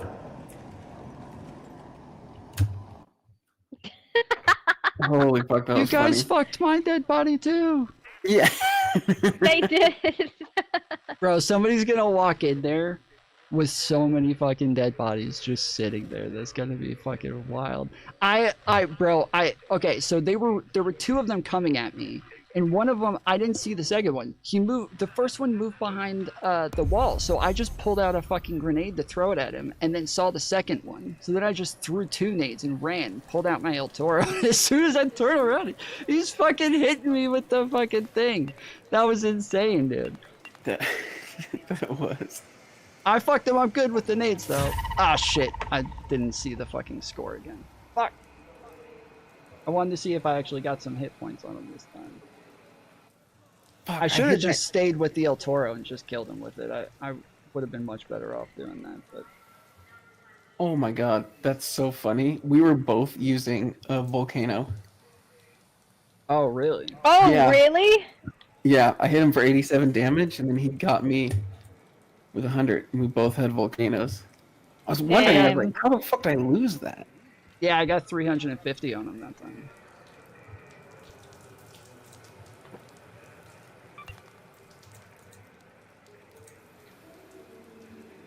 Failed extraction progress loss for 300. Oh, damage to Shredder is part of the thing now. Oh, the new trial? Yeah, that sucks. I literally have killed 5 today. Damn. And it was before the trial started, so... So, the amount of XP, is that how much damage you did? Yes. Should I put my last survival point in Traveling Tinkerer or give my 3 deep breaths and a 4 out of 5? I'm sorry, say that again? Should I put my last point in survival on 3 deep breaths or to make it 4 out of 5 or Traveling Tinkerer? Which is unlocks additional items to fieldcraft. You would have to remind me, what was the 3 deep? Oh, 3 deep breaths? Yes.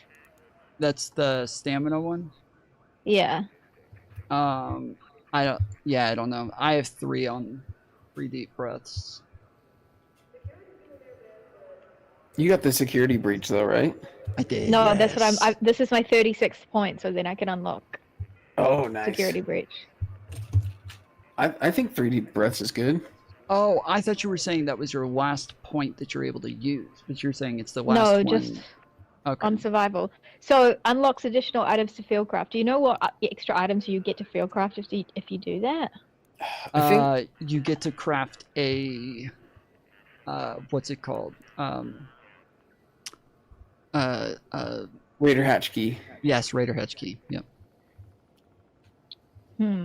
I don't know if that's the only one, but I know that's the thing that everybody talks about where they're like, oh shit, you get the, let's see, on Arc Raiders. I'm putting it there then. What all do you get for extra?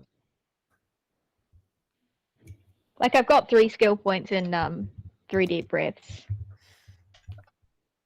Yeah, if you don't have that one yet, then and you think that you would use it, I would use it there then, because I don't think I'll ever use any blaze grenade traps, lure grenade traps, gas grenade traps, and the crucial Raider hatch key.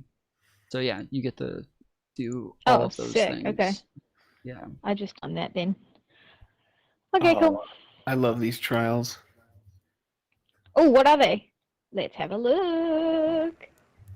Oh, queens or matriarchs. Okay. Oh easy. shit. Damage flying arc enemies? Oh Yes, hell that's yes. awesome. Oh hell yes. Oh, this one's gonna be Shredders. intense, dude. Shredders is good, and arc. That's good. This is gonna force us to do some Search more first hectic wave shit. husks. Deal damage to Shredder. Open arc probes. Oh damn, dude. Okay, yeah, this one's gonna be intense. Fuck. Let's get in a normal game now then, and do Well, stuff. there's no normal games on 3s. Like No, I whatever- did. Yeah, I'm saying that when we're doing 3s, all of them are still like very PvP-ish, but Well, I know. don't I think- just mean like out on a map somewhere. I don't think we shot anyone first. I think each time we were shot first, so I don't know that it's gonna necessarily up us on That's good. on aggression. Okay. All right, let's see. I'm out of Il Toros. I found the tactical Mark III healing blueprint today. Oh, nice. Yeah. I've got 3 bobcats that I've never used. Holy shit, I've never even seen a fucking bobcat. What the fuck, dude? I got the blueprint.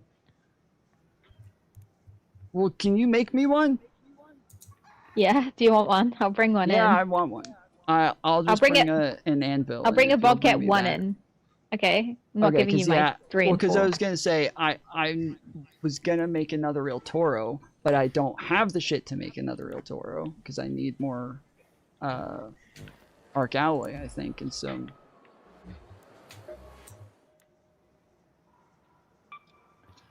Okay, let's take this in. These, right? Get a little shield. Oh, maybe I can make the El Toro. Yeah, I think I can make it.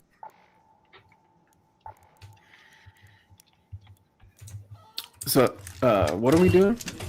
We're just gonna go and do like regular gooping. Sweet. Yep. Okay, I was able to make my El Toro, so I'll just bring the El Toro and not the anvil then. What ammo do I need for the Bobcat? Light. Oh, really? Yeah, it's a SMG. It's an SMG. Okay.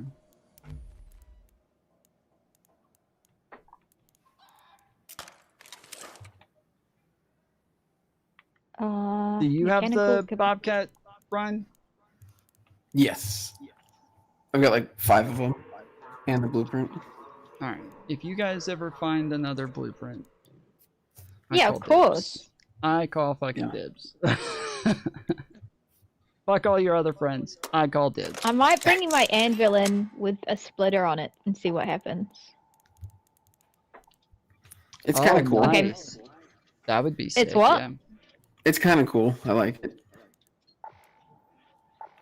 Because I've got 2 splitters. But yesterday I got killed with a barrel extender on my anvil. Well, I think that might be why they killed us, is because we ran right past them and I was holding an anvil with a barrel extender on it. I thought afterwards I was like, they seemed chill when we ran past them, but then chased after us and killed us after. Probably because I was running around with a fucking barrel extender out on my gun. So. Yeah.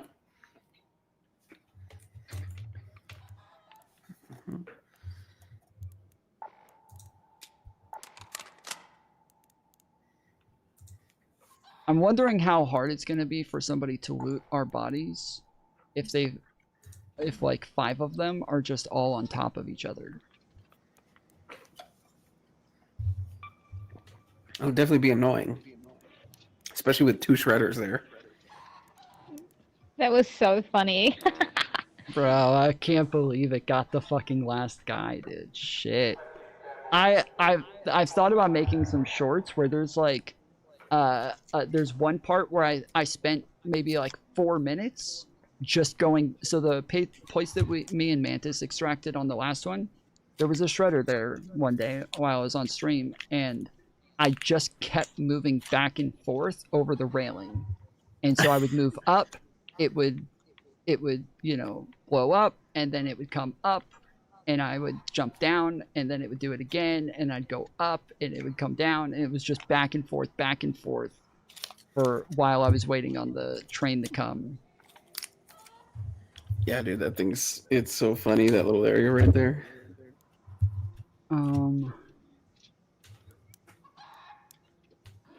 Okay, yeah, I can't make another heavy shield, so. Why don't you guys use heavy shields? I don't know. It just feels like. It weighs you down a little bit, and then on top of it, it's just kind of expensive. It's just expensive, yeah, and I don't even know if it's worth it. I mean, in trios it might be, but in pounds. solos it just isn't. I can carry 85 pounds on my tactical MK3, so having a 7-pound shield doesn't doesn't mean much. And then I also got like a bunch of points on the thing that says shield doesn't weigh you down as much. Like I spent a lot of time making sure that I could carry as much as possible. So I did the shit that makes it to where my gun doesn't weigh me down as much, my shield doesn't weigh me down as much. I can carry Yeah, I extra have the weight. same. Being over encumbered doesn't slow me down. Like when I first started playing this, I was over encumbered like every fucking game. There was one game where I think I literally carried double what I was able to carry. So this is something I've spent a lot of time on. Okay, nades wise.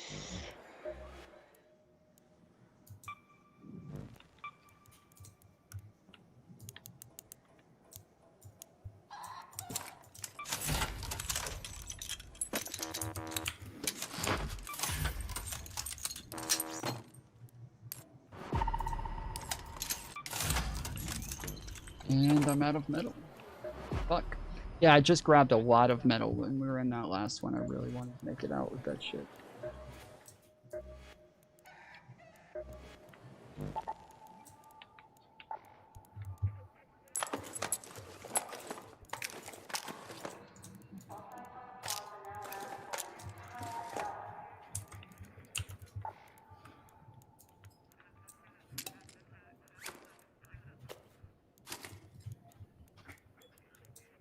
Okay.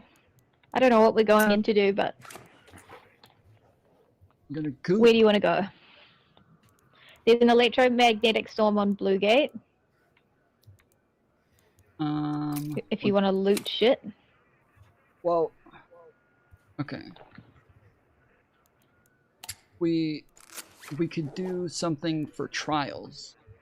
What is something that would caught? Like I was gonna say, the thing that would be best for like 3 people would probably be like killing a shredder, but I don't. That the place to go for that is obviously Stella Montes, and I don't want to go there.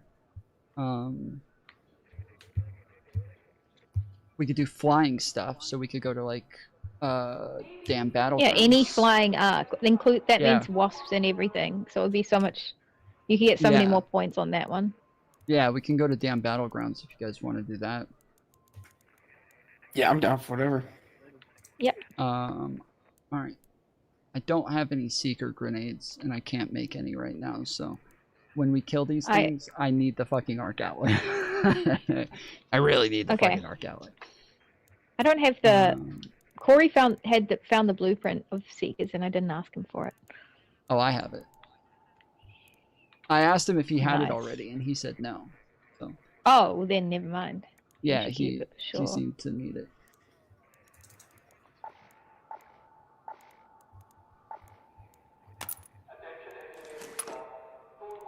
Okay.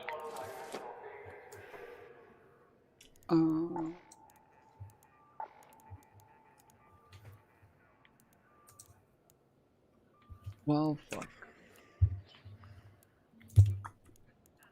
I'm bringing you in a Bobcat, right? Yes. Yeah, I have the ammo for it. Do you want to do the electromagnetic storm to get more points in? Yes. Okay, I'm ready. Put it in. Okay, give me just This one is my last second. game. Then I'm going Ever? to sleep. Always nice to see a fresh face. If Sounds you're looking good. to blow some stuff up, I got you covered.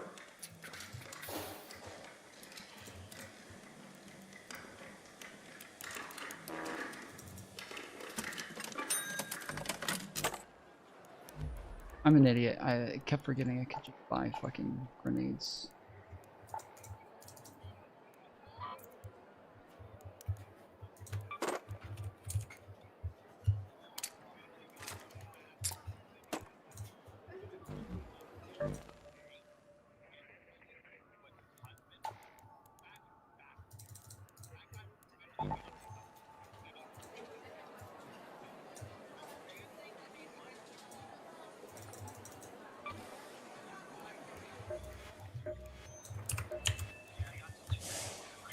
Forgot something?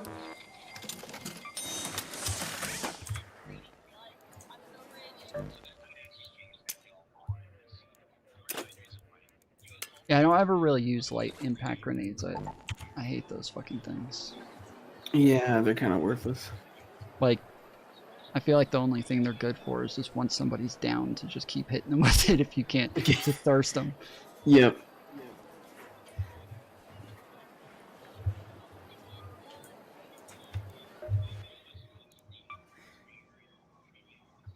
Gosh, I have so much stuff. Dude, I just watched a short of Peanuts. You know how Peanut gets like stream sniped all the time, and they come and kill him and stuff. Mm-hmm. And then it was in comparison to this girl. It was a girl's short, and she also plays. And she was like, "These are my stream snipers." And it's like a stream sniper comes and finds her, gives her like 10 guns, and then says, "You really helped my my friend like 4 years ago to play Apex. You really inspired her and get over her like anxiety. So thanks." Whereas Peanut just gets fucking murdered. Jesus. Well, It ain't easy. The stream sniping thing is obviously an issue, but I keep seeing everybody talking about the fact that like they're all about to stop playing Arc Raiders because he keeps getting cheaters, and that they keep finding he does get a cheaters lot in of there. cheaters. And he got killed through the wall like a couple of times, and the the other day when somebody killed him through the wall, he sat there afterwards and was like, "Okay, I'm making a statement. I don't have like an exact deadline yet, but if Arc Raiders does not fix the cheating soon, I am done with this game. I've got very little patience left for the cheating, and if they do not fix this soon, I will be completely done with this game." Which I got killed by. I thought I got killed by a cheater the other day. It turns out I got killed by the fucking what's it called? The big thing that's kind of like the rocket, the bombardier. Bombardier? It's like that, but it's The bomber clock. Bastion. Bastion, yes. I got killed by the Bastion through the floor and a couple of walls. Whoopee! We're in a good spot. Let's go to Pilgrim's Peak. Like, yes, I wasn't even close to the fucking Bastion. Rocketeer. Here? Hello? If anyone can hear me, Shit. an electromagnetic storm is currently... I thought we were going to Dam. Up there, I think. Oh, that's right. We wanted to do the electromagnetic storm. Okay. We want to get the good loot for you. And there's so many things up there. Well, are we going to Let's start get shooting over. these things, or no? Not here. We're very exposed here. We should try and get in the tower, yeah. in the tower first, and then we there's got another good angles on Rocketeer them. there.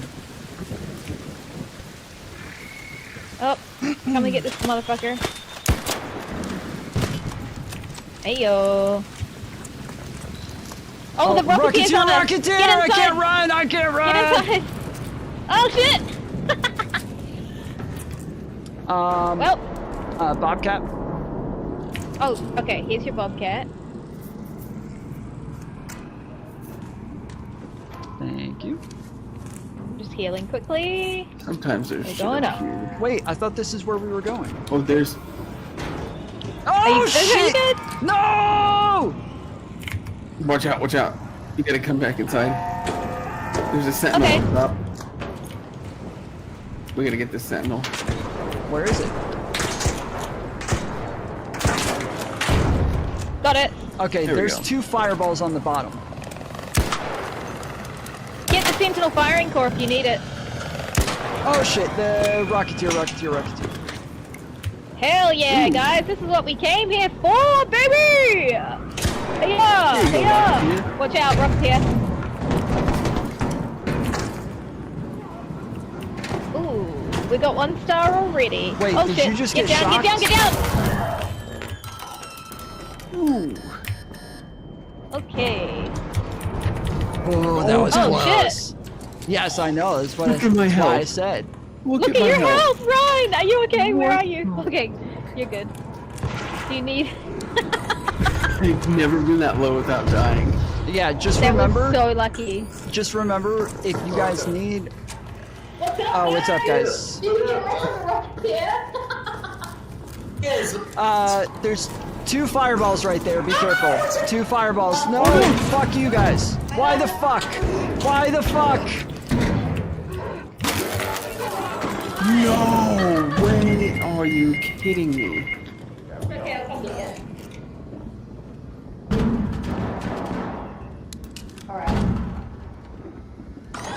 Okay, so I was in the middle of saying, close that door, please. Close the door. Close the door. I was in the middle of saying, if you guys need, shield recharges and we're like not super fucked up at the moment, make sure you check with me because sometimes I might have like a free one on a cooldown. So. Oh, okay. That's right. Yeah. Okay. Should we go back up or should we go out? We can go back up. We can go back up, but I'm about to use like pretty much all my fucking shit though. My heals though. We don't have to go all the way to the top. There is another stop. Yeah, there is. Alright. Where's this fucking...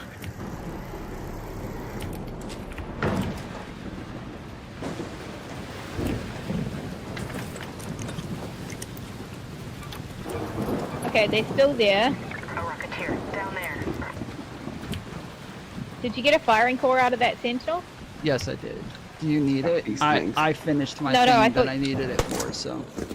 Whoa, watch out, watch out, mate. Ryan. Ryan! Why are you bringing them back up again? Nice. Oh my god, base! Wait, is there another one? Yeah, there's two. Okay, I've got a... It's alright, we can just go on the other side. No, I've got it. Going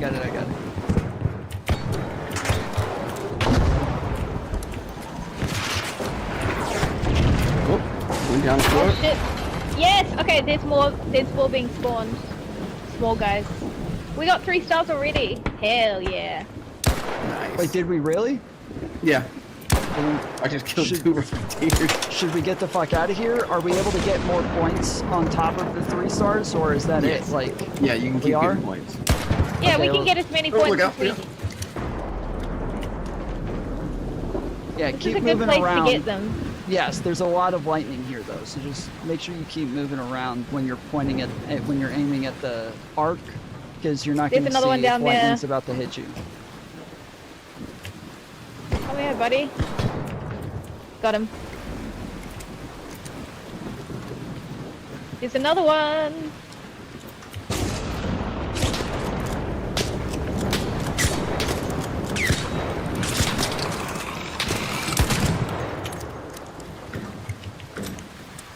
Ooh, the anvil splitter is pretty fun.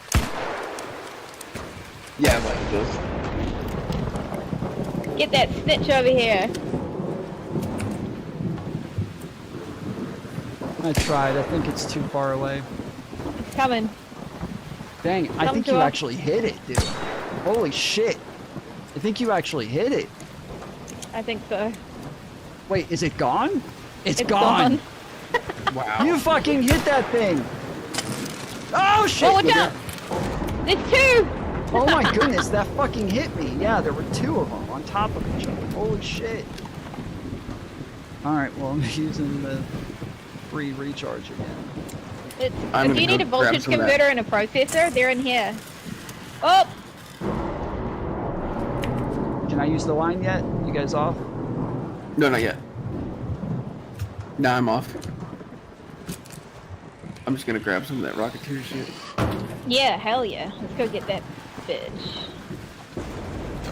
I need all the fucking arc alloy I can get. Alright. So. Can't believe those guys didn't kill us. Yeah, I know. That was so fucking Wait, lucky, are you on the dude. second? Where are you? Did you go outside? I was about to say, guys, don't shoot. I got the fucking bobcat on me. Don't shoot. Yeah, we're outside, getting the shit. I'm just grabbing everything and I'll drop the alloys to you. Okay. Well, no fresh. You don't have to. I got it. Rocketeer driver, let's go. Do you want it? Oh shit. Ooh. Did you see the other Rocketeer? I don't know. It was just a little bit behind there. I think it's over by you, Mantis. Yeah, No, yeah, here it is. You got it? Okay, yeah. Here Oh, it is. yep. Wow.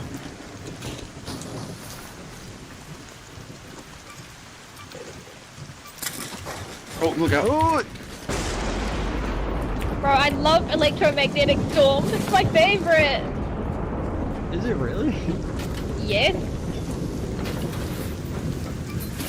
I want to get some of that fossilized lightning. Oh, watch out, watch out, watch out. Yeah, get some of that lightning. Okay, is that spells. it? Is that everything? Yeah, that should more be it. arc. More arc just spawned, I think. Yes. I don't know where. Well, let's get them. Oh, right here. Well, I'm still gooping some of the other shit that we hit. I can't do it though if you guys run away, so I'm gonna get shot. Let's get them. Let's get them. There's 2 more. Alright, Oh, I'm like that right was above easy. you. I just killed him in 1 shot.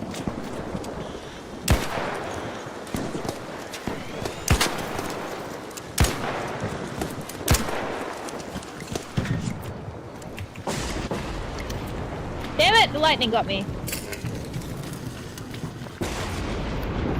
We have to extract to get fossilized lightning. Let's to get the go. point. Nice. Remember. Yes. Yep.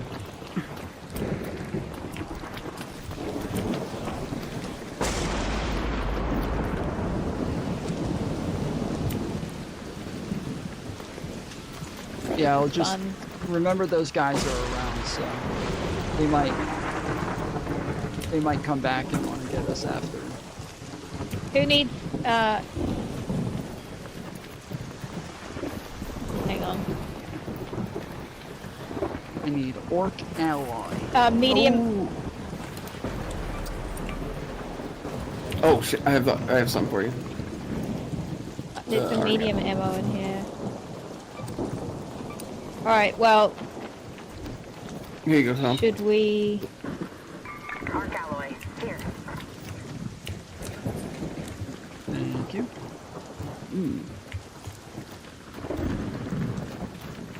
Tom, do you need... How much... Do you need arc alloy? Yes. Here, I'll drop you some.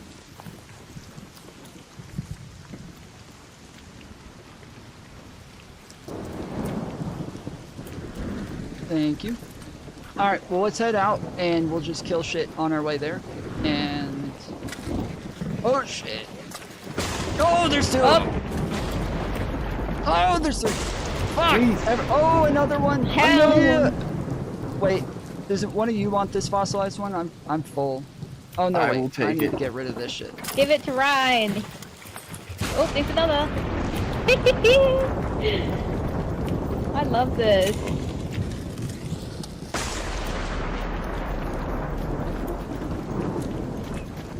Should we get the snitch over here? Ooh, more lightning. Yeah. Oh, I think I shot it again. Yeah, I've been giving the arc alloy to the expedition, but it's only worth $4,000, so it kind of sucks. I don't really give it that away. But I can't use it for anything. Yeah, normally the loud ones like that are the ones that have the shit. Oops, I didn't do a roll. Yeah, I don't know. Ah, fuck! I've never done the roll before. I don't know how to do it. Should we loot down here? Where are we going? Where's the extract? I don't know. I was just about to ask if you marked it. Okay, I'm just gonna go in here and check this place out. Ooh.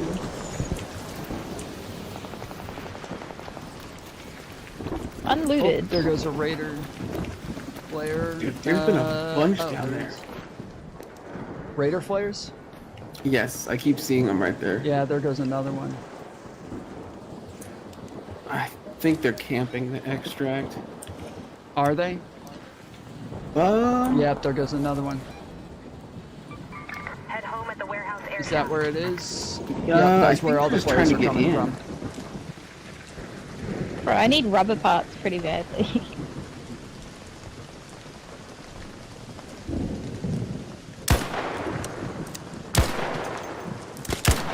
Bro, I did not realize how fucking long it takes to shoot with an Anvil 1. Holy shit. Oh, it's so bad. It's so bad. Holy shit, dude. Yes, I just used one earlier tonight, and I was like... Okay, I hit them. They're coming. Oh yeah, those people are camping an extract for sure. They just came back out. And that guy just hit the thing. Alright, well, let's find a different one then. Well, let's go to a different one. Fuck those guys. Yeah, that sucks. This Unless we one's wanna only kill got them. 6 minutes on it, so we gotta be quick. Alright, let's do it.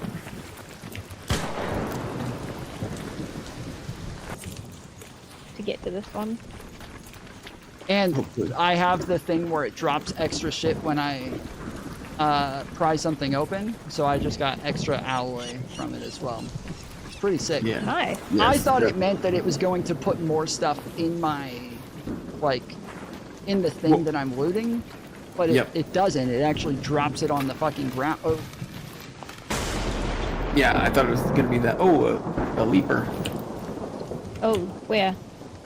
Oh, do you want to kill these hornets over here, or there's like 4 of them?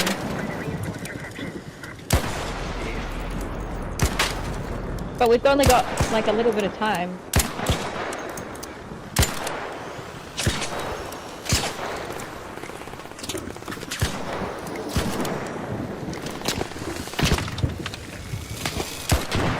Lightning. Alright, watch my back while I loot this motherfucker, because I don't want to get shot.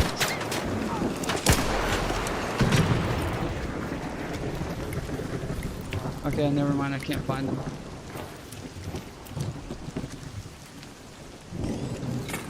Oh, shit. Lightning. Oof.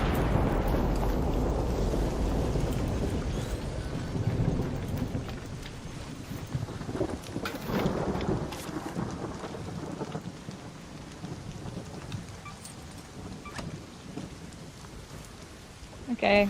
Do we want high ground or? Ooh, yeah, probably.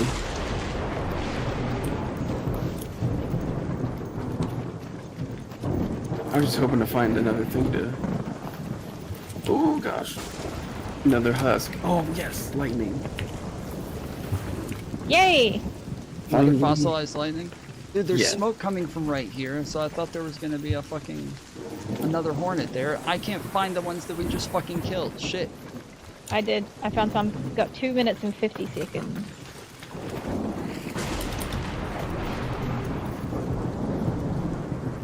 Yeah, the husks are gonna be out there. Yeah, out there, Ryan. There's not really many over on this side of the map.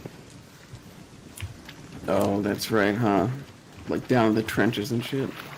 Yeah, they're literally on the opposite end. Like, the ones that we just got over there are pretty much the only ones on this side. There's like a couple here and there at random, but... I'm pretty sure we get them for this one too, right?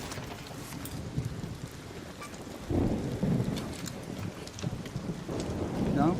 What'd you say?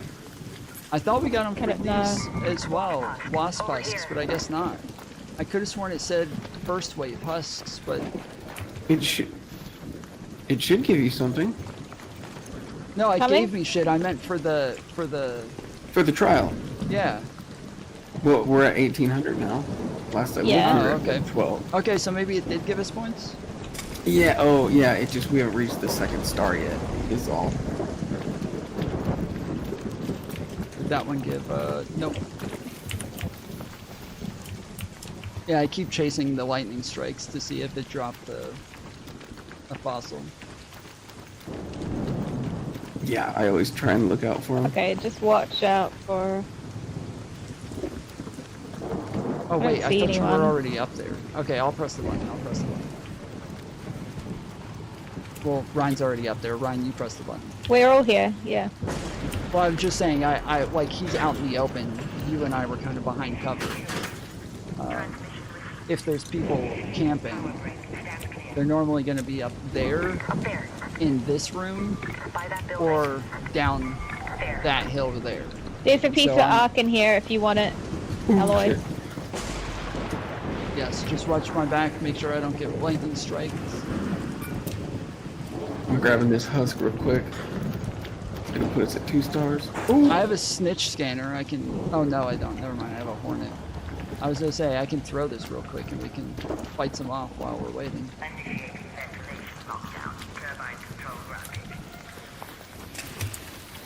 Damn, I expected there to be a bunch of fucking wasp. Shit. Oh, there's 2 more Rocketeers. Yep. In a pair. Hell yeah. No! What? I don't have anything! Me neither. Let's get in the fucking extract. Let's go. Oh my god. I just shot 2 Rocketeers. Get the fuck out of here. Oh, they do not seem Everyone happy. in? Yep. Yeah, we're in. Let's go! No. Get some fucking extra XP for shooting some Rocketeers. What up, Cody?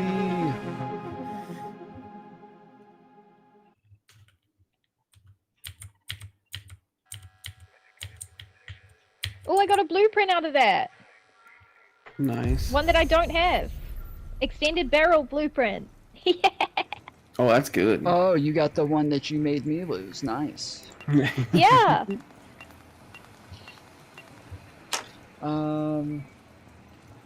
Yeah, I was trying to tell those fucking guys not to open the fucking door, dude. Holy shit. Yeah. They opened the door and just ran past the shit and then shot them, and then we were left there just fucking on fire. So I jumped over you guys and went up the rope and just kept like dropping and catching it, dropping and catching it, waiting for the fire to go out. Just hovering above the fire.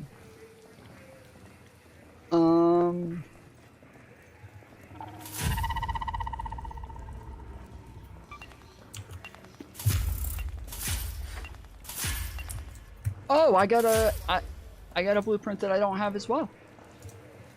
Nice. I got a padded stock blueprint, which I really want. Like, I've been buying them from the stores every time they're there, so that I have them. Just in case I lose them on my guns, I always have extra ones, and I just keep a bunch as backup. Oh yeah, for sure. But now I I'm can 3rd craft place in the trials now. Aren't we both? Or what? I guess because you're a girl, it's gonna put you above me. Yeah, it does. Yep, she's above me. Nice, dude. And Ryan's gonna be in our league this time, right? Oh no, you're not in our league. So wait, you must have done something before that got you some points, right? Well, I think I'm in a way higher rank. Yeah, he is in a higher rank. We're in tryhard 3 or some shit. Yeah. Yeah, I'm in the wild card 3. Yeah, I just got pushed out of 5th place into 6th right at the end, and so we would have been in different ranks if that hadn't happened. But this one's gonna be fucking intense, dude. Because, like, on the last one, when it has, like, you know, download shit for the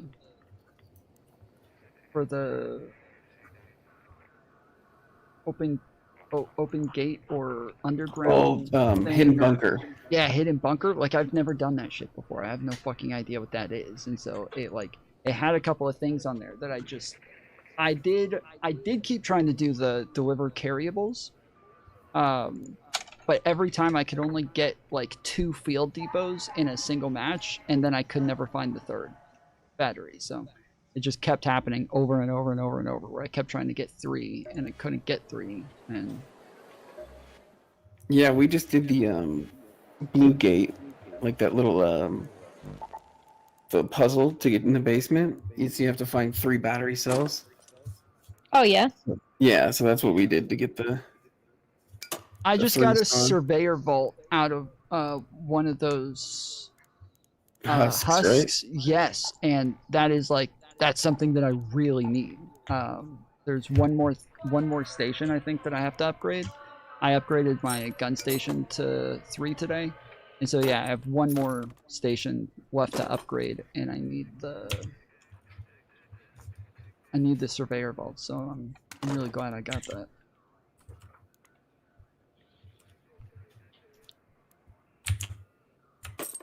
Yeah, you can even get like regular Rocketeer drivers out of those. Yeah.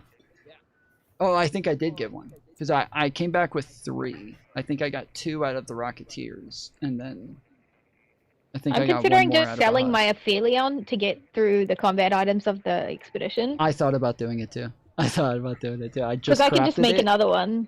Yeah, I just crafted it, and then I thought, this gives me $27,500 for the thing. Yeah, I think I might just do get it just to get rid of the. Well, should I just fuck the Osprey off? Although, No, I'd like to keep one.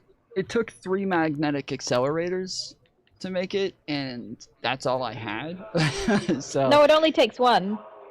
Wait, are you sure? When you recycle it, it gives you 2. Yeah, it just takes 1.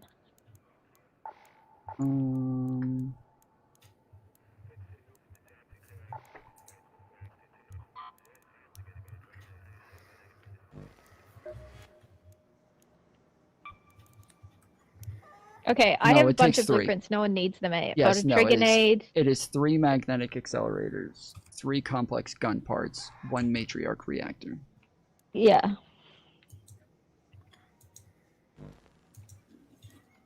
What were you saying I could about? run another one.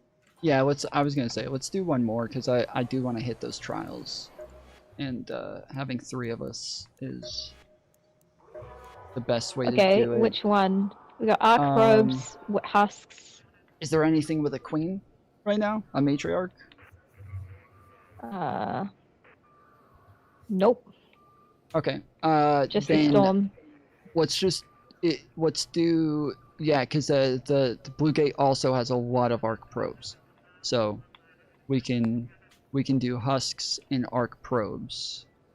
Because yeah, it does say search first wave husks. So yes, it's just all first wave husks. So yeah, Blue Gate is the best place to do that. So we can just do a bunch of husks and probes, and then we'll also, there's always snitches around the probes and shit. So we'll be able to just do that the entire fucking time and get hella fucking points for it. Okay. Hell yeah.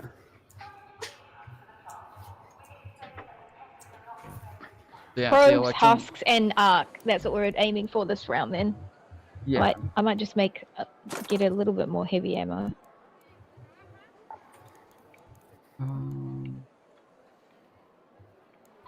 I've got to level up my fucking anvil. It's gonna kill me to keep playing with a level 1.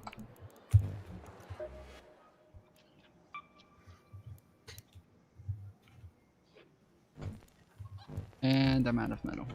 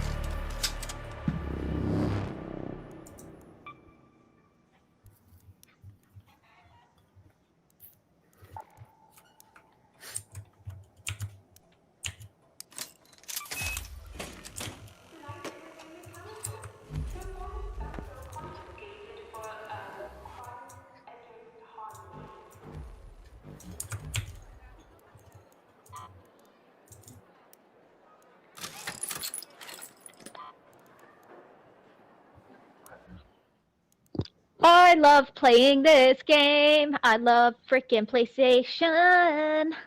Ooh, ooh. Woo! I love that song. I made it up. I love Lamp.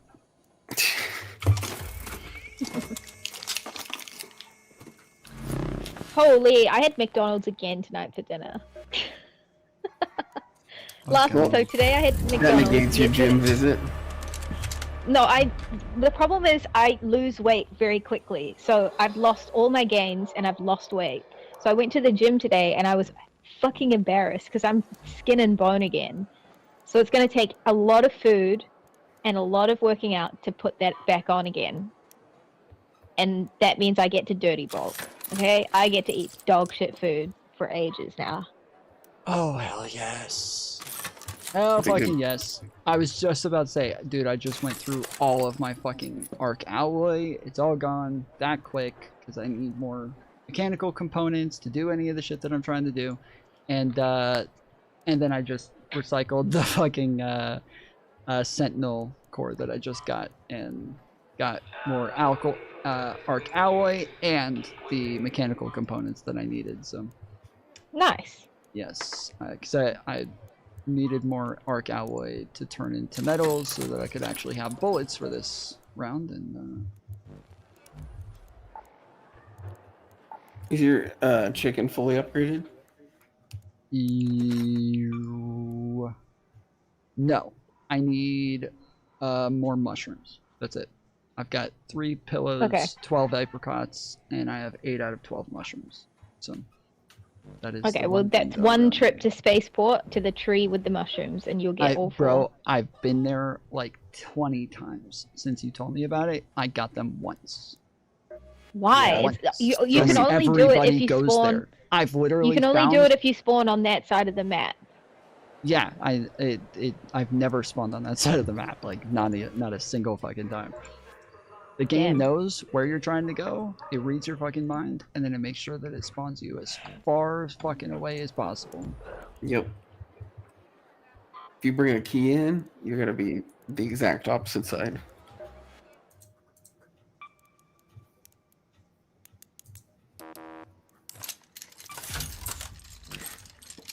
Bro, I'm so fucking good.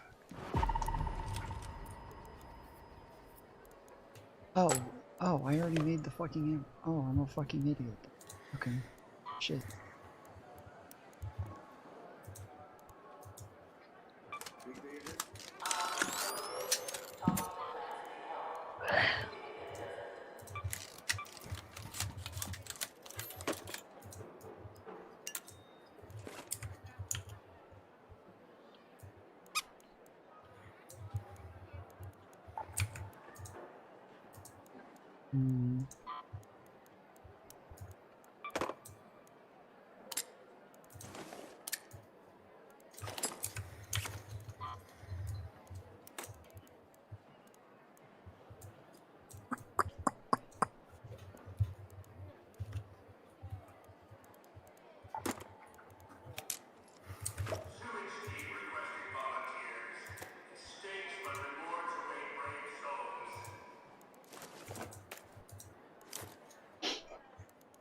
Alright then. Shit. Alright, anything specific? Anything specific that I should bring? No.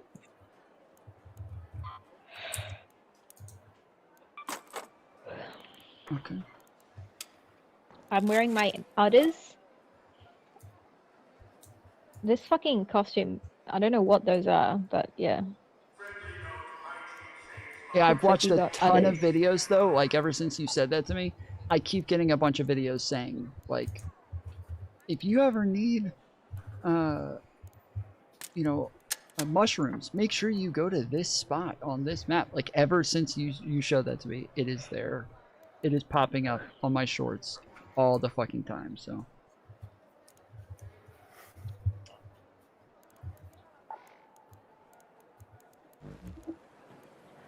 We gotta miss the storm, guys. Hurry. Yeah, you gotta hurry.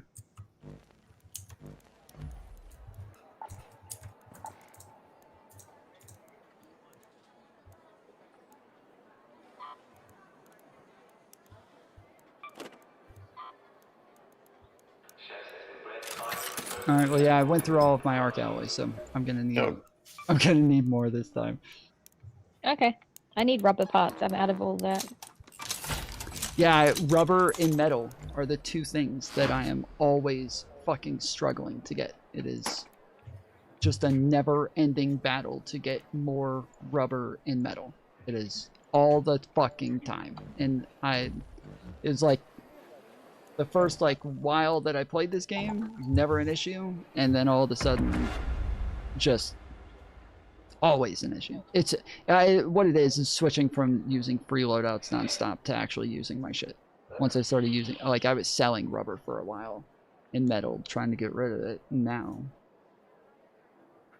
I'm out of it, and I'm even running out of chemicals. I'm running out of everything, like all of the main shit that you need. It's just nonstop running out, and it's from trios. It's trios that does it to me. That's how it goes. Yep. I told Mantis, I said I play... is for recuperating the goop. Yes, it's for recuperating goop so you can play trios later. That's all it is. It's just... Just go play trios to lose all your shit. Play solos to get it back. Alright, hold on. I'll be right back.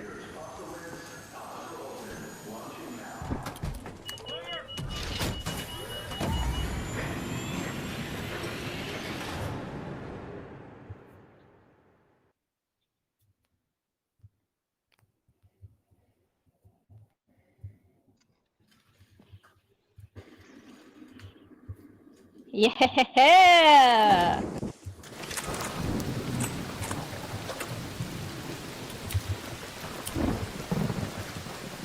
Well, I really hope lightning doesn't strike him right now.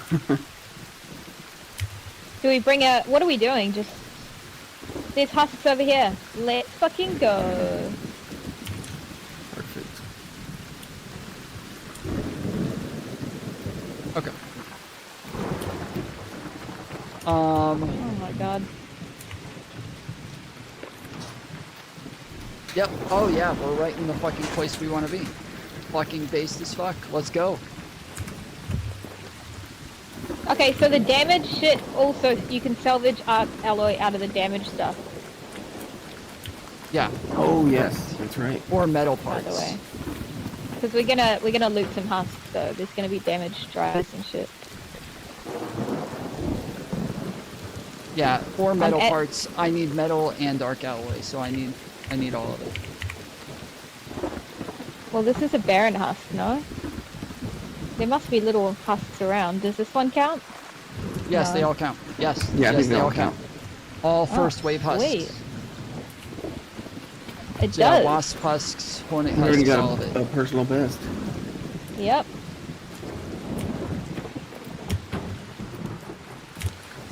I haven't even Get them found one all. yet. Oh, there's one.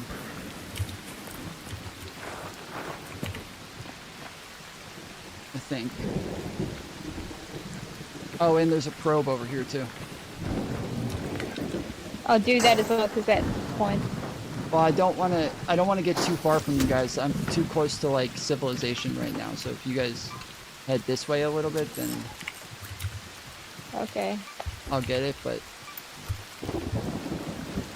Alright, I'll head up to you guys in a sec. all right, I'm doing it. Oh shit! What was that, can't- lightning? Yeah, it says I just got hit, but it made it look like I got hit from over there.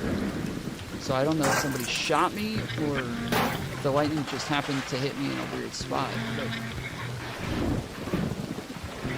We are all split up. yeah, I thought you guys were coming over here. I was just about to say, if you I guys am, aren't I watching am. my back, I might be getting shot at. So.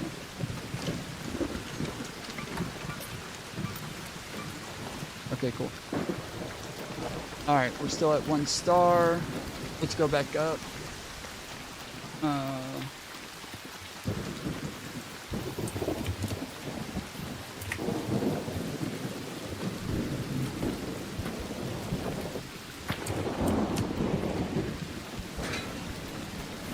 Did you already find another one? I found like Yep. 2 more on my way. Wait, there's something smoking here. There's nothing here. Maybe the lightning just struck there or some shit. Yeah.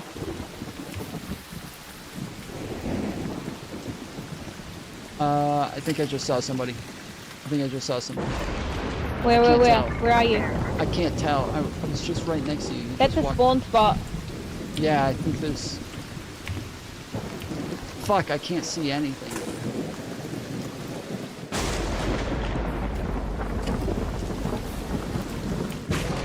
Fossil, let's fucking go. Yeah, I heard that strike and I was like, oh, that's a fucking fossil strike if I ever heard one, dude. I don't see anyone. Yeah, okay, there's smoke right there, so I'm gonna head towards it. Just watch my fucking back.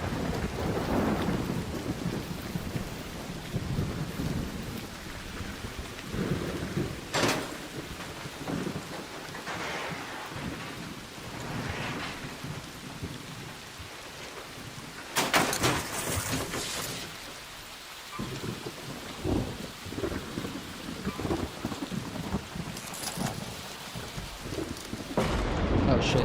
Okay. I thought I heard somebody. I was like, wait, what the fuck is that?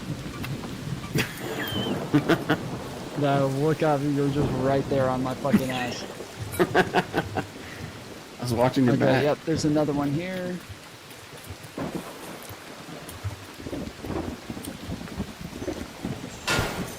Do those get us? Are those first wave husks or no? Look out! Damn, that was 4 strikes. We'll find out real soon.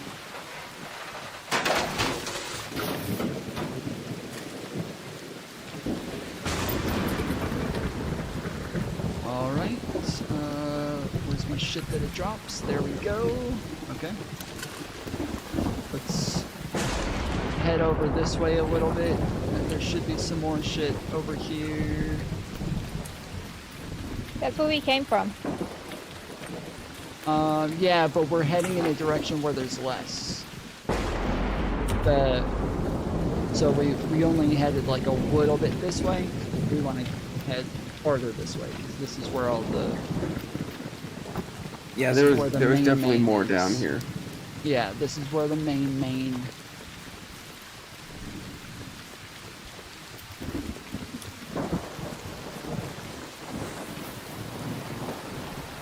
I love that on this one, because the grass is wet, you can like slide even when you're not on like going downhill. Oh yeah. You can slide pretty far.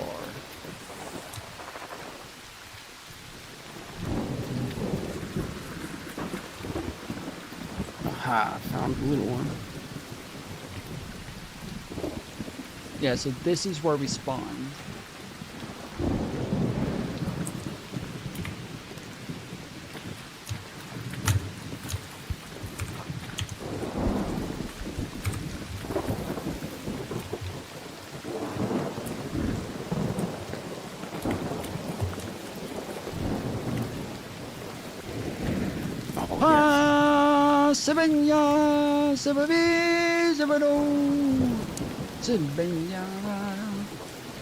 You're gonna get shot. But I'll look cool while they shoot me. Look at this. Like that. And then look at this. Look at this. Watch. Mantis. When I kill somebody, I can do this.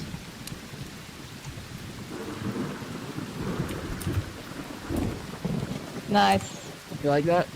Okay, did we get these other two here? Is that one there? Down there. Yep. A rocketeer You husk. sure? Down there. Yep. Okay, we got that there. Rocketeer husk. There. Ryan just came from here. Okay, well there's more down here. Down there. Oh, there's people. There by the fort. People. Found another little guy. You guys hear me saying people? Yep, I'm watching. Okay. Well, I want to get this one, but it's kind of out in the open. There. Oh, I guess we're gonna find out if they're friendly.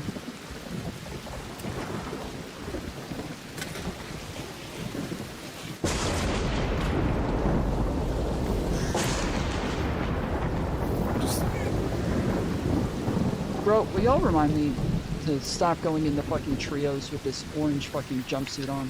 Holy shit. Oh, yeah. Yeah, I don't know why. Okay, I'll go do it real quick.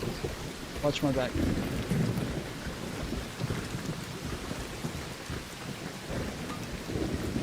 Where are they? Up there. They're on the Raiders reservoir. Oh, yeah, I see. Or, Agent Fort. That's right.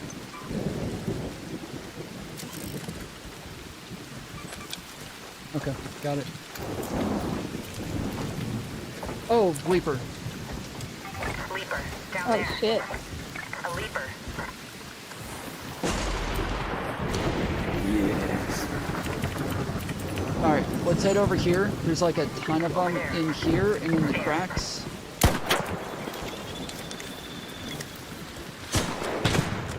Nice.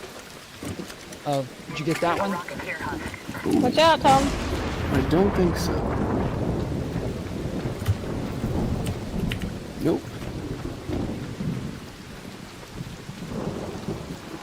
And then yeah, if we keep heading in this direction, there'll be probes and shit over here too, so.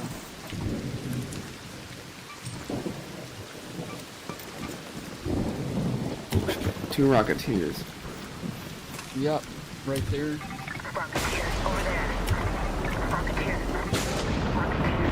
Wait, that sounded like a fossil one. I don't see where it struck though. I don't think it was one, because it was like right here. Oh, Stitch is on us.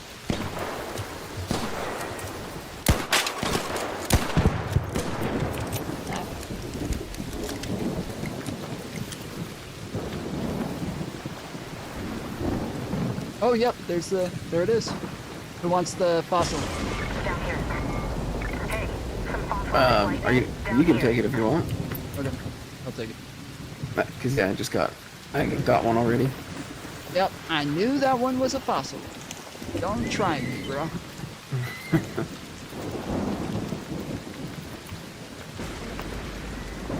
Okay, I hear a probe.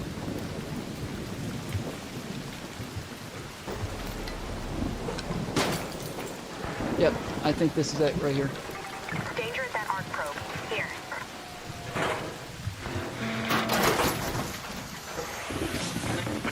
Where's the Rocketeers? They're gone. Oh my god, I already forgot about them. That would have been bad.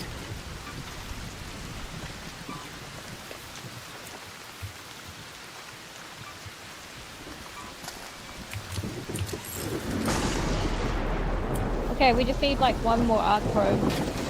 Oh shit.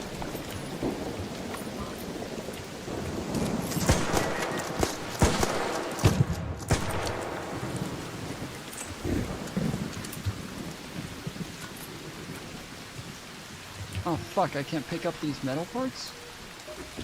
But I need them.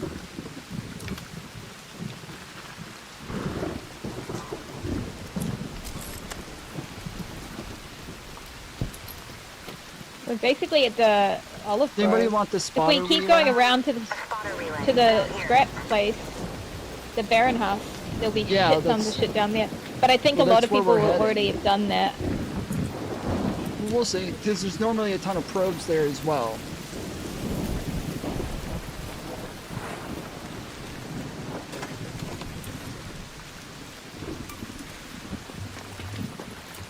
Oh, there's one. Here's one.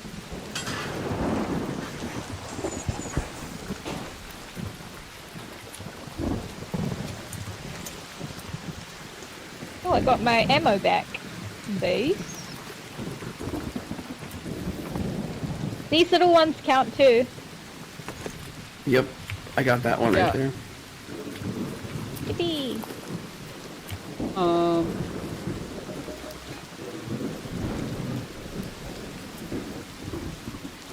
Feel like, I know there's a lot down here as well. Yeah, it's like over here is like the barren clearing and all of that over there is kind of like the direction we want to head in, but there's tons on the way there, so. Okay. Well, let's get some. And like this is it just started, so we're probably gonna be. Oh wait, who the fuck? Okay, they're shooting. That's me. Oh, what was that? Distant boom. Does anybody want the cells? I'm gonna have to. Yeah, I'll take them. Okay. I was gonna say I'm gonna have to. Oh, make there's more room, medium so- ammo here. Yeah, I left medium ammo in the last Hornet as well. Yeah, here's the arc power cells.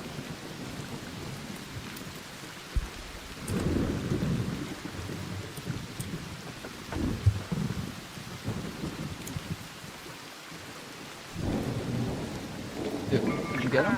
Wait, did you run past me? You did. Yeah. What the fuck?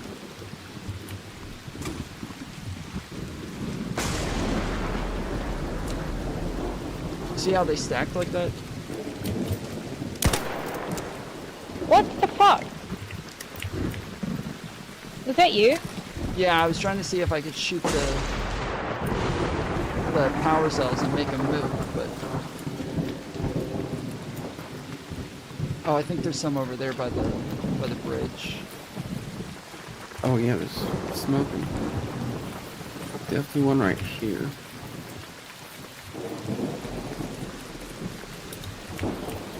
Huh. Yeah, I don't see any. Oh, there's an arc probe. Ah! What? Ooh, that was close. Reaching. This will be our third start. Is it? It should be. Yep. I don't know. How the fuck do you guys know that? Oh, you're You just can look at keeping, the like, logbook. you're adding up the points? Yeah, you can look at the logbook. Oh no, actually, that's.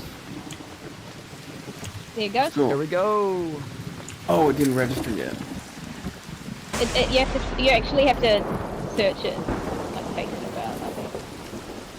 Oh yeah. Oh, there's a raider cache here. Oh wait, is it gonna blow up on me? No, I don't think so. There's a light shield in We here have if to anybody wants it. We have to extract. So, do we know where we're going? We've only got 8 minutes, and it's at this one here. Does anybody want the light shield?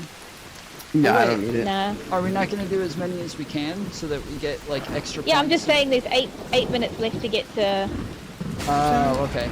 Alright, yeah, let's just do a little bit more. Let's get to my blue marker, and that'll get us actually closer to that spot.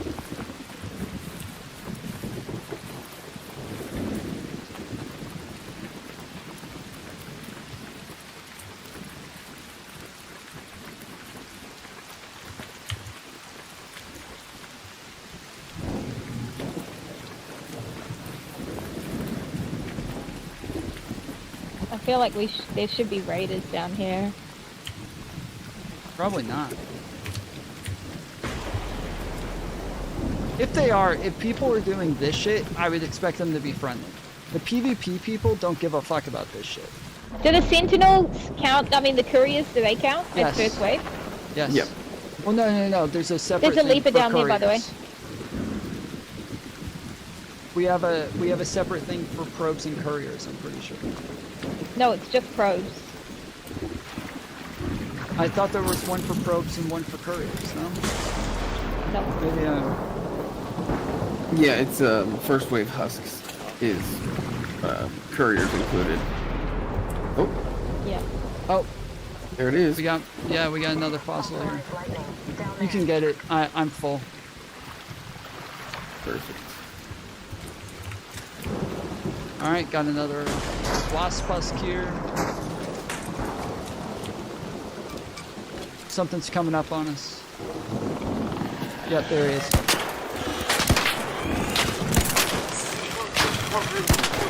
Of course he got his fucking last shot off on me right before. What is it? Yep, that's another one, isn't it? No, it's not. Wait, what the fuck? I could have sworn I heard. We had to kill a hornet over here, and it shocked me right as it went down. There's a cell in it if you want it. Yeah, I did it. I'm good. Alright, Let's start heading towards the extract. Is that the yellow one? I think it's the green one. Okay. Yeah, it's the green and one. That, 6 minutes. There's a leaper. Whoa. Oh god. Yeah, I was about to say I hear the leaper.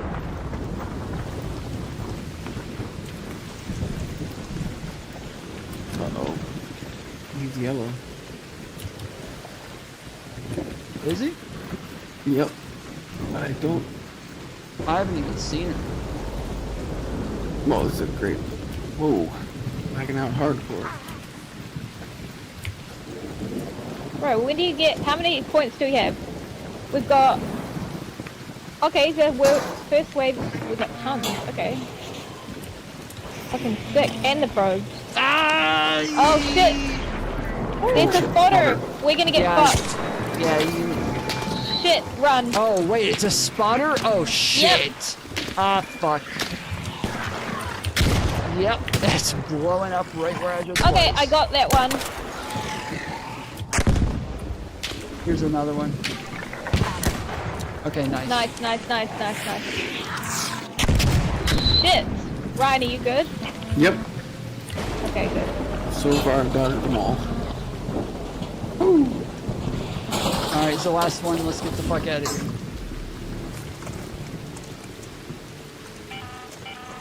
An arc orbiter is en route. The safe window is closing. You have 10 minutes to return to Speranza. I repeat, 10 minutes. Alright, let's go. Yep. Oh, 10. Oh, wait. Okay, this one was just a couple minutes. How long's left on this one? The one we're going to's got 4.5 minutes left. Yeah. Okay. We can keep going, but the other one's so far away. Yeah, we can do this one. And we've done two trials already with the stars. Yeah, I just breached this one too.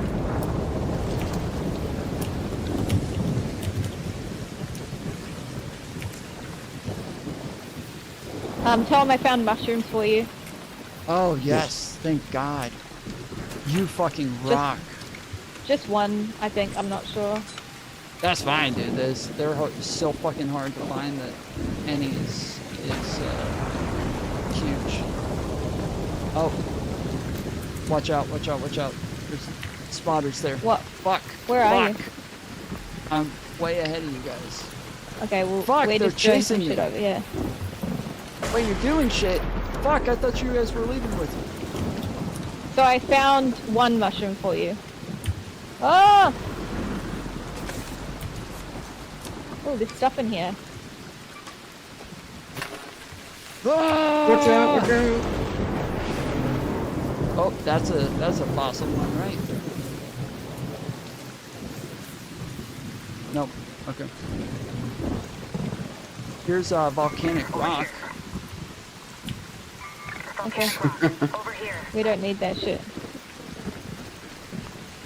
We just need to get the fuck out safely, otherwise all this XP is going away. I gotta see if this works real quick.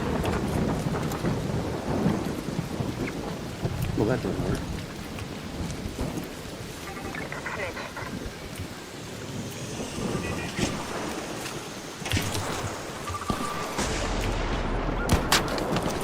Fuck! Get ready to Got kill him. some fucking hornet. You gone. Oh, good. Alright, there might be people camping this still. Can somebody take the snitch scanner? Alex, can you get the snitch scanner out of this? That way next time if we want to kill more flying shit, we'll have something to... Yeah, stock up on those. Yes. Yep, I got it. Thank you. Alright, yeah, be careful of the fucking campers. 2 minutes. Alright. Ryan, you go that way, we'll go this way, so that we can kind of get a good feel for the layout before going up. Perfect. Fuck, I just fell down. Hey guys, I'm orange as fuck. That thing's looking at you, right, Ryan? Yep. Okay, good. Alright, I'm pressing the button. You guys kind of just stay out of sight. I finally got to snap hook a fucking wasp. Okay, we're clear. I feel like there's another husk here. Normally, isn't it like right in the There's middle? Or one some like shit? right down here. I thought there was one up here though. Fuck. I could have sworn there was a wasp husk. Oh, there is. Yeah, you're right. Oh, around here or something. I thought it was literally just like right up here. But maybe that's another extract. They do look What kind a of good this run. hasn't been opened yet. Yeah, we fucking killed it on that one. Yeah, this was a hell of a good run. Alright. Everybody in? Yep. Let's go!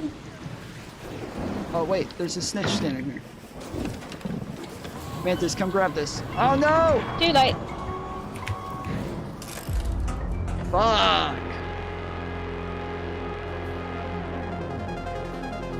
Good run, guys. Excellent raid. Yeah, it was Is one of actually... Tom's teammates a toddler? Wait, you think Mantis is a toddler? What? Oh, That hell is- yeah. Look at all our rewards. I got a Toddlers- bobcat as a reward. Toddlers are well past the wall for me. And a Torrente. Okay, that's a little too old to be my my type. No way. Shit. Yep.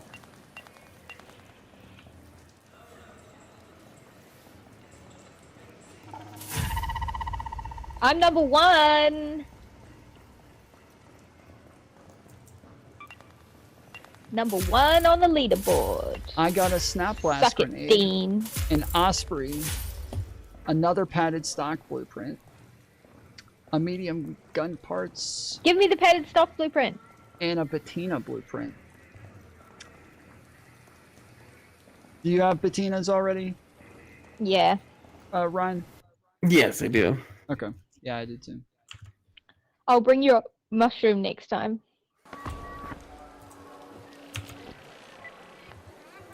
Yeah, my blueprints. I think I have like 11 left.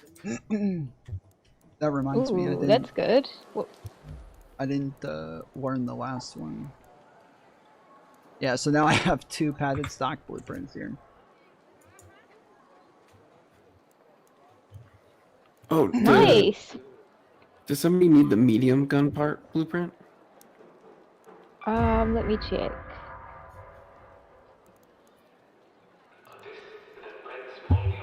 Yeah, I've only got light gun parts. Really? Okay. I'll hold Oh, on to that shit. for you then. And I've gotten- complex. I asked you if you needed the gun part things, but in the past. I told you I had a medium gun part blueprint, and you said you didn't need it. No, I don't have it. Yeah, I've gotten all the gun part blueprints. I'm pretty sure. That's workbench. I have 49 now out of 75. We're getting somewhere. Oh yeah, damn. Yeah, I have heavy gun parts, light gun parts, medium gun parts.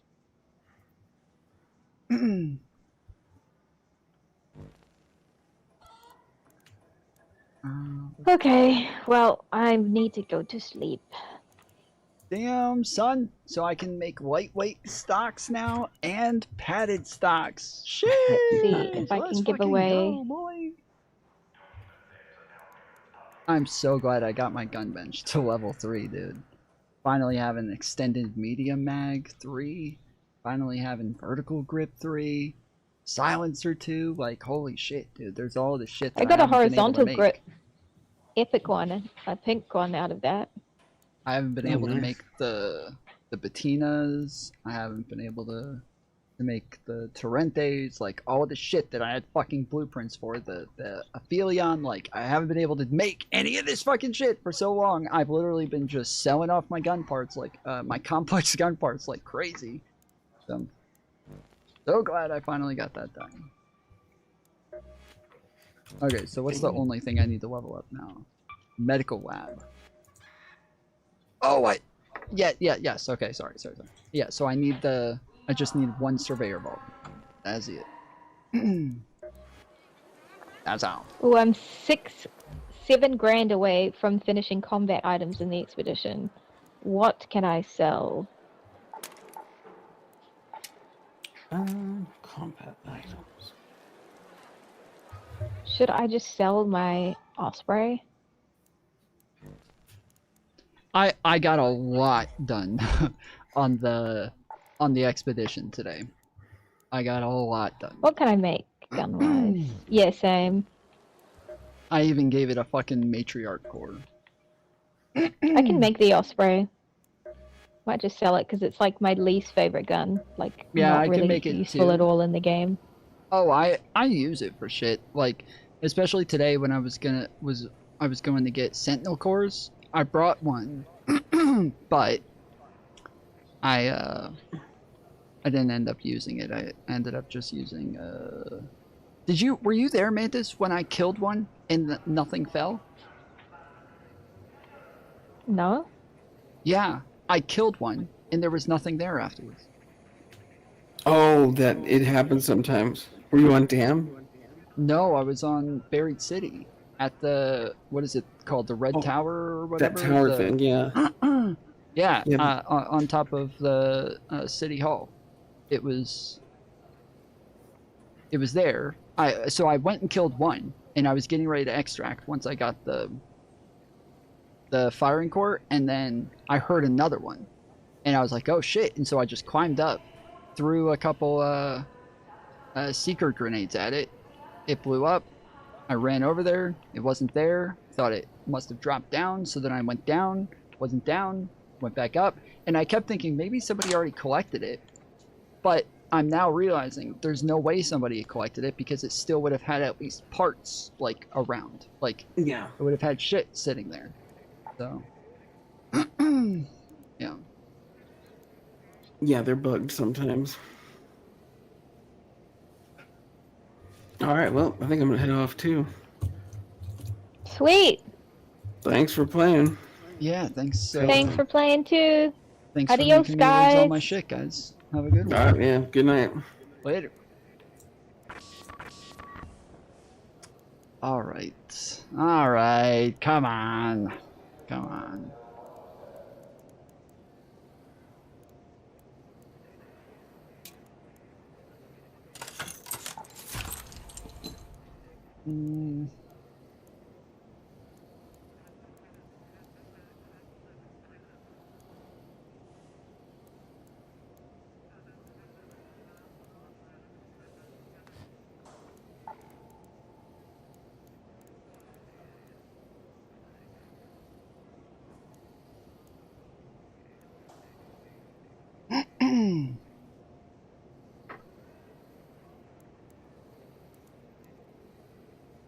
Let's see. Yeah, that was fun. We got a lot of, I enjoy when we go and do those things. I didn't even know about that, and so that's actually, I'm glad that like Mantis told me about those things, the trials or whatever, because you do them per week, and I started to feel as though there's not much to do on the game. Like, once I've gotten good, and like there's a lot of shit like in my stash and everything, I just feel like, what do I do now? Like, I don't know what I'm supposed to be doing anymore. And now that I know that I can do this stuff, that actually makes it a lot more exciting, because there's like a competition between other people to get this shit done every single week, and I like that. That makes it competitive and fun.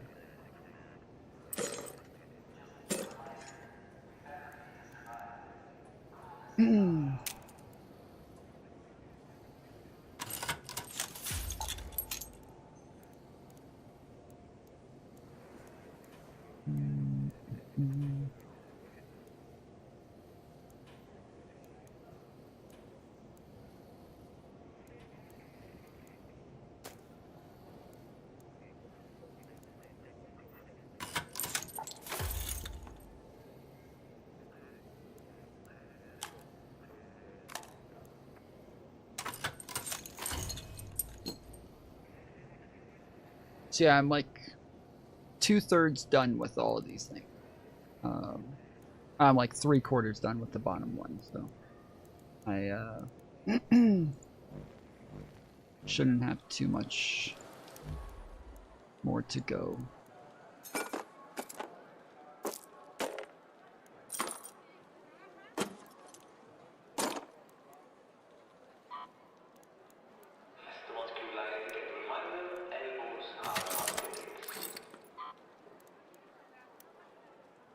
I tried recycling this in game and it wouldn't let me.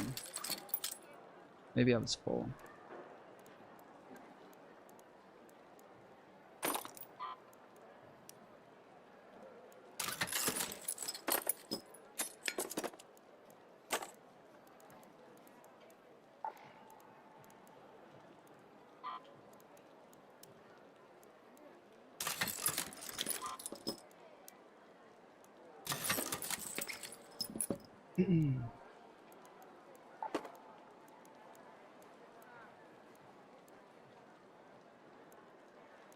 Alright, well now I got lots of arc alloy.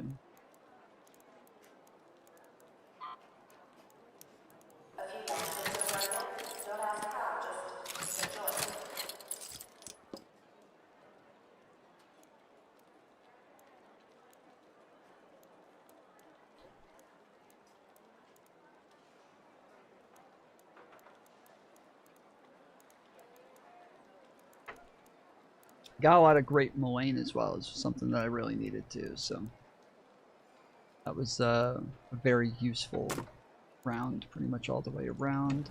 Oh, and I didn't check, so are we both in first place? Yep, both in first place. Let's fucking go.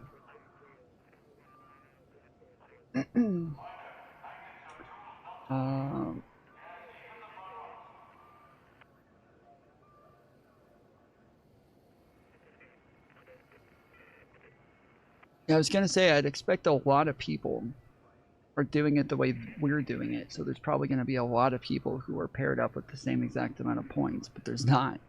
There's it's just us. 25. We both have, me and Mantis both have 25,227 points, and there's nobody else with the same amount of points.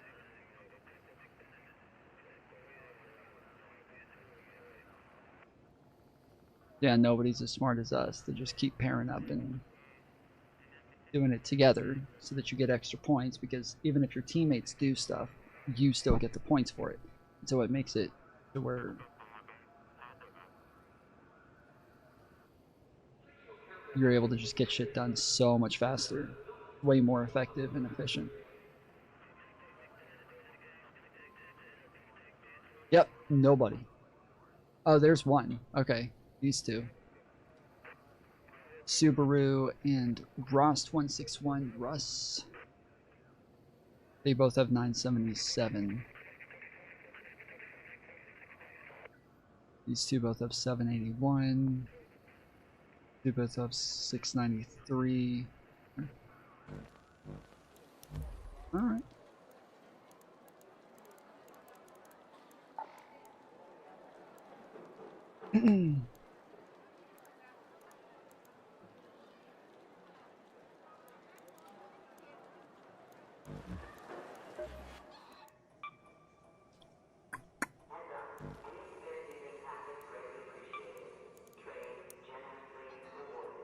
Power rod. The rod of power. I don't have wires.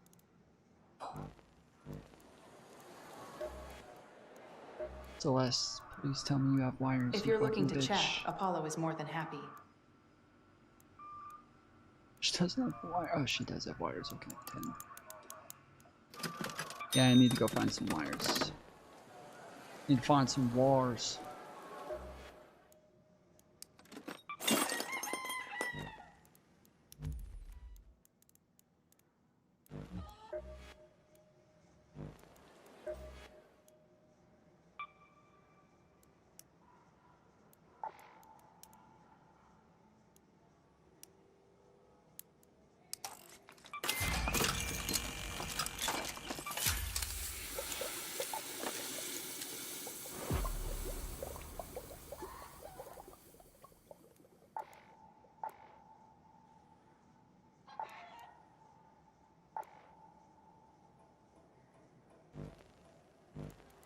I think I already bought all of her voltage converters, so I don't think...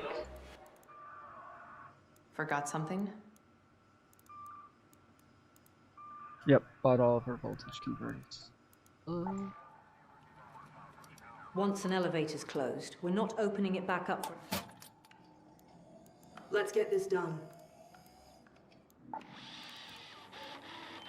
Stepping.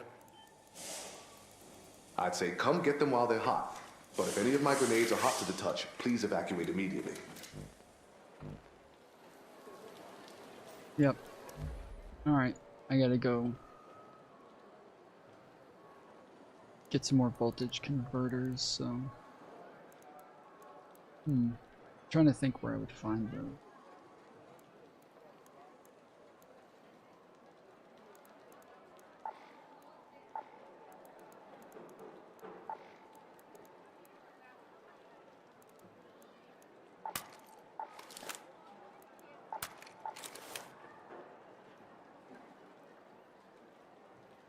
Air filters are clogged in Block 7. Breathe shallow if you're over there.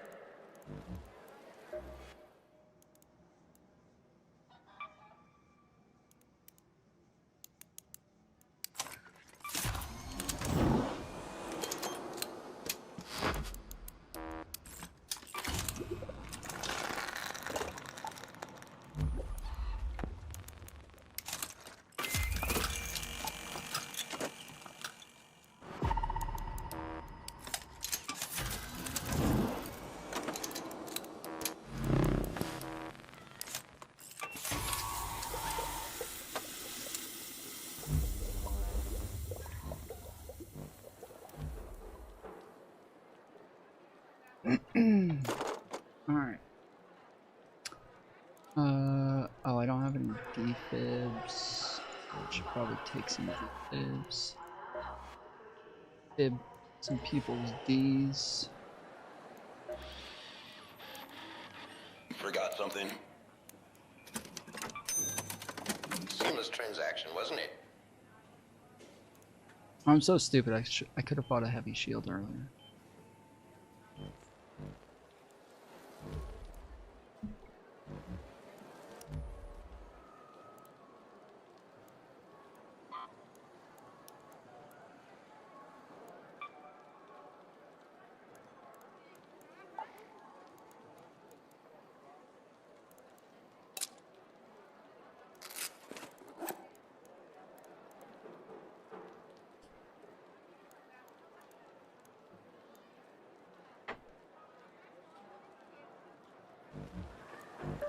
Alright. Buried City is where I go when I need to get my loot back. When I need to get a lot of shit and just kind of stock back up on everything. Just keep going to Buried City over and over and over. So that's what we're gonna do for a little bit.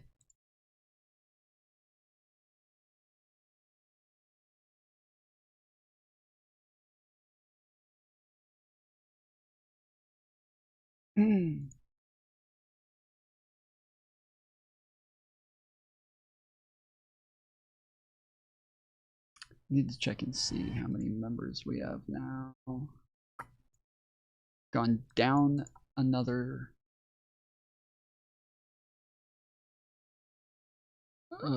Sheesh. But we've gone up 467% apparently, so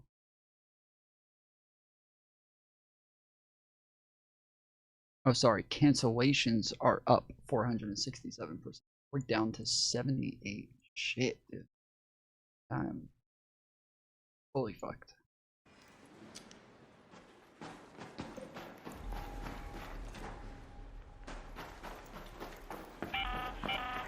Tianwen here. Remember the fertilizer I asked you to get? I tell you to look out for planters, but you can probably just follow your nose.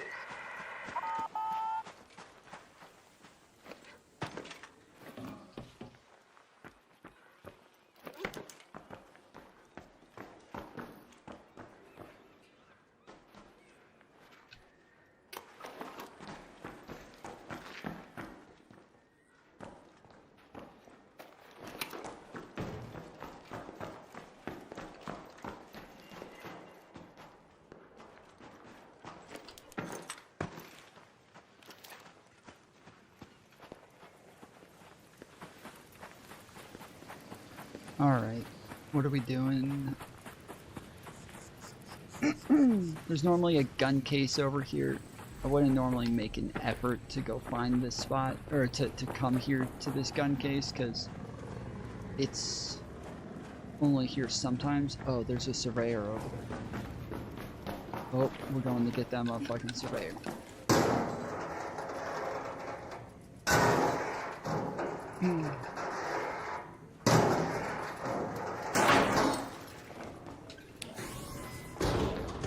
Oh, it's here.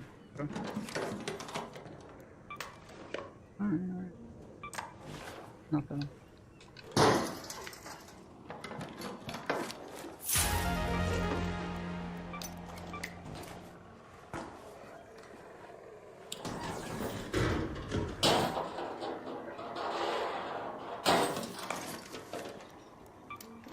Radar hatch key, okay.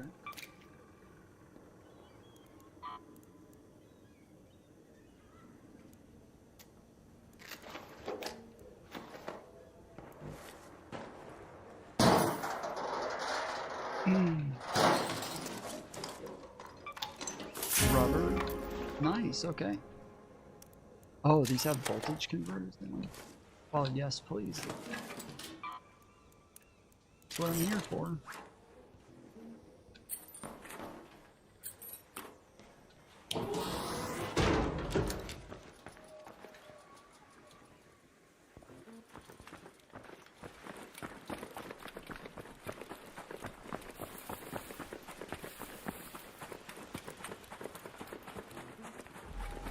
Where the fuck is it? Oh, it's over there. Okay, let me go inside here real quick. See if there's anything to loot. Then we'll go back out. Absolutely nothing. Okay. Not a single fucking... Alright, cool, cool, cool.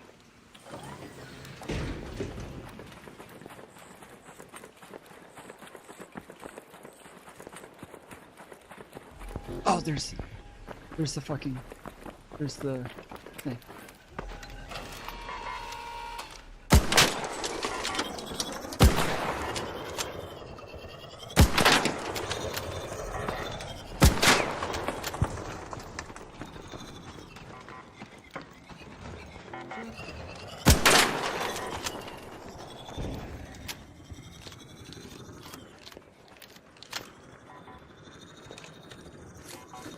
I always lose track of it pretty quickly because it spins pretty fast.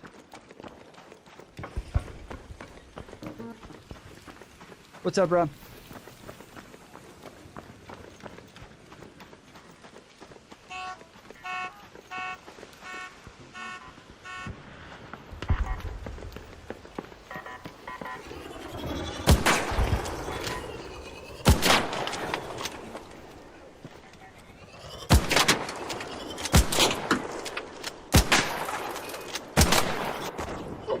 Fuck.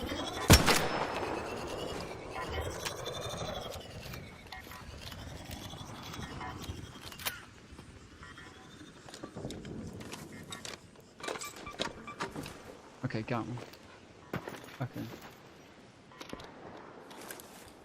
Alright, I should probably just get the fuck out of here, but... I'm gonna take my chances and keep chasing him.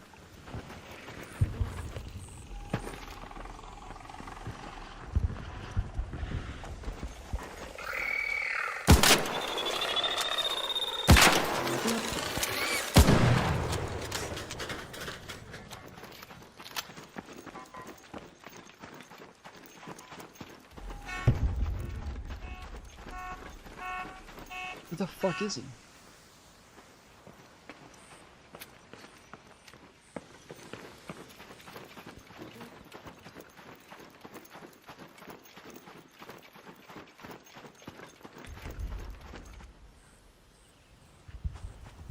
Where did he go?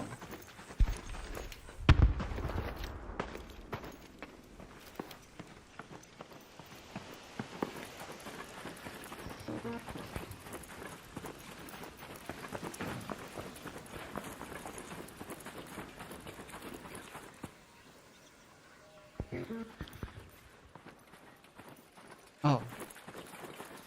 So when these things beep, the like direction that they're beeping in, they go wah wah. There it is. The direction that they beep in is really hard to track because I don't know if they have some sort of like thing like where it's like technology built into them to where they can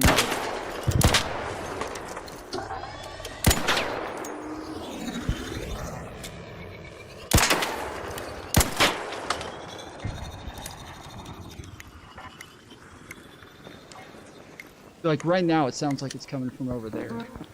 So I don't know how the fuck that works, but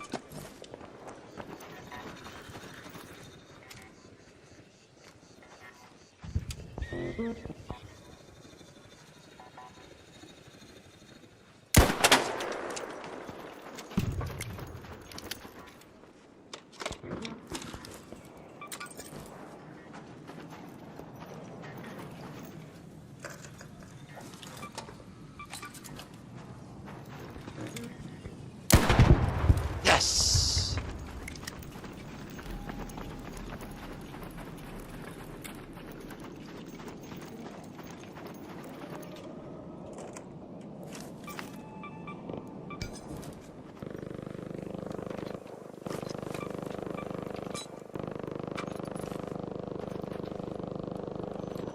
Oh shit, hurry, hurry, hurry, hurry, hurry, hurry, hurry, hurry. Go, go, go, go, go.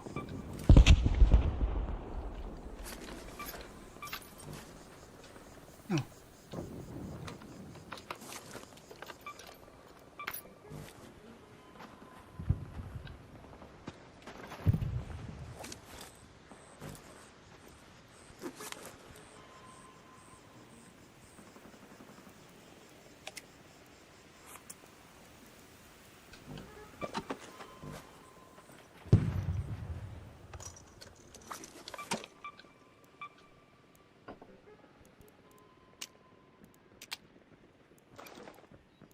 Still fucking kill.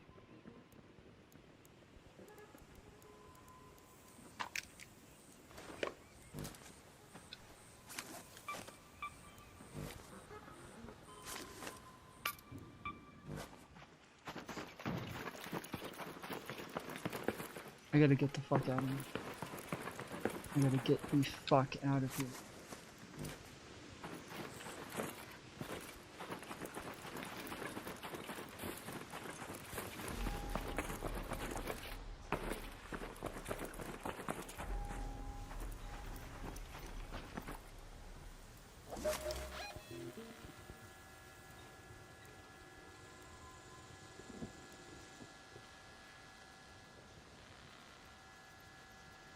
I don't want to take the chance. Let's go to that metro.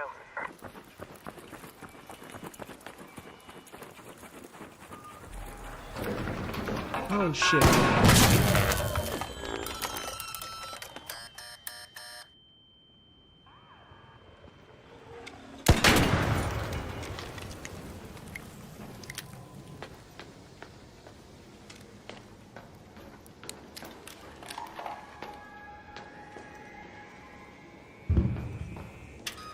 Bro, that shit. I'm so close to killing you. Holy shit.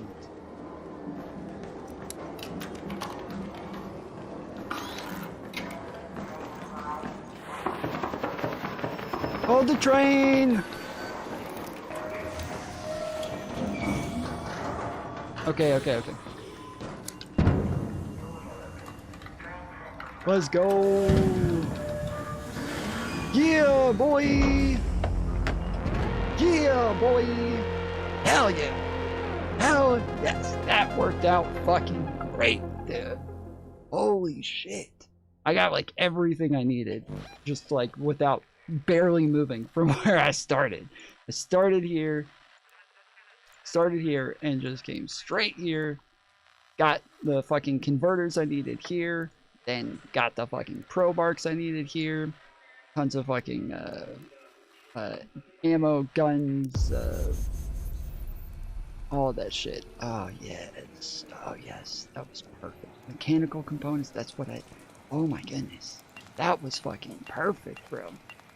That's normally like 10 fucking raids of shit that I need in one.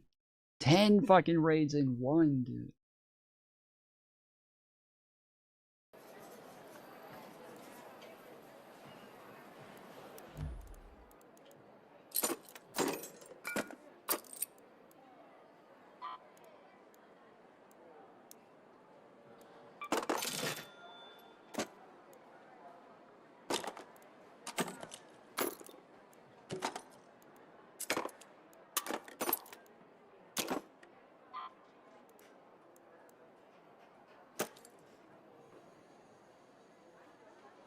Oh, that was perfect.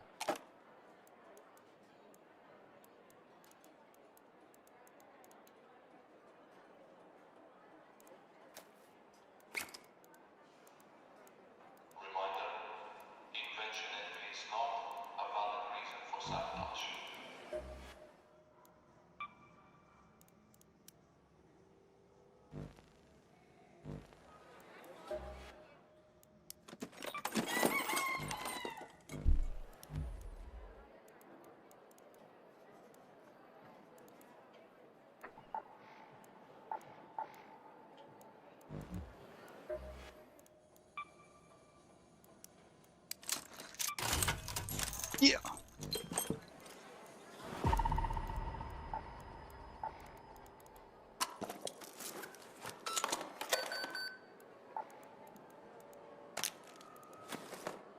Processing here, a photo board updated, check carefully.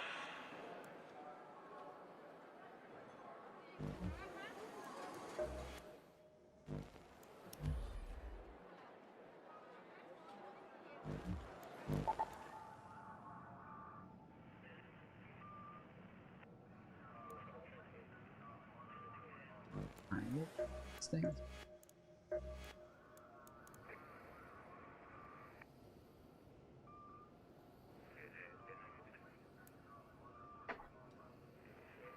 Alright, damage dealt to shredders. Alright.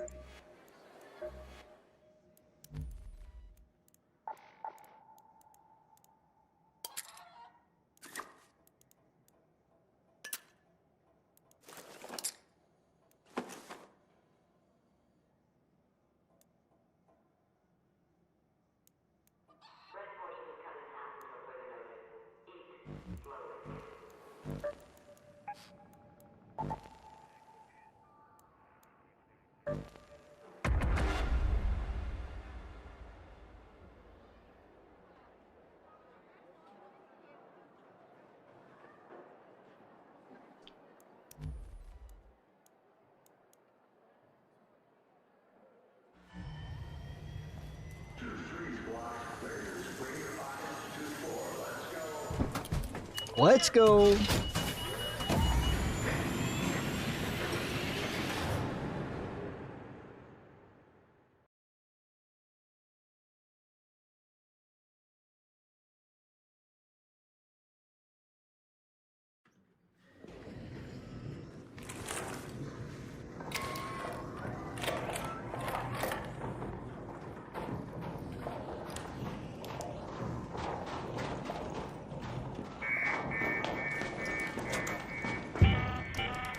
Have your eyes adjusted to the dark yet, Raider?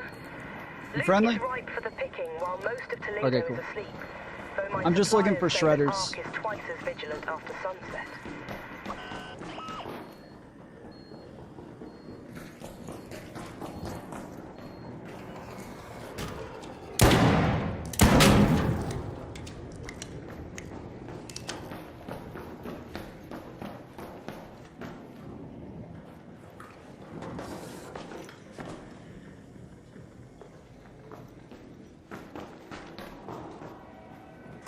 Oh, I hear a shredder.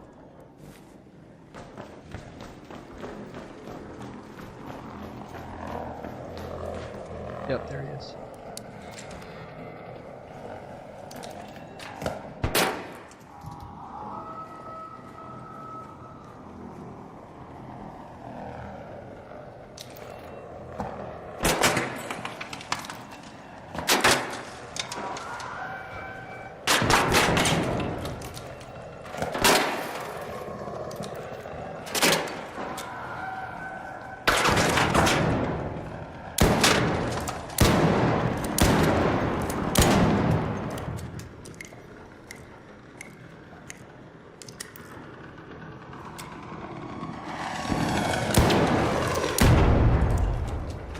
Cool, he was coming for me, dude.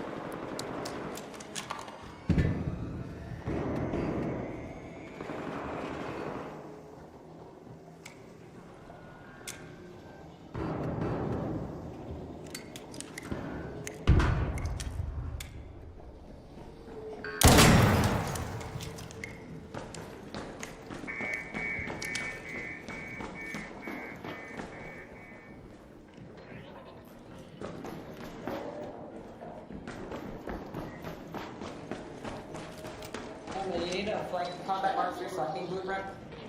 A what? Here, take it, actually. Thank Oh. you. There you go. You guys know where any more shredders are? I just killed the one here. Oh, there's probably one here. Usually Yeah, I just killed the one down there. I just killed the one down there. Yeah, I gotta find more.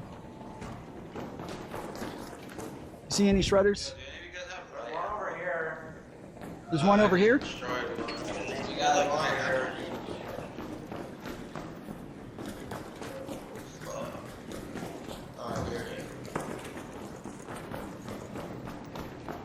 Down here. Okay.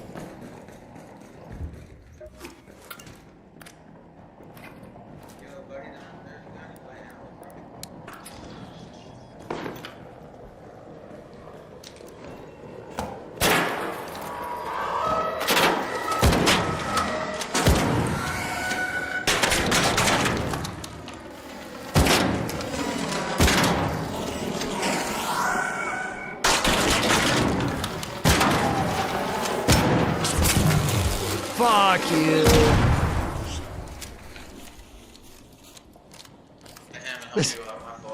Sorry. Okay. I was like, wait, who the fuck's attacking us right now?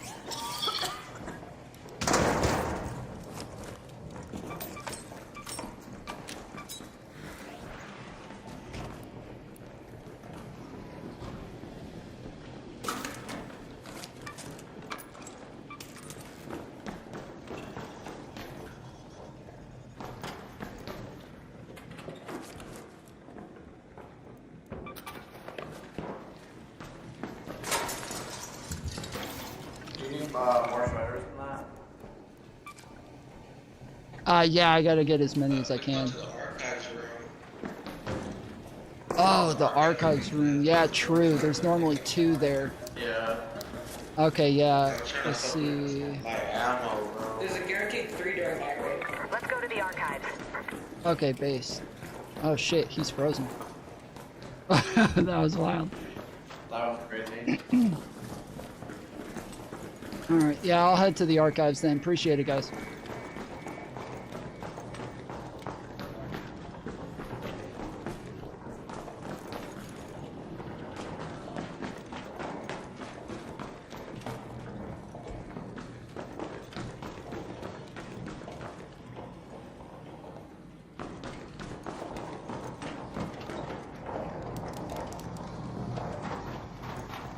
What about... I'm looking for shredders. Wait, is that one? Oh no, that was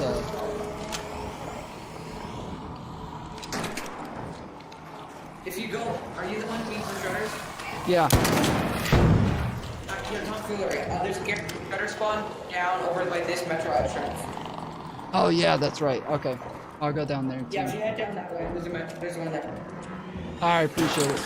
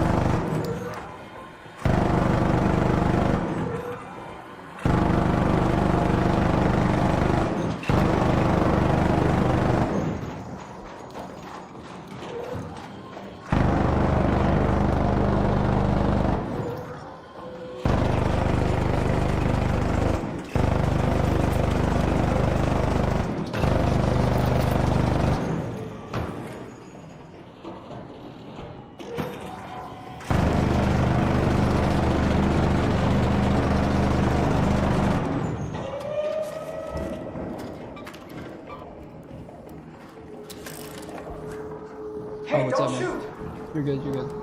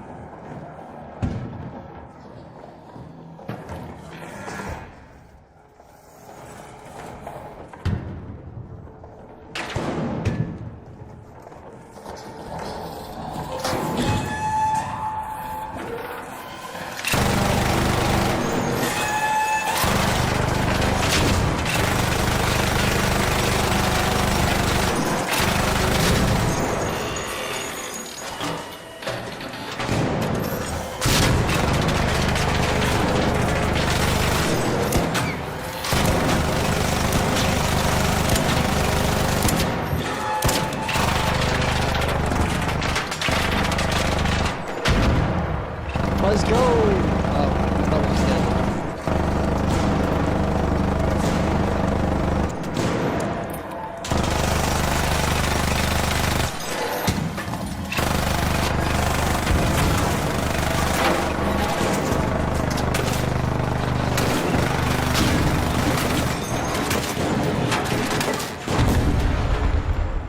Let's go!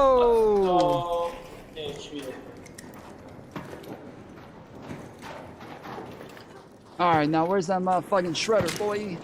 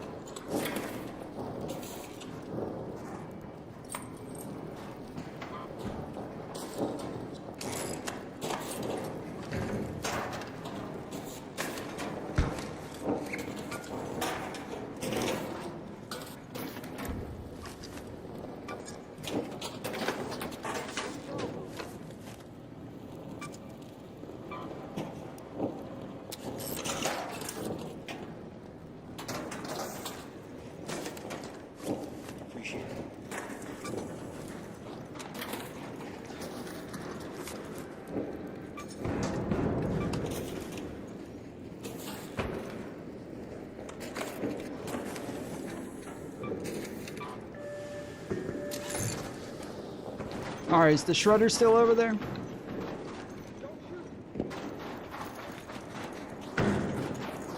Wait, it sounds like it's over there.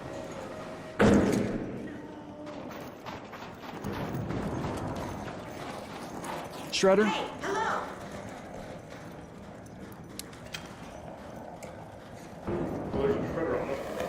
Yeah, I'm here to kill shredders, so...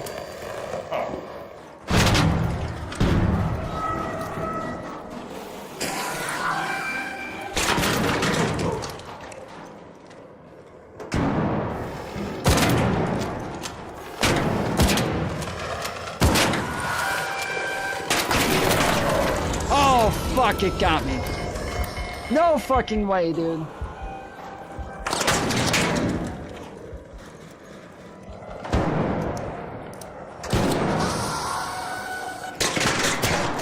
No!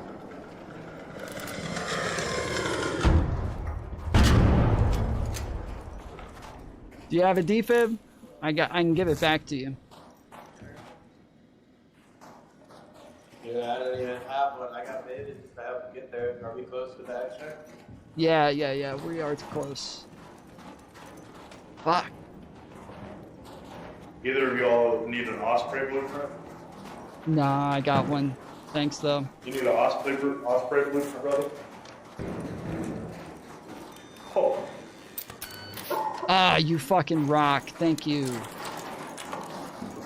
What a go.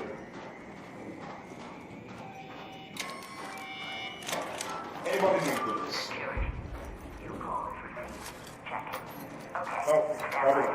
Here's the defib back. Defibrillator. Here. Appreciate it. Whoever picked me up, this the defib right there. Defibrillator. Thank you, thank you.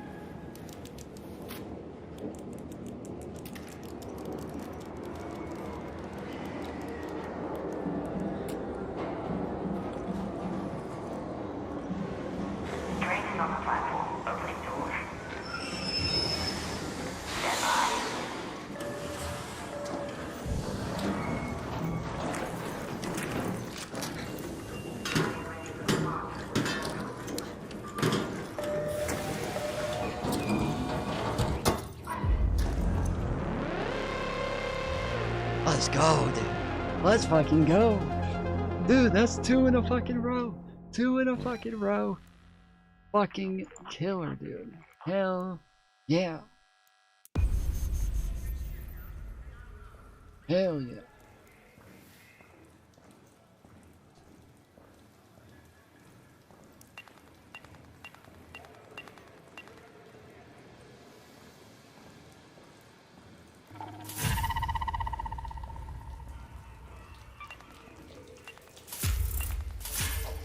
Oh. What? I only got 2 stars on that shit. Fuck.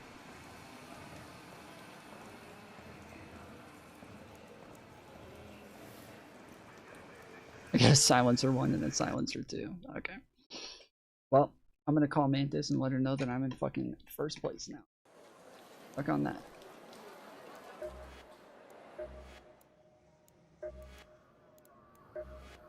Yep, there's your boy. First place, son. Alright. I'm out. Y'all have a good one. Appreciate everybody hanging out. I'll be back on tomorrow. Till then, appreciate you. Love you.